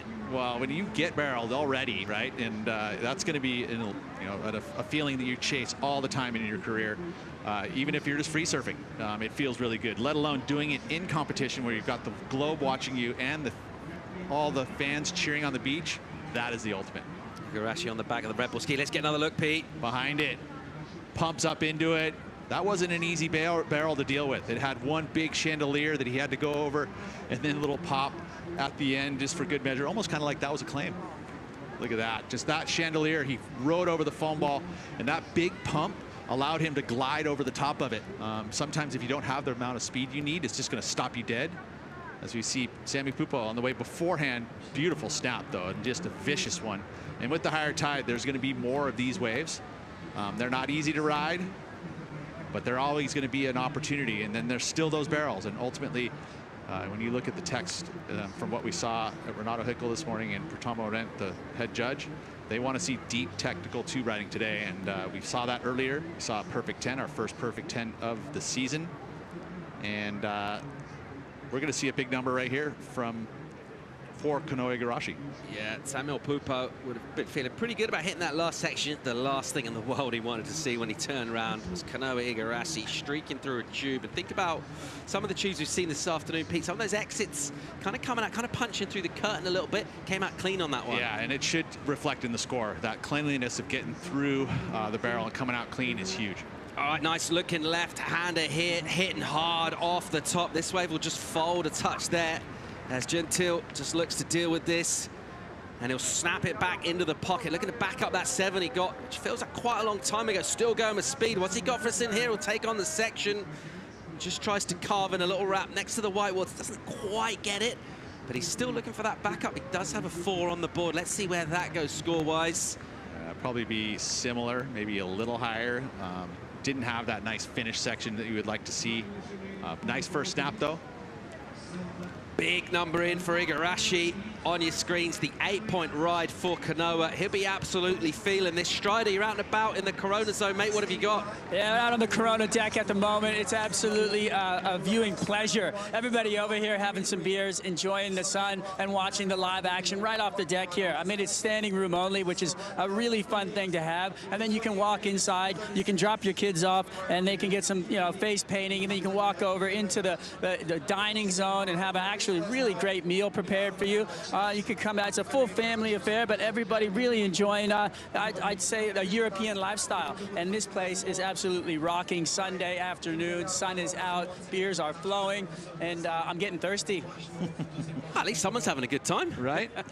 He's always enjoying himself, isn't he, that boy? Yes, that's the life of Strider. That's called Strider's World. So it is a beautiful sunny Sunday afternoon. The waves are pumping through here. Kanoa Igarashi, he just dropped an excellent number. He'll be feeling real good about his afternoon right now. Great way to open up a heat. Still 27 minutes and 40-odd seconds to go in that one. Pupo gets a 5.33. It's decent. Another number dropping in as well for Kanoa Igarashi. So the non-priority heat actually posting some decent numbers in this one. It's so true, and that's the thing. You just get into a place in the ocean where it gives you a little rhythm and gives you opportunity.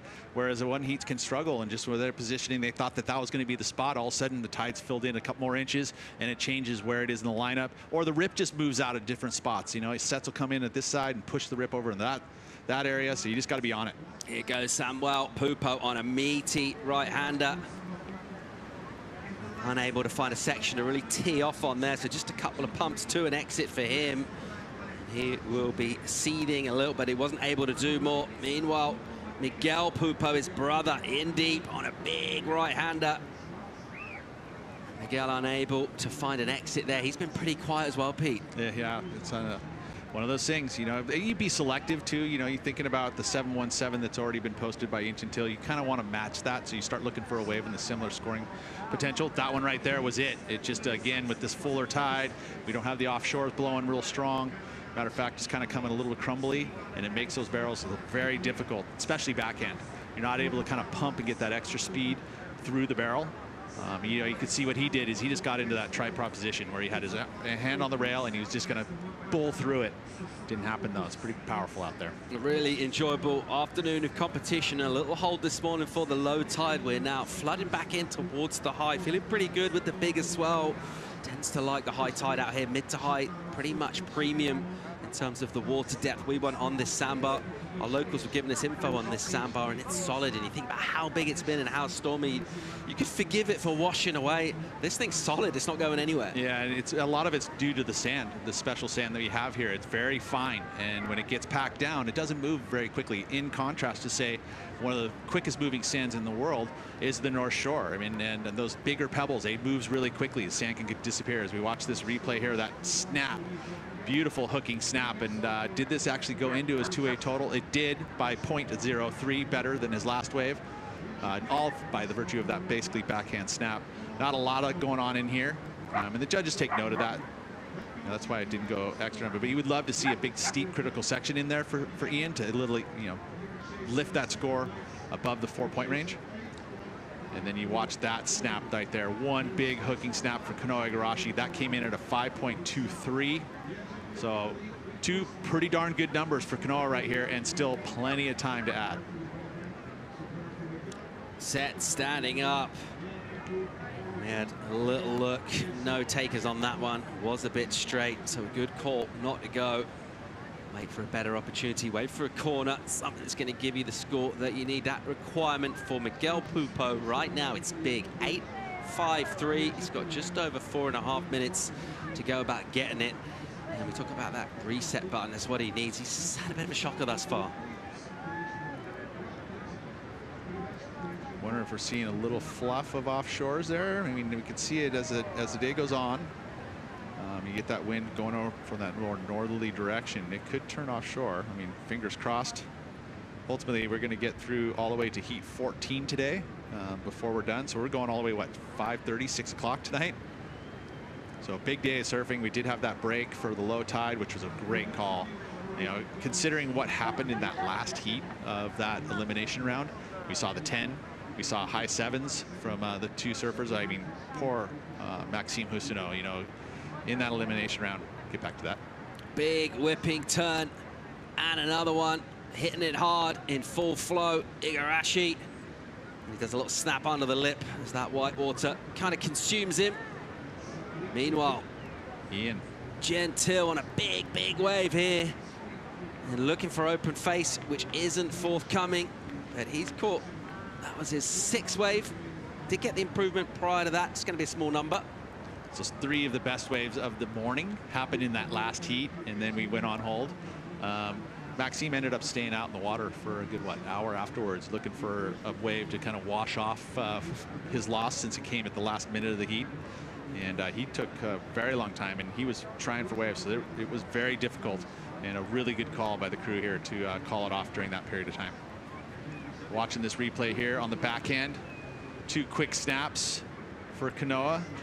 You know, in relation to the one single maneuver that we saw, the big layback snap and a much more critical section, I feel like that score will stay. It doesn't feel like those turns were strong enough to improve the situation for Kanoa. Looks like Ian Gentile here in live action, tagging it.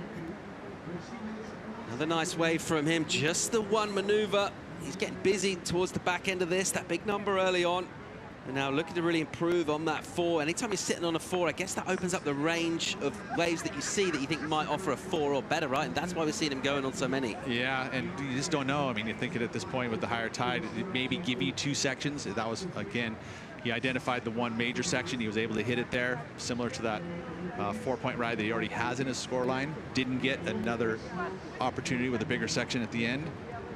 So just really a lot of the points coming from the first move. And this stage, Miguel Pupo, 2 minutes on the clock, 8.53. He's waiting for an absolute bomb. And there, as you can see, that's the major sandbar that we've seen. And the rip pulls out right there, and it puts all the sand right there in the zone. All right, great looking shot here from our drone, and driving through the tube with absolutely tons of speed. Came so close to making it out as well, and just clipped at the end, agonizing. Oh, so agonizing, and he did everything. He was pumping through it, carrying his speed well. Looked like he was going to get the exit, and unfortunately, Sammy would have been able to get himself right back in this heat if he had been making that way. If he had been able to make that wave. It's the exact wave he's been waiting for to open up, and it did. His speed was real good as he's driving. We talked about that exit. It can be tricky, especially when the tide gets fuller. You know, ultimately you'll see it stand up and start to barrel, but then it'll clamp at the end. That's why that mid-tide is still a little enough shallowness there to keep it open. Samuel Pupo still with plenty of time in this one. Just under 21 minutes. Bags of time really for him. He's got that 1 score to match Kanoa's back up. He needs to go to work and think about getting something close to the 8 or better. Plenty of time to do that. He will remain ever competitive throughout this remaining 20 minutes. Always got his head in the game. So he's pretty smart, got that sort of instinctive way of surfing the heat, surfing to situations, obviously to the conditions as well. That flyby will give you a bit of an idea of that rip, tugging everyone out to sea and just trying to stay in position. It's a bit of a job. Yeah, it is, you know, especially when you're in the rip, because it's just wanting to pull you out. It's tough to get yourself out of it. But, you know, a distinctive difference there was Kanoa moving to the outside and paddling into the zone, whereas the rest of the surfers are sitting down underneath. And only 10 seconds left in the Gentile Pupo heat. Yeah, Miguel Pupo has not been at this at all. He's just never really looked like finding any kind of rhythm with the ocean whatsoever. That one big opportunity, the big backhand turn that he went down on. And other than that, he's just not really found himself meaty set ways. It happens in any spot around the world. And it hurts when you are in the round of 32 looking for a big result. It's not gone his way this time around. Well done to Ian Gentile. A solid result, that one. More live action from Portugal. The yellow jersey of Jack Robinson coming up real soon.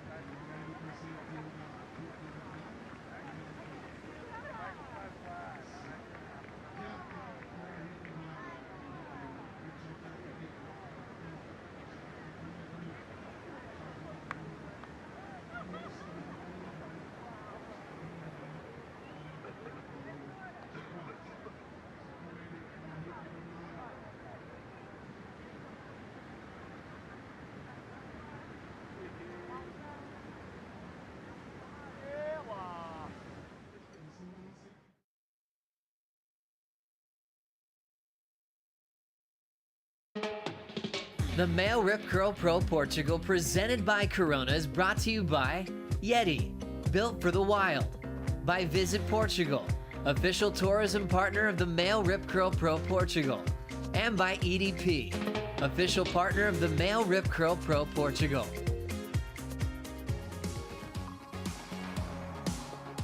Good afternoon, welcome back live to Portugal. Ian Gentile, big smile from him and a great performance. Really bookended his heat.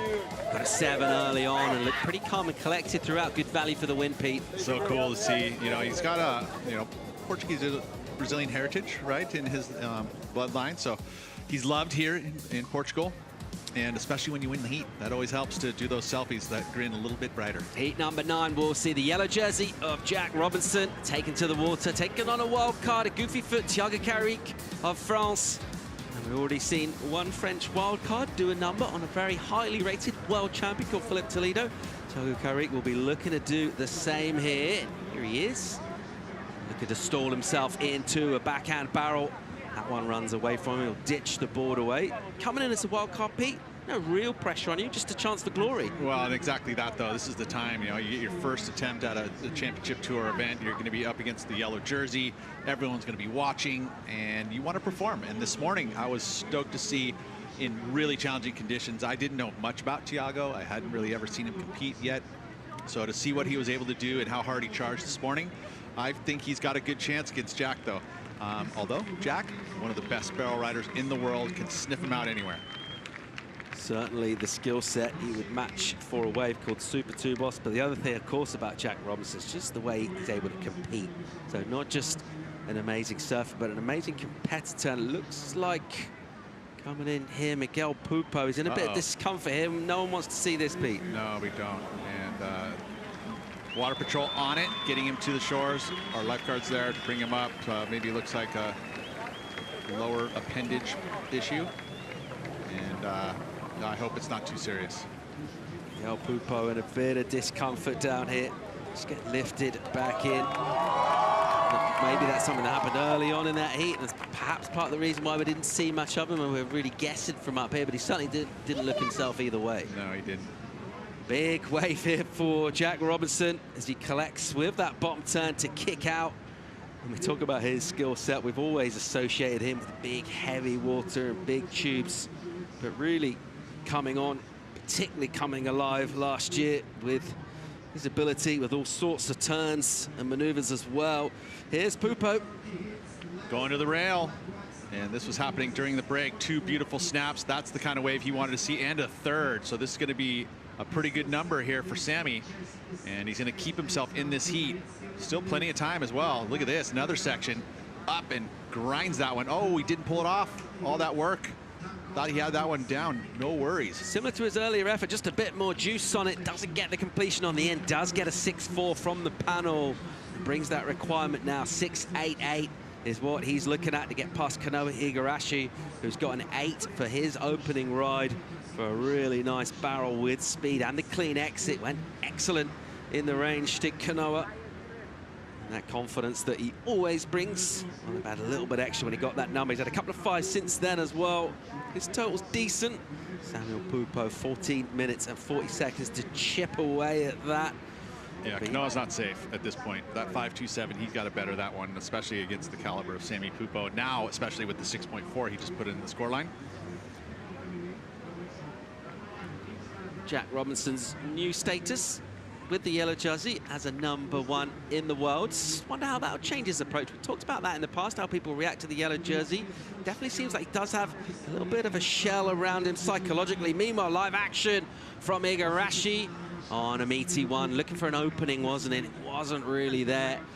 Just be interesting to see how Jack deals with, if he's feeling any pressure at all. He doesn't look like he is. He doesn't at all. I think what, for Jack, the hardest part in his career, that seemed like to me, was actually the qualification process. There was a moment of trying to be able to learn to surf average waves, because the QS isn't going to have necessarily the caliber. We have less of waiting periods. A lot of times they just pull the trigger and we're there and we're running heats no matter what the conditions are.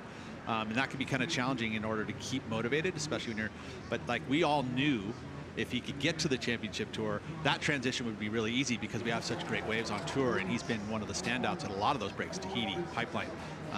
You know, but there's questions about all these other breaks, like G-Land, for example. You didn't know how he's going to go. G-Land wasn't great waves, and all of his wins all of a sudden came with pretty average waves, and that's pretty neat to see because all of a sudden now he's way multifaceted. It was almost kind of you pigeon him into just the barrels, but now he's got the airs, he's got combination major moves, all of the stuff that a world-class surfer has, he's got it now.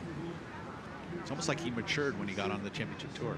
Yeah, absolutely. And that, you know, think about transformational performances. That win that he got in Mexico towards the back end of the 2021 season. And since then, I don't know if it's a different guy, but it's almost like the same guy, but in a different key. He just looks, there's something new about his vibe. Yeah, new set of strings. I don't know what it is, but yeah, definitely the vibration is good.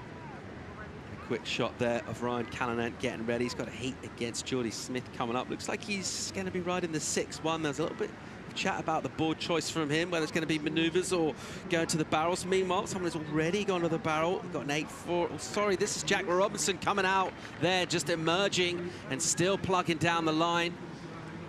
And he'll tag it on the end as well to get the finish done. It's tricky to hit that on the end. He went a long way there for that last turn, Pete. And he rides his board so forward, especially in those closeout moves. It feels like he's just going to poke the nose, but everything's over the center of the board. Well done. He's waving for the ski, and he's way down the beach. The yellow jersey of Jack Robinson on the inside here at Super Tubes. After getting a decent barrel, let's get another look. Yep, so he pulls in tight with the higher tide. That wave filled up with water, but he kept the momentum, punches through, and then goes to the final maneuvers here. Nice snap, and somehow pulls off. That was a very difficult section. It wasn't coming at him. It was almost feeling it was going away from him. So in order for him to keep that board going with enough speed to get out in front of the flats and pull it off, very important final maneuver to add to this number. You know, I think the barrel was pretty good, but then adding the 2 turns at the end really is going to solidify it, and he's going to be right in this heat, getting the best number between him and his competitor. Yeah, score-wise, if we're being kind of picky on the barrel, not the roundest barrel, not a ton of speed to it either. You would think that, again, strategy-wise, with the non-priority heat, your idea is you just go out and catch any opportunity you can in those early stages, build those numbers throughout the heat. All right, the yellow jersey, Jack Robinson making his way back into the lineup. In the meantime, let's go and hear from the winner of the previous heat, Ian Gentile. He's with AJ. Ian Gentile coming in and immediately signing the broken board for one of the kids, one of the fans here in Portugal. Walk us through what happened in that heat. Yeah, I got out there super early this time, you know, because I was late for my overlapping heat at sunset. So I was out there like, I think there's 15 minutes left, and I was ready.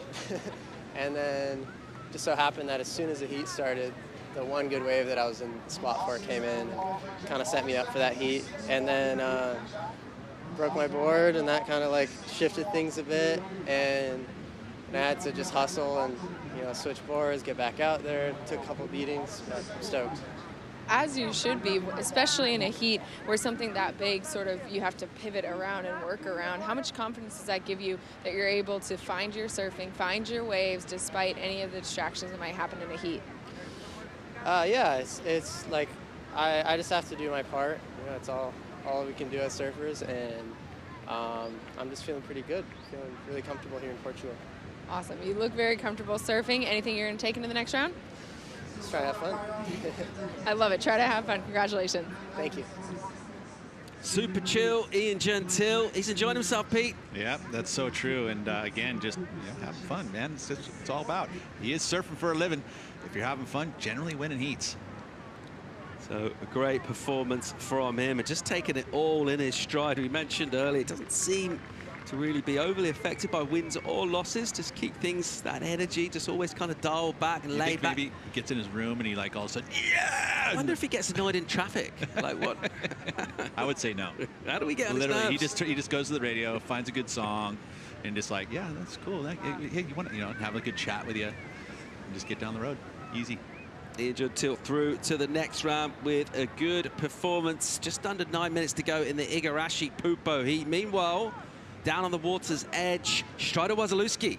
All water's chilly, but you know what? The tide coming up, right? So it's opening up the faces. There's getting more scoring opportunity in the lineup right now, but it's closing down the beach. As you come back around this way, you can actually see everybody's getting pushed up and all these tides coming up. I've seen a couple people lose their wallets, some backpacks, iPhones went down. So you know what? They don't care. They're having a good time down here. They're loving this vibe on the beach. As the tide rises, so does the vibe. So in the water, opening up the faces, but closing down the beach, so the tide's getting closer and closer and closer up to the grandstands. Always a big buzz for our surfers down here in Portugal. Strider, how was the applause for Jack Robinson, the yellow jersey, when he ran down the beach? Yeah, it's incredible to see the support. And, you know, after actually catching waves and they're riding waves and they're, you know, coming to the beach, there's that vibe that's alive, and you can feel it as the water and the energy rushes up and the athletes rush out. It's just matching energy with energy. So the crowd here really supportive and very energetic. Keep those trousers rolled up, mate. You're looking good. Strider Wasilewski there. Update from the stand. The energy incredible down here, Pete. And if you're a competitor, you come in here, you're thinking about maybe a positional tour, your result and all that sort of thing. But it's a good way of just kind of leaving that on the beach and just picking up that vibe from our spectators. Yeah, that's it, right? The energy that comes out. You know, tap into that. Especially this is a crowd that lets you hear it no matter what. I mean, even in a loss, they still cheer you up. I mean, for Kelly, for example, he came in, probably wasn't all that happy. You know, a heat loss for him, very hurtful, but the crowd made him feel it. Karik, the wild card, tags it on the backhand, draws out the bottom turn, a whipping turn from him, and back into the bowl again. Massive hammer from him, just hangs it up on the backhand. 3 big hits for Karik. Oh, wow. So nice little match to Jack Robinson's first. Big 3 turns on the backhand, the only goofer footer in the water right now at this point. And those were some good backside hooks, especially the vertical approach on 2 of those maneuvers were straight up there. Again, showcasing a little variety on the backhand. You can get a little bit monotonous in that top to bottom style surfing, but all those turns looked pretty darn solid and a little bit different. Samuel Pupo streaking off the bottom. Just jams one in a high line pocket, and then a big float hit from him, and he's fired up. And he wants something from the panel here. The requirement he's looking for, 688. The critical section, Pete, he took it on. He sure did. He's doing it all heat long. And you know, will he improve on it and get enough? 688. That's something to think about. Kanoa is letting him catch up. Let's take a look here again. First turn timed well. Nice driving turn. And then the big float and hangs it up there, lands it, and he loves it. Gets the crowd involved. That's one of the things that Sammy's got himself, you know, pretty fired up. He knows how to get that crowd behind him. Maybe just trying to sell it a little bit as well to our panel. 688 is a pretty big number. I tell you what, there's a solid number coming in for him. And he felt like he was getting the score. And it seems like there are 5 people in the tower who would agree he's going to get the number. And this is going to be a crucial stage at this heat because Igarashi got the lead early on. Went excellent with his very first wave in this heat. And now, with just over 5 minutes and 20 seconds remaining, the number's in 7-2-3. He goes to the lead. He sure does. And again, that was Kanoa hanging on that 5.27 and not getting it lifted in a number. Is now switched. Sammy Pupo has taken the lead, and he goes and parks himself right next to Kanoa. Look how close those two are sitting to each other. Kanoa Igarashi with priority, now requiring Pete a 5.63. He's got 5 minutes to get it. That is not a tall order. And he's got priority. Not a whole lot Sammy can do here except for just breathe down his neck. He has to give way to Kanoa. But that's one of the things, you know, you start trying to bait him, like you think about, you know, oh, is this wave good? And you kind of act a little interested in it. Such a high heat IQ from Kanoa Igarashi. I don't think he'll be feeling rattled at this stage. He'll be backing himself to get himself that decent 5 with 5 on the clock. Just wait for the opportunity. We talk about that experience at this wave, and he's certainly a ton in the off-season when it's good, when he's around. He's going to need to use some of that experience right now. Let's get another look at Thiago. Yeah, this is that backside. Got that first turn there. Snaps underneath. Not super strong, but then look at this section here. Whips it, gets some water off the rail, and then this one straight up. So 3 solid turns, all a little bit different. Judges didn't buy in on it, though. The score is in, and it's not a huge number. 4.33 for him. Real venom in the final turn. First one you mentioned, just a touch soft. And he gets punished for that by the panel. He sure did. It really was about that. He kind of come underneath the turn, you know, and each turn got better and better as he got more comfortable. But, you know, that first turn is always the most important. Just over 3.5 minutes in the heats featuring Samuel Pupo and Kanoa Igarashi. Crucially, Samuel has gone into the lead with that 7-2-3. Igarashi, who's sitting on an 8 from the get-go in that heat. Since then, he threw a couple of 5s up, and it's all gone real quiet from his point of view. These 3 minutes are going to start to fly by. He's got priority, Pete, and he's going to have to make a decision. Yeah, and we talk about Europe and how quickly it changes. The tide's, you know, moving so big from low to high that the lineup changes constantly. So you kind of have to react to that. It feels like you need to move in at this point to kind of pick up some waves because of that fuller tide. And Igarashi hasn't made that adjustment, whereas Sami Pupo did. All right, we got some paddling here from the yellow jersey. Jack Robbo, what's he got? Little high line pump, and he pulls in, sticks the arm in the face, and then releases it and drives on the front foot with the speed. He emerges and then punches through the back of the wave. No real surprise to see Jack Robinson getting tubed. That's super two-bus. Meanwhile, Igarashi swooping off the top with speed. A smaller wave. And looking for the 5-6-3, Pete. Yeah, I mean, who identified that wave was Jack, and sitting in the non-priority heat, he would have had to give way to Kanoa. Kanoa didn't, he looked like he was just about 5 feet too far out, and the move by Jack Robinson, and that was definitely a 5-6-3 opportunity there. That was a good little barrel. It's going to be a good number for Jack, and unfortunately for Kanoa, missed out on an opportunity. Yeah, that's a really good pickup, because moving 5 feet in this lineup with that rip churning through, it's heavy water to try and get through, and you can find yourself just inches away from where you want to be. That's exactly it. And again, when you have that fuller tide, you kind of need to move in further, more than you'd expect. All right, final couple of minutes in this. Let's have another look for Jack Robinson. Look at the speed control. So he's trying to figure out where he needs to get the extra speed. He's kind of waiting, and you see right at the last second, he gets those quick pumps, gets the speed needed to get through the section. No worries for him, came out with the spit. And I feel like, you know, barrels are going to, you know, again, this is a barrel riding type of event. Excellent numbers come from getting in the barrel or huge airs. And I like what he's doing there. Jack's sniffing them out. Big backwash on that last set that came through. And that's probably not what you want to see if you're needing a score. And you see waves that would otherwise, at other stages of the tide, maybe offered rights and less, and getting a little bit chewed out by some deeper water. Kanoa Igarashi is still going to be hunting a number when his score comes in, and he's running out of time here. And he led this one from the very beginning with that big 8-point ride. And he looked very confident, as you would expect when he emerged from that. Samuel Pupo, we talked about how smart he surfs in heats, the intensity from him. Backed himself, had a few kind of disappointing finishing turns, and nails that 7-2-3, completely turned it on its head. It's so crazy. I mean, and that's what heat surfing can do. You know, you never give up, and all of a sudden, within 2-3 minutes, you can all of a sudden the rhythm can swing into your court. All of a sudden, the waves go to you, and all that things happen. So you gotta stay focused throughout the entire 40 minutes. Pupo at the moment with priority as well as the lead on Kanoa Igarashi, which is bad news for him when he does pop into the lineup. There's going to be the beady eyes of Samuel Pupo paying very close attention to him.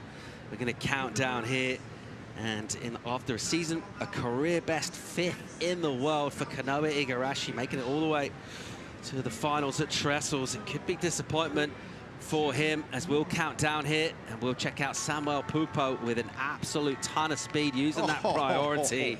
Man. How's that turn? Just lays it in hard into the lip. Big degree of difficulty. He's ripping. Oh, I would say, yeah, ripping ×5. That was good work by Sami to be able to turn that heat. Samuel Pupo turns it on his head. Kanoa Igarashi, another upset here. He'll bow out of competition. We'll bring in more live action from Portugal. We'll bring in Kaipo and Jesse in the studio. We'll be right back.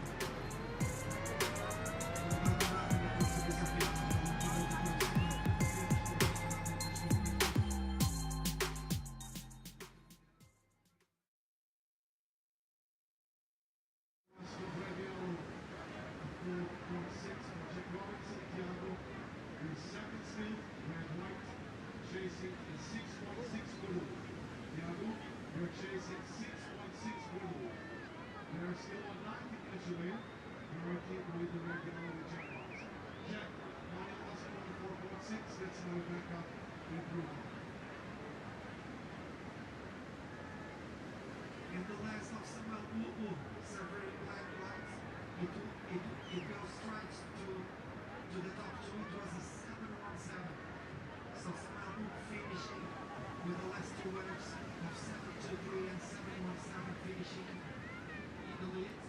finishing first. Official result, so Samuel Pupo finishing first, second place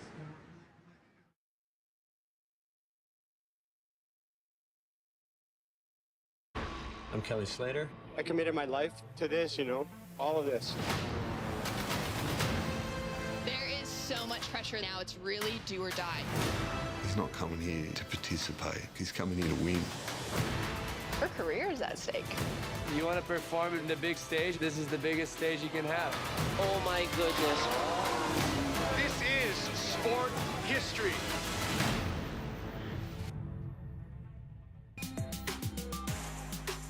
Make or break, catch it on Apple TV Plus, streaming right now. And it's a great scene on the behind-the-scenes, actually, look at the 2022 Championship Tour. We're in 2023. We're in stop number 3 of the Championship Tour. And we are whittling away at the field.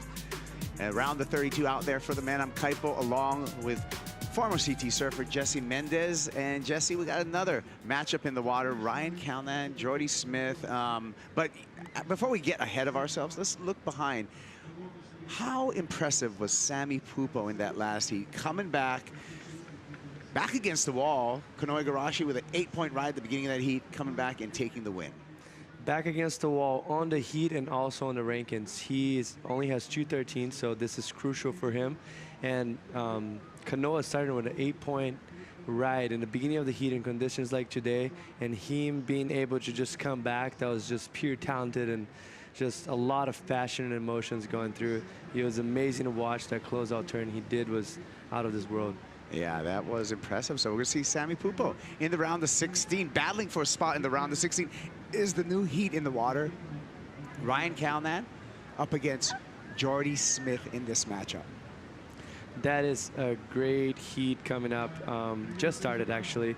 Both surfers very solid. Both surfers very tall and kind of lanky surfers. Build up for this type of conditions, right? If you talk about power, they're going to be able to not match the power because the waves are pretty solid, but they're going to get pretty close to that and they're going to tear it apart. It's going to be fireworks all the way through. Yeah, being able to exploit the power. Ryan Calnan, Goofy Foot, out of Newcastle, 5th season on the Championship Tour. Jordy Smith, 35 years old, South Africa, Durban, South Africa, 16 seasons on the Championship Tour. And this is going to be a great matchup. Jordy Smith, number 11 in the rankings, coming in to this event. Ryan Calnan needs to do a little climbing. He is number 16th on the rankings coming into this event. And there's so much talk, right, Jesse, as we look through this event and to the next upcoming events on that mid-season cut and how important all of these heats are, even in the round of 32. Let's take a look at the head-to-head matchups between Jordy Smith and Ryan Calnan.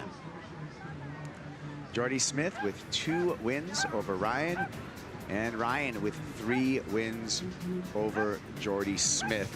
Ryan Calnan taking out Jordy Smith in 2018 in the quarters in France, which Ryan was able to go all the way on to a finals appearance against Julian Wilson. That was Ryan's biggest result of his career. Jordy Smith taking Ryan out in 2021 at Margaret River in the quarters, and in 2019 on the Gold Coast. 2016, Ryan Calnan was able to overcome Jordy Smith both in France and on the Gold Coast. So Jordy Smith looking to even it up in this matchup and make it 3-3 when it goes to head-to-head in the WSL stats. Yeah, and if you're obviously what's in the past is in the past, and they're very focused on what's to come. And both surfers still not, well, we're coming up with someone.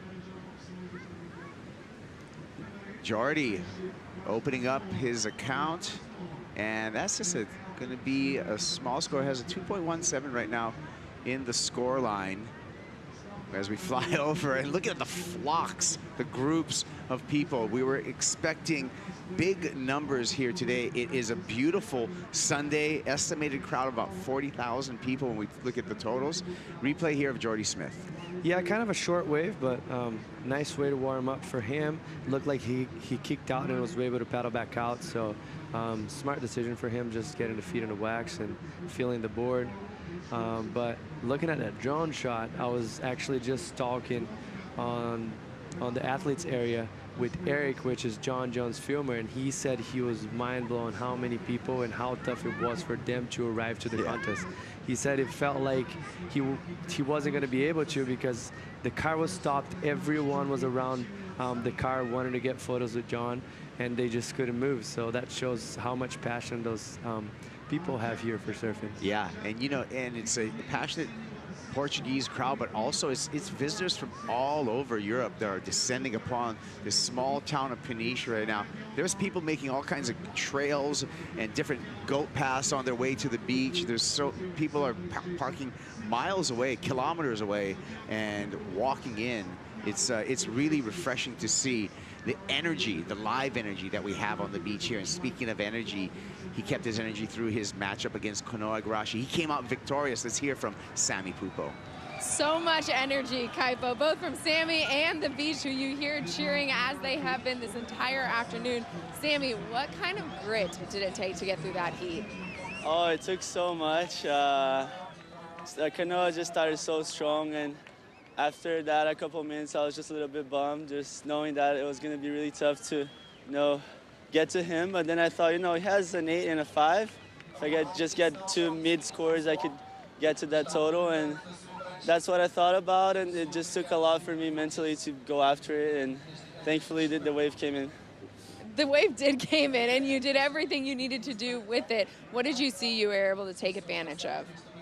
I don't know. I was just trying to not stick to a plan, just take wave by wave, and whatever the wave offered me, I would do it. And I just thought about 2 big turns, and before going to my heat, my dad told me about that, a big waiver set, and 2 big turns, it could get you a good score, so that's what I went for.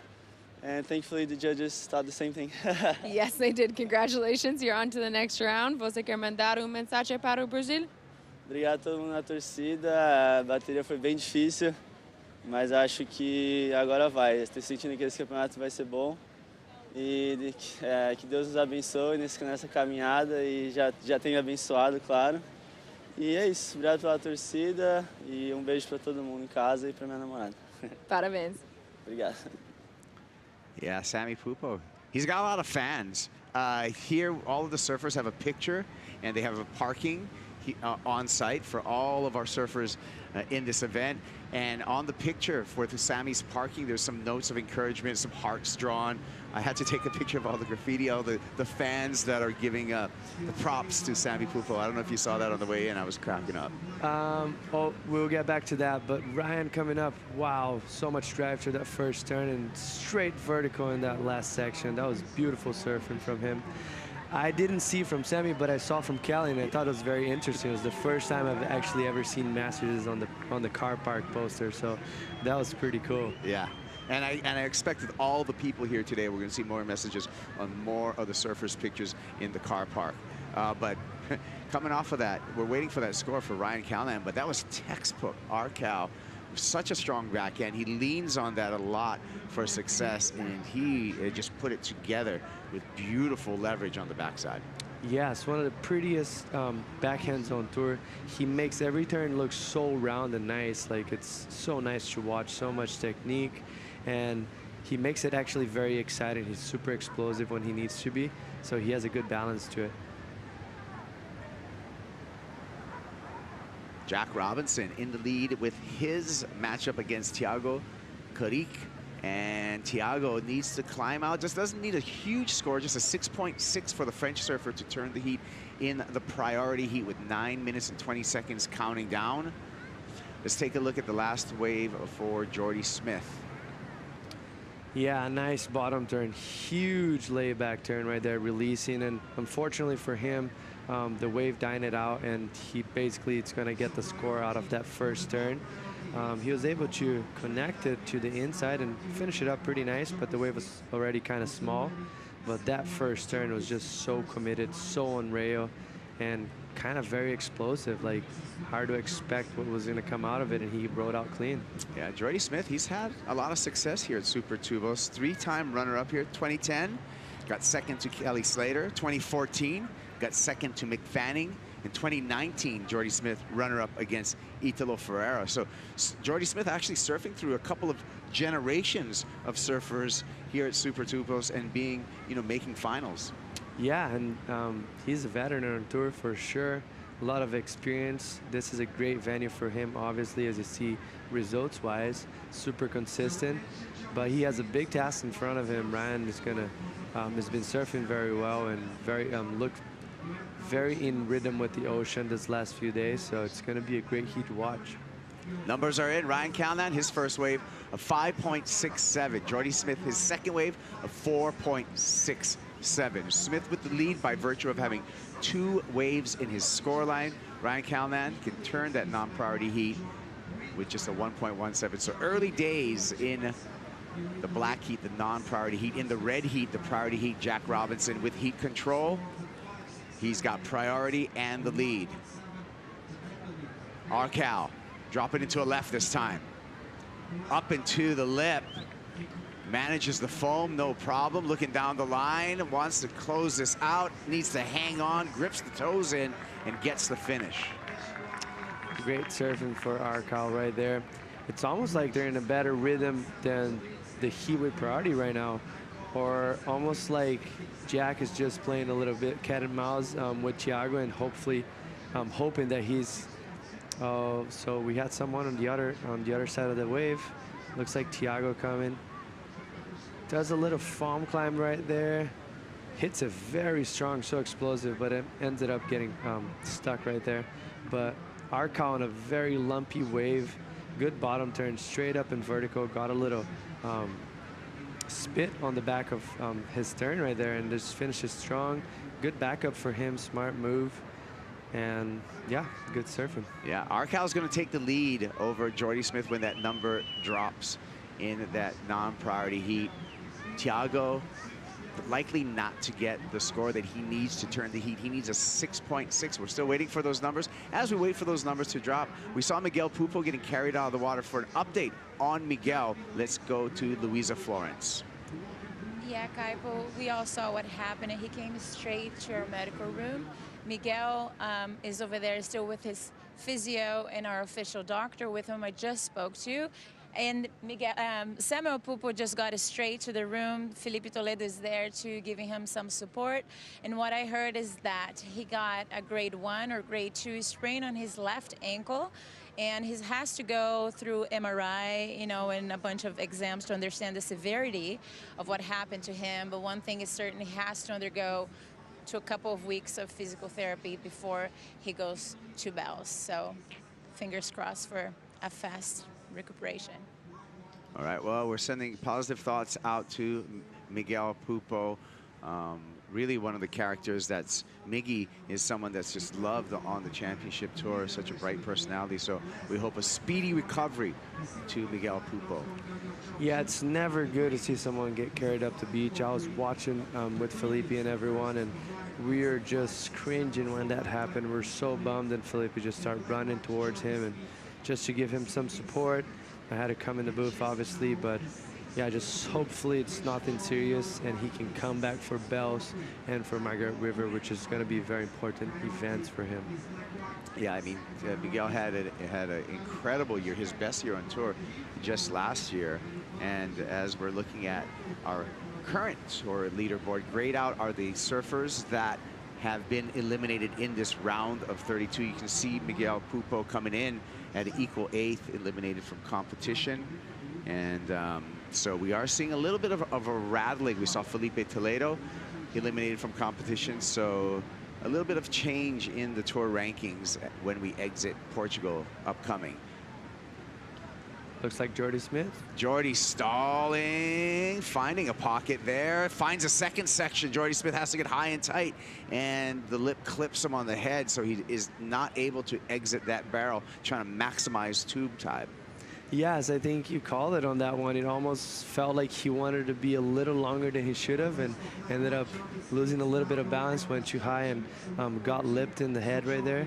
Unfortunately for him, because that looked like a great wave and a great score, mostly for a non-priority heat. And yeah, the other heat very slow the last second half, and let's see what it comes out. Yeah, it's kind of, I feel like Jack Robinson's trying to control the pace. You know, he knows he's got priority. He knows he's got the lead right now in the priority. He just has 3.5 minutes remaining. So I feel Jack just being smart, being a smart competitor, controlling the pace in that heat. You don't have to move if you have the lead. You know, you can just cat and mouse. You know about the tactics out there, Jesse. Yes, and I think I loved how you said the pace of the heat, right? And those big names are very good at doing that. So basically, if they're in the freeway, everyone's going 40, they're going to go 45. Right. If someone goes 60, they'll go 65. And then once someone blows up, and they're like, oh, it's game on, let's go. And then they just blow up even harder than you. So they're very good at doing that and managing their energy and managing the whole heat situation. And that's what Jack's doing right now. Yeah. I mean, I use the term heat control a lot when calling heats, and that's what I feel it is. It's like you have the lead, you have priority, you are driving the heat, you're in control of what's going on, especially when you're down to 2.5 minutes. So Jack can really stay around Thiago, you know, just not necessarily having to be full defensive right now. It's a little too early to just sit on him, but can really just control where he is in the lineup. Don't let him go. Yes, exactly right. He has the best score of the heat and the second best score of the heat. So right now, Thiago's looking for the best score of the heat so far. And yeah, he has control of it. He has so much experience, way more than Thiago has on tour. So he's just going to play it out. Smiling face, warming up the legs. John Florence is going to be coming up against the rookie, Rio Waida. And John, you know, made his way to the beach through the crowds. Now he's got the game face on, getting ready for his matchup. Yes, I think he's very happy because he was able to pull it off and get here. The Red Bull Athlete Zone has just so many facilities. It has the sauna in there, the locker rooms, the warm-up area, stretching area. All the surfers are able to, and outside of the Red Bull Athlete Zone on the deck, there's a little hot tub too to, you know, if it's a chilly day, you can defrost out there. So thanks to Red Bull for all the facilities. Yeah, very useful. Mostly here. I actually seen so many surfers go on there after their heats.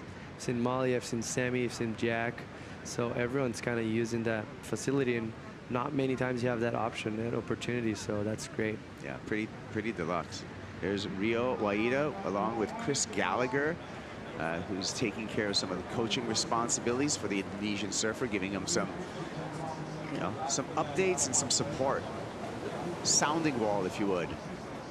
45 seconds left until Jack Robinson is able to ensure his place in the round of 16. Right now, he's just sitting on Thiago, wants to close this thing out. Yeah, Jack was played a smart heat, only 3 waves, didn't waste so much energy. He's saving that for the next few rounds, and yeah, smart heat for Jack, keeping it calm, collective, and getting the job done. And that is one of the qualities of Jack Robinson that he's developed through his professional surfing career and is able to enhance, is his ability to really stay calm.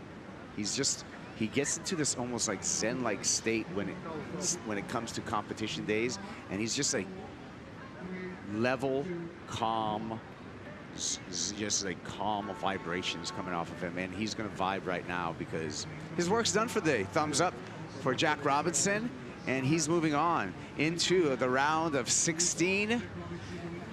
New heat in the water. When we return, it's going to be Leonardo Fioravanti and Baron Mamiya. Stick around.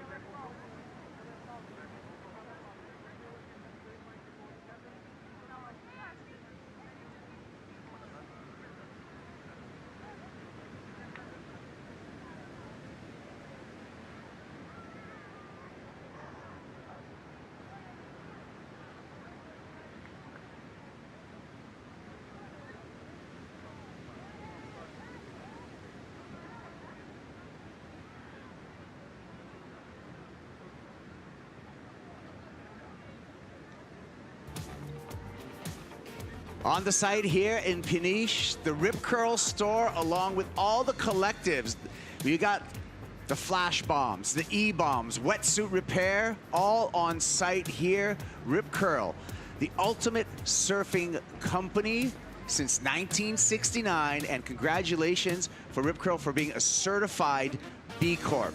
Big happenings with the ultimate surfing company, Rip Curl, who's bringing us this MEO Rip Curl Pro Portugal, also presented by Corona, and presenting our new heat out in the water, Leonardo Fioravanti in the red jersey, coming up against Baron Mamiya. The clock is ticking with the non-priority heat, Jesse. That's another stacked heat.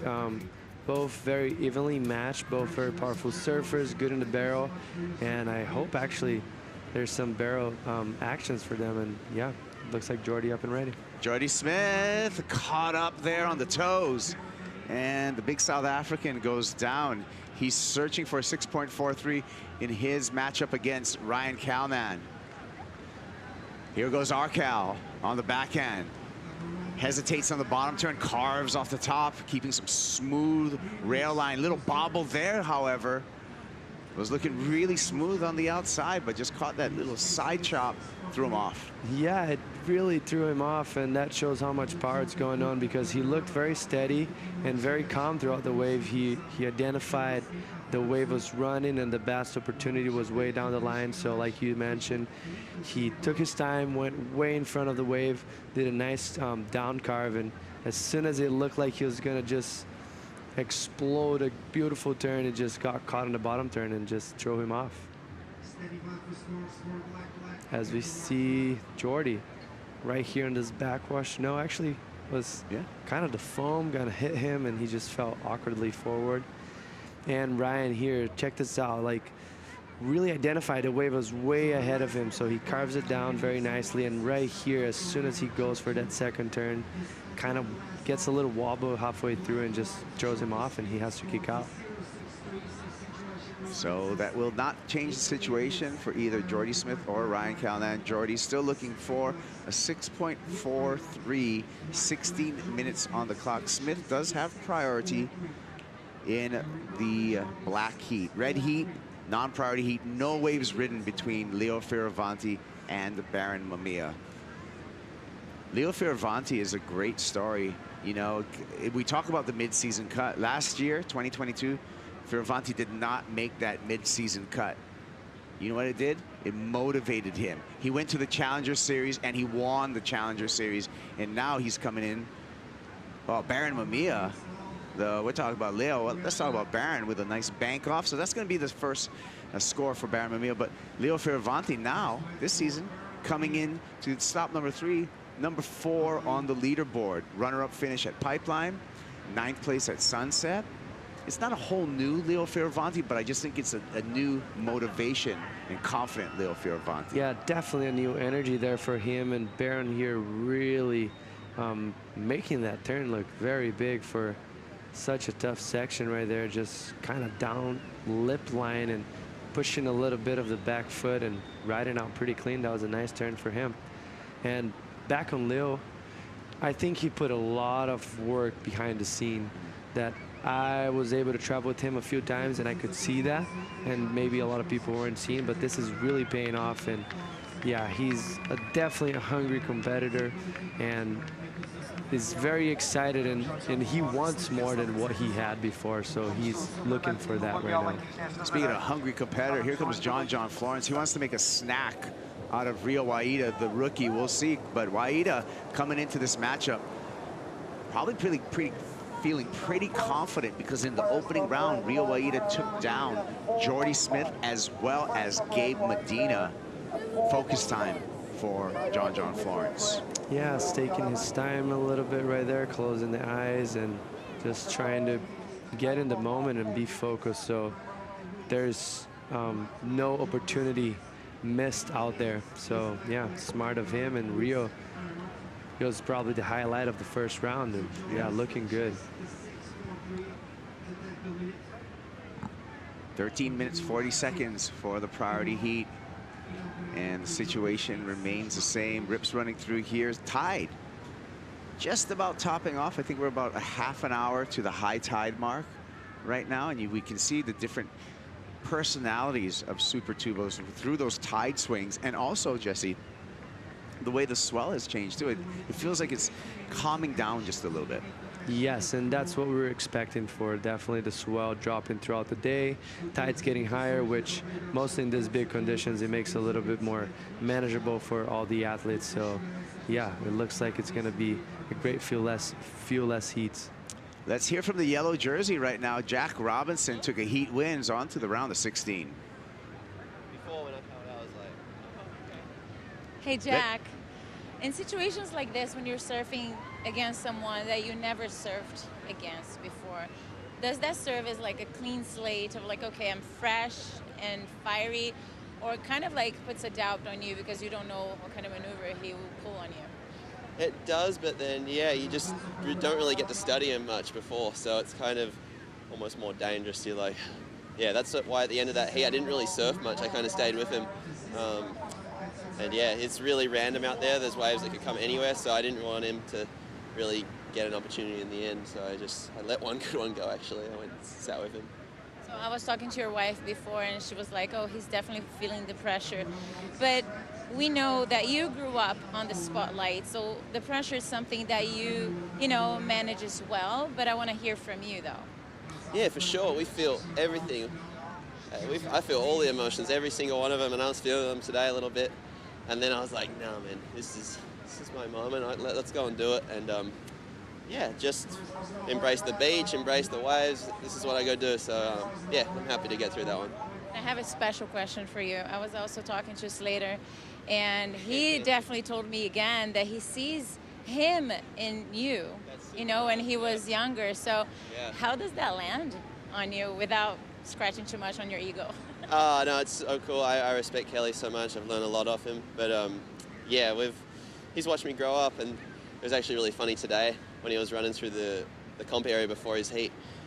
It was a little story back in G-Land. I touched the top of his head and got a little bit of energy, I think, off it. And then I was here getting ready, and then he ran past and went on top of my head, but I had my hat on, so I don't think he got any energy out of it. But I was like, I wanted to give him became a thing between you both now? I think so. I was trying to give him some energy, though, today. I wanted to see him get a couple good ones, so it's bumming he can get through. You did. Congratulations. One at a time. That's it.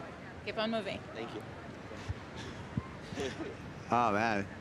Lot to digest from that conversation with Jack Robinson. But one takeaway is that, Jesse, we talked about it during the heat, and he confirmed what we were talking about. Jack managing the pace of that heat, managing, the control that heat at the end. And he acknowledged that, like, hey, you don't always have to keep on surfing waves to win the heat. If you're winning it, just drive the car, take the exit. As pay the toll. We were speaking, he was leading the heat. He actually said that he let a good wave go. So for a guy like him that loves surfing, letting a good wave go is very tough. So he is really tunnel vision, just visualizing winning the heat, and that's what he has to do if he wants to win a world title. And another takeaway, we'll get to that, because throwing it up there, Fioravanti, Leo on fire with a fast-paced backhand snap, a couple little cutbacks into the whitewater here for Fioravanti, but that first turn blazing through, and the Italian supporters appreciate that. Yeah, you got Rob D'Amico right there, which is another great Italian surfer, and just they're very proud. And I'm surfing for Italy right now, so yeah, it's great to see him rip. He's in a good rhythm right now, and that was a very critical turn right there. He actually regrouped very well from being so late after that turn, and just finishing it off. Probably once you get a few score, like a score on the board, and try a few waves, get the feet in the wax. But check this out, a little bit of a touch in the rail as he was doing the bottom turn, and gets that crack very tight, and yeah, it was beautiful to see. Nice wave for Lau. Yeah, Fioravanti. We'll be waiting for that score as we finish up this on the slow motion replay. Baron Mamiya opened up with a 4.5. Doesn't really have a backup. Fioravanti with just a 3.51 will take the lead off of Mamiya in the non-priority heat. Numbers are coming through. One more judge to check in, and we can give you an update. 4-point ride for Fioravanti. He takes a slight edge over Baron Mamiya with 28 minutes and 30 seconds on their clock. Yeah, just I guess breaking it down, they're pretty similar waves. Leo with a little bit more maneuvers done, but that one critical turn, and Baron just that one big finish. I think Baron turn was maybe a little bit more critical and a little bit cleaner. That's why he probably got the nod on that exchange. So, yeah. Yeah, it was a really close heat. I mean, really just a half a point separating the two when you break it down to the waves that likely will count. Priority heat, Ryan Callahan still with a lead over Jordy Smith. Jordy needing that 6.43. Smith has been very, very patient out there, sitting on that priority, and is going to be very choosy about the next wave that he takes. Yes, and he has so much baggage on his back. You know, he's been doing that for so long. So right now it's pretty simple math for him. He knows exactly what he needs to do. He knows the score he's chasing for, and he's just waiting for the opportunity. Yeah, you know, we'll see if there's a paddle here, and it will be Baron Mamiya throws it into the tube, but cannot find an exit. You know, a lot of times right now you can just, you know, we're watching the surfing, but you can participate too. You can surf virtually and compete here at Super Tubos. How can you do that? You download the True Surf app, where you can play friends and do a virtual competition at all of our event sites. So you can download that at the App Store or Google Play. Check out True Surf. Let your fingers do the walking on your smartphone. I'm really good at it. I can do airs, Jesse. I can get super barreled. I've done a couple El Rolos on True Surf. That is awesome. Jordy Smith right here. There's no game to him. He wants to lead. Needs to stick that finish, and sure does. So Jordy Smith looking for a 6.43, looking pretty fire. He looks firing from that angle right there. It looks like he was almost not going to make that last turn. He was just very critical, kind of late into the party, but he was able to get vertical up there and push it through. And then as he was landing, the foam was like kind of on his way, but he came out clean. That was impressive. Nice wrap here to start redirecting, and right here just late to the party, but just forcing it through. That was great surfing for him. As you see here, wow, a lot of bump on that wave. Almost lost a rail right there, but he was able to bring it back around and it actually ignored that bump that was in the wave. And right here, just putting the back of his board into the lip, and yeah, a lot of technical abilities for you to be able to do that. Yeah, that late finish may cost him just a little bit score-wise, and he does come under it. 5.4 checks in for Smith, who remains trailing Ryan Callahan. Jordy now needs a 5.7, 5 minutes, 20 seconds counting in that heat. Priority with Callahan over the entire field. Here we go, dropping into this one, a spitting barrel, and a nice effort there. That looked like Baron Mamiya in the non-priority heat. So we'll get another look at that, but Baron Mamiya already with a lead over Leo Fioravanti. It was a very slight lead, but he's going to increase that with that last wave score drops. Here it is again. Yeah, that looked like a great wave, very tall, a lot of spit coming out of that barrel, so that just showed the intensity of that ride. And yeah, nice wave for Baron, and as we were hoping for, some barrels for them, because they're such a good tube riders. Maybe not as long and deep as he was hoping for, but definitely looks like he's going to get a good score on that wave. Yeah, Baron Mamiya, I've always said, has like these cat-like reflexes when you see his performance at places like Backdoor and Pipeline, and he can apply that same skill set here to Super Tubos, which he just did. Yes, and that was very well ridden from him. Just not the wave, but just selecting the wave. That's very important out here today, and he did that perfectly. Great job for Baron Mamiya on that one. Jordy Smith, wish he had that wave, because Jordy needs a 5.7 to turn his heat. And, you know, kind of under the priority of Jordy Smith, Baron Mamiya in a different heat was able to score a 7-point ride. Last score for Baron Mamiya, 7-point ride. He is in a big lead over Leo Fioravanti.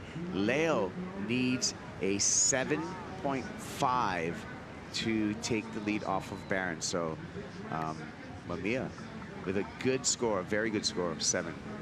Yeah, that's a great score. Putting a lot of pressure in Leo right now, and we have Ryan up and riding. Calnan, Arcal, hacks it on the backhand.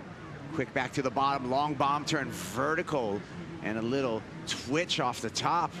One more turn for Calnan, so that is going to help his cause against Jordy Smith. We'll see if that replaces his low of a 5.43. I like the rhythm on that wave. Yeah, he had a good rhythm. I think he placed his turns very well. Let's see Jordy here. Here comes Smith. Throws it. Oh, and trying to get loose there, but a little too loose for Jordy Smith. Throws the board away. Yeah, bummer there for Jordy. It almost felt like he got caught in between of what he was going to do. Maybe the section not providing as he was hoping for.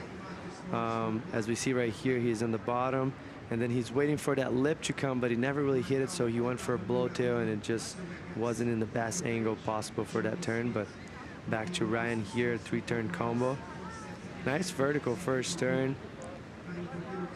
That second turn was very nice. Probably the turn of the wave so far, and then after that the wave kind of died out a bit, and he was able to get one more crack, and yeah, it looks good for him. It's really cool how he sits on that bottom turn and then springs off the top right there. Really watching where he places his turn, and so just sitting on that backhand bottom turn allows him to plan where he's going to tack on the lip. Yeah, as the setup in the the setup, which will be the bottom turn for us, is so important and so critical for the maneuver execution. And Ryan is so technical, so it takes he takes advantage of that.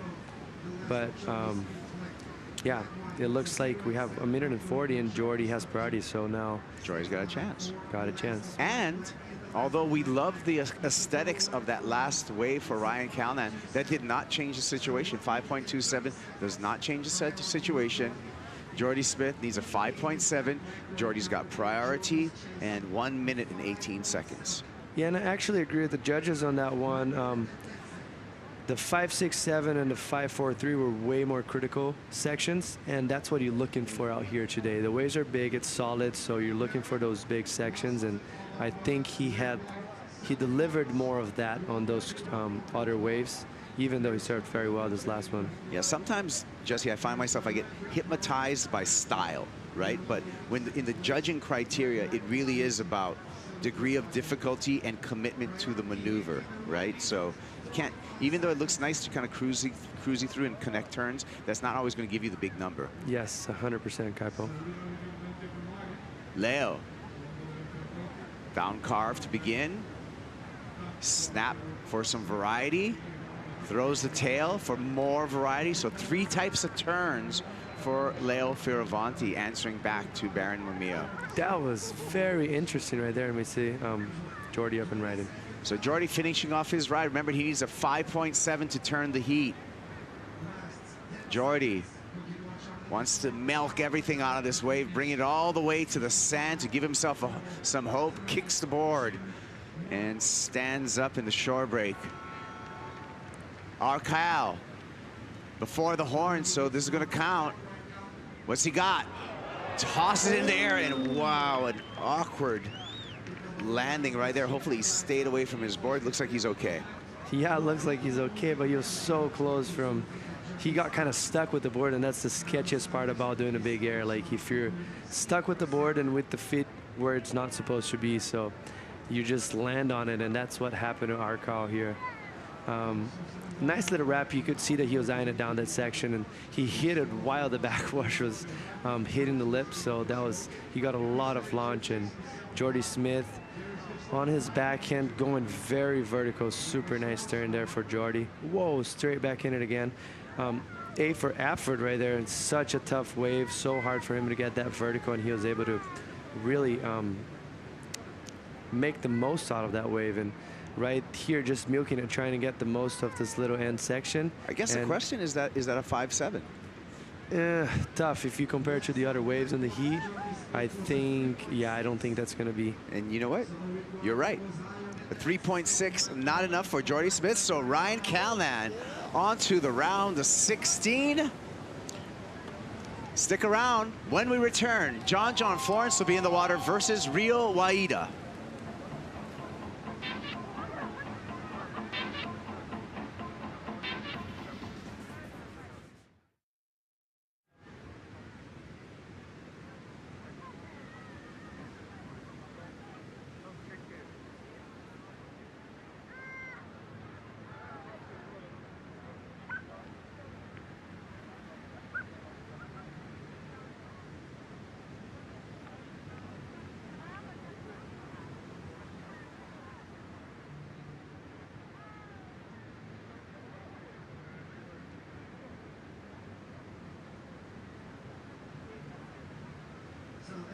official results from the previous heat. Heat number 10, round of 32.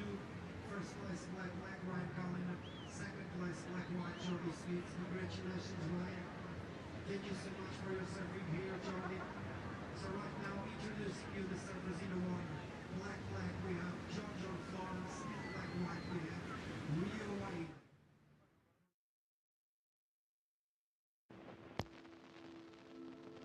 Portugal, it'll always have a place in my heart because it's where I accomplished this lifelong goal for the first time.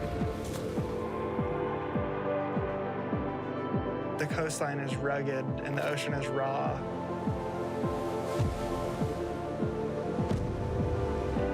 There's always something around the next corner, and you just never know what it's going to be. I feel fortunate to get to spend the time that I do there. Feels similar to home for me. The ocean is super powerful. I really love it because if one side's onshore, the other side's offshore. And for me, that's a dream. I like to go and explore and find my own peaks. There's always another wave kind of around the bend. When you get to surf a sandbank by yourself, and all the tide and the swell and the weather, everything comes together and you score it alone, there's no better part of surfing.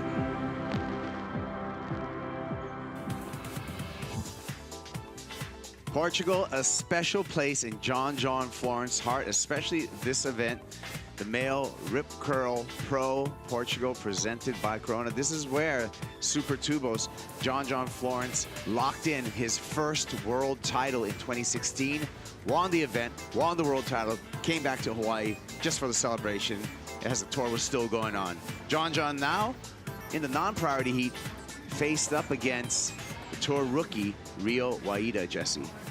Yeah, this a tough task for John right now. Rio has a great momentum into this event. Actually beat Gabriel and Jordy Smith in the first round, having, for me, the highlight of the round so far. And he was ripping, throwing some big airs, and I wouldn't be surprised if he tries some more today. Yeah, he sure was. That opening round, Rio Waida opened up with a 7.33, then got a 7.83. And so some big numbers already put down by Rio Waida. We'll see if we can replicate that. Here's this wave of Leo Fioravanti. This happened before the break. We were waiting for the number. This is a 5.23. Remember the variety that we saw from Leo Fioravanti. This happened during the break. This was a 4.17 for Leo Fioravanti. Fioravanti, however, still has not surpassed Baron Mamiya in the priority heat. Mamiya with a 4.5 and a 7-point ride. Mamiya on top. Leonardo Fioravanti needing a 6.28, and Fioravanti is under the priority of Baron Mamiya. Yes, Leo actually making that gap a little smaller on that 5.23, surfed very well, tough wave, and looks like someone's on the paddle right now. Here we go, Baron Mamiya, big snap off the top there.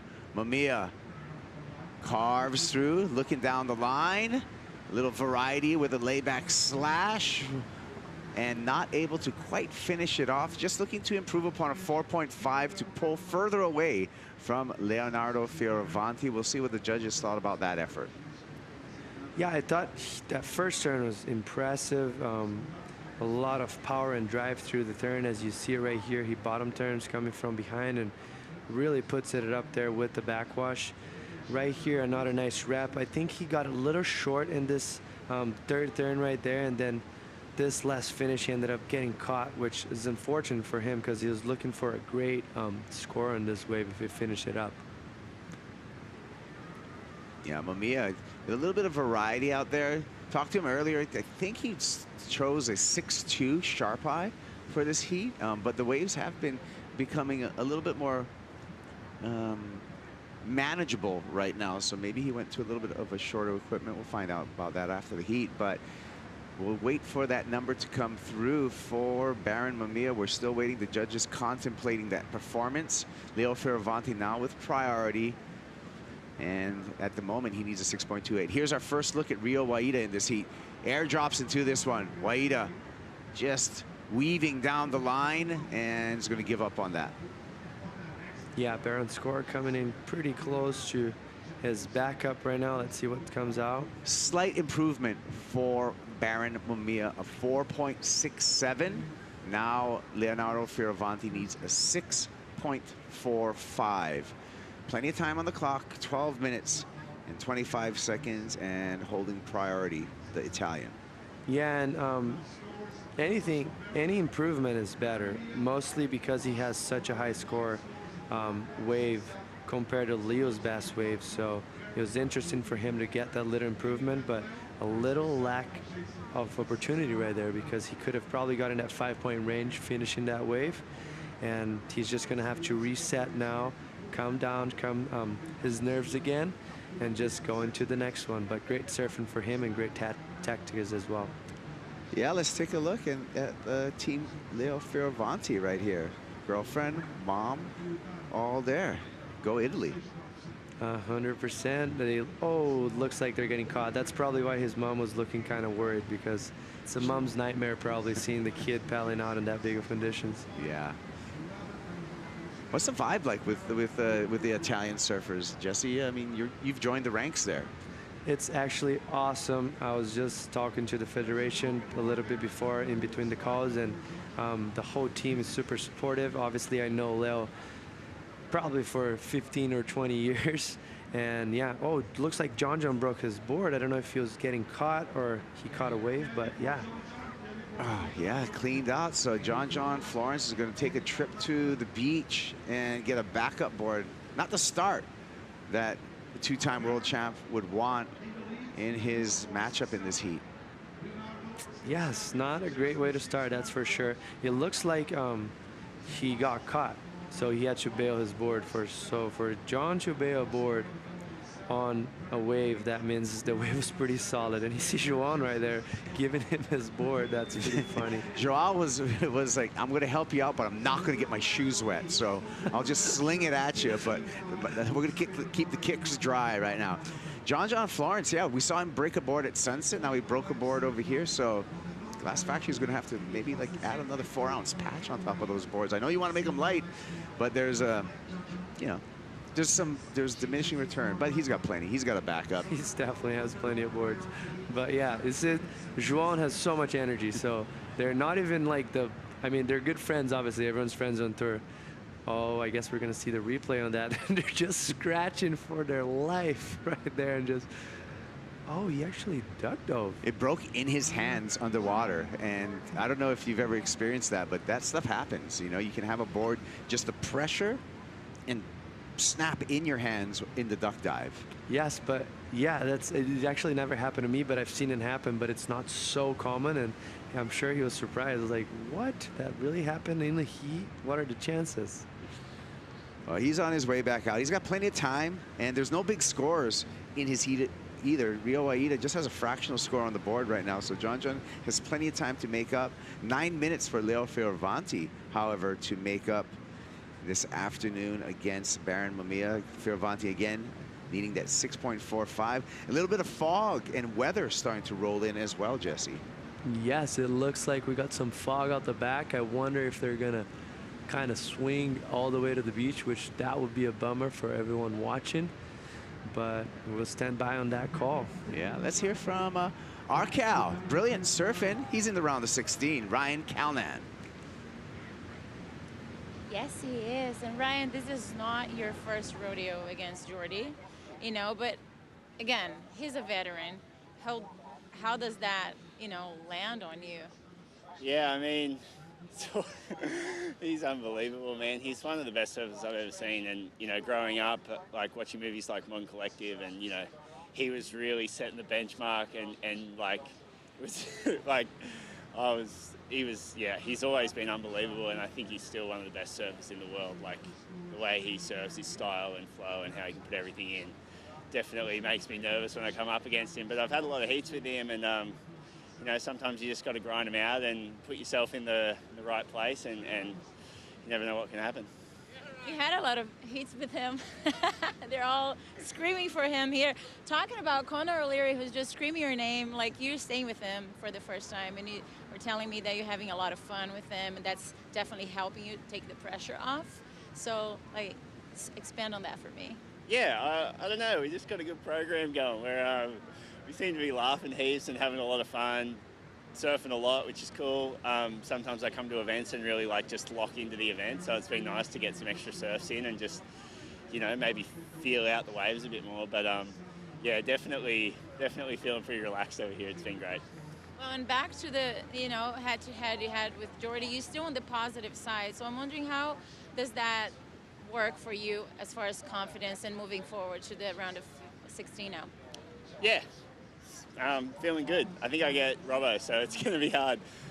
Couple Aussies, but yeah, you know, Robbo's been ripping, and you know, to take down someone like Jordy and then actually to take down Philippe in the first round too. I'm feeling really good, and I'm really enjoying surfing here, and the waves have been super fun, so I can't wait for the matchup. Keep on the fun. Congratulations. Cheers. Yeah, Ryan Callahan, his record against Jordy Smith is going to go to 4 wins versus 2 wins for Jordy. So that matchup. And for Ryan Callahan and Conor O'Leary also winning his heat, it feels good, you know, to when you're both you and your roommate make it through to a round, so everyone can have a nice dinner together. Nice dinner, and the routine keeps the same, so there's not someone kind of bummed, you know, halfway through the event, but John up and riding. John Florence on a new board. Let's see how it works. Oh, rail grab on that one. That was unfortunate. Almost a little bit too excited on that bottom turn, just cutting a little bit too short and hitting the whitewash. So a little bit of a target miss right there for him, but first wave on the board, so yeah, he's going to regroup and come back on that. Mamiya attacking this right, throws it up and unable to put it down. That's what I'm hoping for, that those guys are going to, with this high tide coming, there's some huge sections. Obviously, it's kind of big for airs right now, but I know we're going to see some of them, and Barron was very close from landing one right there and getting a great score.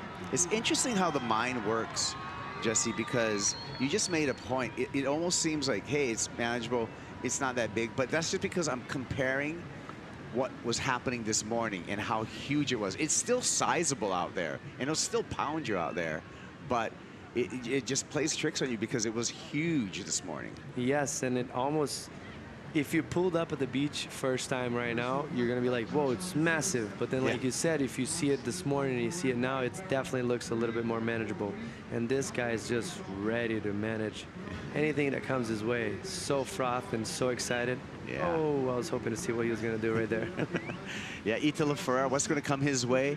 Michael Rodriguez. It is going to be a battle against the Brazilians in that Heat 13 of the round of 32. A reminder to everyone, we are going to go to Heat 14 in this round of 32 before we conclude the day, and we'll have the Corona post show to wrap everything up after that. So we still got a lot of surfing, a lot of entertainment up ahead. John comes around this section. Wow, gets a snap, but just a little bit, you know, not as centered on his board as we typically see John Florence. Yes, that was, usually you see him on rail all the time, but I thought that was kind of impressive, the way he was able to manage that much speed that he had right there, and just almost like a board slide right there. That was kind of cool. Lost a little bit of balance halfway through, but that was a great turn, super aggressive. I think he might get a great score for that only one turn. Check this out. His arms go up and a little bit of a board slide, which is very hard to do, and the waves are this powerful. So that was kind of cool. I really like that. Unpredictable from John. Mamiya, some clean rail work from the Hawaiian, but a tapered finish. So likely not to improve upon his score line, surfing under the priority of Leo Fioravanti. Fioravanti with 3 minutes and 35 seconds remaining on the clock. Fioravanti needing a 6.95. AJ, what do you got? Well, Kaipo, I'm standing here where the surfers are keeping their backup boards. John riding his right now because you saw him break his 6.2. So he's out on his backup board. His backup board is a 6.0. So that is what John Florence is working with for this heat. Of course, he's going against Rio Waida, and I got a chance to talk with Rio before he paddled out. And I said, how are you feeling about facing off another world champ? And he said, you know what? Why not? If you want to be the best, you have to beat the best. Of course, he sent Gabriel Medina to the elimination round earlier in this. So, Jesse, I'm curious, from your perspective, when you're trying to make it on tour, do you relish these competitions against the guys who are better than you because you want to prove that you can be there? That's a great question, AJ. I think for Rio, that's a great platform for him to actually prove himself, and he just showed up. I guess we'll get back to that after this wave. Yeah, speaking of Rio, there's Rio with a big snap and an air drop to flat.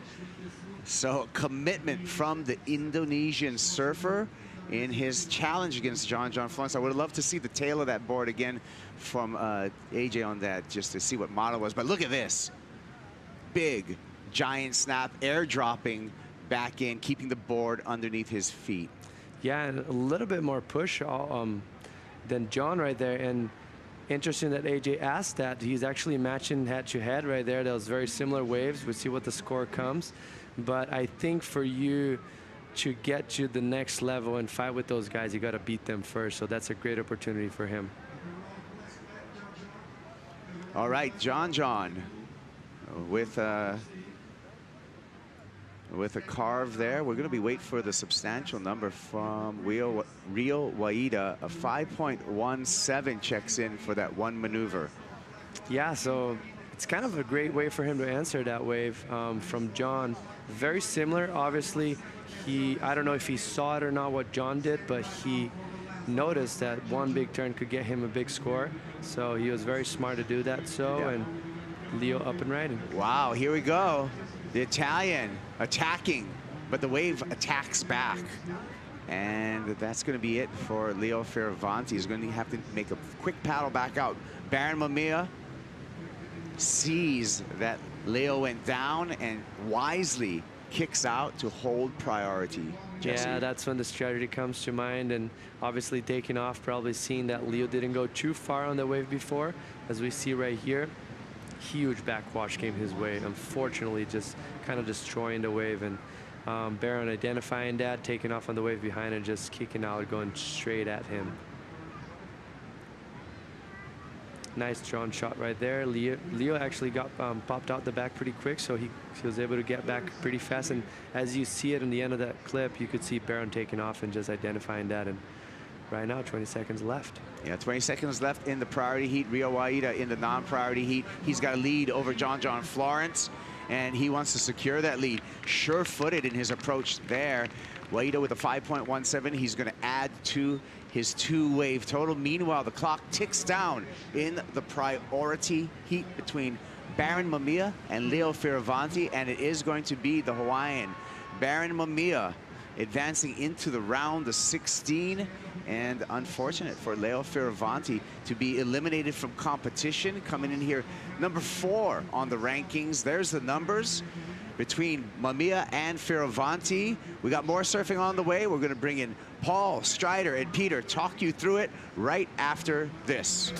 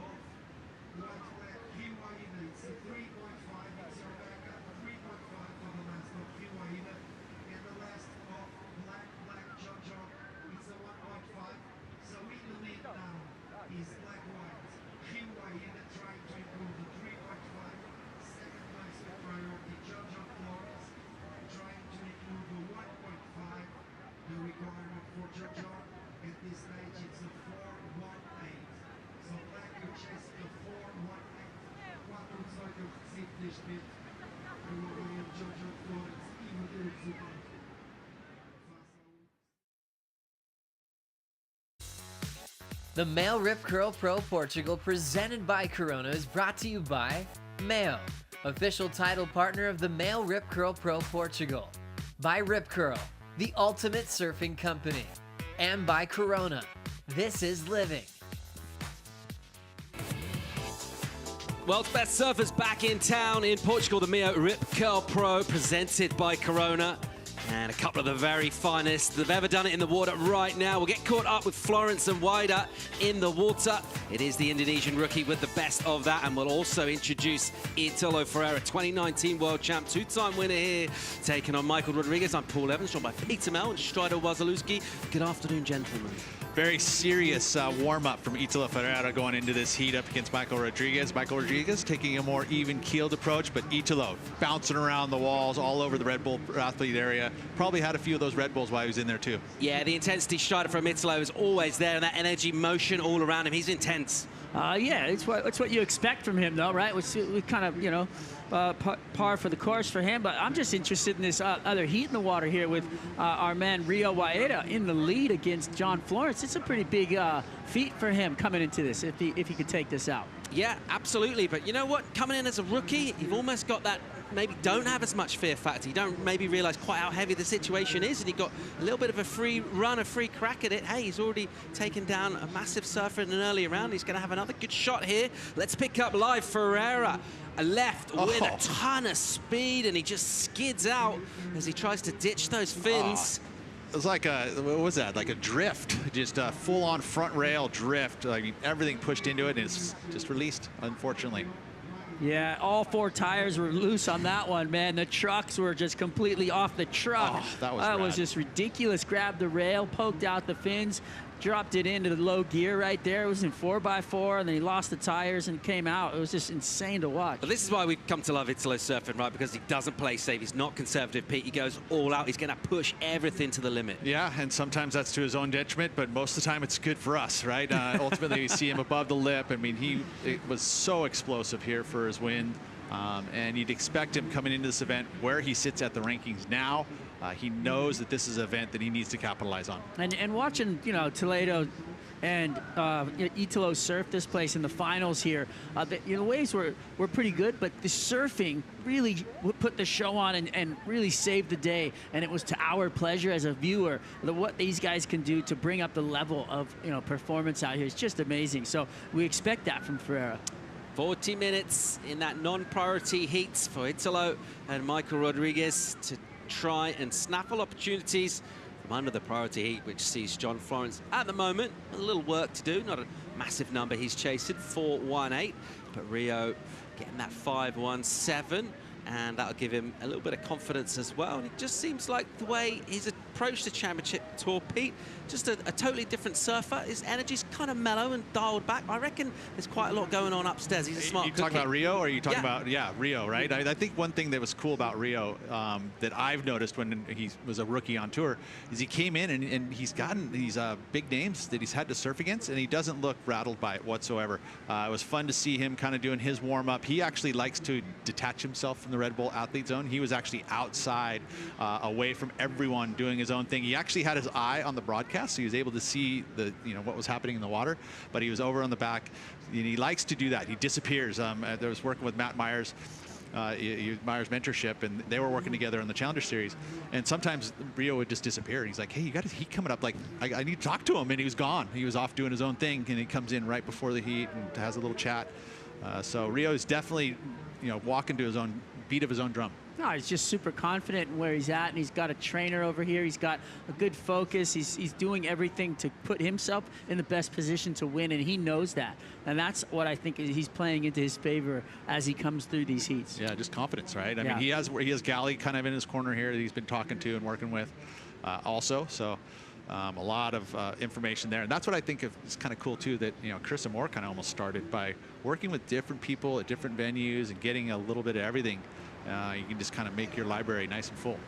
Slightly different music as a bank of fog rolls in. Vision still okay from where we are as we look at Rodriguez swinging here. Sorry, excuse me. Rio. That's Rio Wider. We can't see that good, can we? Just put my specs back on so if I can pierce through the fog and identify a surfer. Rio Wider on a left-hander, looking to consolidate that position. Looking to back up the 3.5 is his low number. John Florence with the broken board, hasn't got above a 4.5, quite a while out in the water. He'll have to think on, and we'll wait for the score to come in for Rio. I love Rio is the fact that he's just not keeping the blinders onto a certain direction. He's open to any which way, backhand, forehand, doesn't matter to him. I was watching when John actually broke his board. It was he was paddling out, and he went over top of a wave, and there was a set wave. And rather than bail, he tried to do the duck dive and kind of swim through it because it was already broken right in front of him. And he tried to swim through the thing, and sure enough, it just, boom, snapped it quickly too. Right in his hands. In his hands, yeah. And then he had, you know, you could see he was just like, great. Now I'll start my heat off. I got to swim to the beach. He's one of the best paddlers, and you know, I've ever seen in heavy surf too. Like they're poking through. I watched him do a session at. You know, on the North Shore on this big North swell, and he was one of the only guys that actually made it out through the heavy surf. Well, and you grow up, I mean, basically mom threw you on the beach at Aokai. You learn how to get underneath waves there. It's probably one of the most gnarly beach breaks in the world. Definitely. We check out Yago Dora entering the water. Got a heat against Matt McGillivray. That'll be our final heats of this round 4 today. That'll wrap things up. Quite close to dinner time, actually. It's late afternoon here. It's got a little darker by virtue of a bank of fog that's rolled in. Wouldn't that be tea time?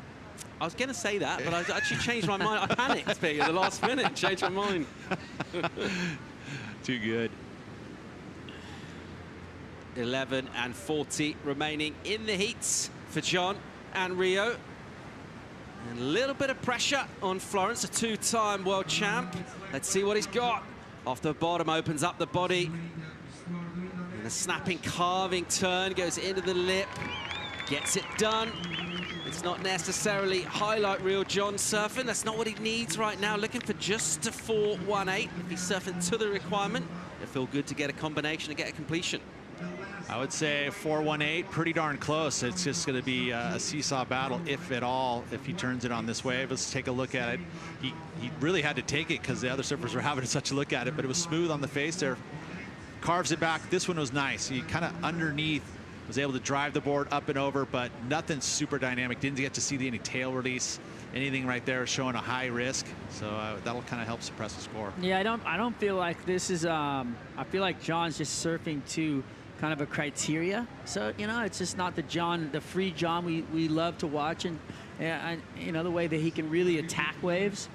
Italu looking to bring the fire here, pumping for speed in even heat. Won't have the velocity to get around that section. That thing just unloaded like a series of explosions in front of him.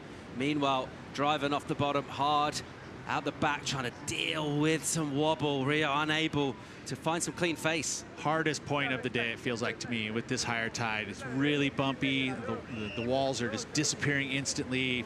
Hard to get rail engaged. I mean, and these are the best surfers in the world, and they're not getting as much drive as you'd like to see. So it is challenging out there. You know, this drone view makes it look kind of smooth, but as soon as you get down at ocean level, it is bouncy. You got the backwash coming out at you. Still a bit of warble on it with the fuller tide, and got another board change. So Ferreira deciding to change up the equipment there with his coach Marcos. A couple of words in his shell as well at the same time. A little breather on the beach for him. Still plenty of time. Just under half an hour remaining in this heat. And he has got energy, just mad amounts of that. We'll look to bring that back into the lineup as we'll watch a set to stand up here. Here goes Rio on a clean, nice looking open face. Tags it, look how high the spray goes. Does well with the bottom turn and then carves out of the top. Hits the whitewater, still going fast. Opens up the body with a carve. And while we wait for the judges to process the score for that, let's hear from the winner of the last heat, who's with Luisa Florence. It's Baron Mamiya. Yeah, and he was just basking in the glory of his last victory. I had to pull him from the fans.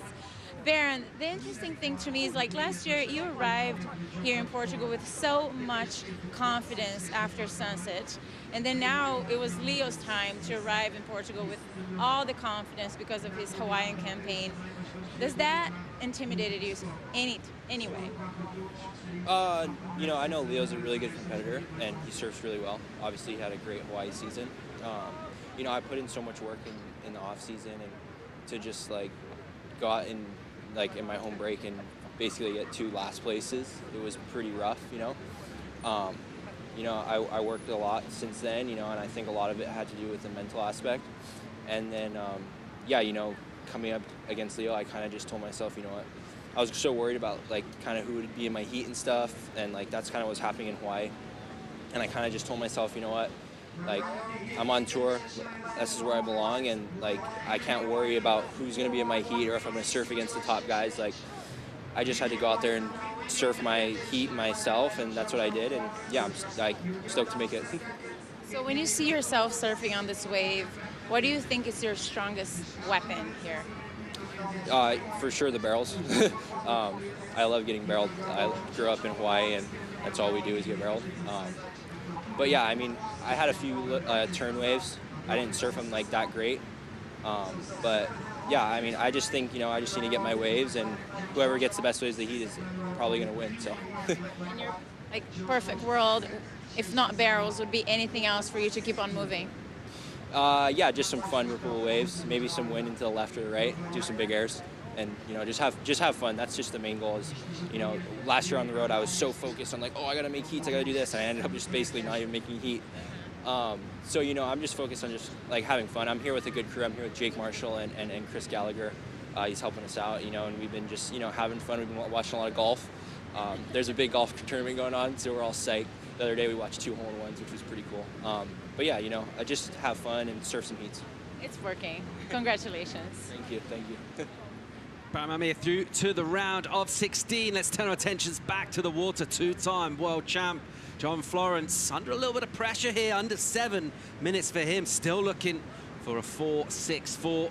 That's the number he's required, just under his high, which is a 4.67. Those are not massive points return for a surfer of his caliber. It's coming up against this guy, Rio Wider. This is a decent ride. Flow master, and attacking the lift for the first section, and then this combo here with the snap straight into the bottom, turning the glide over the foam. Beautifully done. It's not going to be a super high number, but the surfing is definitely there. Doesn't look like there's any nerves. He just looks so free, right? I mean, that's something I'm noticing, is he doesn't look like he's holding back. He looks like he's connecting with these little sections, and that's something that you know, a lot of the surfers seem to be having a hard time doing out in this lineup, and which is something I feel like, you know, Rio's kind of figured something out that everybody else in the lineup, they don't look as freed up as he does.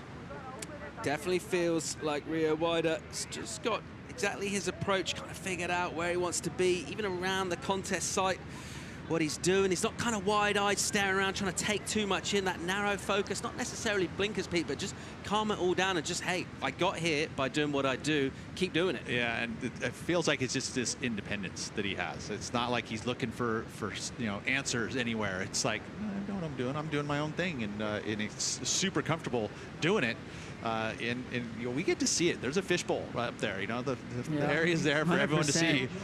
John Florence live action, winds off the bottom, smashes it hard with that classic John snap that was through more the like lip. it, huh? I wanted to see that just coming out of it. Meanwhile, here we go, Rodriguez, effort from him, and he's in all sorts of off balance from the takeoff there. Couldn't really clean up the rail, gets wobbled off. The backwash is playing a big role here with this fuller tide. Italo on the backhand, lip line, and he nurses that board down out of trouble, gets a completion on the maneuver, look to bring this in and run around, or get a lift back out on a ski. Either way, he'll certainly try and go against that juice and find that little rip to help him bring to safer water up the beach. Italo Ferreira, as we mentioned, 3-time finalist here, 2-time winner. He's got some skills. Ooh, that was beautiful, quick transition turn right there, finding the lip line. Oh, the wave was really heavy when it closed down on the inside. There's so much water moving, Pete. Yeah, it did. I mean, and again, that's the challenge of Super Tubos. You know, you've got that canyon out there. It feeds the energy into this spot, and so it's got a lot of power. Even does, you know, 4-foot wave has a lot of juice in it. I think to most mortals, that wave would probably be considered a closeout, and there was only really one kind of turn that was available there, and that's exactly what he did. So good at identifying where the point scoring maneuvers are. Let's turn our attentions back to our priority heat. Florence still in a bit of trouble here. This is live action. We'll pick up the end of his ride. He's still looking for a 4.64. That is not much. a big number. Yeah, I was just gonna say it doesn't need much. I feel like he's struggling to find it. I guess that looks like it must be a really hard lineup to find, you know, a good open face wave then at the moment. someone like John Florence, who spent so much time in the water, doing so many reps. He's been out there now for 36 minutes, and all he's got from that is a couple of fours. Let's get a look. Here he is on his backhand. He's trying to get away from Rio. Rio's got him in his targets. He's just never really been able to tee off legitimately on a section, apart from on that previous right-hander. And as he was doing that turn, you're thinking, here he is. This is the kind of John we expect. And what we didn't expect was to see him fall strider. Well, yeah, it was a vicious turn into the bowl. It was just that little bit of backwash. It looked like it caught his rail as he came back in. I mean, everything was there, and then when he was coming in, I think that was just a little lump that caught the rail. Unfortunate for John, because it would have been a great score for him. He really tore into that turn, and Rio now all over him, just making sure that he doesn't have the opportunity. He's got a couple of minutes left in this heat, though, so we're probably going to see an exchange. But Rio really playing the game well at the moment. I feel like with the way this afternoon's gone, and in terms of upsets, we look at form. It's been a day with some heavy casualties going down. Big talking points to bring you later in the Corona post show. Live action, meanwhile, Florence still looking for a 4.64. And he'll just swoop back in the pocket, clipping off his heels. Not there yet. Still, though, getting some distance, right, from Rio, that's maybe? Exactly what that was. It was a getaway, give me some opportunity, but the rip just pulls him right back into Rio again. That he doesn't want to go too far over, because the opportunities aren't really there. Over there, huh? Yeah, so you got to stay kind of, the rights are coming off that rip are really where the scoring potential could be. Well, if anybody can paddle through the rip and get to a place to ride a wave, it's John. I mean, I've seen him do it time and time again on the North Shore on those rip bowls that he and Kelly have been surfing. 90 on the clock. John Florence will get a number, and it's not going to improve. He's still going to be looking for the 4.64, try and distance himself a bit from Rio Wider, the surfer in the lead with priority as well. Rio hasn't got loads of points on the board himself, but so far in this heat, just the way it's gone, the way the opportunities have been, it's been enough to put pressure on John. Let's see how he reacts, Pete. Well, he's not in there, though. There's John. He's over on a different part. He's, again, moving away, so catching him at the very end of a wave. I don't know if there was enough there. We didn't hear the crowd roar, so ultimately I don't think it was a lot going on there. Bit of a scrappy encounter in that heat. Meanwhile, in the other one, big slash from Italo, just lays it back, and he wanted more. The wave had other ideas, though. John Florence will get another low number. His last 7 waves haven't rendered him more than, well, the 2 previous to last. Other than that, it's all been sub-1 scores. This is not the way we expected this to go down. Well, John, he was inside with a minute left on the clock. Does that give him enough time to get back out? Italo again in live action, the non-priority heat. He'll just keep swinging here. It won't be much to add to his total. And we're getting a real frequency of waves. What we're not getting is loads of quality, particularly from this guy, John, who's in a rip. And that's going to be it for his competition in Portugal this year. Crazy stuff. And Rio, the giant killer, has been putting it together. Gets himself another big heat win. Well, John Florence will be disappointed. Well done to Rio Wider of Indonesia, repping his country proudly, gets the win over a 2-time world champ in the form of John Florence. We'll go to break. When we come back, we've got another world champ in the water, Italo Ferreira. Join us for more live from Portugal real soon.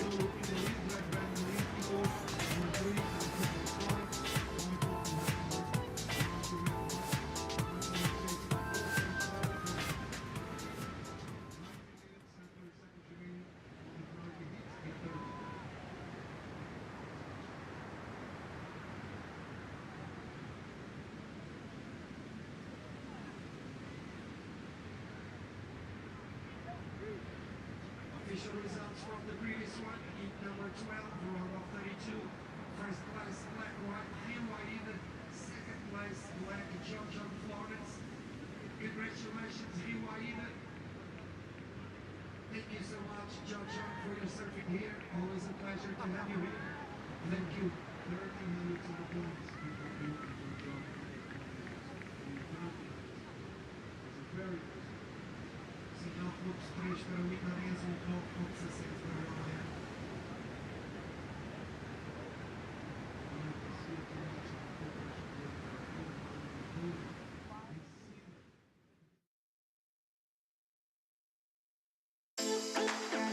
The Male Rip Curl Pro Portugal, presented by Corona, is brought to you by Oeste Tourism, official partner of the Male Rip Curl Pro Portugal. By Hertz, official partner of the Male Rip Curl Pro Portugal. And by Millennium Bank, official partner of the Male Rip Curl Pro Portugal. Welcome back to Portugal. Massive grid for Rio Wider. He'll be absolutely delighted not only to get through the round of 32, but to get a win over a two-time world champ. Big fan favorite here, John Florence, bows out of competition. His coach, Chris Gallagher, giving him a little pat on the head by way of congratulations. And I tell you what, you get into form early on, you start taking scalp's feet, and this can almost become a self-fulfilling prophecy. That's so true, right? It's momentum, we'll call it too, right? Whatever it is, it's definitely something you got to grasp onto and keep rolling with it. Heat 14 in the water, Iago Dora, Matt McGillivray, two real exciting surfers. The goofy versus regular, the power of McGillivray. Dora with the flair. And think about this venue and the sort of skill set required to do here. Iago's one of those names in the draw that certainly stands out to me. Let's see what he's got. It looks like it has got a little bit tougher in this early evening. Yeah, it has.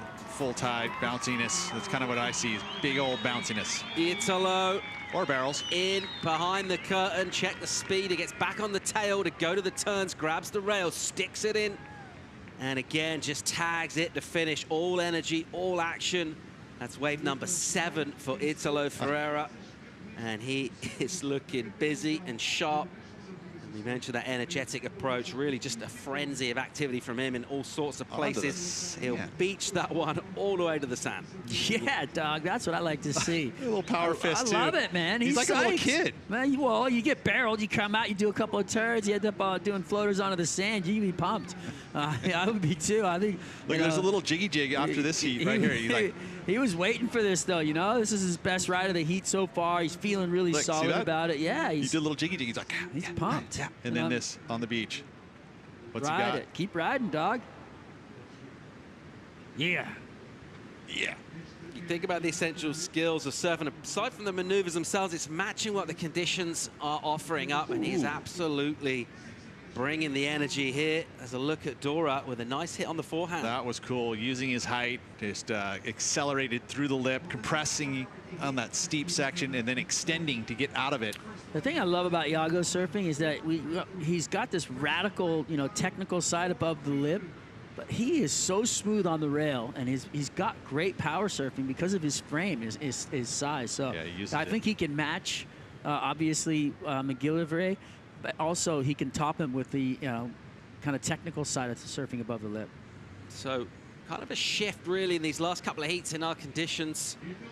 As the tide has come in and it's been real multiple opportunities. That sort of frenzied approach from Ferreira paying off 5, 6, 7 for him.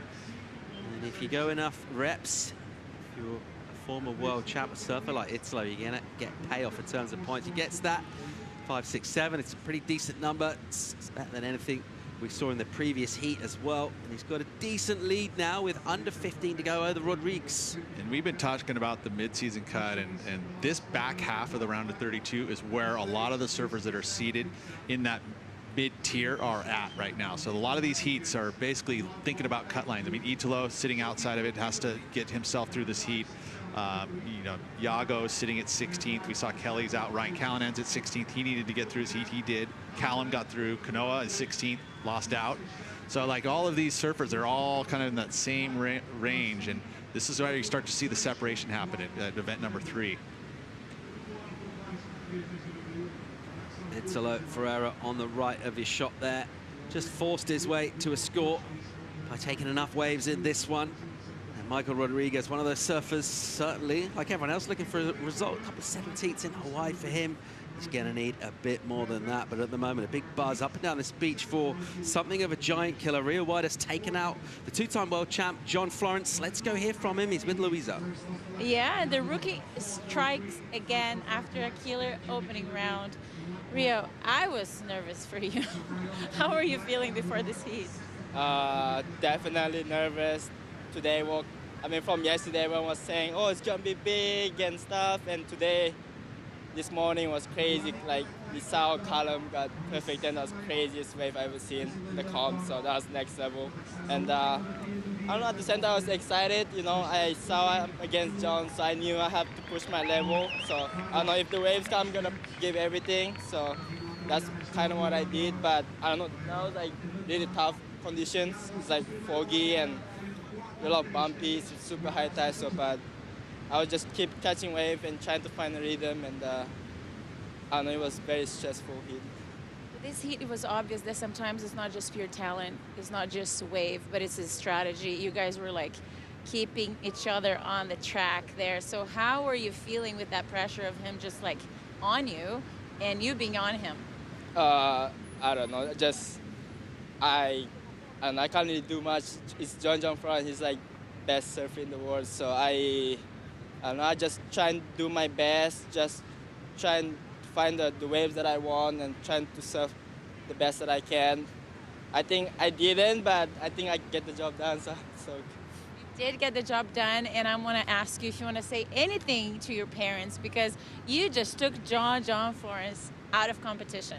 Hi, I'm sure my family is watching, so hi guys, I miss you guys, and first I want to thanks to everyone at home for supporting me, and I love you guys, and can't wait to see you guys soon. Not so soon, hopefully. Hopefully. Let's keep on going. Congrats. So much. Back to you guys. Thanks, Louise. A great job. Rio Wide Indonesia will be proud of him. Taking out John Florence through to the next round. He could well go deep into this event. Growing in confidence, it feels like every time he paddles out, every time he makes a heat. Let's get caught up out in the water. Dora adding numbers for 4-3 and a 4-3-3. He's got a little bit of an advantage over the South African, McGillivray. And it's looking a little gloomy out there, you guys. Yeah, we saw fog in the middle of the day. Whoa, that was radical. Is that McGillivray, right? Taking on the lip. Meanwhile, Yago behind him. And he had a look at that wave. It went soft real quick. He realized that as he was committed to his bottom turn. And he got out of there. Yago Dora just putting a couple of numbers up. Be another small score for Matt McGillivray. Yeah, it came down during that break, and around midday, the fog came in, and it actually made the lineup so foggy you couldn't even see it. It lasted for about 45 minutes, almost to an hour, and then it cleared up. So ultimately, the fog is kind of around with these lighter winds. It'll tend to kind of show up occasionally. Hopefully, we can keep it out of here until this evening. And in regards to tomorrow, we have a bit more wind tomorrow, so hopefully it blows it out. Beautiful, attack right here. Surfing really quickly and finding some beautiful turns out on the face here. But the waves are so slopey and so undulated. It's so hard to catch in and get that rhythm and flow out of it. But he's doing really well to keep a pace on a wave. Yago, get out of that one. Yago Dora, who had some injury troubles last season, to finish off the year real strong.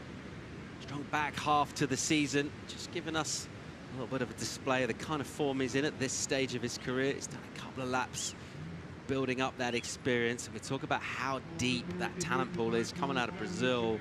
And there's a lot of heat and a lot of hype on the big dogs for obvious reasons. But there's so many of these other surfers that are so talented, and they can win any heat, any event. And that's what seems like is happening now, at least in my view of watching all of the top 36 that are here competing, is exactly that. The talent level, everything is compressed. They're all capable of winning events. It's not, there's no gimme heats anymore.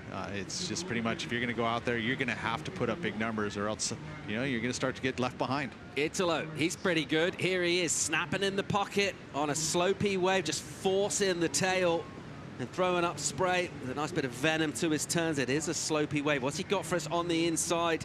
He'll have a quick wiggle for speed, and that same kind of turn again. Just snapping that tail next to the pocket. Generally not a massive scoring maneuver, but one thing you know for sure, he's just going to stay in motion. There's 8 people tied at 16th position, which is the cut line, really, as we watch this replay here. And he's giving everything and pushing so hard on this wave. Even though it's a flatter face, you can see he wants it that bad. Yeah, he's just doing the best he can with that bowl, right? There's not a lot of lip up there, so he's just carving down into it, because there is a lot of push behind those waves. So he's just getting his board, generating the speed, and then turning down into the bowl with it. And that's the best he can do out there on these kind of slopey walls that are coming through. Love that drone angle in regards to just seeing how much area it covers with each turn, how deep those snaps are. Now watching the replay here of Rodriguez. So a lot of lefts, pretty much the lefts are the go right now. Pretty obvious that's the open face. I'm surprised that we don't see a few more rights, but with this fuller tide, that kind of seems like the going direction at the moment. Still plenty of size folding in out the back. Significant change really in these last couple of heats. There's been a lot of surface taken off on waves, just kind of kicking out without really doing a maneuver. We've seen waves go soft pretty quick. That selection of waves, always important at any venue, but it really feels right now if you get yourself some of that steep face, a bit of a lip to hit, allows the judges to use the scale. Italo does that on his previous wave, just forcing the issue really, almost kind of over surfing the wave. Got a 3.57 on a wave that didn't have much on it, and that just goes to show sometimes you just got to grind it out. So true. You know, and again, you're gifted what you get in your 30-minute or 40-minute heat. So, you know, sometimes you got to give way to other surfers because of this overlapping format. But ultimately, yeah, you get what you get, and you better make do with it and surf it to its, you know, sometimes you can surf up at the potential. And that's what's so dangerous about Italo, is that he doesn't need much in order to get big numbers. If he can get himself a nice solid section, he'll go above the lip. Here we go, pulling in with the Pig Dog. Dora going down. Got some good travel done then. And that one just ran away from him a bit, stretched out. And he won't add significantly to his numbers. There is still plenty of size. We've seen kind of smaller waves ridden, but these sets out the back still blowing up. It's wild how many different faces and conditions that we've seen here at Super Tubos today. I mean, it's just baffling to think that you'd come down in the morning and take a look at it, and then all of a sudden you're like, huh, what's it going to look like, you know, now? And all of a sudden now it's, you know, overcast, foggy, sunny. Let's check out some head-to-head stats. Italo Ferreira taking on Michael Rodriguez. Italo's had the best of it. Sure has, 3-1. Look at the average heat scores too, 13.28, which is significantly higher than the 10.5 from Michael Rodriguez. But their max heat score, look at that. He's got the edge there. And the big numbers, excellent. 8.67 for Italo, and then 8.27 for Michael. And, you know, Michael, you know, obviously a world champion in Italo, so a lot more success going to him. But Michael still feels like he's on the rise. Got him as a bit of an underdog on my fantasy list coming out of that Tier C. So throwing a little rooting for him in this moment. But he's right definitely now, really quiet in this one. You know, yeah. It's interesting how quiet he's been. Usually you see some firepower, you know, always flying around, always high impact, and we haven't seen much of him at all in this heat. Doesn't quite look himself, does he? When he has stood up, he's looked just a little wobbly and tentative on his feet as well. He's going to need to find something with just over 5 to go. Of course, in terms of our ratings, we're looking at surfers. We're thinking about the mid-season cut. But we've got the CT Shaper rankings, talking about surfboards and equipment. Who's doing well? Which foam smiths are dominating the tour? Guess what? Mayhem. Mayhem is at the top of the leaderboard. He's getting those big wins, and that's what it takes. You get those big wins, you get the big points. He's been able to do that. Sharp Eye also right there at the top. But if you look at the 5 board manufacturers, those are pretty much the leaders in the industry. Yeah, Matt's been making some amazing surfboards for these guys, and with Griffin, you know, he's putting some great stuff under his feet, and Carissa, and you know, out in the water right now with Rodriguez. You know, I'd love to see him fire up and get some of that surfing we're used to out of him. But interestingly enough, you know, Ferreira riding for Timmy Patterson, and those Timmy Pattersons, that's who taught Matt Biolas how to shape. Yeah, I mean, San Clemente, right? That zone there, one of the best, you know, towns for surfboard manufacturing still to this date. You know, a lot of guys been doing it for a very long time out of that town. Just over 4 minutes and 10 seconds in heat number 13. Michael Rodriguez in all sorts right now, really. He's looking for 7.41, not a huge number in itself, but you look at his track record thus far in this heat. He's got a 1 and a couple of numbers lower than that. Nothing equality at all, and it's going to get to a point where really he's going to need one wave. It's going to need to be close to excellent. Ferreira, meanwhile, tags it, keeps his speed, and looking for another section. He was scoping for it. It wasn't there for him. Yeah, he needed it, really. And it just didn't happen. He had all that speed, all that extra acceleration, but no lip. The wild part about this heat is I'm just thinking like the adaptation that these guys are going through, and like Italo just doesn't seem to care whether it's sunny or raining or hailing or snowing. He's just gonna go after the lip. You know what I mean? And it's so fun to watch his intensity on no matter what the playing field is. Taking a look from that drone angle, this is definitely a very vicious turn, and it would have been very nice for him to be able to get back up on that lip. Didn't happen though, so just another one maneuver wave. It's going to kind of keep that score kind of in that same zone. As we see McGillray. That's Rodriguez. No, it is Rodriguez. Air out into the flats underneath it, just swallowed up, cartwheels underwater. Want more out of you. He's just not look interested at all, has he, in this matchup? That was a much better looking wave, but you've got to ask the question, if Italo's found himself 10 waves, Michael Rodriguez, he's just not had a crack at this at all. Well, if he would have brought that down, he would have had a pretty solid score right there, right? It's getting away from him a bit. In these kind of conditions, we've mentioned the wobbles. Some of these waves have been pretty tricky to ride. You would think kind of common sense dictates the more waves you catch, statistically the better chance you've got of making those turns. You're also going to get a better feel for things as well. He spent all day just kind of watching on, and it looks like a completely different surf spot other than the fog and the obvious thing. We had 8 to 10 foot barrels sort of spitting both ways this afternoon, right, just after lunch. Right now we've got wobbly kind of high tide, and it looks like a different ocean from what Michael Rodriguez has been looking at all day. And this is Europe. This is what we get in Europe. I mean, when you have the swing and tides of almost 10 feet, you're going to get a different lineup. It's just how it is. We see it in France. We see it in Ericeira when we go down there. We see it a lot through Europe, especially in your neck of the woods up in the UK. I mean, I know you spend most of your time now. Oh, wow. Big drift on the backhand for Ferreira, who's just been the busy bee throughout this one. Improved his score prior to that, 4.07. Just cranking up the requirement for Rodriguez, and he might improve possibly again with 90 on the clock. Let's have a look. A ton of speed into this section and not backing down whatsoever.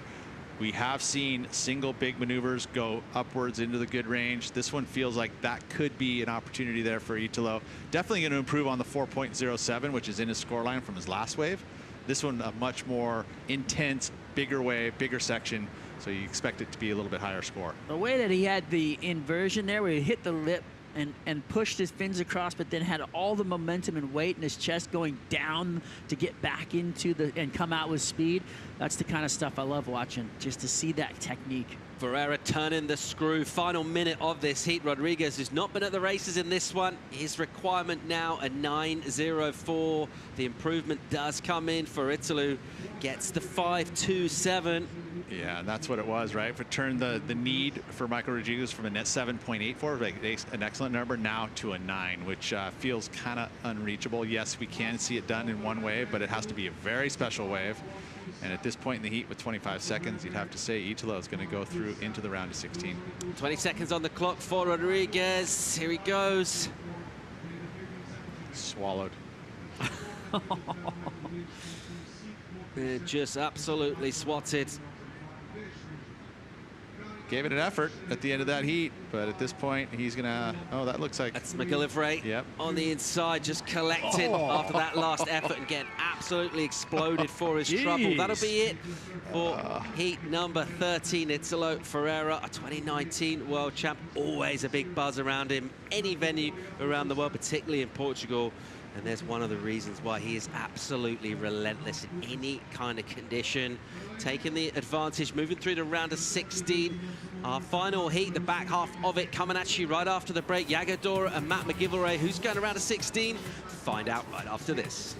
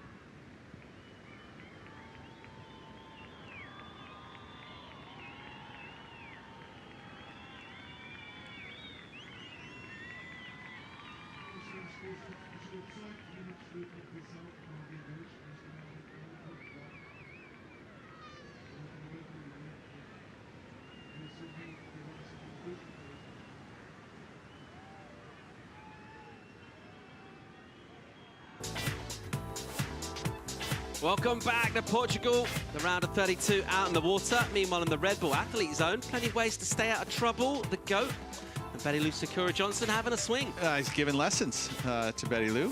You know, look at a little lefty there. Look at that. That's a little warm up.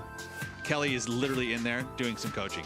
It's been pretty cool, and he actually is checking his old club swing speed. He needs to get it up there. He was hitting 5-iron, 160 yards. Can we see it? Yes, we can. Here's McGillivray with a ton of speed and a big whipping hook in the pocket. Not sure he got the completion there as that whitewater was just bearing down on him. Meanwhile, Dora with a ton of speed. Massive goodness. Punt on the backhand from Yago, and he'll throw that one away. He's got a couple of fours under his belt from early on in this. These two have done a whole lot of surfing in the first 22 minutes of this heat. Little exchange there. Both of them are going to go incomplete. Some equipment damage for Yago? I think so. A little wave of the board, which means that signifies get me another one very quickly. So you would have felt probably a snap or heard a snap. I mean, that was just aggressive, that just lofty punt on the backhand. I mean, that was. You think he could see the landing? Because it looked pretty, like, you know, it's pretty foggy out there. He was pretty high in the air. Going off feel. Oh, man, that was gigantic. Yago Dora, always electrifying. He's got that in his locker. Let's get a look at what Matt got done. Yeah, this is a little different angle, so we get to see really what laid into it. And he just stuffed the rail ever so slightly, slowed him down, and wasn't able to drive through and get to the bottom of that. And then this one, Strider. Yeah, just big punt into, had the timing and just, geez, he was stuck to his board and everything all the way around. Just, I don't think he could see the landing there. He might have landed on his board there. Did you see that when he came down? It was right around the Tukus area, so could have landed right on it. Maybe went through it. Yago Dora with some serious amplitude on that. Doesn't get a make that time around. Tell you what, you would not be surprised if he stuck something like that. Remember when you said to me earlier, when our last time we were talking about it, you're like, there hasn't been that many broken boards. You remember how many broken boards now since then? Literally every heat. Sorry about that. Oh.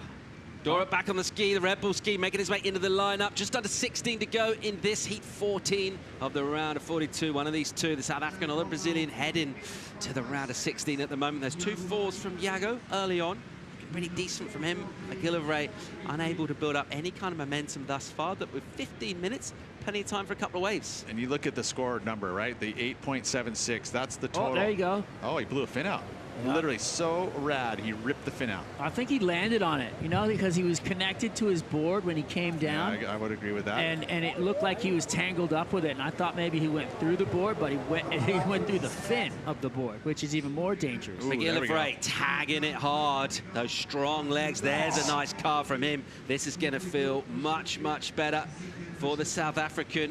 Right back in the heat. 15 minutes to go. Literally right back in the heat. That's going to be a good number for him. He's going to match at least Yago, probably be a little bit better, at least in my eyes, just because of the speed he carried through those 2 turns. Although it is foggy, and the judges are pretty far away. But ultimately, you saw this as he gets over the lumps and bumps in the first turn straight up. That's so difficult. Carve through it, and then again lays into that carve. That's the speed. He goes through the carve. He learned from the little dig rail on the earlier wave. That time he did not make that same mistake. And while we wait for that number to drop in, let's go and hear from Italo Ferreira. He's with Luisa. Yes, he is. And he was just telling me that was a little tough. How was it? Like, you just changed the board. It was a little bit of like time for you to find your feet there. Yeah, it was pretty hot heat. I've been watching all day long, you know, and saw like some guys get like low score and some guys like a big score and good moments, you know, and it's hard because when in the high tide, it's gonna be like close out and hard to find a good wave. And yeah, that was one of those heat that I tried to be in the score and try to get how many wave I can, you know, and yeah, but on the end, that was a good hit. Italo, over our interviews, you have mentioned to me that you were kind of addicted to the feeling of winning. But coming back to a place where you were, you know, a hero, does that pressure get stronger, you know, or you feel it a little heavier on you?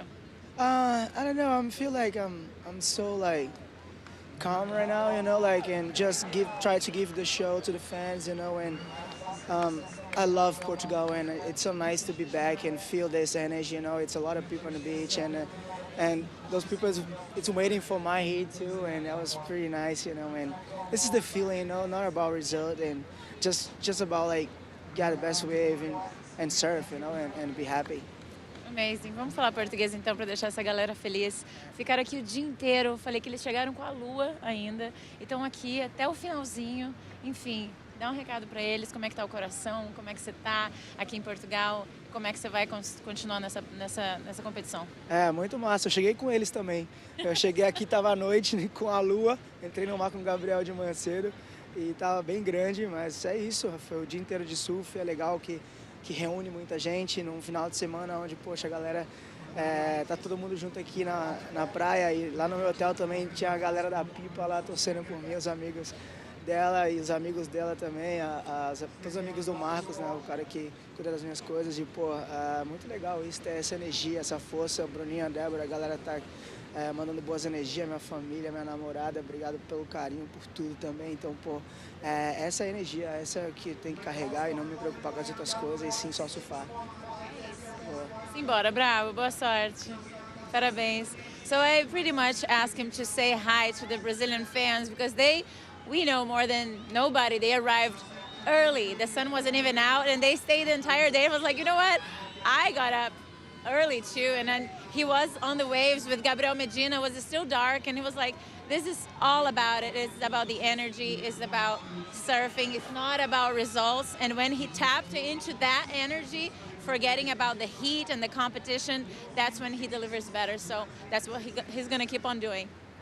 Thanks, Louisa Italo, through to the round of 16. To tell you what, we've got a heat on our hands out in the water. A couple of scores coming in, fired this thing up. McGillivray got right back in it with a 5.33. Dora applies a bit of pressure of his own, just hits that serve back over the net, got a 6.5. Yeah, he sure did, and he needed it because that score right there of the 5.33 would have been an advantage to McGillivray. Felt like the momentum would have been shifting into his court, but no, this wave right here allowed that momentum to go right back into Iago Dora. So at the last 10 minutes, we do have a heat on our hands. McGillivray's in there with it, only needs a 5.61, which isn't much. I think there's a little bit of a battle going on in the lineup between a couple of guys, and there's one in the booth right now between a couple of guys. You know, we got Peter Mel, he's swinging for the Channel Islands guy, and you got Strata Wasilewski, and he's swinging for the Mayhem guy. I didn't notice that. Come on, yeah, you did, Pete. This is fun. You know, I love the CT Shaper rankings. It really does add an element of competition and kind of it pays homage to the Shapers. These guys are the ones making the tools for all of these surfers in the world, and it's such an important part of it. And we're finally getting to see a little bit more attention paid to we're adding them. You know? Paying a little competition part of it, right? I mean, we already did that as much as we could to give, you know, the Shapers. We went through everyone's boards and we talked about design and new models and all of that stuff, which is really important. But ultimately now we can see a competitive side of it, so the Shapers can get a little bit more involved. Having the right equipment key at this location, as any other. One of the other key factors always present here at this venue is, of course, the crowd. An incredible crowd. We've been paying homage to them throughout the event here, and they've not let us down today. It's been at times emotional. Wow, look at this. Bring that shot in, and look at this. This woman is in tears. She's sad that John lost. We're all a bit sad. I wasn't quite that sad, but she's really feeling it. Well, I think she's crying tears of joy, my friend. She got to get her jersey signed and a hug from John and a photo. It's beautiful. Absolutely cool moments there. And John just giving love to the fans here. They're ever present. They were down in the dark when we came down this morning, which... They're still in the dark here now, in this moment. That's how 12 hours, full day. Well, don't forget, it was Saturday last night. Some of them didn't sleep. They came right straight here from the party, and they're still going. There's plenty of people in vans, in camper vans, literally in the parking lot. They will not leave this spot until this is all said and done. And I think that's amazing. I love here. The fact that they're down here 24/7, ready to engage, ready to go. It's a beautiful thing. And another surfer that is so well liked here in Portugal, Italo Ferreira. We actually heard as he was coming in, a full chant coming from the crowd. Italo, Italo, and he loves that. I think that's something. I mean, I think all surfers love it.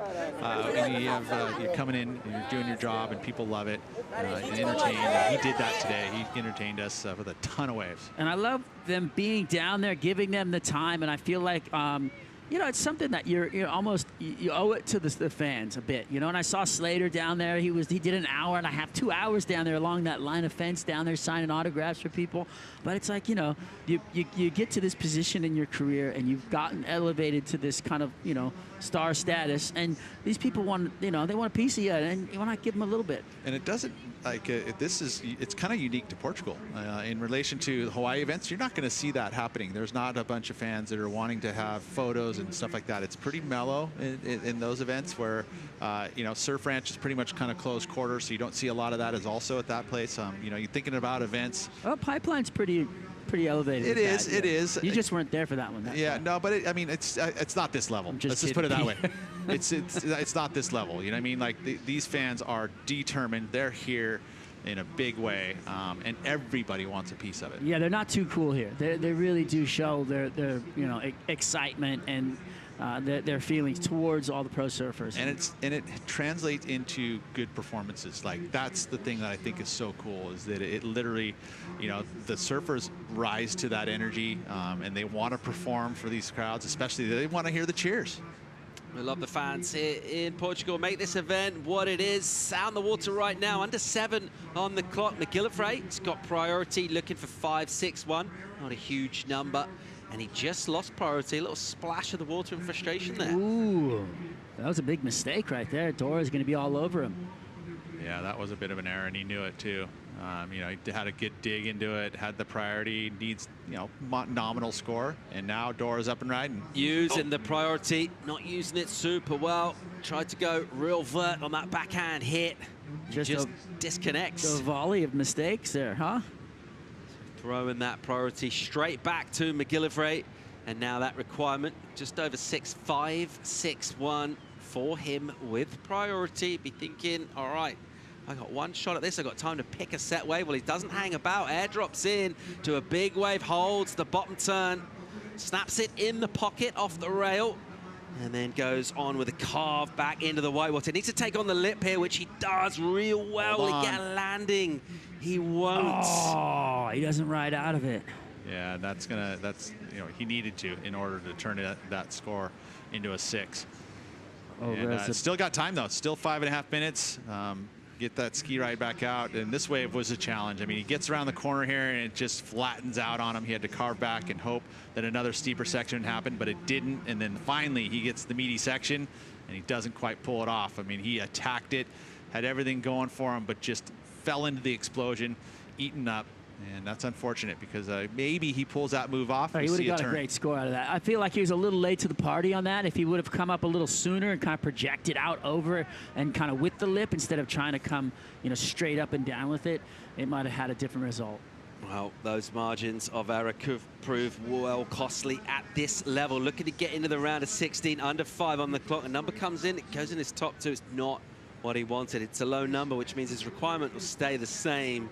The thing that will change significantly, other than the little bit of time lost, priority with Dora, who will try and patrol this lineup and just check out where this Red Bull ski emerges. Iago will be making his way over, trying to cover Matt. 4.5 to go. That's an interesting point, you know, because the ski would drop you off on the north end of the peak, and Iago would be down towards more the middle to the south end of the lineup, so he'd have to be patrolling and looking and trying to get over to him, you know, with the strategy. Been a massive day of competition here. Loads of stories to bring you from a huge day. Do stay tuned for the Corona post-show with AJ, Jesse, and Pete. That's coming up right after this heat. A bunch of talking points. Going to break them all down for you. Bring you the story of what's been a really big day of competition. Big in every sense of the word, really, in terms of some of the stories, but also basically the waves came to play today. Yes, they did. Thank goodness. We love it. This is I was kind of glad that they had pulled that trigger early this morning, because it was such a challenging day. I think the surfers were kind of surprised by the early call, but ultimately they went out there and performed in a big way, which is kind of neat.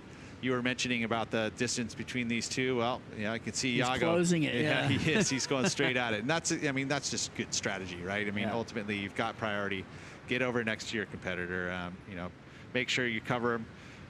It's not the biggest total for Iago Dora, but today, double digits has been just enough. Doing what it takes, right?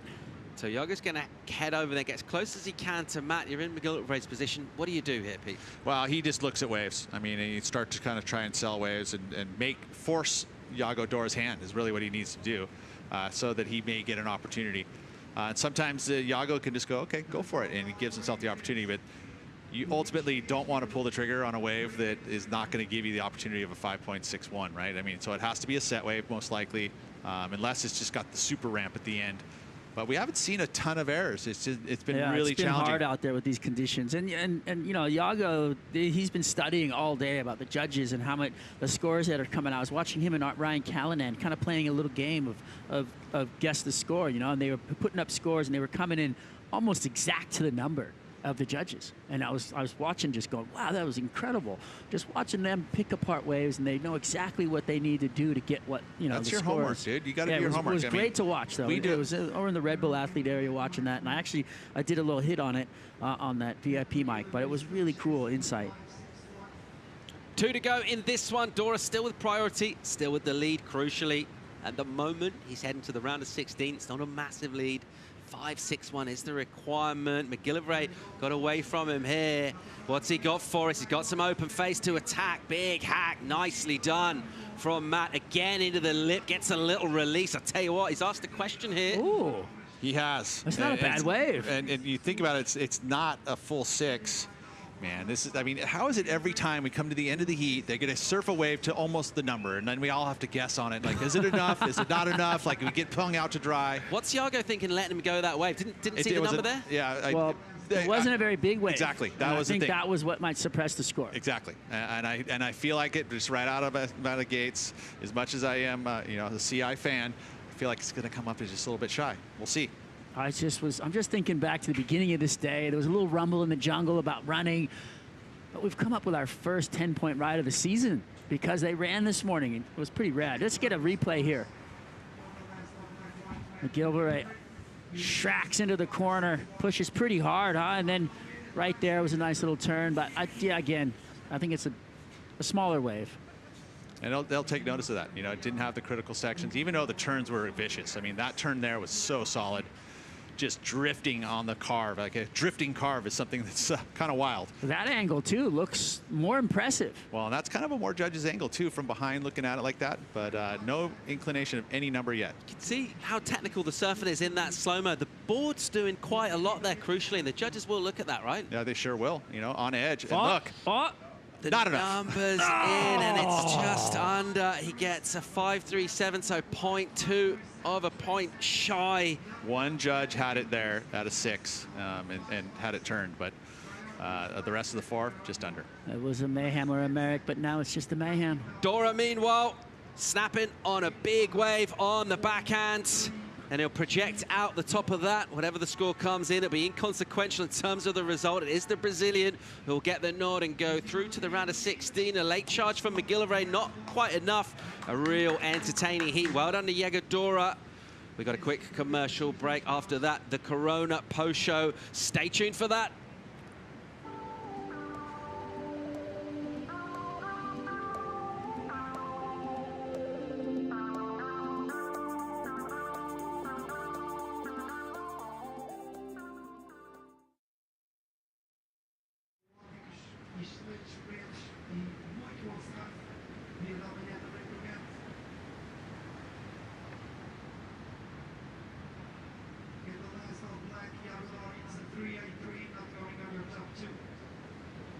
Official results, first place, black, Iago Dora, second place, white, Matt McGillivray.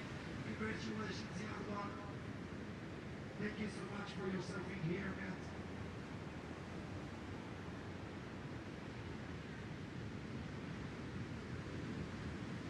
Muito obrigado, João Lisboa. Despedimos então todos. Primeira chamada da competição amanhã às 10:07 da manhã. Em nome de todos os nossos patrocinadores, Lista Livre, Velvet Curl, Portugal Pro, from the MEO to the girl, from the Peniche, Marcel, todos, muito obrigado pela vossa presença. Obrigado por também ser o melhor público do mundo e terem dado o exemplo de educação tão cívica ao longo do dia difícil para toda a segurança aqui na praia. Muito obrigado a todos. Amanhã estamos então de volta para 10 para as 7. Lembramos, no entanto, que o período de espera do evento estende até à próxima quinta-feira. Vamos ver o que apresenta-nos o mar amanhã. Sinceramente, não estou muito contente. Next call for the event tomorrow morning at 10 to 7 at 6:50 in the morning already. On behalf of MEO, Big Girl, and the First Board of Portugal, also the music of their page, and the world certainly would like to say thank you for all of you. It was an honor and a pleasure to announce for a great crowds and the technical setting an example as well, and everybody behaved on a difficult day, safety-wise, setting up the example. I want to say thank you so much to all of you. Next call, like I said, 6:50 tomorrow. Keep in mind that the waiting period for this MEO Big Girl goes all the way until next Thursday. Let's keep our fingers crossed for tomorrow morning. Anyways, you can find some more information on the official website of the World Surf League, at theworldsurfleague.com, also on the official World Surf League app. I'm David Prescott together with the Blue Lisboa. Muito obrigado a todos por terem mais. Thank you so much, everybody. We'll be back tomorrow morning. That's an epic day. We'll be back tomorrow. Aloha.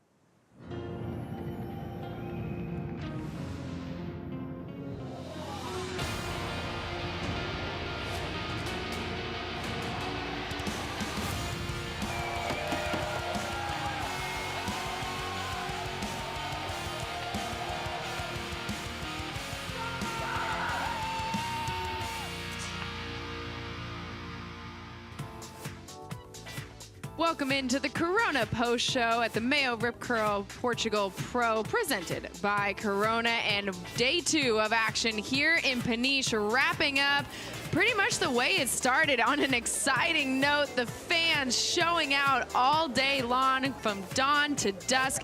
They were here cheering on their favorite surfers, getting autographs, signing jerseys, the whole 9 yards. And we had some epic surf to back it up as well. Welcome into the Corona Post Show. I'm AJ McCord alongside Jesse Mendez and Peter Mel. This was a day, you guys, that just really from dawn to dusk could not ask for many better waves for these surfers, Jess. Yes, it was a great day, very exciting, big waves on board, and we got that amazing ride from Callan in the morning, and then we went to a break, and it looked like it was almost going to be done, and then we had great action in the other day as well. Yeah, you gotta love it, right? When you're challenging the surfers, whether it be equipment, the conditions, which it was challenging today. There was moments in that lower tide, radical waves out there. Some of the most meaty, kind of almost felt like a big wave event there for a moment, which was kind of cool. I think the surfers felt that same way, but ultimately very exciting, and some upsets today too. Kyle was talking about busting out the inflation vest. That's what he was looking for this morning. That's how big the waves were. But you talk about the upsets, and one happening this afternoon that just has to put everybody on notice, because Rio Waida, the rookie, taking down John Florence, and it's not the first world champ that he's taken down in this event alone. He sent Gabriel Medina to the elimination round yesterday. Rio telling me before his heat today, if you want to be the best, you have to surf against the best. And Jesse, he certainly did today. Yes, no doubt. And going against John in conditions like this is very tough because he's so powerful. He's so used to this type of waters. And he just performed and put in a show. Kind of a small scoring heat total, but great surfing from him. This is kind of the same round that we saw him falter at Sunset Beach, and he broke a board in that event as well. Broke his board early in this heat, had to change equipment. I don't know if it was actually the same exact size board, but ultimately he did have to adjust to this newer equipment, and it took him some time, and unfortunately he didn't have enough time to make the comeback. Rio kept applying the pressure, And you got to love the rookie. He's getting such great successes here early in his career. And the thing that was so fascinating watching this heat unfold for me was that John was the one having to adjust to Rio's game, right? John was the one who was moving away from where Rio was because he wasn't getting the waves that he wanted. Yes, and that just shows how capable Rio is, even though he's so young and just got on tour. And he just put the best in the world into the ropes right there. Yes, he certainly did, and he's not the only one who made a big statement today on day 2. We had the men's elimination round before making our way most of the way through the men's round of 32, but you see Rio Waida finishing with a 9.3 over John Florence with a 9.17, so we're going to see Rio in the round of 16 when we get that underway. But before we move into the round of 16, let's find out who will be joining Rio Waida. The winner of the last heat of the day is standing by with Luisa Florence. Yeah, Iago. I was talking to you before today, and you were telling me with such confidence that you're so ready for this, 100% physically, mentally, spiritually, in all the ways. So how was it translating on this heat for you? Yeah, that was a really tough heat, actually. Matt is a really good surfer, and especially when the waves have a little bit of power, and he's a really solid guy. He usually never falls off his board, so I was scared to go against him for sure. But yeah, the conditions changed a lot for a heat. It was a beautiful day and sunny and some barrels, and now it's like high tide, backwashy and cloudy and foggy. So yeah, I guess you just have to be ready for anything, and I just tried to surf, like trying to find the right waves, and worked out. He came really close to getting the score on the last wave.